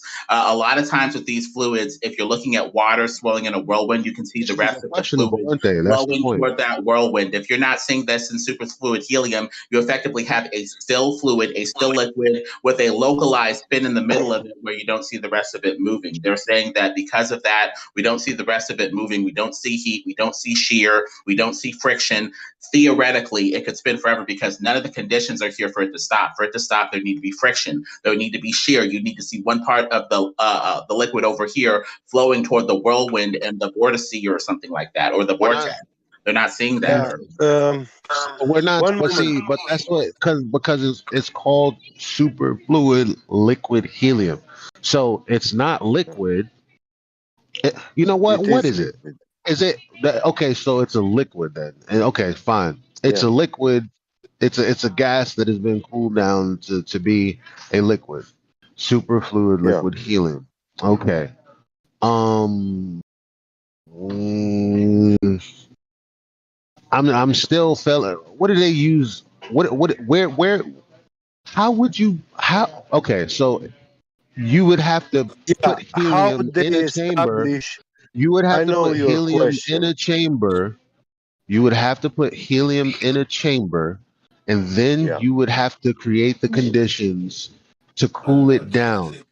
How would you then maintain the temperature and then do tests on it?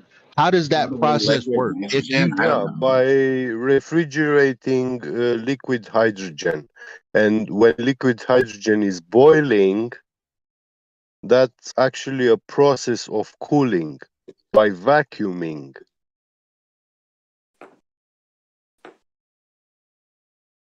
Okay, so how then after that, what is just already spinning? Like what happens next? What happens So next is so that you have something in a chamber. You have yeah, something in a you chamber. can put like either a magnet or something like the rotor of a motor, yeah, and with the magnets you can make that spin inside the liquid. So you're telling me, even though there's zero viscosity, that spin is going to affect this thing anyway?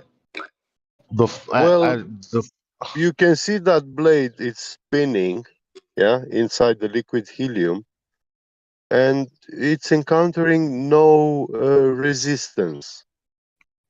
That's what I'm saying. It's almost like trying to blow wind where there is none, right? Like there's nothing. So but it's the actually material something that that's is used. very consistent. It's liquid. It's much more dense than the air. I don't know. There's something wrong with the rhetoric. I know. That's all I'm saying. Whatever it is, it's not. It's not. The rhetoric is wrong. It just is. The way that they're presenting the rhetoric, Elijah, can help us see if they're talking about something real or BS. Yes. Basically, they're talking about liquids being under some sort of spin or stress. You can see the spin or the stress throughout the liquid. These localized whirlwinds appear to affect one part of the liquid while leaving the rest of the liquid unaffected.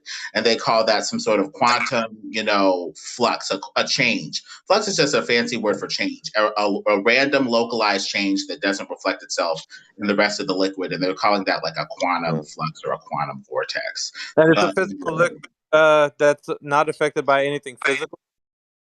The superheated fluid helium is physical, but they're saying this localized whirlwind in one part that doesn't affect another part of the liquid is kind of crazy and quantum. Right, but you can't affect it by any way, shape, or form with anything physical, right? Anything physical that interacts with it won't cause any resistance.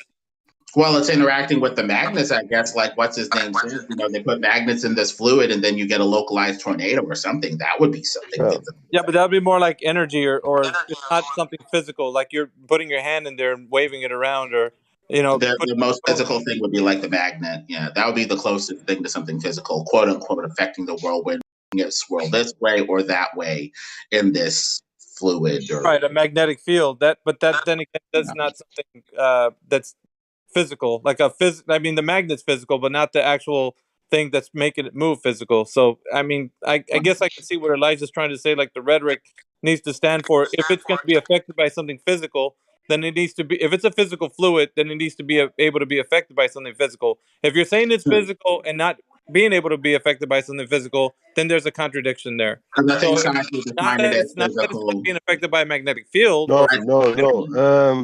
Miggy, you are ignoring superconductivity. Okay, so now here we go. I mean, okay, here's another component that has nothing to do with the rhetoric that you're using. But it's like, that's fine. It's like, listen, I'm not denying that a thing is a thing. Okay, but first of all, we're talking about something theoretical already. Okay, so now when you say, well, I know what a vortex is, yes, so do I. And a vertex, but sorry, I know what a vortex is, and I know what conductivity is. Okay, but we're talking about superfluid and the rhetoric behind that. Something that we've never experienced. We don't know what's going on. You're trying to explain to me that I ask you certain questions. You're like, yeah, well, I don't know. It's what they said. So it's like, why are you arguing with me then? Because when we talk about the superfluid, this means we don't know that anything.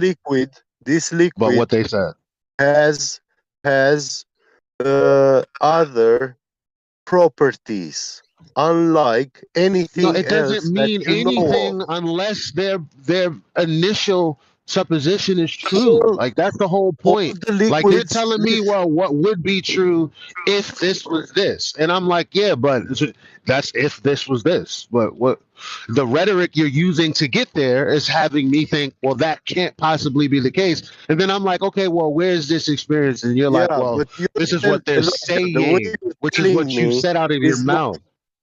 Yeah, Elijah, the way you are telling me is like, hey, if you can't drink a glass of no, I'm not telling you, you're telling me. I'm not telling you anything. I'm not telling you, you're telling me. I'm not telling you shit. Yeah, and I'm saying this is a liquid yeah, which exists at below the lambda point. It is extreme cold temperature. Human You know how beings you came cannot in. exist. You cannot put your hand there. You You cannot know how you came physically in with the rhetoric experience the it. other week, and Yeah. Flat Earth Solar. You came in with the rhetoric that actually there is something denser than air that floats above the air, and then it was pointed out to you actually this substance is made up of mostly air. Like it's this kind of error because you came in here like that was a fact, and people were like, "Well, that kind of like breaks the laws of physics, the actual laws of physics, not the theoretical laws of physics." And you're like, "Yeah, I know."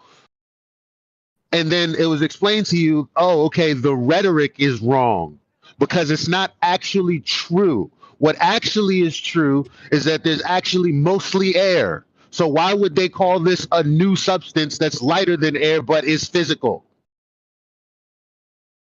So your rhetoric is wrong, bro. That's that was all I'm my saying.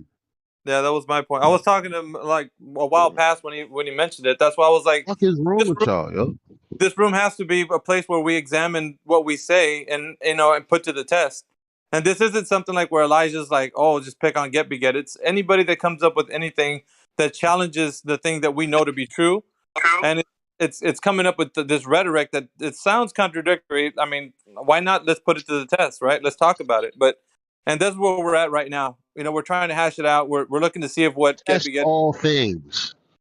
Right, and there's nothing wrong with that. I mean, isn't that what we're supposed to be doing? I mean, I don't know. Like, what do you guys think? Okay, so when I said about gases which are heavier than the air, this does not exist. But when you boil mercury, it evaporates into a gas. It's a heavy metal, yeah. But because it is at high temperature, it will rise above the air that we breathe, and it will be releasing its thermal energy into the air, and then it will start precipitate, condensate, and rain down back on Earth.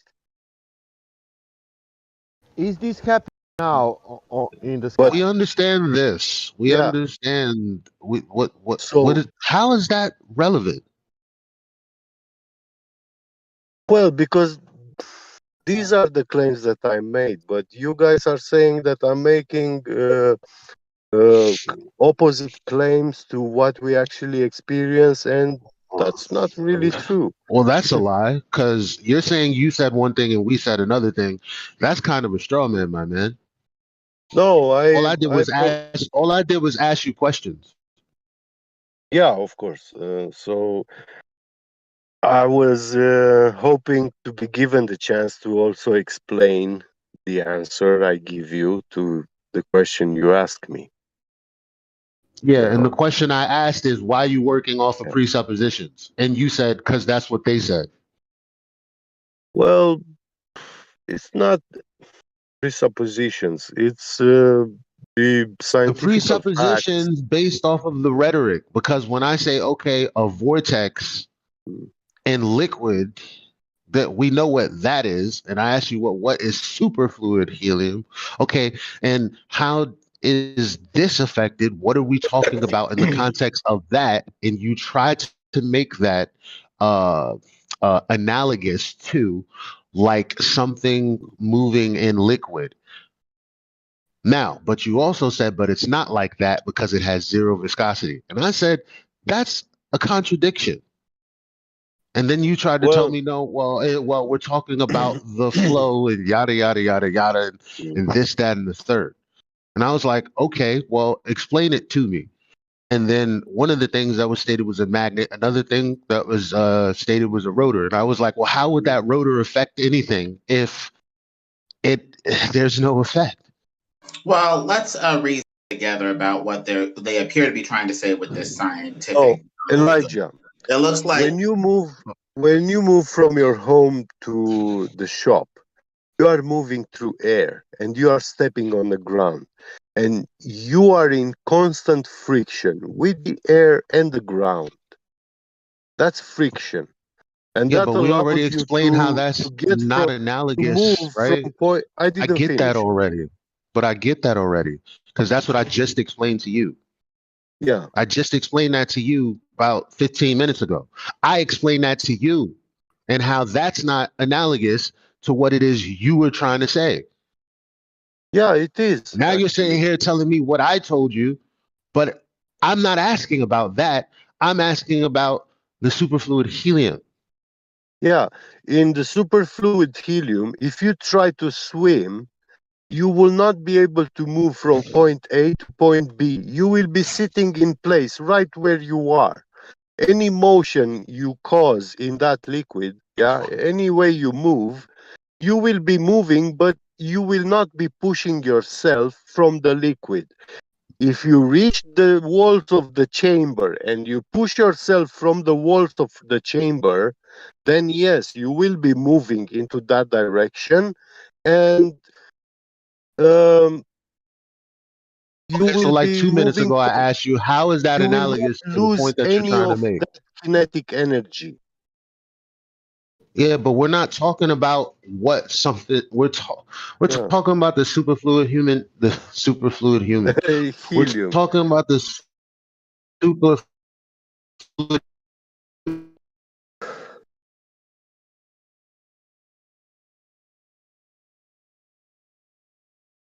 Did we lose Elijah? Elijah, You we keep lost. telling me that you keep I'm here. You keep telling me about the thing. Listen.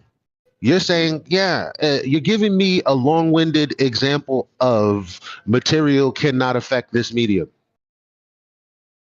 That's basically what you're No, telling me. it's not But what then you're I'm telling me saying. no. It's Right? not That's what what I'm. I'm saying.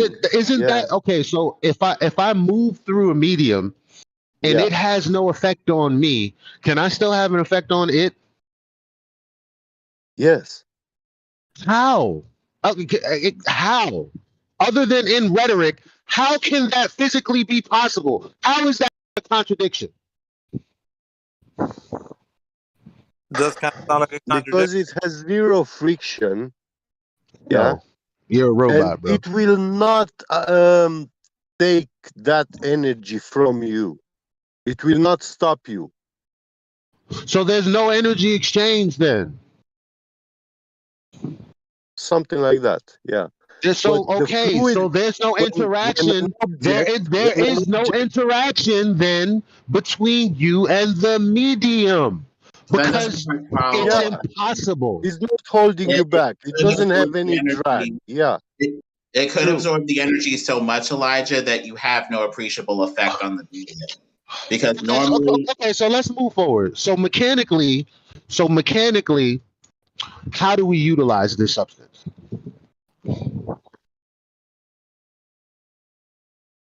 This so-called substance that we've created in a lab. How do we we mechanically use use it it? to absorb heat. They And we use found it in high precision that this machines that need as substance little friction as contradicts. possible before the machine breaks down. Stuff like Yeah. that, potentially anyway. To absorb heat and to have a substance that moves through the machine without breaking down the machine by heat, friction, or stress. Those appear to be the potential uses, but I need to look into this further. Potential And uses? I don't get it. when they It's observed either this, being used or it's a potential use. yeah, when they discovered this property Because of guess what? superfluid That goes against the laws of thermodynamics. Because check out why. Okay, so you're talking about a substance that ultimately has no wear and tear because there's Elijah, zero this. tell me what is the last Yo, I'm about point. to mute you, bro, because I'm in the middle of a fucking sentence. Okay, go ahead. Continue. Zero viscosity. So there's zero degradability. Nothing is going on as it pertains to the functionality of the machine. And theoretically forever. Yeah. Right? Okay, so what are we using that utilizes this technology? The quantum computers. Oh yeah. T-wave. Yeah. So quantum computers can run forever? Yes. Oh, okay. That's good to know. The shutdown button is virtual. It doesn't matter if you push it or not. So it's like The Skynet. quantum Like we're computer, definitely being yeah, run by yeah, robots for sure. I know. It's I know you it's know. I horrifying. know. It's What horrifying a thought, beautiful but yeah. movie. Whoa. Well, Whoa. I personally think that you can even nuke that laboratory at NASA where they have these D-wave quantum computers. You can destroy the building, but the computers will be still there. That is so amazing. Oh, All right, what the heck? What an intriguing story. What the I hell? know. You make like such. That's a grand leap right there. If I ever, I don't know. Anyway, Am I tripping? Miggy? no, I'm following. I'm tracking, man. Just trust me, I'm tracking. But yeah, here's the skinny though. Man. Like we're either going to be talking about things that are practical and Pardon me. they're usable, and you're actually able to interact, or we're talking about things that could be the case if we use them in future tech, or are we doing them things now? Because like if they're using them right now, and the thing is actually running on this, then we have best holy grail of oils that you could possibly think of, because zero viscosity, my friends, would be the ultimate goal, right? Like you could no Yeah. machine wear and tear at that freaking that would be the best. That'd be optimal. You'd want to use it in everything. Put it in cars and practically, right? But it doesn't seem that moving from a space of where people are theorizing how things can be to actually practically using them are the thing that we're talking about right now. Well, Rubber let's just try to road. see what they're saying Hold up, and hold try to up. You just said it absorbs heat. You said it absorbs heat, right? Well, is that correct? Yes or no? There's all because I have a follow You up. cannot. That was lemon, I think. Okay, No, lemon said. the human body cannot exist Okay, in that yo, medium. shut Yeah, up. it's very cold. Yeah, I'm not fucking talking to you. It's getting irritating, if I'm being honest. Have some control when you're being challenged. Sure, of course. So, I'm trying to. Okay, so this is another aspect I'm trying to wrap my mind around. So you're saying it's an excellent absorber of heat, but doesn't the temperature have to stay controlled in order for it to be superfluid helium? How does that work? Liquid nitrogen or something to keep it at a cool state, but once you have the thing, you would have like some sort of energy absorptive, heat sink or something like that, as far as I can tell. But I need to look. All you did was basically tell me the rhetoric, and I said, but isn't it contradictory? And you said, well, and then you just gave me the rhetoric again. Well, Elijah, we have to understand the basics at the very least to even be able to challenge this stuff. I mean, we need to just basically go You're with basically telling me I don't understand because I don't know the basics. That's exactly what a heliocentrist would say when I'm questioning his theology. Okay, well, we just need to understand the basics of what, if anything, they're talking about before we can pick out any consistency or inconsistency. So basically, you would. Well, I know they're beginning with using words that have definitions, so why not start there? Okay, so is that a problem, or do I have to accept what they're saying in order to understand it and therefore accept what they're saying? Is that what you're saying? At the very least, otherwise people are going to challenge you for just being ignorant about the subject and just questioning, but not really having an Did I wake up in the mix or what? No, it's okay. So there's a fine. Okay, so what we have right now is that these intellects or supposed intellects, right? They want to come down from their ivory towers and come over here and tell people that who are questioning them that they don't know what they're talking about. So you have people meeting them halfway, and so when people start to meet these guys halfway, they're giving their ground up. So they're letting go of some of the things that are important, like empirical evidence. So when you got the people that are challenging them, saying, hey, wait a minute, we're not just going to accept what you're saying. We need to challenge you guys on this. This is part of what we do here. And so when people are like, you know what, let's take it to a more theoretical realm. And then we lose ground. We give them the ground, and then they take the high road because we're giving up the space which is most sacred, right? Which is the truth. if we don't have practicality, if we don't have reason, if we don't have the ability to discern. Theoretically, it would work if the laws of contradiction weren't at play. But Yeah, you're not of God. course. You can't do that. So Of course. Well, sorry. science does have some things that don't quite work with even sense or reason in some instances, like the Yeah, superfluid we would stuff. call that And that's why pseudoscience. we So need with to like Timothy 6 explore verse what they're 20. talking about first before we call out any bullshit. Beware of Otherwise, they're gonna, pseudoscientists. you know, Beware of accuse us of, you know, pseudoscientists so shitting on called. science while not knowing anything about it. Come on, man. Timothy 6 verse 20. Beware of pseudoscientists. I don't have to do shit. Elijah, But follow the word. Sorry. But Elijah, I think there may be some stuff here. Maybe there is some BS or whatever. But I mean, let's look into this and see what they're saying. That's all. You look into it and you do better than get beget, and I'll be there to challenge you when you get back with more information. Are you going to be challenging me from a place of knowledge or ignorance, though? You can I'm gonna keep be on challenging. I'm challenging, gonna be but I mean, challenging are you you, off you the know, base that are we I being, you can know, test ignorant of all subjects that things. we don't know anything about and just, you know, shitting on it? So are you saying that if I have no knowledge, therefore I cannot test all things? You can test it, but you may be testing from a place No, of but you're saying ignorance I when you can't could test test it it. way better Why from would I a do position anything of some ignorantly? knowledge. Why would I do anything ignorantly? I didn't just tell Get Beget he was wrong ignorantly. I asked him questions that about contradictions.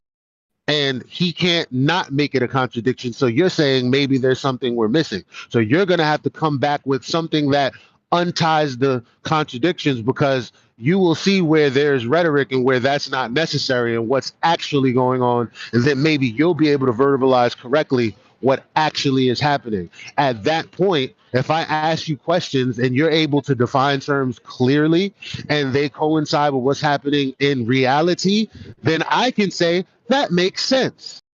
But see, I'm not able to say that today because I, not ignorantly, but very genuinely, very carefully, and very well within my right, after heard some words being put together, like quantum vortices and superfluid liquid helium. And I just asked for these things to be defined. And then I said, well, isn't there a contradiction in their definition? As a matter of fact, contradictions in natural law altogether. And it's like, well, we have to learn more and not argue from ignorance. That's exactly what the fuck the Roman Catholic Church said to the people that were following the way.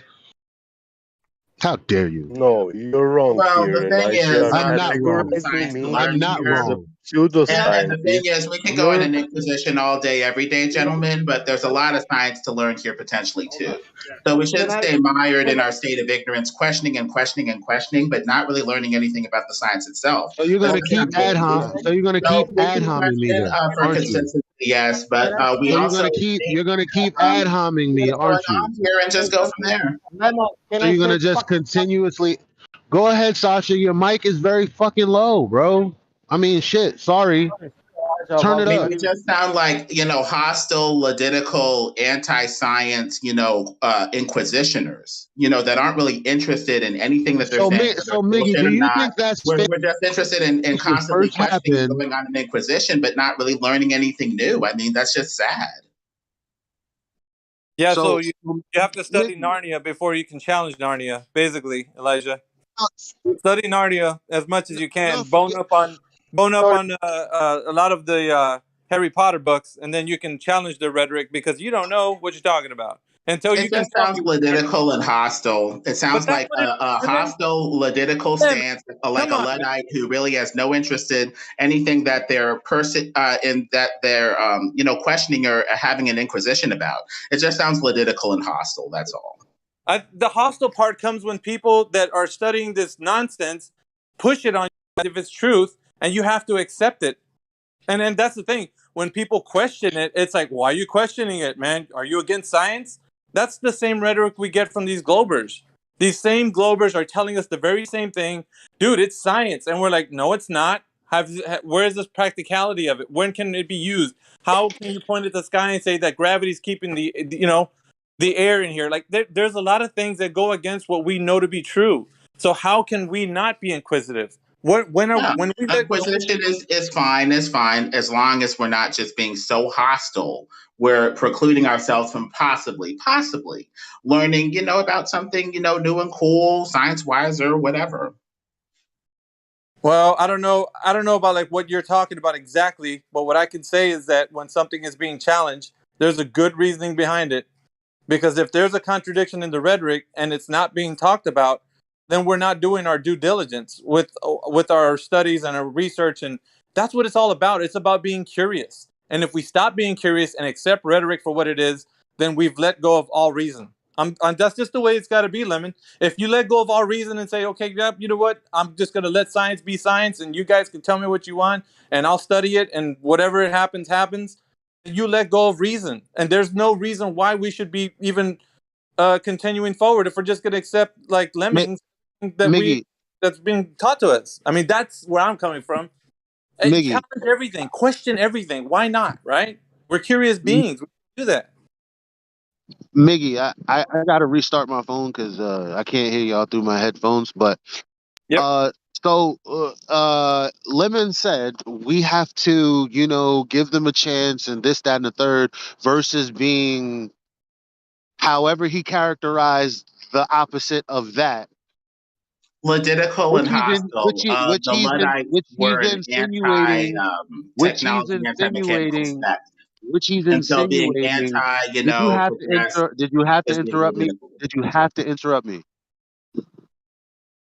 Which he's insinuating that I'm being. Was I being like that when I began questioning what Get Beget was talking about? No, Were I you haven't being made No, I any luddical didn't. and hostile? characterization of I don't you. know. Mickey! Yeah, no, I didn't hear that. I heard you more questioning on the things that he was talking about. Hostile would mean that you're like, get, tell me the answer right now. I need to hear it right now. And if you're pushing him to something like that, that would be a bit more hostile. But you were basically questioning him on the thing that he was telling you in a manner in which he could have just easily said, I can see that. I don't know what you're talking about because I don't know myself. But wanted to reify what he was saying by saying things, quoting some person that he learned about. And to me, I thought it was like, well, why don't you just say you don't know? It's easier to say you don't know and then, hey, let's go back and study it together or whatever. But it sounded more like he was just trying to reify the thing he didn't know. And it was a bit more a spinning of the wheel that I think people can do in here. I mean, it's happened before. But instead of that, So why you can't see how the adversarial gaslight you, right? Because that's exactly what Lemon did me, isn't it? Yo, can I say something also? You're gonna say, yeah, you're right, Elijah. I don't know why Lemon's doing No, that. no, You're no. not gonna speak the truth. You're not gonna fucking stand up for it. Oh, so I'm not standing for truth. I put Of course the it's not. definition of Luddite in the chat. Member of any of the bands of English workers who destroyed machinery, especially in cotton and woolen mills that they believe were threatening their jobs. A person opposed to increased industrialization or new technology. A small-minded Luddite resisting progress. Ludditism,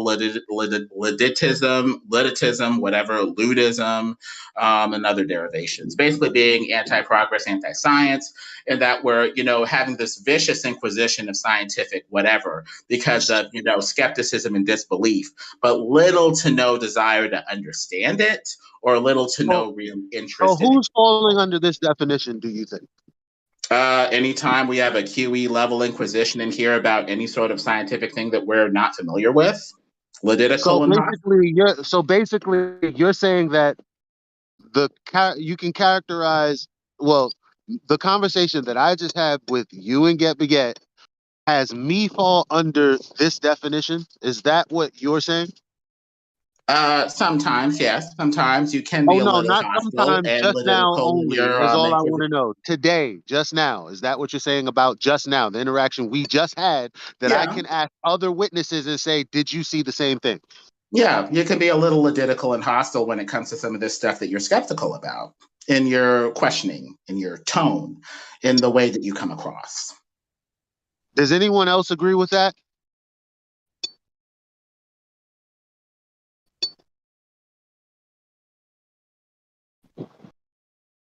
Does anyone I else don't know think what to say. I was I questioning don't. from a Whole position of this definition? my That's how my I was going position about is that questioning all it. this is a huge Yo, misunderstanding. Get, do you Yeah. think that this definition characterizes my behavior today? No. Does anyone else? Mm. What about you, Jimsy? I'm reading the definition. I've been listening, but I'm reading.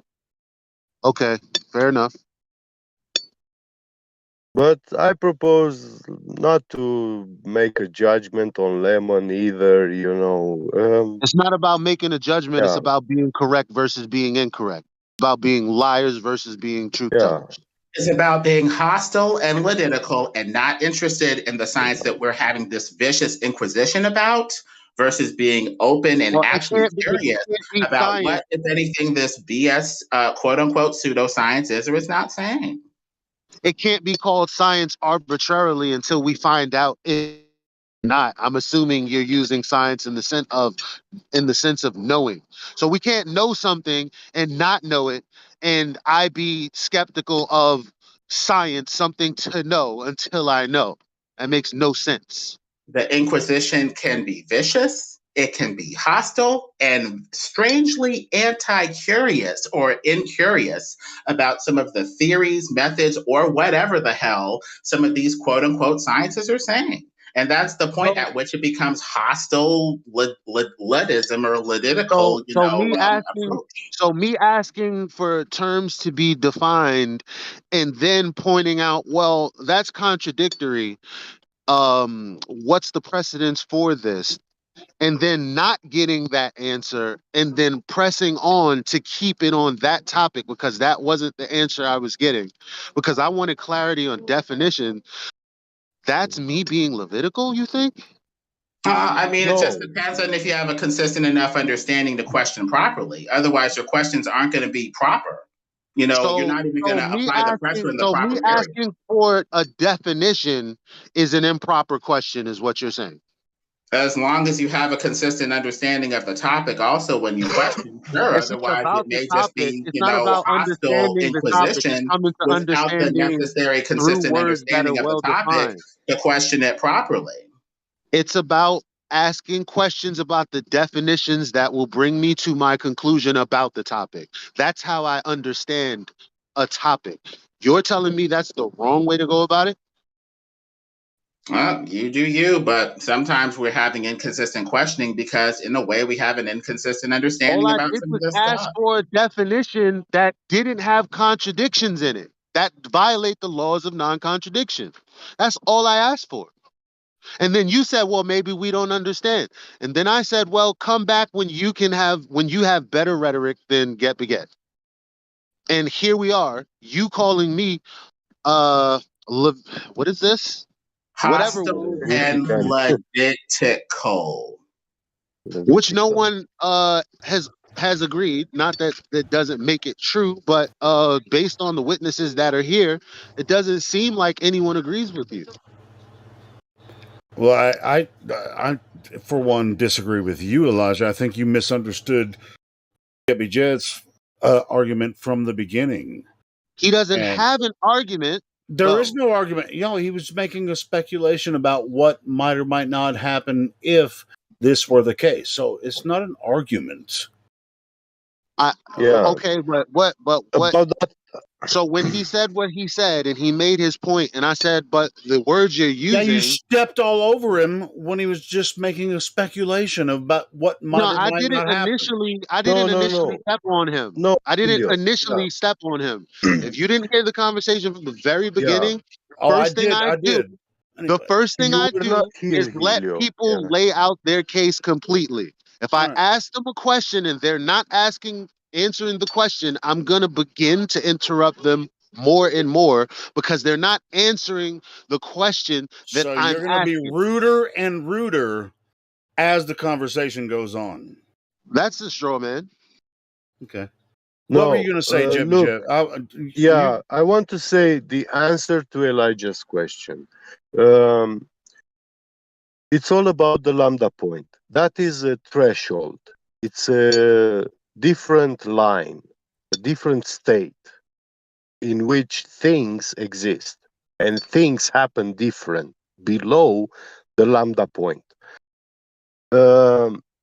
Zero viscosity and friction, zero friction exists in superfluid liquid helium.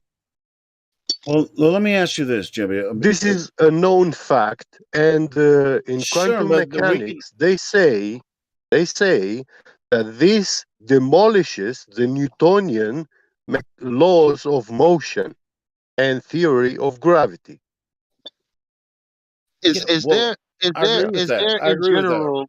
is there in general less movement when there's less energy or less, like, say for instance, when something is cold, is there more movement or less movement? Well, I think we can only When we're discover defining these this things. thing that we're questioning, it's like, well, we can't ask We common can. sense questions. We have to think Can about you things stop backwards. talking while other people are talking, Elijah? Please. Yeah. In the natural state, any natural state, right? We're talking about the natural state of things. Now, when it comes to superfluid helium, no one's ever observed that in the natural state, right? We have to create that here on Earth. Yeah, artificial environment, yeah. Now, but we can speculate about it, what happens in the upper atmosphere, because there's a lot much, lower temperatures and pressure involved in the upper atmosphere. I think that's where Jet was getting at from, in the first place. Right, because you've accepted that superfluid helium actually exists in the way that they claim it does. Who claims it? The only place that claim- anyone claims it the is when claim- they do it in a lab. That's exactly what I'm saying. That's what I'm saying too. That's why I don't know why I'm you're saying fucking that's arguing in with us. question. You're saying that happens in a lab. Therefore, I understand his speculation. I would understand that too, except I don't accept that that happens in a lab. Oh, it does. It's actually been observed. Yeah. And in response to those quantum vortices, the perpetual motion, when you stir your coffee in your coffee cup with a spoon, you create a vortex, and when you remove the spoon, you see the liquid spinning in a circle, but after a minute, the surface will not be concave. It will be perfect flat. You can still see the liquid slowly moving. It decelerates, and it will come to a stop. It will not spin in the cup anymore after about a minute. Yeah, Elijah, did you not When we do this in liquid Let me superfluid see, liquid because it's a helium, liquid, right? It's a liquid. yeah, Let me and there is see. friction inside it. Let Yeah, me YouTube like a cup of coffee and someone stirring a spoon, explaining what a vortex is. Let me go ahead and YouTube or Google superfluid helium being spun so that it creates a vortex in which I can watch happen for some extended period of time. Let me go look for that. Let me do it. They they do it in a show laboratory, only but it pictures of this doesn't in prove anything infrared. about shape of Earth. It doesn't prove anything I about see shape what of Earth. you're talking about now. Basically, when you stir most liquids, you get a concave punched-in whirlpool look when you stir it in. But in the superfluid helium, we're not seeing that. When it's spinning and spinning and spinning, there's no whirlpool that's like that. No That's viscosity. That was the and argument so, from the beginning. that's where the Yeah, viscosity it comes in, doesn't because most deform. viscous fluids would have that concave punched-in whirlpool. Now I understand. And it's good that we question this stuff just in case there's bullshit in pseudoscience. That's true. But, let's look a little deeper and see if there might be something here too. But you can only experiment I've been with asking that by from the beginning the same exact. Go ahead. Maybe I misunderstood your argument, Elijah. Go ahead, brother. So Lemon says, "Okay, I see now." So what happens when I've been asking that since the very first question. And even though I ask it, someone like you doesn't come along and say, "Oh, I see what you're saying. Huh, let's think about that." That happened. I just got more rhetoric. You see what I'm saying? That's About the what? problem. I mean, It's it not. seems like It's not. I'm Elijah. It almost seems done, like you're not Emilio. talking I'm about the almost same done because thing I we're shut up. talking about. I shut up when you said shut up, and I didn't speak for 5 minutes. All right. Go for it. So all I'm saying is I said what I said earlier, and had someone said what you just said, Lemon, I would have said exactly. Fair enough. What are we looking into? Let's look into this. What exactly is being said? That's not what was happening. I was opposed and given more rhetoric, which confused me, which made me push the issue. I got you. I got you. And that makes sense. That's why we have to speak plainly. That's why I'm like, okay, what am I'm missing here? Let me see if there's a plainer way to understand this so we can peer through the BS. I see what you're saying now too. Sorry to, be mean on the live stream or whatever, but Well, and that's sometimes like we question this stuff and we question, but sometimes there's something here that's, valid beyond the questioning. And that's what I was talking about with the hostility, the hostile questioning and the global skepticism, without, curiosity or, maybe a deep understanding also accompanying it of what, if anything, these people are talking about with these fluids, being punched in and concave like a whirlpool, or just, not acting like that when they swirl them around with this quantum vortex stuff. You know what I mean? I think Elijah, and I could be wrong. I think Elijah misunderstood Jeppy Jeff's statement from the very start of it. You are wrong. Okay. Because when he made his statement, all I did was ask him questions. Yeah, he was asking me question. True. That's But not me misunderstanding him. when That's me I not getting try answers to to the questions answer, I was asking. yeah, when I try to answer, I was taking trying also to explain, because I understood that you don't know much about this and you need a proper explanation, you know. So yeah. And what is it that I don't understand? Well, you don't know much about the lambda point, for example. What's that? Okay. Yeah. But that's That's not like something, blisteringly complex. no, it's not hard to understand. But in physics, There's no contradiction to point out. That's in quantum mechanics, the lambda point is something like the speed of light limit in physics. There's no. Oh, okay. So there's a speed of I light know then. it Okay, sounds, yeah. you know what? You see what I'm saying? Like, Mm. I don't understand something that fundamentally involves something that has not been validated, which is the speed of light. That's what you just Yeah, told me. I know it hasn't been validated. We all know this, but So how can I normal not people. understand something that isn't grounded foundationally in facts? What would necessitate me to understand that? Like if it's a I understand what conventions are, okay? But when we're using rhetoric to say things as statements of fact, that's when people have a right to question, which I did. Yeah, And you say, correct. well, you have no real understanding of this lambda point in physics and blah blah blah. I'm like, yeah, okay, maybe so. Well, what is it? Oh, and then you begin to tell me something about the light, and I'm like, so fundamentally, it has to do with a limit to something that was never validated in the first place. And you're like, yeah, that's true, but you don't like you don't see the problem with the rhetoric here. Like, because I'm not saying something isn't happening. I'm saying the rhetoric is wrong. Now, I've repeated this multiple times. I've demonstrated it just now again Not the first time I've demonstrated it. I see. But I'm being told I don't understand.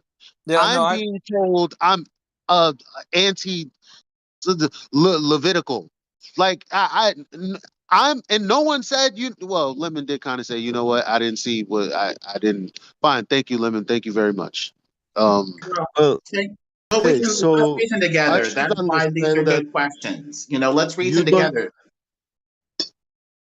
yeah, no. I have I a see the problem with question. that, though. I see the problem with that because a lot of people that are thinking forward, they want to be like, "Well, you're stifling progress, Elijah." If you ask those questions, and that's why they say that, like, you're only stifling progress, man. That kind of thinking is just not going to let us move anywhere. But the same with the same token is that if we're not being honest about truth, and if we're not coming forward to what is, and we're only thinking about like these ideas that are fantastical, that's great. When are they going to be put into reality?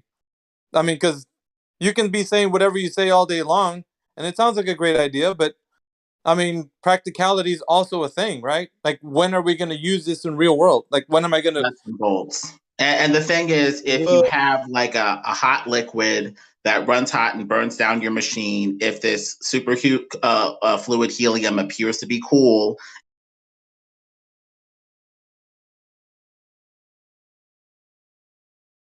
Did we lose Lemon? Lemon, yeah, we we lost. lost. I'm sorry, my thumb slipped off. But if we have this superfluid helium that's super cooling, we're going to start thinking, hey, maybe I could put this in an engine. They're going to think about the possibilities. Now, whether they're actually doing that, that's another thing. So that's where the nuts and bolts, and the reality comes in to kind of check some of this stuff for BS. I get that too. Right. So the line of questioning shouldn't be asking him, how is this possible? It should be like, that's a nice idea. Please continue. I don't know, Lemon. What do you think? Like, do you think that people should be like, get beget? That's a wonderful way of looking at this, and I'm glad that you told me about it. Let's talk about it some more. Or, hey, wait a minute, how is this possible? Because natural laws and physics you can't do this unless you're breaking them. Like, you know what I'm saying? Like, so if it comes to a point where somebody's actually questioning us, should we be curious as Yeah, to why it's breaking the laws, and like, We or should we should, we should. And that's go where with it? this lambda point comes in, that point where you exactly. freeze Yeah, it and you don't have this, smooth transition of properties. You expect like water that's frozen to become more and more solid and for it to be more or less a gentle transition. But you freeze this gas and there's this abrupt break in its normal properties. It changes suddenly at this yeah, lambda point, and all of a sudden it's like it's a totally different thing. It starts, yeah. doing things that we're not expecting. It's The much laws that we cooler. know, they are not the Yeah. same. For example, when you look at a watch with hour clock needles, yeah, they spin clockwise. But now imagine you have a clock which needles, they spin clockwise and anti-clockwise in the same time. And this is physically impossible for us. But when you go beyond that threshold, beyond the lambda point, we see these tiny vortices that they actually do this thing.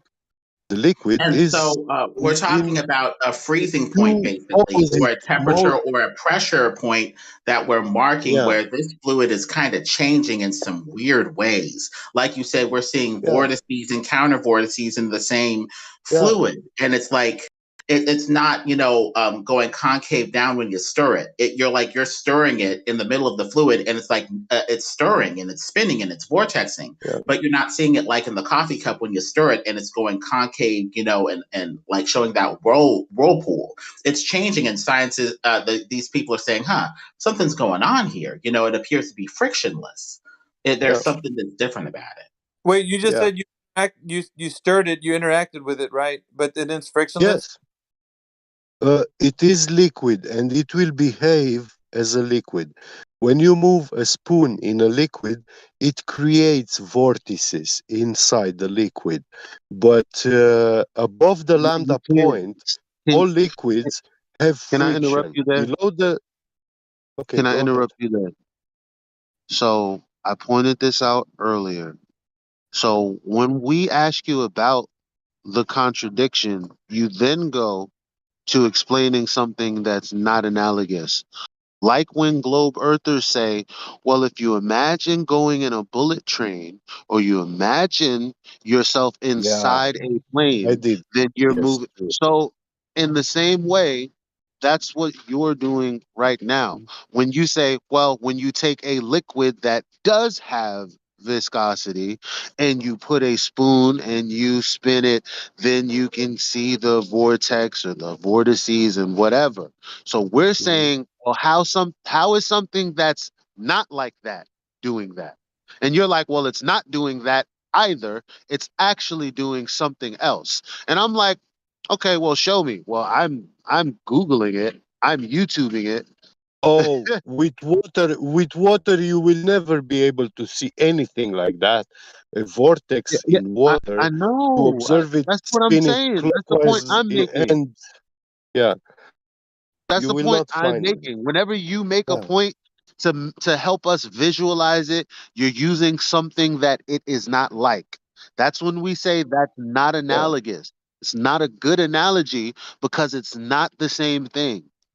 yes. And Not that's what only is I'm. it not the same thing, you're also detailing Yeah, to me that it this doesn't act in phenomena, the same way. So it's something yes, that's not exactly, like like water and it doesn't act like liquid either. correct.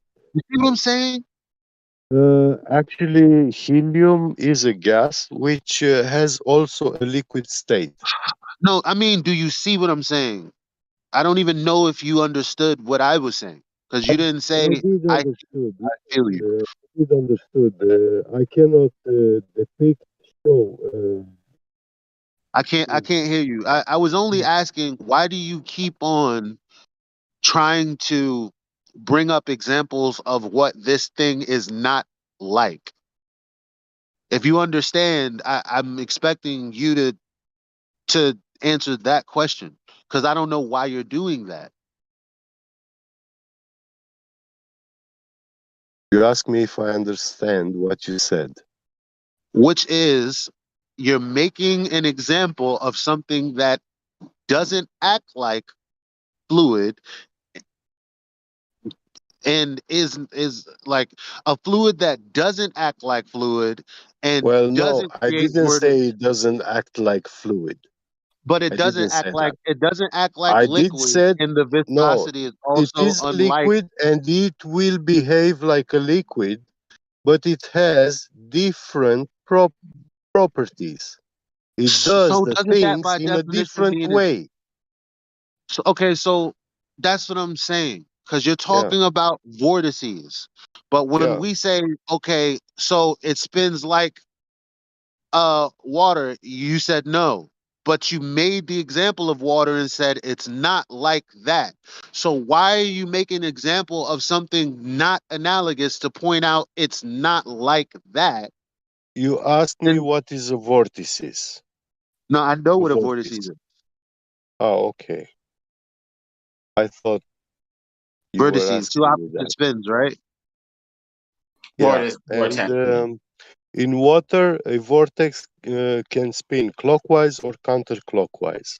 Right, In in liquid water. But what helium, does it do in liquid helium?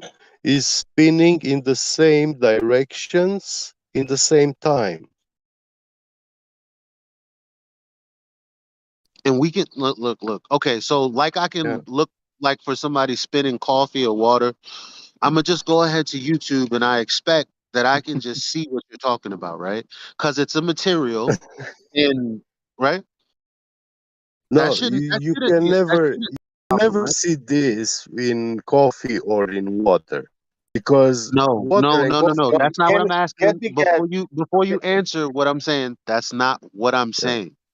So you're misunderstanding what I'm saying. Oh, What I'm saying is, okay, we know what it's not like. Okay. yeah. You don't need to repeat to me what it's not like. So it's like something I've never seen. So I'm like, okay, I would like to see this. So I can go on YouTube and, like with any other real thing that actually exists, I can Google that and look at that. I'm going to now go and look at superfluid helium, right? Going in Yeah. That one should be no direction. problem. Do you have example of that going in the one direction of liquid helium? No, I just want to see liquid helium, and I just want to see it. Just like I can of see course, somebody spit water yeah, in a cup, I want to see it. yeah, That's all. It should yeah, in pop up. quantum Like, mechanics. But does we have that Take some example get take some get? quantum mechanics literature, and you will Oh see my that God, get we they get. talk about. Take the gravity literature. Can you take the gravity literature? That's not factual science. Oh wow, It's this not even is. science. But why is this one? It is if we don't have experiment. Well, quantum computing works because of this property. This Are is you the telling me property that this of the science has qubit. no Yeah, experiment, the but it spin, is the science? clockwise spin and counterclockwise spin. This is Can you the show qubit. that? Can you show that? Well, we can show that in a river. I Hold mean, on, you're going hold to on, have a hold on. Can clockwise, you show that whirlpool in next liquid to a helium, man? counterclockwise Can you show whirlpool. that in liquid helium? Yeah. Can you show that in liquid helium?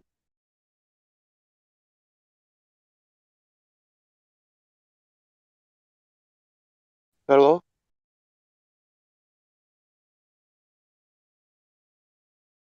Oh, maybe my connection.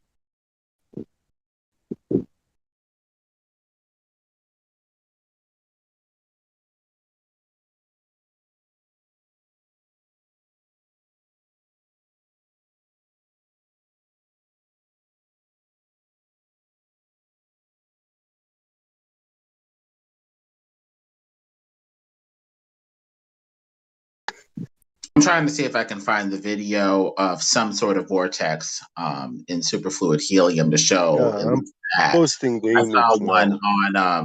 on Yahoo, one of their videos, or Google.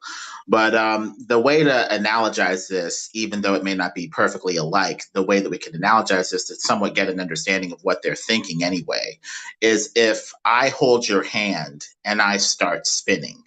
The moment we go past like 90 degrees, I'm going to have to let go of your hand and you're going to have to spin in the opposite direction to me.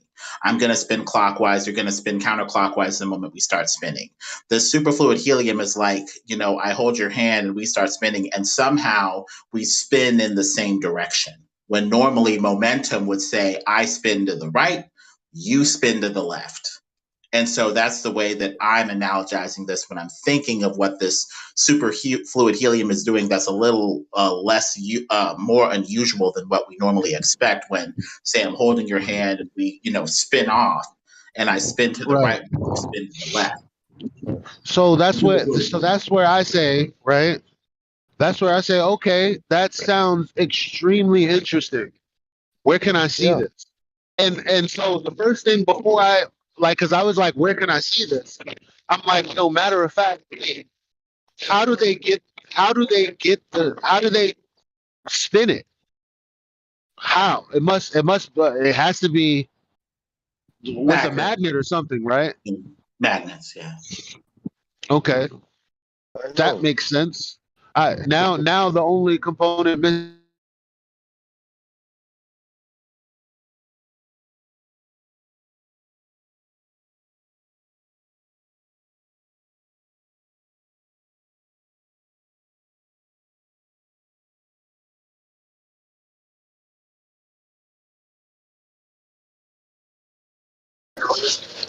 Hello.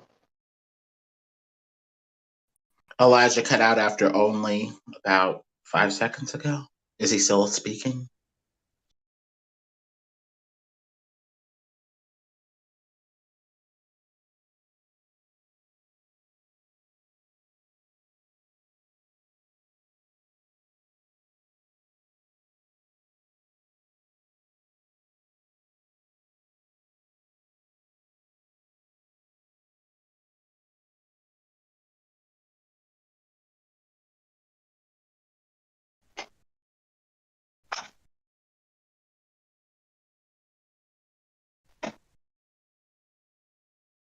One ignorant question: is it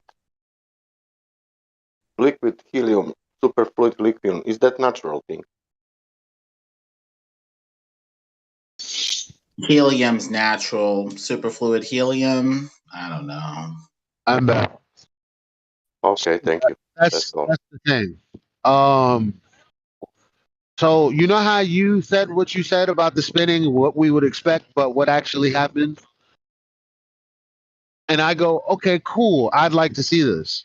When I asked Get how I could witness this, what practical, like how I can see that this is actually the case, you know what he did? A video. You need access to What happened? these No, I'm sorry. scientific This is instruments. why we're Yeah. yelling, because I literally addressed Lemon and I'm asking him if he know how you responded to what historically and recordably did happen, and I don't you know. began to speak. I don't know. That's one of the reasons we have problems. He began to explain to me how liquid, what happens in liquid when you spin it, and then he said it's not like that. So after I said I'd like to see this, all he did was tell me what is not analogous and say it's not like that. He didn't go, well, it's like this, like what you just said, in which I'm gonna go, okay, I want to see this in a video, of course. Because it's something that's being done in a lab, right? I should be able to see it and I should be able to see what y'all are talking about. But when I asked him, he didn't provide me that. All he did was explain again. And that was the issue. I wasn't rejecting anything. So you were just basically asking for an explanation. Okay, that makes sense. I So guess. after he explained, I was asking how I could witness this thing that is real and happening in real life. Well, I put a YouTube video, whether it's real or not. I put it in the chat. Quantum vortices and superfluid helium showing a liquid spinning of some sort of liquid-looking thing spinning. Whether it's real, fake, visualization, or whatever, this is what they're presenting. So I guess this is what they're talking Two about. vortices spinning in the same way. You're saying that's what you see? As far as I can see, it says visualization of quantized vortices and superfluid helium using frozen particles done at the University of Maryland. But have you confirmed that there are two vortices and they spin in the same direction? I'm just looking at it currently. I haven't confirmed a vortex counter vortex yet. Okay, this is what I'm. Okay, so we're coming onto the same information, right? Because when I see this, I'm like, because when something is real, I don't have to say it appears like, or maybe it is, or maybe it isn't. We all know that, right? Like when they show pictures of it from space, and we're like, yeah, but we're gonna be like, well, no, because how am I supposed to determine that that's real? Like, right? So we just need to see this thing. That's it. And if this is this video that you posted, I pulled up a video myself, but I may as well just go ahead and watch the one you did. And I can only go off of one of the things you said, which is that they spin in the same direction, and that seems to be one of the fundamental differences between what happens in a liquid, regular liquid, versus what happens in superfluid helium, which is a super cooled liquid. You're saying that this phenomena, because of the state below the lambda point, is why this is doing this. So that's the fundamental claim, and I'm like, okay, I need to see that. That's reasonable, right? Are you saying you need to see the helium frozen down to this lambda temperature, this lambda point where it changes its properties and becomes superfluid or something like that? No, I just need to see the effect that you claim happens. The vortices spinning in the same direction. That's the overall claim, and the overall claim is because of the explanation you gave. And I'm like, okay, well, I need to see it. Right. Seeing is believing. And Get Beget was talking about the different properties of the superfluid stuff. I'm still learning a lot about this stuff too. And that's why, maybe we can reason together. Maybe it's something, maybe there's something here, maybe not. We'll see.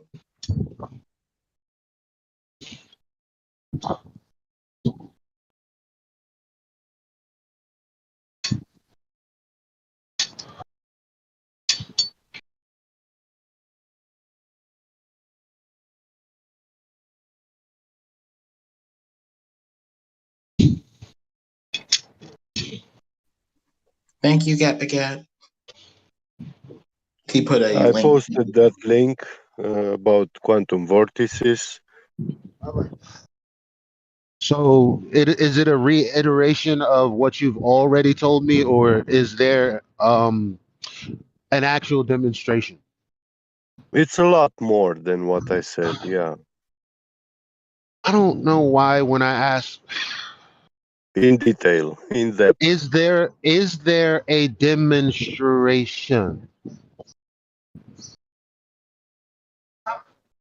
Why is that a hard question? Like, you're quick to tell me what you Elijah, gave, you are but you're asking not. me access. You are asking me access to the top technological tools No, that I'm they just have in asking you a USA at question. university.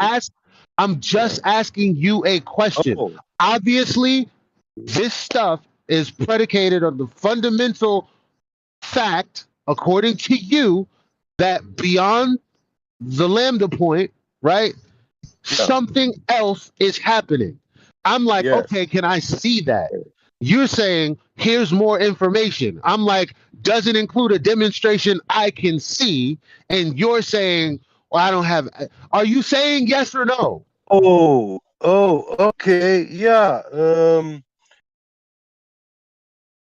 You will need access to a quantum computer and you will Oh have my a God. first-hand experience to this phenomena. Elijah, Oh my God. we understand you. So in a lab, I'm gonna have to set a quantum computer in a lab to see this phenomenon. No, I'm talking about gaining access to a quantum computer. You will Let have you see where I'm first-hand coming from? experience of this phenomena. Do you see where? No, you can't. That's no. That's not Yeah. no. Listen. I see what you're asking for, Elijah. You're looking for like a visual demonstration, maybe, or like a video. Well, you're saying this is an actual material, matter, liquid that has been super cooled, and at this point, they're saying, "Oh, there's an actual effect that happens that is Oh, counterintuitive." okay. Yeah, there is. No, stop, get. So, upon saying that, I'm like, well, you would have to have seen that happen to say it. So I'm like, okay, where can I see this?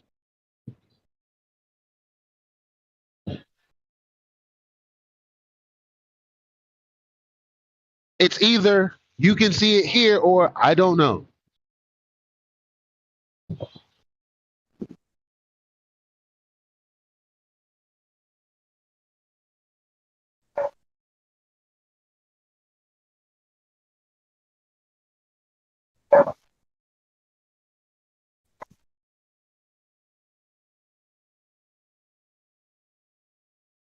So the effect is vortices spinning in the same direction. Do we have video of that?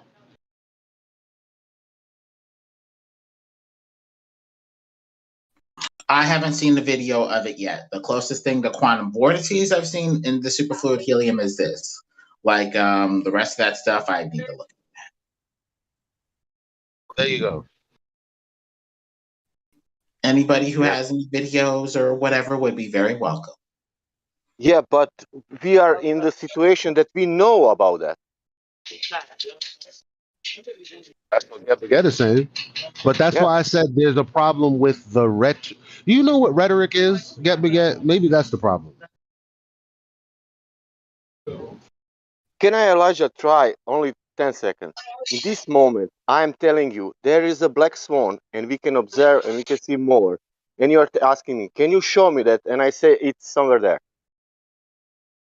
But maybe it exists, maybe it doesn't exist, you know. And I don't know if it exists. Let me explain to you what a black swan is. No, can you show me one? Let me explain to you in more detail and very minute detail what a black swan is. But can you show me one? Well, I see what you're saying. Well, here's this document. Okay, does it show me a black swan? Not necessarily, but why do you think that I'm like verbally and obviously apparently annoyed? It's not because I'm rejecting anything. It's nothing is being offered. Well, I guess, the next question is what standard of, proof will we accept for superfluid helium being a thing? Because originally we were talking about, speculating what could be up there supposedly based off of what's happening in the chat. And so do we have to hold superfluid helium in our hands? Do we have to have a local place in our locality where we can go see superfluid helium, manipulate it, touch it, or whatever before we believe this is a thing? I mean, what standard of evidence will we accept? I mean, some of it we will have to accept on faith since we can't experience everything. So I guess the next question is what standard of evidence will be sufficient to say superfluid helium and any of this stuff is a thing? Are we settling for talking about it all day? A consistent narrative, holding it in our Yeah, hand, theory. yeah. What's going to be That lemon is sufficient? also my question. What for it is? Let's say in this case, on this 24/7 platform, what we can use for? Yeah, so I guess, we need to talk about what we will accept or won't reject. It looks like we're accepting video of it, Look, short listen. of just going into putting it I, in our hand. I'll tell you what. It's a what is question. I will accept material of the thing in question as proof of it, as its self-evident nature, as it was described to me. There is no philosophy behind this. So do you need to go to the lab, Elijah, and hold it in your hand before you believe it? Because if that's No, the no. case, then I you're just talking need about to know. I just need to look because he's telling me what it is in fundamental parts about it, and I'm like, well, that's contradictory. So maybe the rhetoric is if somebody was telling me something about water, then I didn't know what water was, and it didn't make sense, and then they just took the ocean and said that right there, that's water. Oh, okay, fine. What are you saying about this thing right here, water, that we're both pointing to that actually exists in reality? Well, That's it. even with the So when water it comes with analogy, superfluid helium, just show me superfluid helium. I'm like, okay, that's what it is. But saying that it defies the laws of physics is like, how are you going to show me that? So I'm only asking for what is Yep. supposed to be self-evident in the thing that is said to exist. And if it doesn't comply with the rhetoric, then the rhetoric is wrong. Doesn't mean that the thing doesn't exist, but I'm still asking for its existence. And all I'm getting is rhetoric. well, I guess we'll try to find some videos because that appears to be the visual standard that's being accepted currently, short of, some sort of, talking about it. That sounds like a good enough explanation, but I thought that we were referring to water simply as an analogy of how this thing appears to flow and be very liquid like. That is where the analogy stopped. It doesn't have to behave like any other liquid that we know about beyond that. It just needs to be liquid enough to flow and look kind of liquidy. But if we're Right. talking about something that has different properties, superfluid helium wise, that's where the analogy would just stop and we'd go on to some sort of other observation, quote unquote, about this thing. But like water, we would need to actually have superfluid helium to talk about it. Right? So that's all I'm saying. Okay, where's the superfluid helium? That's all. It's the same like with that gas. Where's this state of matter in which certain conditions it's counterintuitive to what we know about physics. When I Well, say we physics, say the conditions are there for the thing to exist if it's really cold. It's really cold above, the atmosphere. So we're speculating there may be some superfluid stuff up there like this helium stuff. And that's that's what Yeah, I'm where the saying. Like, I speculation just need to started. see it here on Earth to say that might be what's happening in the sky. I still haven't seen it yet. Yes, I will accept at least a video for now. At Okay, then least. you're going to have to go to a lab and check it out. Otherwise, we're just talking. No, I can at least get a video because again, if I was talking about anything real, a video of trees, a video of water, a video of a vortex in water, or vortices in water, all Okay. of these things are readily available in video form. Actually, All let I'm me asking. modify my statement. I have faith that you can go to a lab and find this stuff. Do I have experience with it myself personally? No. Can I find a video? I'll try. But I have faith that you can go to a lab and find it or something. You know, I should Elijah, be able to go. I will should be able to go to Smarter every day, and he should have a video about this, or Vertasium, no because they should have a. smart. He doesn't have. They don't have. No, but that's what I'm saying. This is what they do. They actually, and this is why I respect them, because they actually deal with phenomena, and then they talk about it, but they at least have a phenomena to actually show you. That's the whole point of their YouTube, so they can show you cool stuff. If this was an actual thing, they would show us because it would be so fucking cool. Yeah, well, Elijah, if you manage to buy a vacuum pump and this beaker installation for achieving superfluid liquid helium, I did already.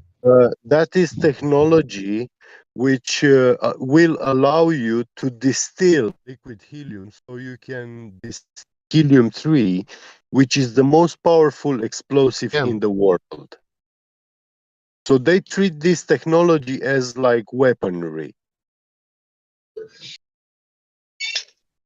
It's not for us, for the civilians. Yeah, they Like treat holding uranium, they they treat plutonium. Yeah. let somebody who's a believer tell it. They utilize the spin of the earth for military operations. Does that make it true? Because the rhetoric says No, of so. course not. But All right, quantum that's so okay. computers. So I just need to see. Listen, we're talking about the fundamental Yeah. nature of this thing. I don't care about. Listen, quantum computing and all of that is nice, but you didn't say, here's this thing that's being used in quantum computing, and here's the chamber that it's used, and that's the end of the conversation. You Elijah, explained to me what it was and how it was possible to be used, and all I did was ask about its fundamental nature first. And it's like, well, that doesn't exist, but the quantum computing exists. Well, then how do you know the rhetoric is true? Why can't it just be something about quantum computing that's something other than the rhetoric that you're giving? Why Well, can't it be because that? quantum computing is based on quantum mechanics. That's Oh well, that's not. I'm not questioning that though, am I? yeah, and quantum mechanics No. begins below the lambda point. Okay. Yeah. There's And the I only mean, element in nature which has a liquid state that's below that rhetoric. point is helium. I don't know if that's true. I don't know. Now Well, see here's the where temperature. I'm sorry. Yeah, I'm trying to express this is where I admit I'm ignorant. Why? Because what I have learned is counterintuitive to what you just said. So I would need to look into things myself to know whether or not of uh course. Yeah, I quantum recommend mechanics that. has to do Yeah, with what you're talking about. yeah, I recommend because you do because that. because this because the speed of light I don't That was just an I need to see how analogy. that's Yeah. related. No, what you didn't say it was an how is it analogy if it's not analogous? Why do you keep trying to make examples, putting them to next to each other Well, to say it's an analogy when in Einsteinian well, relativistic I don't physics. when I'm look you listen, my bad. Maybe because I asked it. You Yeah. cannot say something is analogous when it is not. You can't say this is an analogy when it is not analogous. You Oh, really? cannot do So, that. have you So heard of so you're telling Einsteinian? me is that statement wrong? That Okay, but you can let me something is clarify analogous now. that You are judging me, but you don't allow me to clarify to you what I mean and to explain to you how it is analogous. Because you didn't understand what it is analogous from it. When I well said the speed no of light in hold on Einsteinian hold on. physics, I was listen, only let me referring to what finish, you told Elijah. me, bro.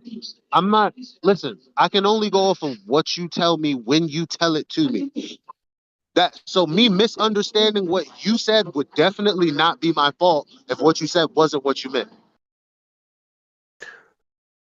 I said about the speed of light in Einsteinian physics, that is a barrier, a limit. That is, I'm not discussing if the Einsteinian physics is true or not. In that story, the speed of light is a barrier, a limit. That's all it is.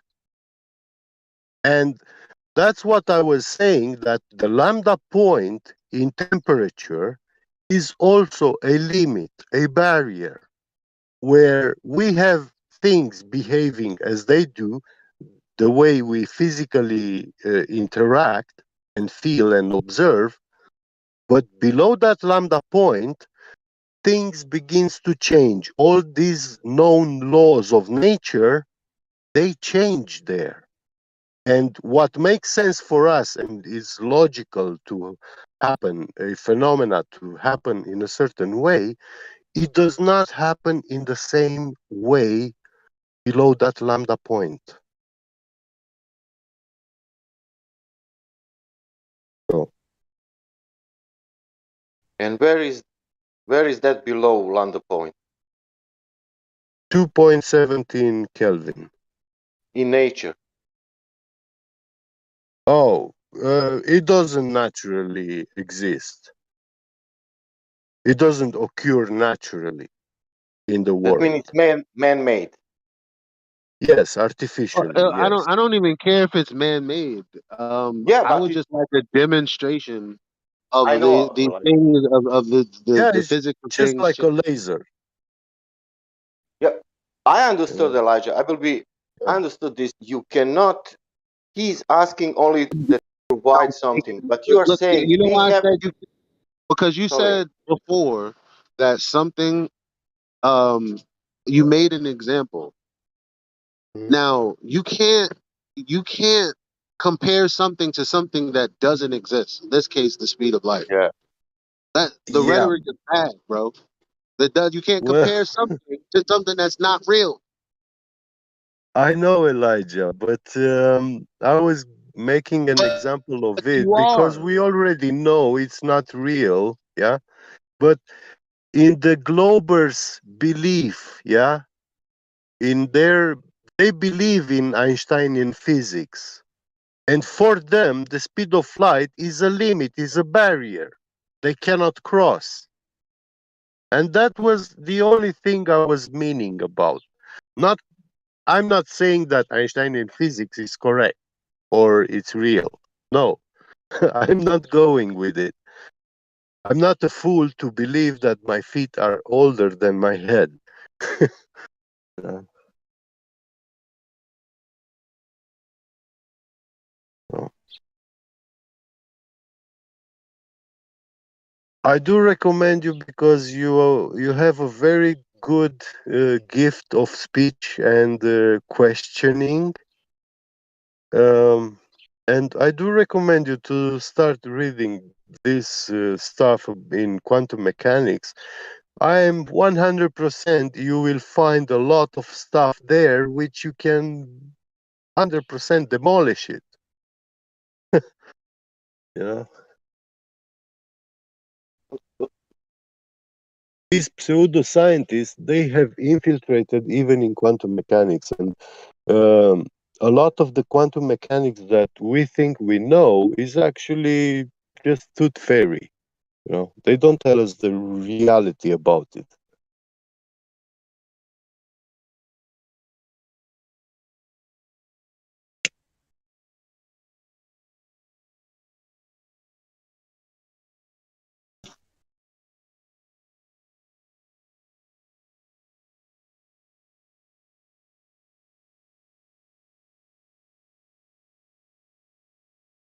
When I read one of those um, articles or lessons about quantum mechanics in English, it takes me weeks to actually fully comprehend that 2 pages of text. You know.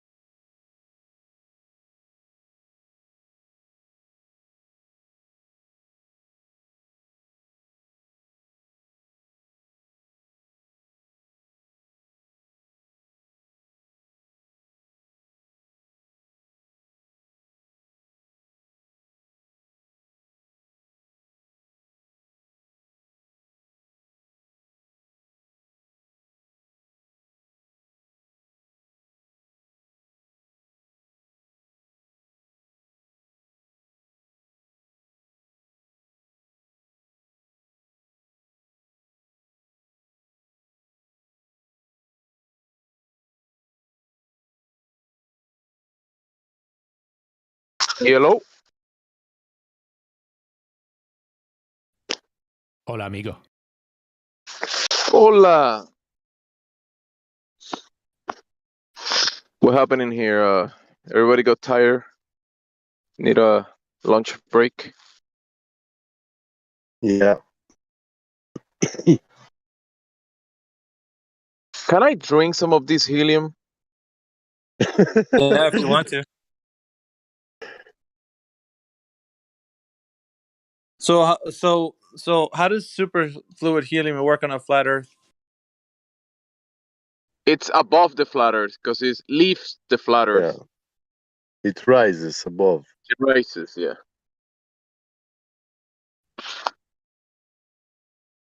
Does it rise at 9.8 meters per second? No. It rises quite slowly until the heights of the air, at which point the air pressure drops significantly, and then it starts accelerating faster and faster, to the point where they call it highly charged particles. It turns in it. This gas changes its state from gas to highly charged particle, and they call that Van Allen belts, and they say they are caused by the sun.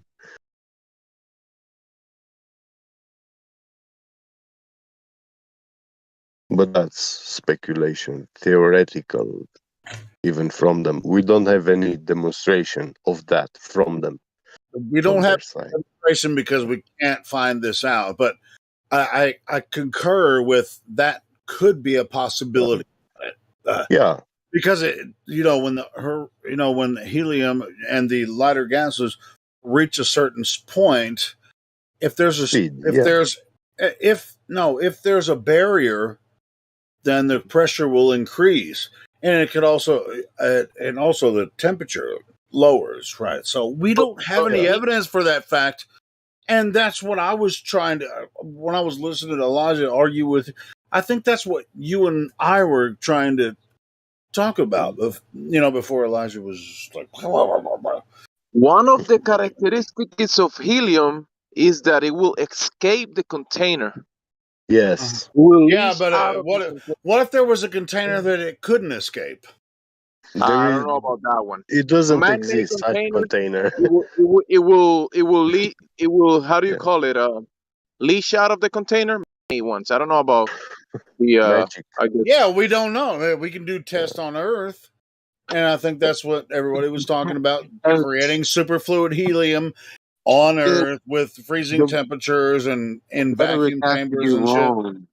But everything we talk about in the upper atmosphere, that's all speculation. Nobody's ever, nobody. Right, but if we're talking about a substance that can't be contained, then if we're talking about a substance that is contained, then the rhetoric is wrong.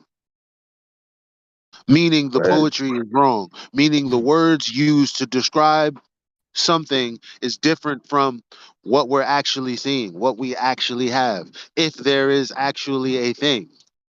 So a point where it gets so cold that something turns to liquid that has more fluidity than anything else, to the point where there's zero viscosity, that's just counterintuitive. Well, so it's like, okay, well, we can demonstrate that in a lab, and then he says, well, actually it would escape here the we go container. again. God damn it! It can't be true. It can't be true that it would escape the container.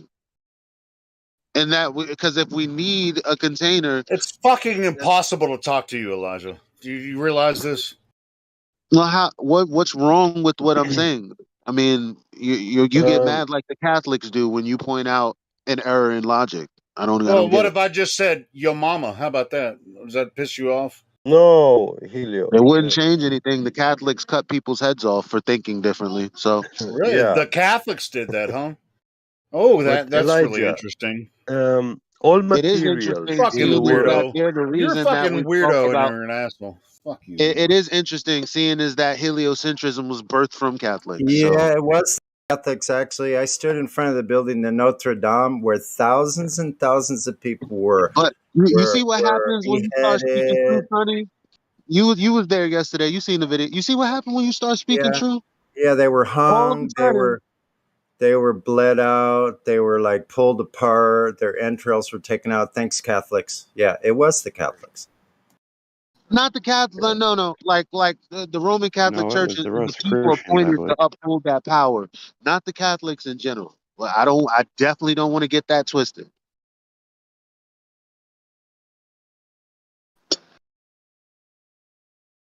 But I mean, it's in like, why would Helio be telling me I'm a weirdo and I'm impossible to talk to and whatever. I'm you can, like somebody's wrong. Jimsy can't say that it can't be contained, and then we do things with it in a lab where there's man-made containment. Like those, somebody's rhetoric is No, wrong. it's contained, but it will eventually leach out of the container, just like hydrogen when they and eventually leaves the container, similar to that. Okay. Okay, Elijah, all materials in this world, they are made of these theoretical atoms which form bonds Well, they between are them. they? This means that they have gaps between them. So this is something like the net of a soccer ball gate, yeah? And Yeah. you can If when that you you shoot mentioned is when you if shoot if you with your mentioned foot is a true, then soccer everything ball, that you say thereafter is possible. You said if no, this, right? Yeah, yeah, because this is that's the found. It has to be true. all materials have this porosity. They are porous. You're talking about atoms and if this, and I'm like, well, if I were to accept that conditional statement, the if that you just brought up, then everything after what you're saying wouldn't be a problem. That's if I accept your premise. Not if you accept my premise. I'm telling you how things are. No, because you began Yeah, this. You know, would you like yeah. me to go back to the YouTube? Because on one breath you're telling me that you just talking about how things are, but you literally just use the word if. Do you want the? As a matter of fact, nah. I'm going to the YouTube. I'll be right back.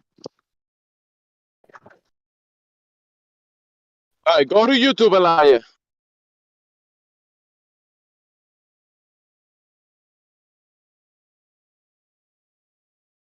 So, get uh, you're saying that because I heard this before. I heard about helium. I've heard about containing hydrogen. It was kind of difficult. They will explain like this kind of stuff that it will leave the containers. This is I heard about this before flying. Containing helium is the most difficult. Liquid More difficult helium, than hydrogen? yes, yes. Oh wow. Liquid helium um, is the hardest to contain, and especially superfluid. Yeah, the That's the superfluid one. hard. Yeah, you cannot hold liquid helium without constant refrigeration. So you have to build a machine which is constantly cooling it. Yeah. Yeah, because but when we put helium gas in a tank, in a container, yeah, metal container, uh, we can seal it with rubber and everything. But all these materials, the metals and the rubber, they are porous. They are like the net of a football, soccer, like a net. And you have tiny gaps between them, between those molecular bonds, crystallized molecules. Yeah, and helium is the I smallest like to go element to the in video where nature, you literally said you didn't say and what you did it say. will flow, it will slowly flow through those gaps and I'd like to escape point out eventually. how you said what you said you didn't say. Sure, go ahead. Yeah, go ahead and press play. Because when I was trying to interrupt you to say if that's true, you said, well, it is true. But the if that I was referring to was where you mentioned that everything is made up of these theoretical atoms. Now, what did you mean when you said theoretical atoms? Did you mean that it was actually or it's theoretical? Which one? I would like you to be consistent. Well, atom itself is a theory. So when I say, well, if I accept that if, then everything you say after that could potentially be true, logically speaking, if I accept that conditional statement, and you begin to argue with me, were you Okay, justified in arguing against that or no? I'm saying that Yes, carbon, it was a yes or yeah, no. I'm It was a saying yes that or no. carbon is not the same It was stuff a with yes or no steel question. or It iron. was a yes or no question because you reacted as if I was unreasonable. And all I said was, well, if what you're saying is true, then yeah, of course, the way you've laid it out, maybe I would accept it, but I would have to accept if what you said is true. And you're saying it is true. What, the theoretical atoms you're talking about? Yeah, I don't know what these carbon, iron, mercury, yeah, these are natural elements made of stuff.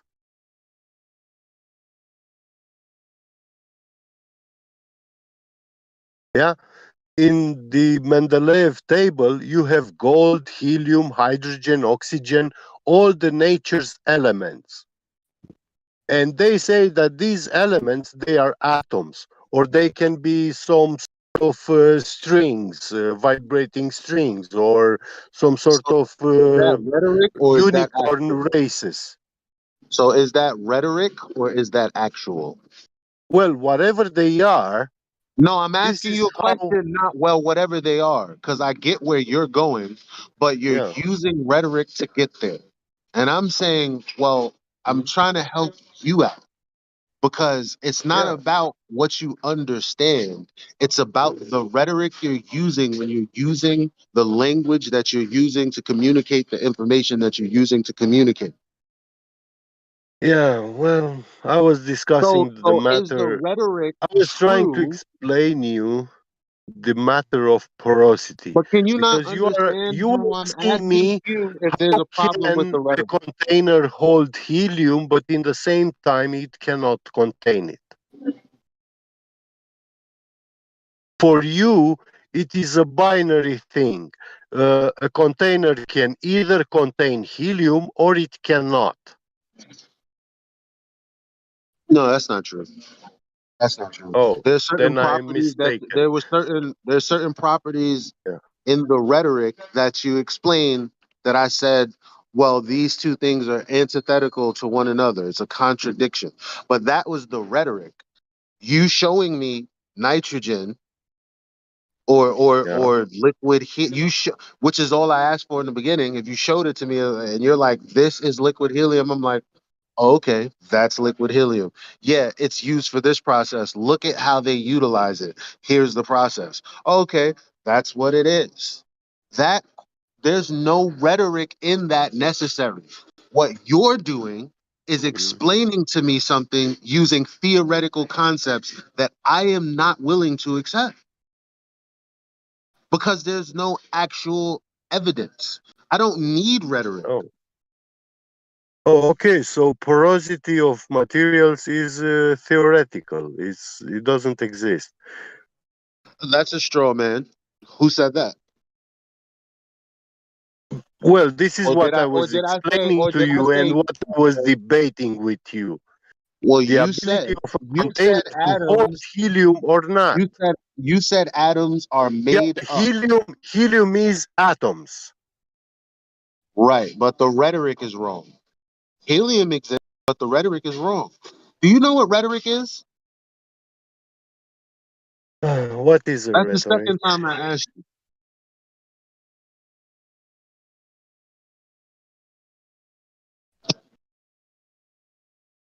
That's the second time I asked you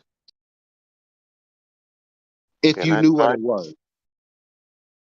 Yeah, Hello? you're saying that my explanation is wrong. Okay, I can accept that. What I'm saying is the rhetoric, the art of effective or persuasive speaking or writing, especially the use of figures of speech and other compositional techniques. The Yeah. rhetoric that you're using has logical holes in it. So I'm saying the rhetoric is wrong. Now, how you apply these, if these things are real and in real world and they're applied, you're not talking about how they're applied. You're speaking about the rhetoric, explaining to me fundamental things that cannot be evidenced, that are only fundamentally explained. I don't understand how you don't understand where I'm coming from, because I understand where you're coming from.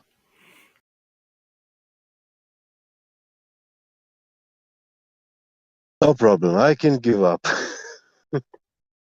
Because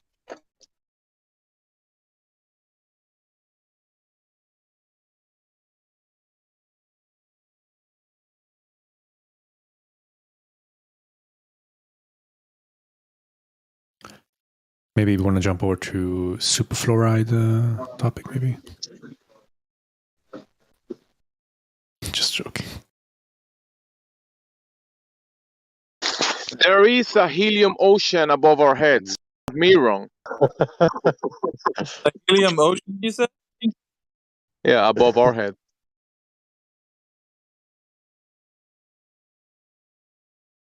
I don't know. Yeah, it's just it's interesting because I don't know, like I would say with any flat earther, globe earther, or anybody that has these ideas or presuppositions, if there's nothing to back them up, there needs to be an admittance to that, right? I admit that I can't provide the evidence. Needs to be something said among. exactly. Yes. Well, and if it's not said, then if we say no, no, no, you don't understand, then we're missing the point, right? Like, okay, so let's say I'm trying to explain something to you guys, but it's not based on anything I can provide evidence to you guys about. Then should I? Hey, bro, when I release the helium, it goes up. That means that all of the helium ever released is up. Yeah.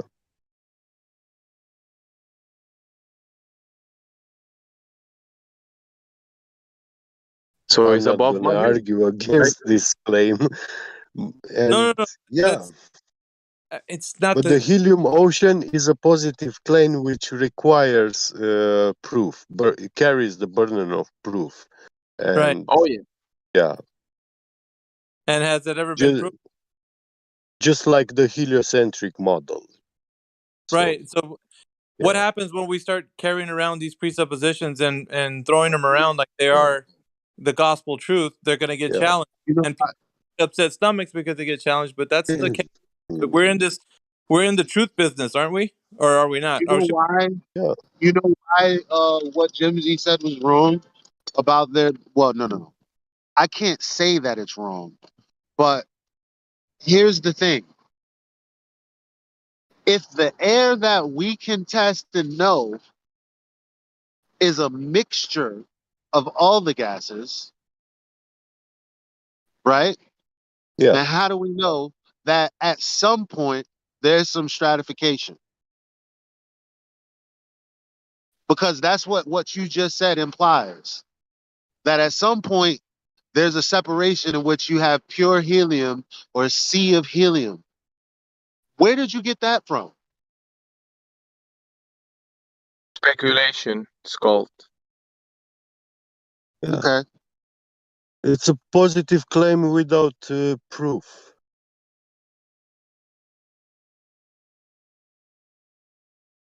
Hey, every time I release the helium balloon, I know the rubber breaks eventually, and the helium Yeah. just, goes up there. Continues ascending. But it's the rubber failing, not the helium. Yeah. And we don't know how high it's ascending. That's also a speculation. It How might be, high? it might be getting to a point that it's mixing with whatever is up there as well. I mean, Yeah. hydrogen, helium, all that stuff is all mixed up now. Well, they tell us about the Van Allen belt, that they discovered the Van Allen belts, an area at high altitude of highly charged particles, area of highly charged particles. And when we look at the Hadron Collider Particle Accelerator in Switzerland, uh, in the beginning of that, when they started that accelerator, they used helium gas to accelerate them near the speed of light, at which point they call those gas particles, they call them highly charged particles. The very same meaning, protons. That's what they call them.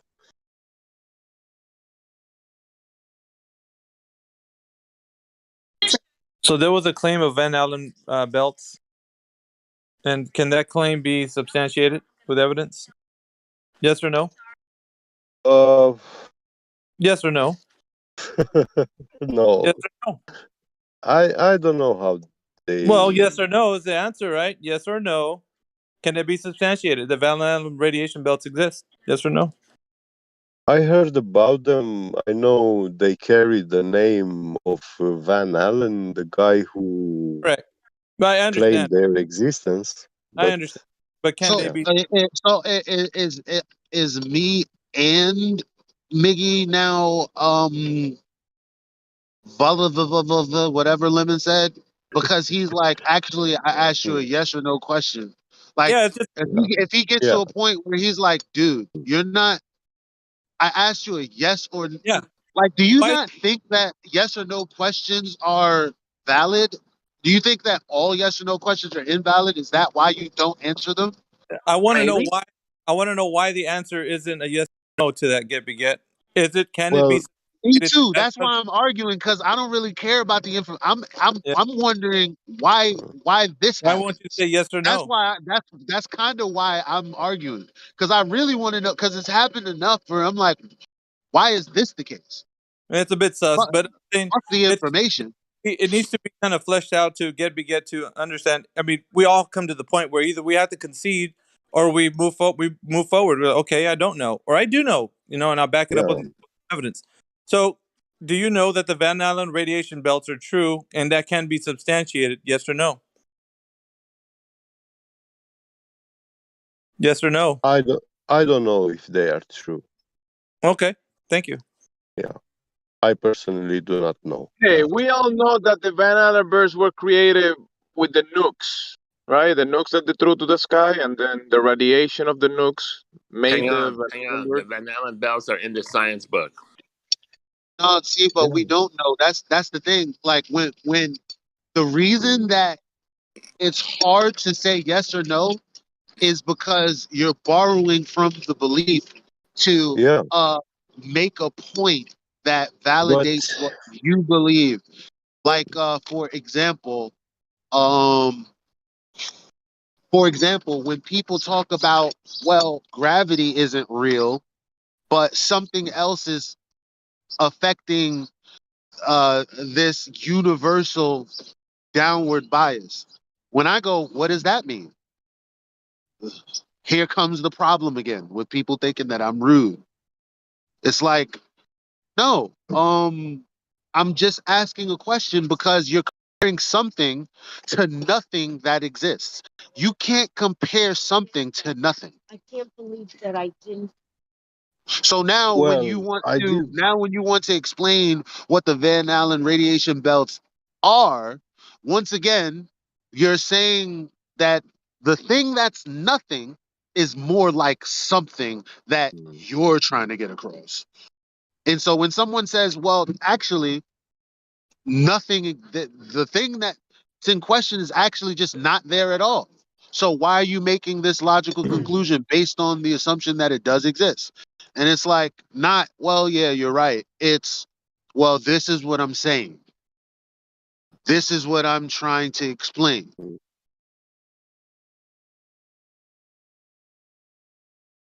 I'm more like, if you can explain it and you can provide evidence, heck, I can do it myself, and I believe you.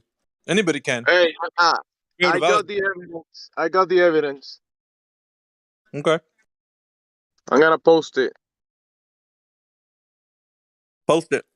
What, the NASA Orion spaceship? Wait, this stupid phone is not working. It might be the radiation effect. Yeah. We also have to be careful with these questions because some questions they don't have a yes or no answer. Why not? You see my Well, evidence? Hold on, I'm some beginning. questions That's have. why I asked you if you think that all yes or no questions are invalid, because some yes or no questions are very valid. So we're Yeah, not but talking about whether or we not can some things aren't yes or no we can questions. attribute this We're thing talking like about actual yes or no questions. Was a Miggy's question to question. you a yes or no question? Well, the question about He's not going to answer the question. viscosity of superfluid Which was a liquid yes or no helium question. That's crazy as hell. Was Miggy's question a yes is or no not a question? Yes yes or or no? no question. Was Miggy's question a yes or no question? Yes or no? You can't even answer that. That's what's crazy to me. The way he answered, yeah, it was a yes or no. And I said, I personally do not know. So, yeah, if the Van Allen belts are real or not.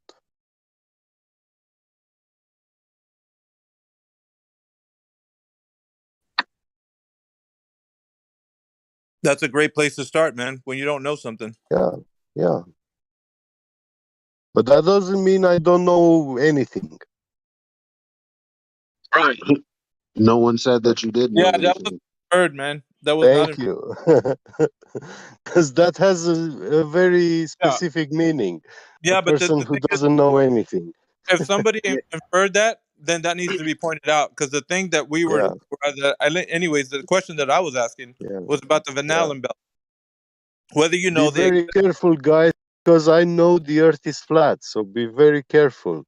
Yeah, you know With what? me. I don't mean to Yeah. cut you off, Miggy. I appreciate. I've been listening here for the last hour, Yeah, go but ahead. you know, like if two people are in a completely dark black cave, and one person has a map in their head because they looked at it, the other one doesn't know anything about where he's at.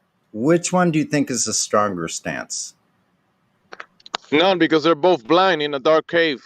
Wait a minute. No, you got to answer the question. Which one is the stronger stance to have? The one that doesn't know at all, or the one that thinks he knows because he's got a map in his head? No, the one who knows it all.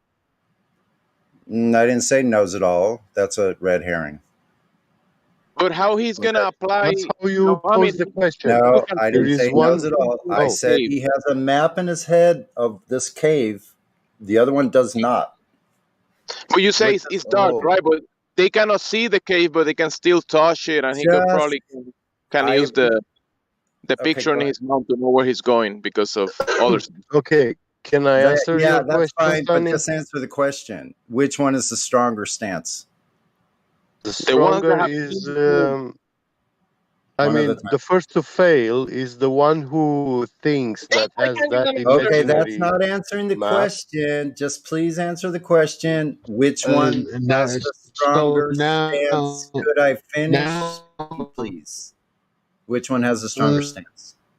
The one The that already seen the cave. No, rude. He didn't say. I didn't no. say he saw the cave. I said he has a map in his head. He saw a map before he Oh, was he in the saw a cave. map. He's got a map in his Before head. The correct answer to this question. Can I give it to you, Sonny? please. Okay.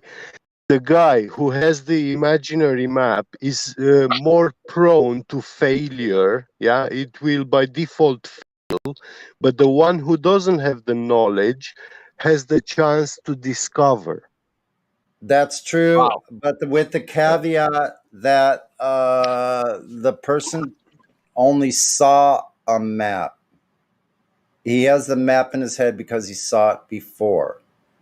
Yes, Yeah, you're well, right. Though if I the agree map with is that not answer. real, yeah, The stronger stance is the one who doesn't know anything and doesn't yeah, presume any of the first yes, steps to correct. take. Because if he's going by a map that he has in his head, he's prone to failure, just like you said. Thanks for letting me Yes, share. I like it. I like it. thank you. I'm not that stupid, I know that. But I don't like to show off or be But praised anyways, we have also. Mayo. We have Mayo in here. Mayo, dude. How are you, Mayo?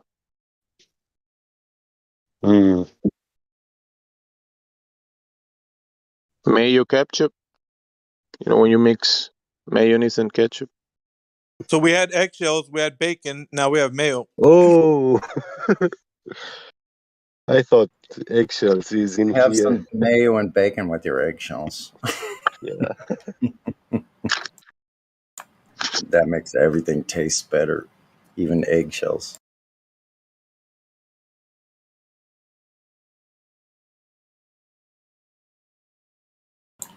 So, what did you think about the statement I made, Miggy, about the cave? Feedback. Good comparison. Yeah,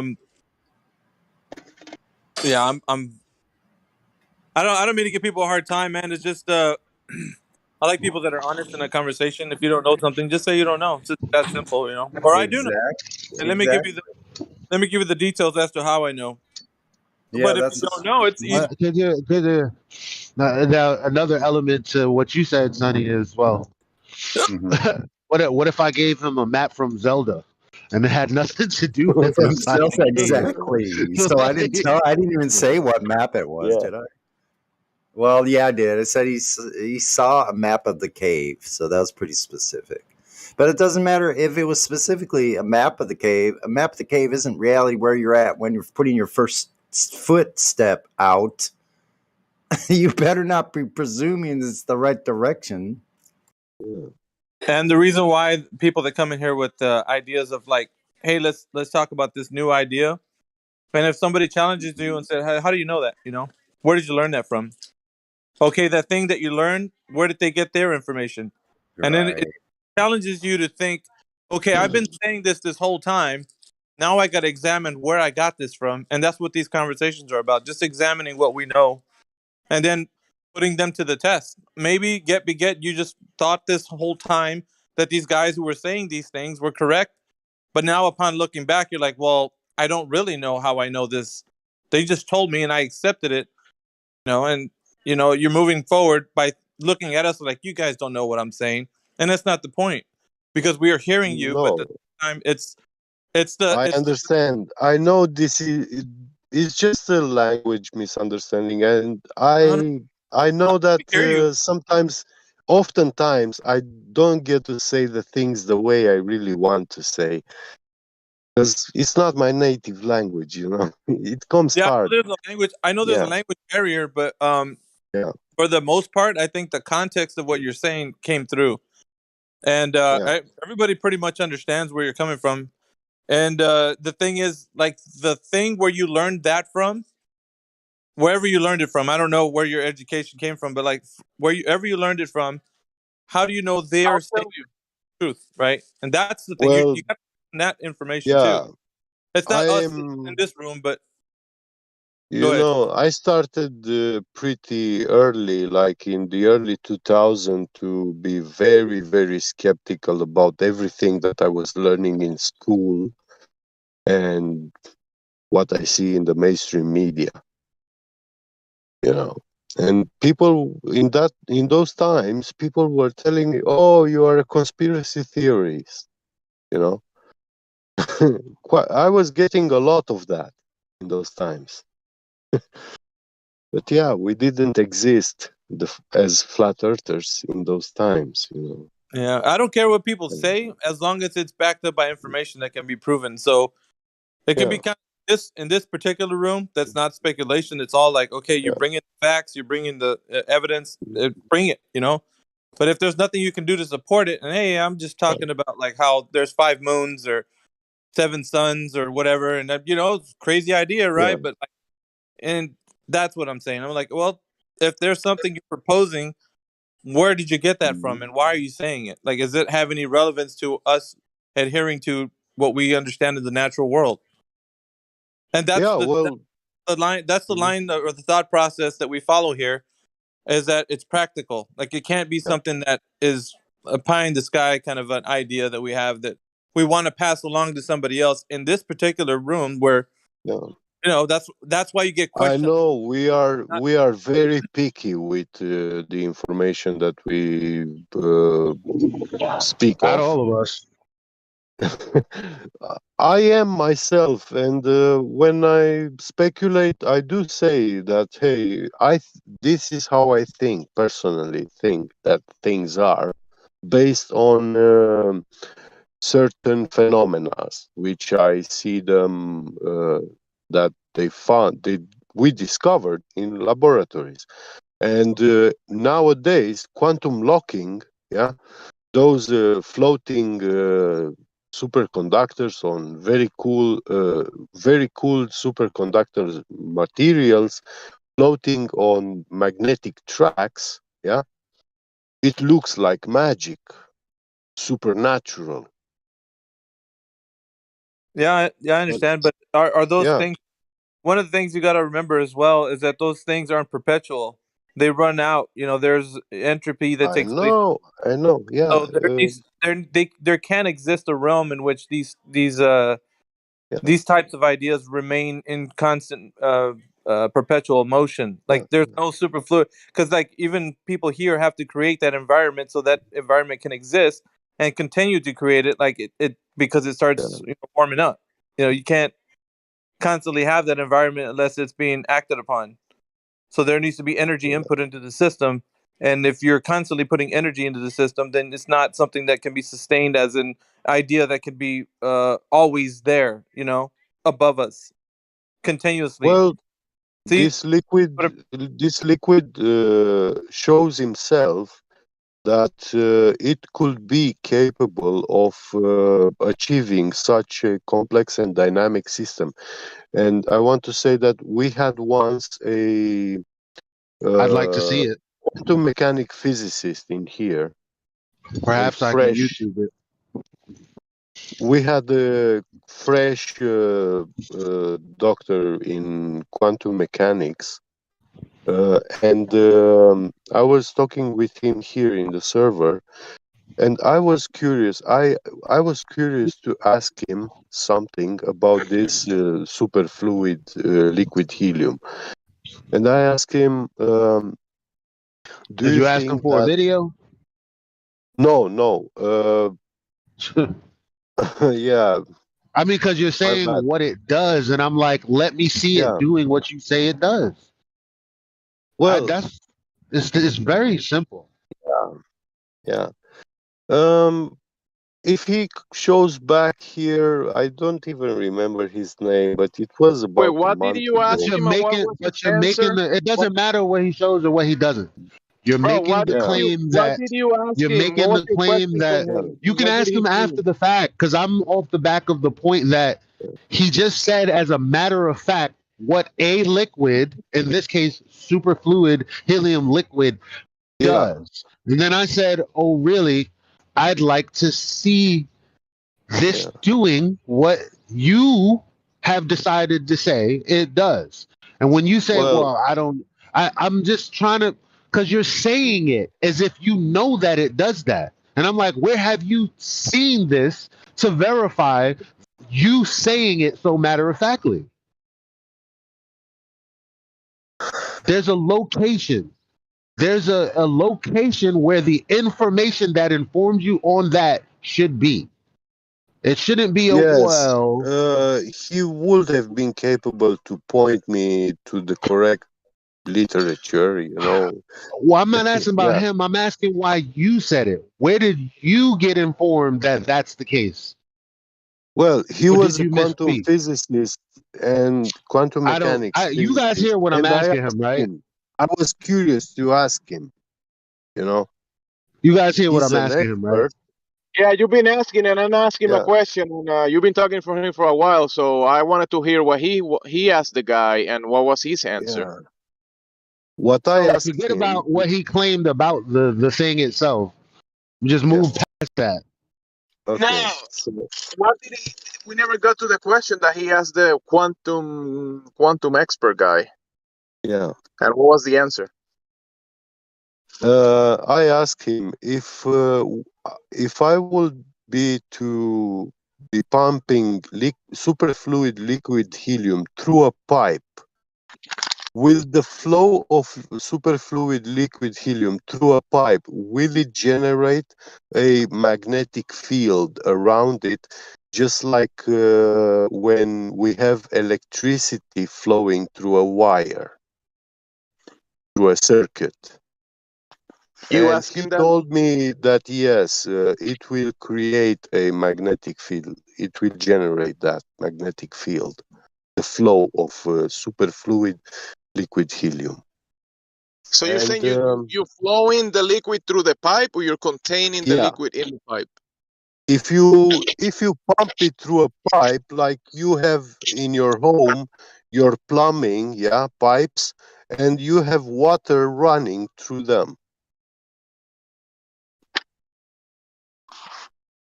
He's talking about creating a current. So Yeah. it's affected by magnets and creates a magnetic field. No, I didn't say it's affected by magnets. I No, was when I asking if said it creates. can you spin it by some like mechanical Lemon said, Oh well, no. Yeah, okay, let me tell you about that. oh yeah, let me be indoctrinated. Go ahead.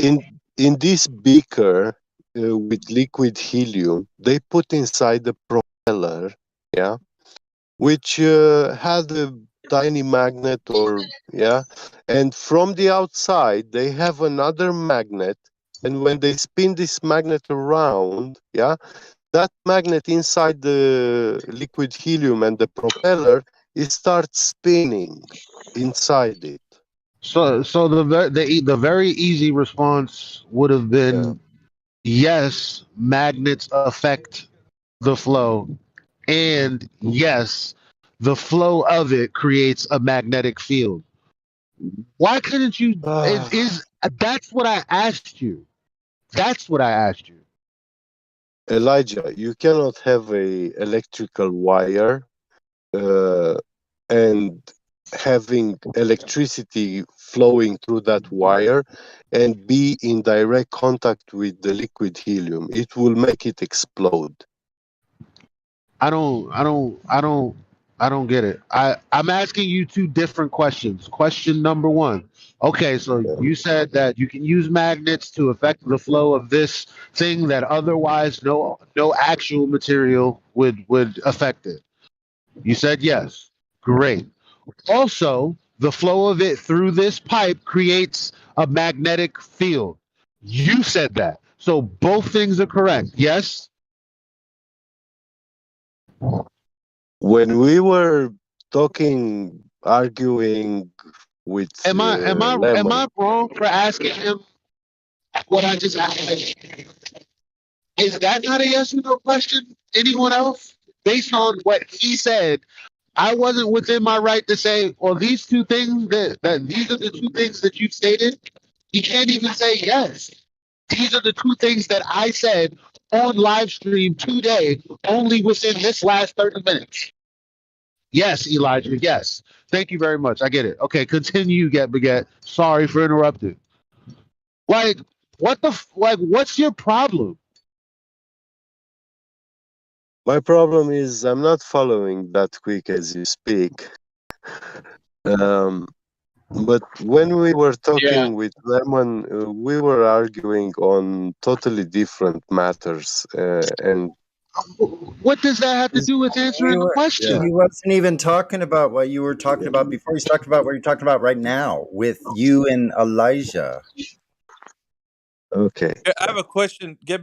Can you understand, or is there a language barrier? I think there might be a language barrier. Do you think so? I don't believe that shit. No? People that come in here with accents claiming they have language barriers are using that as a shield. I don't believe that. No. I have to disagree there because I speak two languages and I do. Sometimes I think I hear something and I'm thinking about what I heard, but I just misunderstood it. It has happened to me many times. Not But just when you one. misunderstand something, if someone asks you in 7 different ways the same thing, and you're like, "Oh, okay, I get it. Let me answer your question." Yeah, if I That get it, I eventually get it. Yeah. that eventually happens, right? Right. Yeah, that This eventually is happens. this is I this is the understand. Eventually, I'm like, oh, well, okay. well, guess what? That's not happening with Get Baguette and some of these other people that are Globers that come in here and they're like, I have a language barrier. Well, I'm rewording it, revamping it, re-articulating it, and you're still not getting it. I don't believe that. Yeah, but you're not taking it methodically. That's with me. well, you said as a fact, and you just explained that the magnets on the rotor is the reason that this liquid is affected. So the answer to that is yes. Also, Not the okay, magnets. okay, multiple. Wait, what? Okay, do you know the principle of a Did you say brushless not the motor? magnets, or did you say the magnets? Yeah, the magnets are not affecting the liquid helium. Okay, so earlier you said Lemon said, okay, so now we are talking about earlier. Earlier when Lemon said it appears like the only thing that can actually affect the flow is a magnet. You agree or disagree?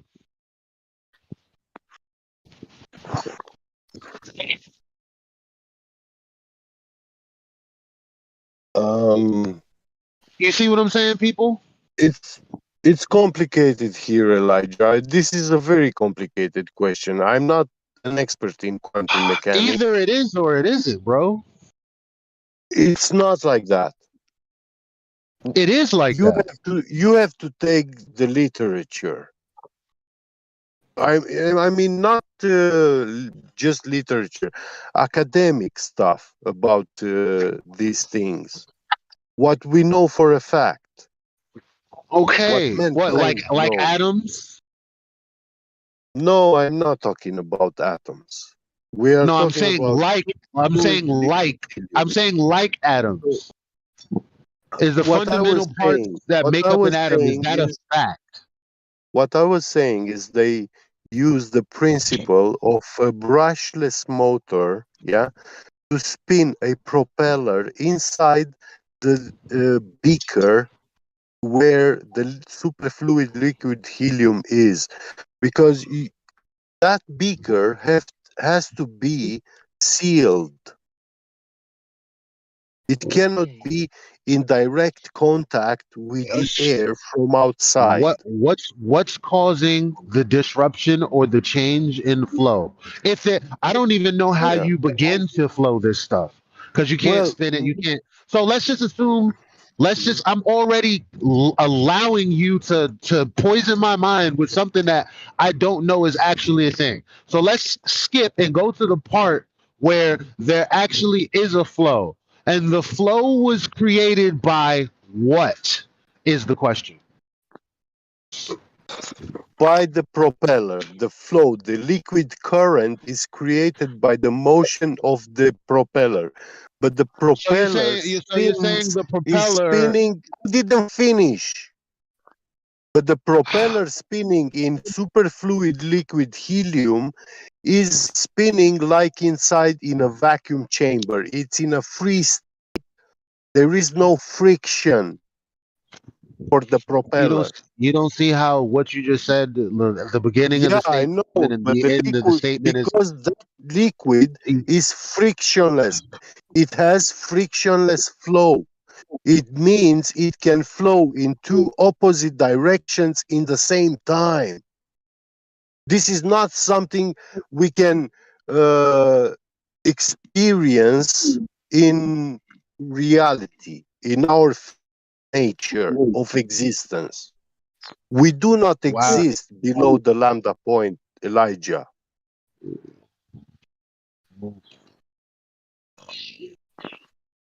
I rest my case. The temperature spectrum where we exist I is rest my case. between 50 Celsius to 50 to plus 50 Celsius. Minus Hold on, to hold on, plus hold on. 50 Wait, Celsius. what do you mean? You rest your case. What do you mean? You don't feel like it's going anywhere now? I mean, because I've asked to witness something fundamental about this. Finally, he's telling me it's not something you can witness unless he doesn't mean that because of the language barrier. This is something that may be misunderstood. 'Cause I definitely I don't understand what he just said.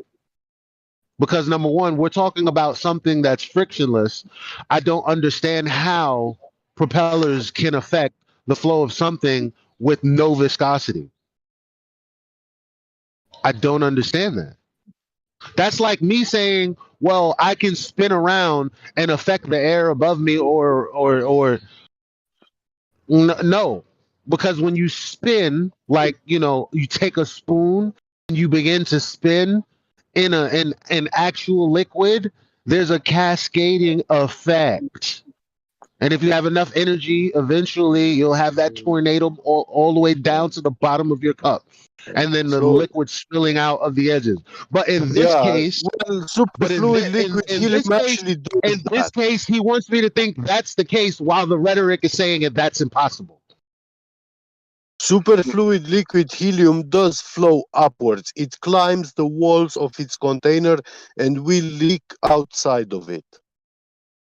Well, gas just is. Well, it's not gas. Okay, No, not so gas. It's so not then evaporating. so It's then it's not. literally So flowing. then it is. Has anybody So then witnessed it this does. superfluid helium So shit? then I'd like to know. so then it's Who's not. witnessed it? So then it's not frictionless then. It is frictionless. And that's why it does that. It climbs the walls of its container and it will leak outside. So does liquid that is friction. Oh, I Can you guess show me whatever some the word liquid is. helium or whatever you're talking about? Can you show it to me? No, he can't. No, that's the first thing I Oh, I asked. Then why can are we show even you. talking about I it? can I show don't you get the upward flow of liquid Because he helium. keeps giving us rhetoric when we're saying, well, what about practically? And he's not accepting that that's not good enough. He wants us to understand the rhetoric. And I don't know why Well, he's I can thinking we're relate to not. that, but yeah, I'm just curious why we're getting like all this. You know what I mean? Like we're all getting all fussy about it, and it's like I don't understand how it's relevant, really. Honestly, Because maybe he I'm wrong. says things as a matter of fact, and when someone points out you can't say that as a matter of fact, he gets testy about it. Okay, but that's a personal thing. I don't. You know what I mean? Like, No, it's not a personal thing. That's why we're going back and forth.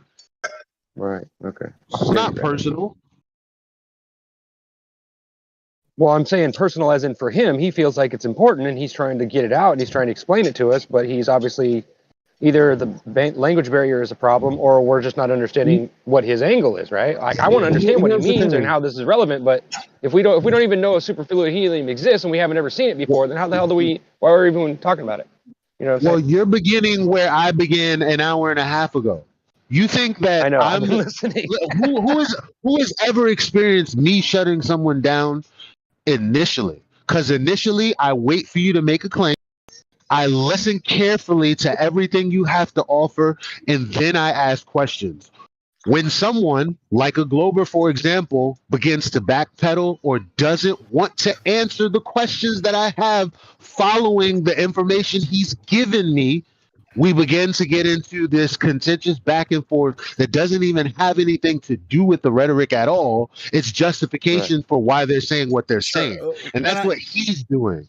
Can I So I started cutting him help off this at some conversation point. out a little bit? Let me help this out. The only way you can test superfluid helium is by like capture, and I said this earlier, capturing helium in a container and then like freezing it to a certain temperature, and then you have superfluid helium, but there's no. So that would So be a it good couldn't thing. actually exist down here how where it we're was. at then. All right, so it doesn't exist in nature. We have to actually create superfluid helium. Now, whether or not it exists in nature, nobody's ever found it in nature. How is it actually physically so it's tested? just a Then theory. I guess would be Does the next nature part. exist? No. You can No, that's create. the way, because Helio thinks because somebody said and because you can Google it that you can create it in a lab. Okay, And so well, maybe what we're that could be. saying is Maybe I'm wrong. I've seen some videos on it, but okay, maybe I'm wrong. It's not actually real. Fine, if you don't believe the video, why whatever. Fine. because Get Beget explained some fundamental properties about this and some fundamental properties that would explain the effects that we're seeing that happen to go against the laws of physics when things get below the lambda point is Fine. what What does he's it have? saying. I Well, fully how does it understand. apply? How does it apply in No, nature? no, that's what he said. So I said, well, how do I see what you said? That's not available. We already Right, established that's what that. I was saying. So he just wants to How can I say, see it so but I he know what wants to say it as if it's true anyway. And then Helio comes and says, well, you have this in a lab. And I'm like, no, fundamentally, I'm like, let me see this thing you're talking about. That means that I should be able to YouTube a video of someone in a lab All right. doing Cool. this. Hey, we him and I have posted some of these videos, and whether or not you believe it, that's fine. I mean, I don't know No, it's why we're not believing it. It's the videos have nothing to do with the claims that he made about superfluid helium. That's the problem. Oh, I need to see the video. other I need to claims? see the video informing me on what he said specifically. I need to see the video and I need to see what he described in demonstration form. A video randomly about something on YouTube is and not doing what he claimed it does is not an example. Hey, you don't need to, but you want to.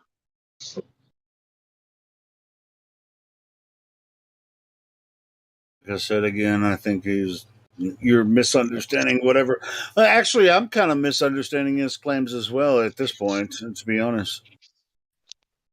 This is why a little while ago I said we should just drop it and move on because I'm not seeing it going anywhere except just getting us all mad There and was a angry at each other. I provocative don't want to statement, I guess, that Get Beget just said right before you chimed in, Helio. He says this cannot be seen in the physical world. And so at that point, I think Elijah was like, all right, man, I rest my case. I'm not going to, because it was almost a concession that Get Beget said that you can't witness it. And then almost to that very end of that, you came in and said, yeah, some guy's doing it in a lab. So Get Beget on one hand is saying that cannot be witnessed physically. And then on the other hand, it can be. So there's I posted a video of Alfred Leitner on superfluid liquid helium. And is this a video that convinced you, Get Beget? The one that you're showing everybody? Whether or not they could do this. Are you convinced? I mean, if you're just bringing it up because it's a curious thing, then you're wanting to show us and see what you saw, then I get it. But I'm trying to figure out, like, where does the angle come in? How does it come into flat Earth? Like, how does it help us? Yeah, that's what I'm wondering. It doesn't. Well, no, actually, because I didn't say you can you can see something in the sky and correlate it to something that we actually can't see here on Earth, not even in a lab. That's what it boils down to. Because there's this need to explain what we see in the sky. Well, in that case, that's when Lemon came in and said, here's the thing that I'm finding about superfluid helium. It's about vortices doing what they normally don't do under normal natural conditions with actual normal liquid. So he's like, in the case of this stuff, what I'm reading, it means that the vortices are doing something in opposition to what we would actually experience. And I'm like, okay, where do we experience that? Right. We don't. If someone says, here's what you might or might not see if so and so was the case, right? That's all speculation right there. When you make that kind of statement, correct? Yeah. There you go.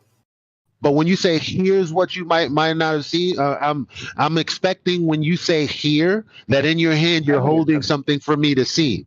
To go when you're here, I expect that if you're saying here, you're showing me what it is you're talking about. So Well, in here, this instance, what about the in caveat? this Here's instance, what the video my would be the here. So when he posts the video, the one thing I'm going to be looking for is this vortice interaction that doesn't happen with regular liquids under regular conditions. This is what I'm looking for because this was the fundamental claim about it. Yeah, real quick, the About guy what happens on this level of under these conditions. That was what was told to me initially. That was before he said you actually can't experience this in the real world. All right, so the guy was asking, the gentleman asked earlier, what does this have correlation to do with flat Earth? Well, they're saying that according to the speculation, that you look up in the sky, there's a big ocean of superfluid helium right above you. That's the correlation for the Oh, gentleman. okay. Now I understand how I got this fits into speed now. So things. that's Okay, where well, we're you thank know at. what? Hold on. In He defense of didn't say Jebby that. Jet, he didn't make that as an outstanding claim. I said the ocean helium, the helium ocean. I said it. Yeah, you Oh, said Geppy that, Get actually alluded to that before you even said it, Jemsy. Before you yeah, were in the but he didn't make it as an outstanding claim. It was a preference or a preference. Well, sounds You know, it like was it's a just an little bit of idea Yeah, that, misunderstanding, a little bit personal. and of it's not just analysis helium. I there. mean, there's other noble gases, other things that could well, be what was causing all that get kinds to of. get? It's a personal what? Can you please finish that Personal sentence? view. So Personal you, so view. you, Yeah. so your views do align with what Jimsy said, yes or no? Because we don't have to argue about it. It Actually, is not yes or view. It's oh my personal god. speculation. Yes Yeah. or no? Yes or no? Is your So, speculations aligned with what Jimsy said? uh, I'm like on yeah, the verge of banning you, yeah. bro. You can't this kind of level of this. I don't understand You know what how causes somebody this? can I'll ask tell Yes, you you a a what secret. point Jimsy blank It's said like is wait, question. let me what say something. Let me say actually something. what I The was secret to this is speculating how we get about. treated by Yes. the Glovers and the way they come in and they use shit like this against us. So when we start arguing with each other, we start using the same bullshit Yeah. that they use, and it just comes right out. It's all cog shit, Yeah. bro. Think about Right, because it. I'm Sorry, I didn't mean to. interrupting to get I've interrupted him only to either get clarity or stop him from repeating an answer to a question I didn't ask because I actually asked a different question.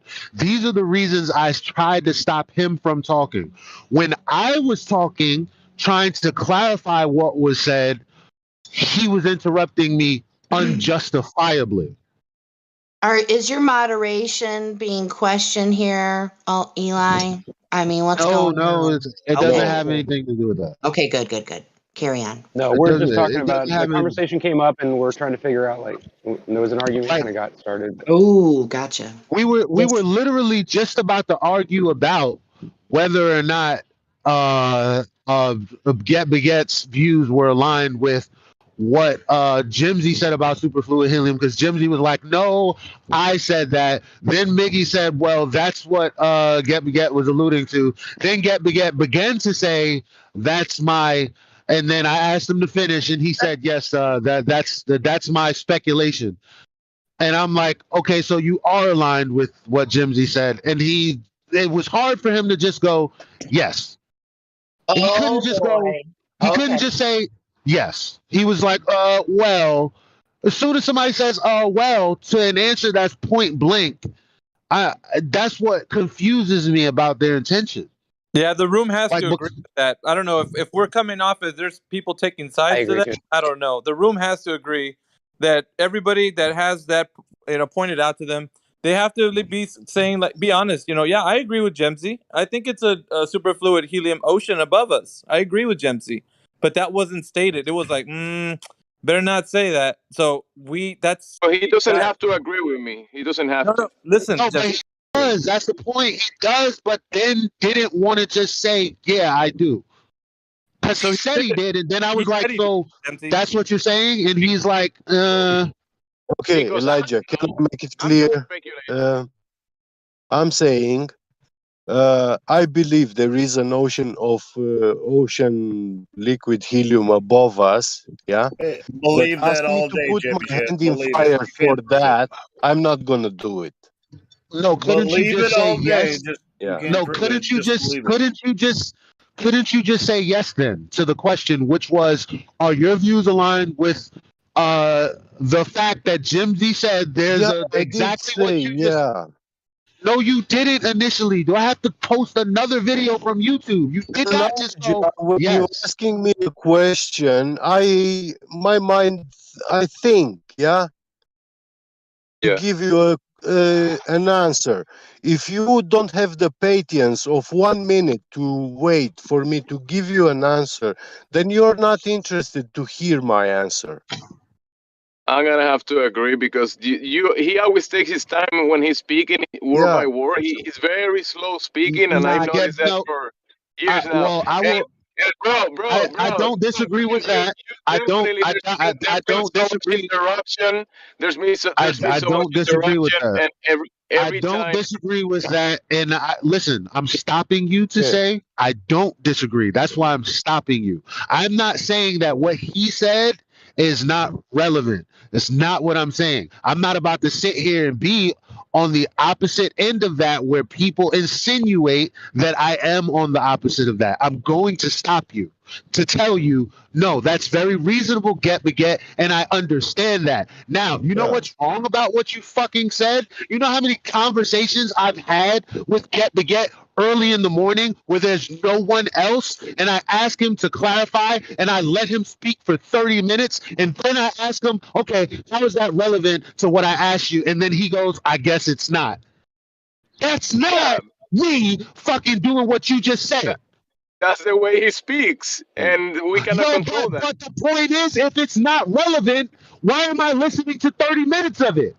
Because you came in and asked him a question, and he started giving his I answers, expect him and to that's answer that. I expect him to answer. If it takes him minutes to answer it, that's yeah, fine. But he's yeah, taking 30 minutes not answering it. He's taking 30 minutes to yeah. answer a question that I didn't And he ask. does that a That's not lot, not just okay. to you. He does that to a lot of people. Yeah, he does that. Okay, Yeah. that doesn't mean it's okay. I'm pointing out how So it's not okay. Wow, what's don't ask going him questions. on? Do we have to Don't ask talk him about questions this here?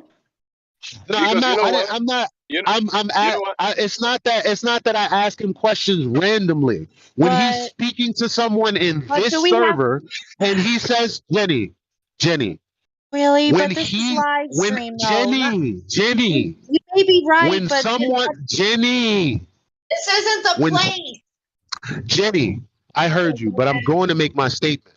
All right then. When he's speaking to, I don't give a fuck. I don't. When he's in here saying what he's saying for an hour on end, talking to you guys or doing whatever the fuck he's doing, I don't come in here and tell him no, stop saying that, this, that, and the third. When he's talking to someone who comes in here and asks a question and he makes a statement as if the premises within that statement is factual, I'm going to ask him how he knows that. And if he's subversive about how he knows that, I'm going to point it out. Okay. I don't see how that's a problem. But the Okay, first time but I ever heard him speaking about this, he said it was guys, speculation. this is server business. Yeah. Why are we talking about this on the live stream?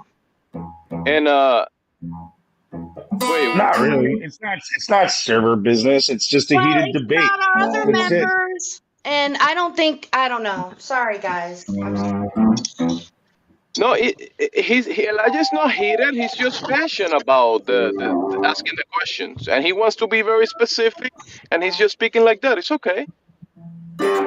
He's not heated. Well, okay, maybe it's time I get banned because 2 or 3 days ago I got banned out of the blue by AI overlords. Yeah, so I don't mind.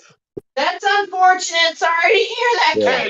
Hey, Let's not let it get to that let's have level, a guys. vote. Come Let's on. have a vote to Let's ban just. Gabby. Let's have a vote. Come on, let's Can we all vote just for take a deep banning. breath here? Come on, guys. Banning him.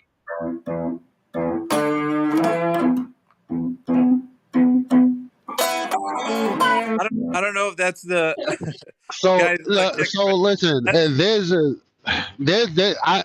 limit for me, and I hold the people in here to a higher standard. That may be wrong. That may be a fallacy. I probably shouldn't be doing that, but I do. Right. So the thing is, if I ask you a direct question and you don't answer it, then Mickey asks you direct questions and you don't answer it, then Sonny asks you direct questions and you don't answer it. Somebody has to be honest about saying that's funny. That's weird. Elijah is Now, about ready to Alien go Skeptic said postal. I was weird, Okay, no. but I get it, that dude. behavior is weird. Well, it sounds But like you're the question part is that justifiably. Oh. I've heard many of the answers, and I've been listening to the answers, and I don't find like a big issue. I mean, maybe some of the answer he didn't get Well, yes the or answers no. are non sequitur. That's the problem. The answers aren't a problem within themselves. They're non sequitur to the things people. But you know why? Listen, non Because we're sequitur talking about the means topic.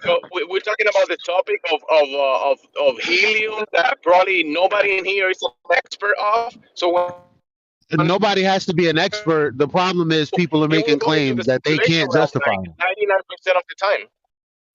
Yeah, but when you make claims as a matter But of he said fact, when you figure skating since the beginning, bro. Yeah, He said I made claims. Zero viscosity, frictionless medium. I made these claims.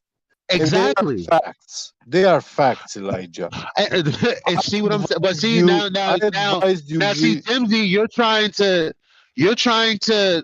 I understand you're coming from a place of. Well, I'm trying to be reasonable, but the claims that he just made, that he said are factual, is actually rhetoric. Because when I ask him, okay, how is that demonstrable? He says we can't experience it in reality. okay, let me ask him. Hey, Gabigail, can we demonstrate or experiment and do something to come to the conclusion that super liquid helium it has No, zero viscosity? Is that doable? frictionless flow. No, it happens only below the lambda point, below 2.17 Kelvin in superfluid liquid helium. That's the only place and medium where it takes place. Why Can does that? you Why do does that that in the mean? laboratory? Can you do that Why in a set laboratory? Can you do that? Yes, it is Oh, okay. done. It And has then I been said, done. okay, I'd like to see it. But then he said, here's a video of a video guy, on YouTube. and then I said, okay, well, there are fundamental parts within your rhetoric that you told me, and then I asked you, and you agreed with Lemon, and I'm like, okay, great. I was like, am I going to see this fundamental effect of the rhetoric that you've explained to me? And then you said what?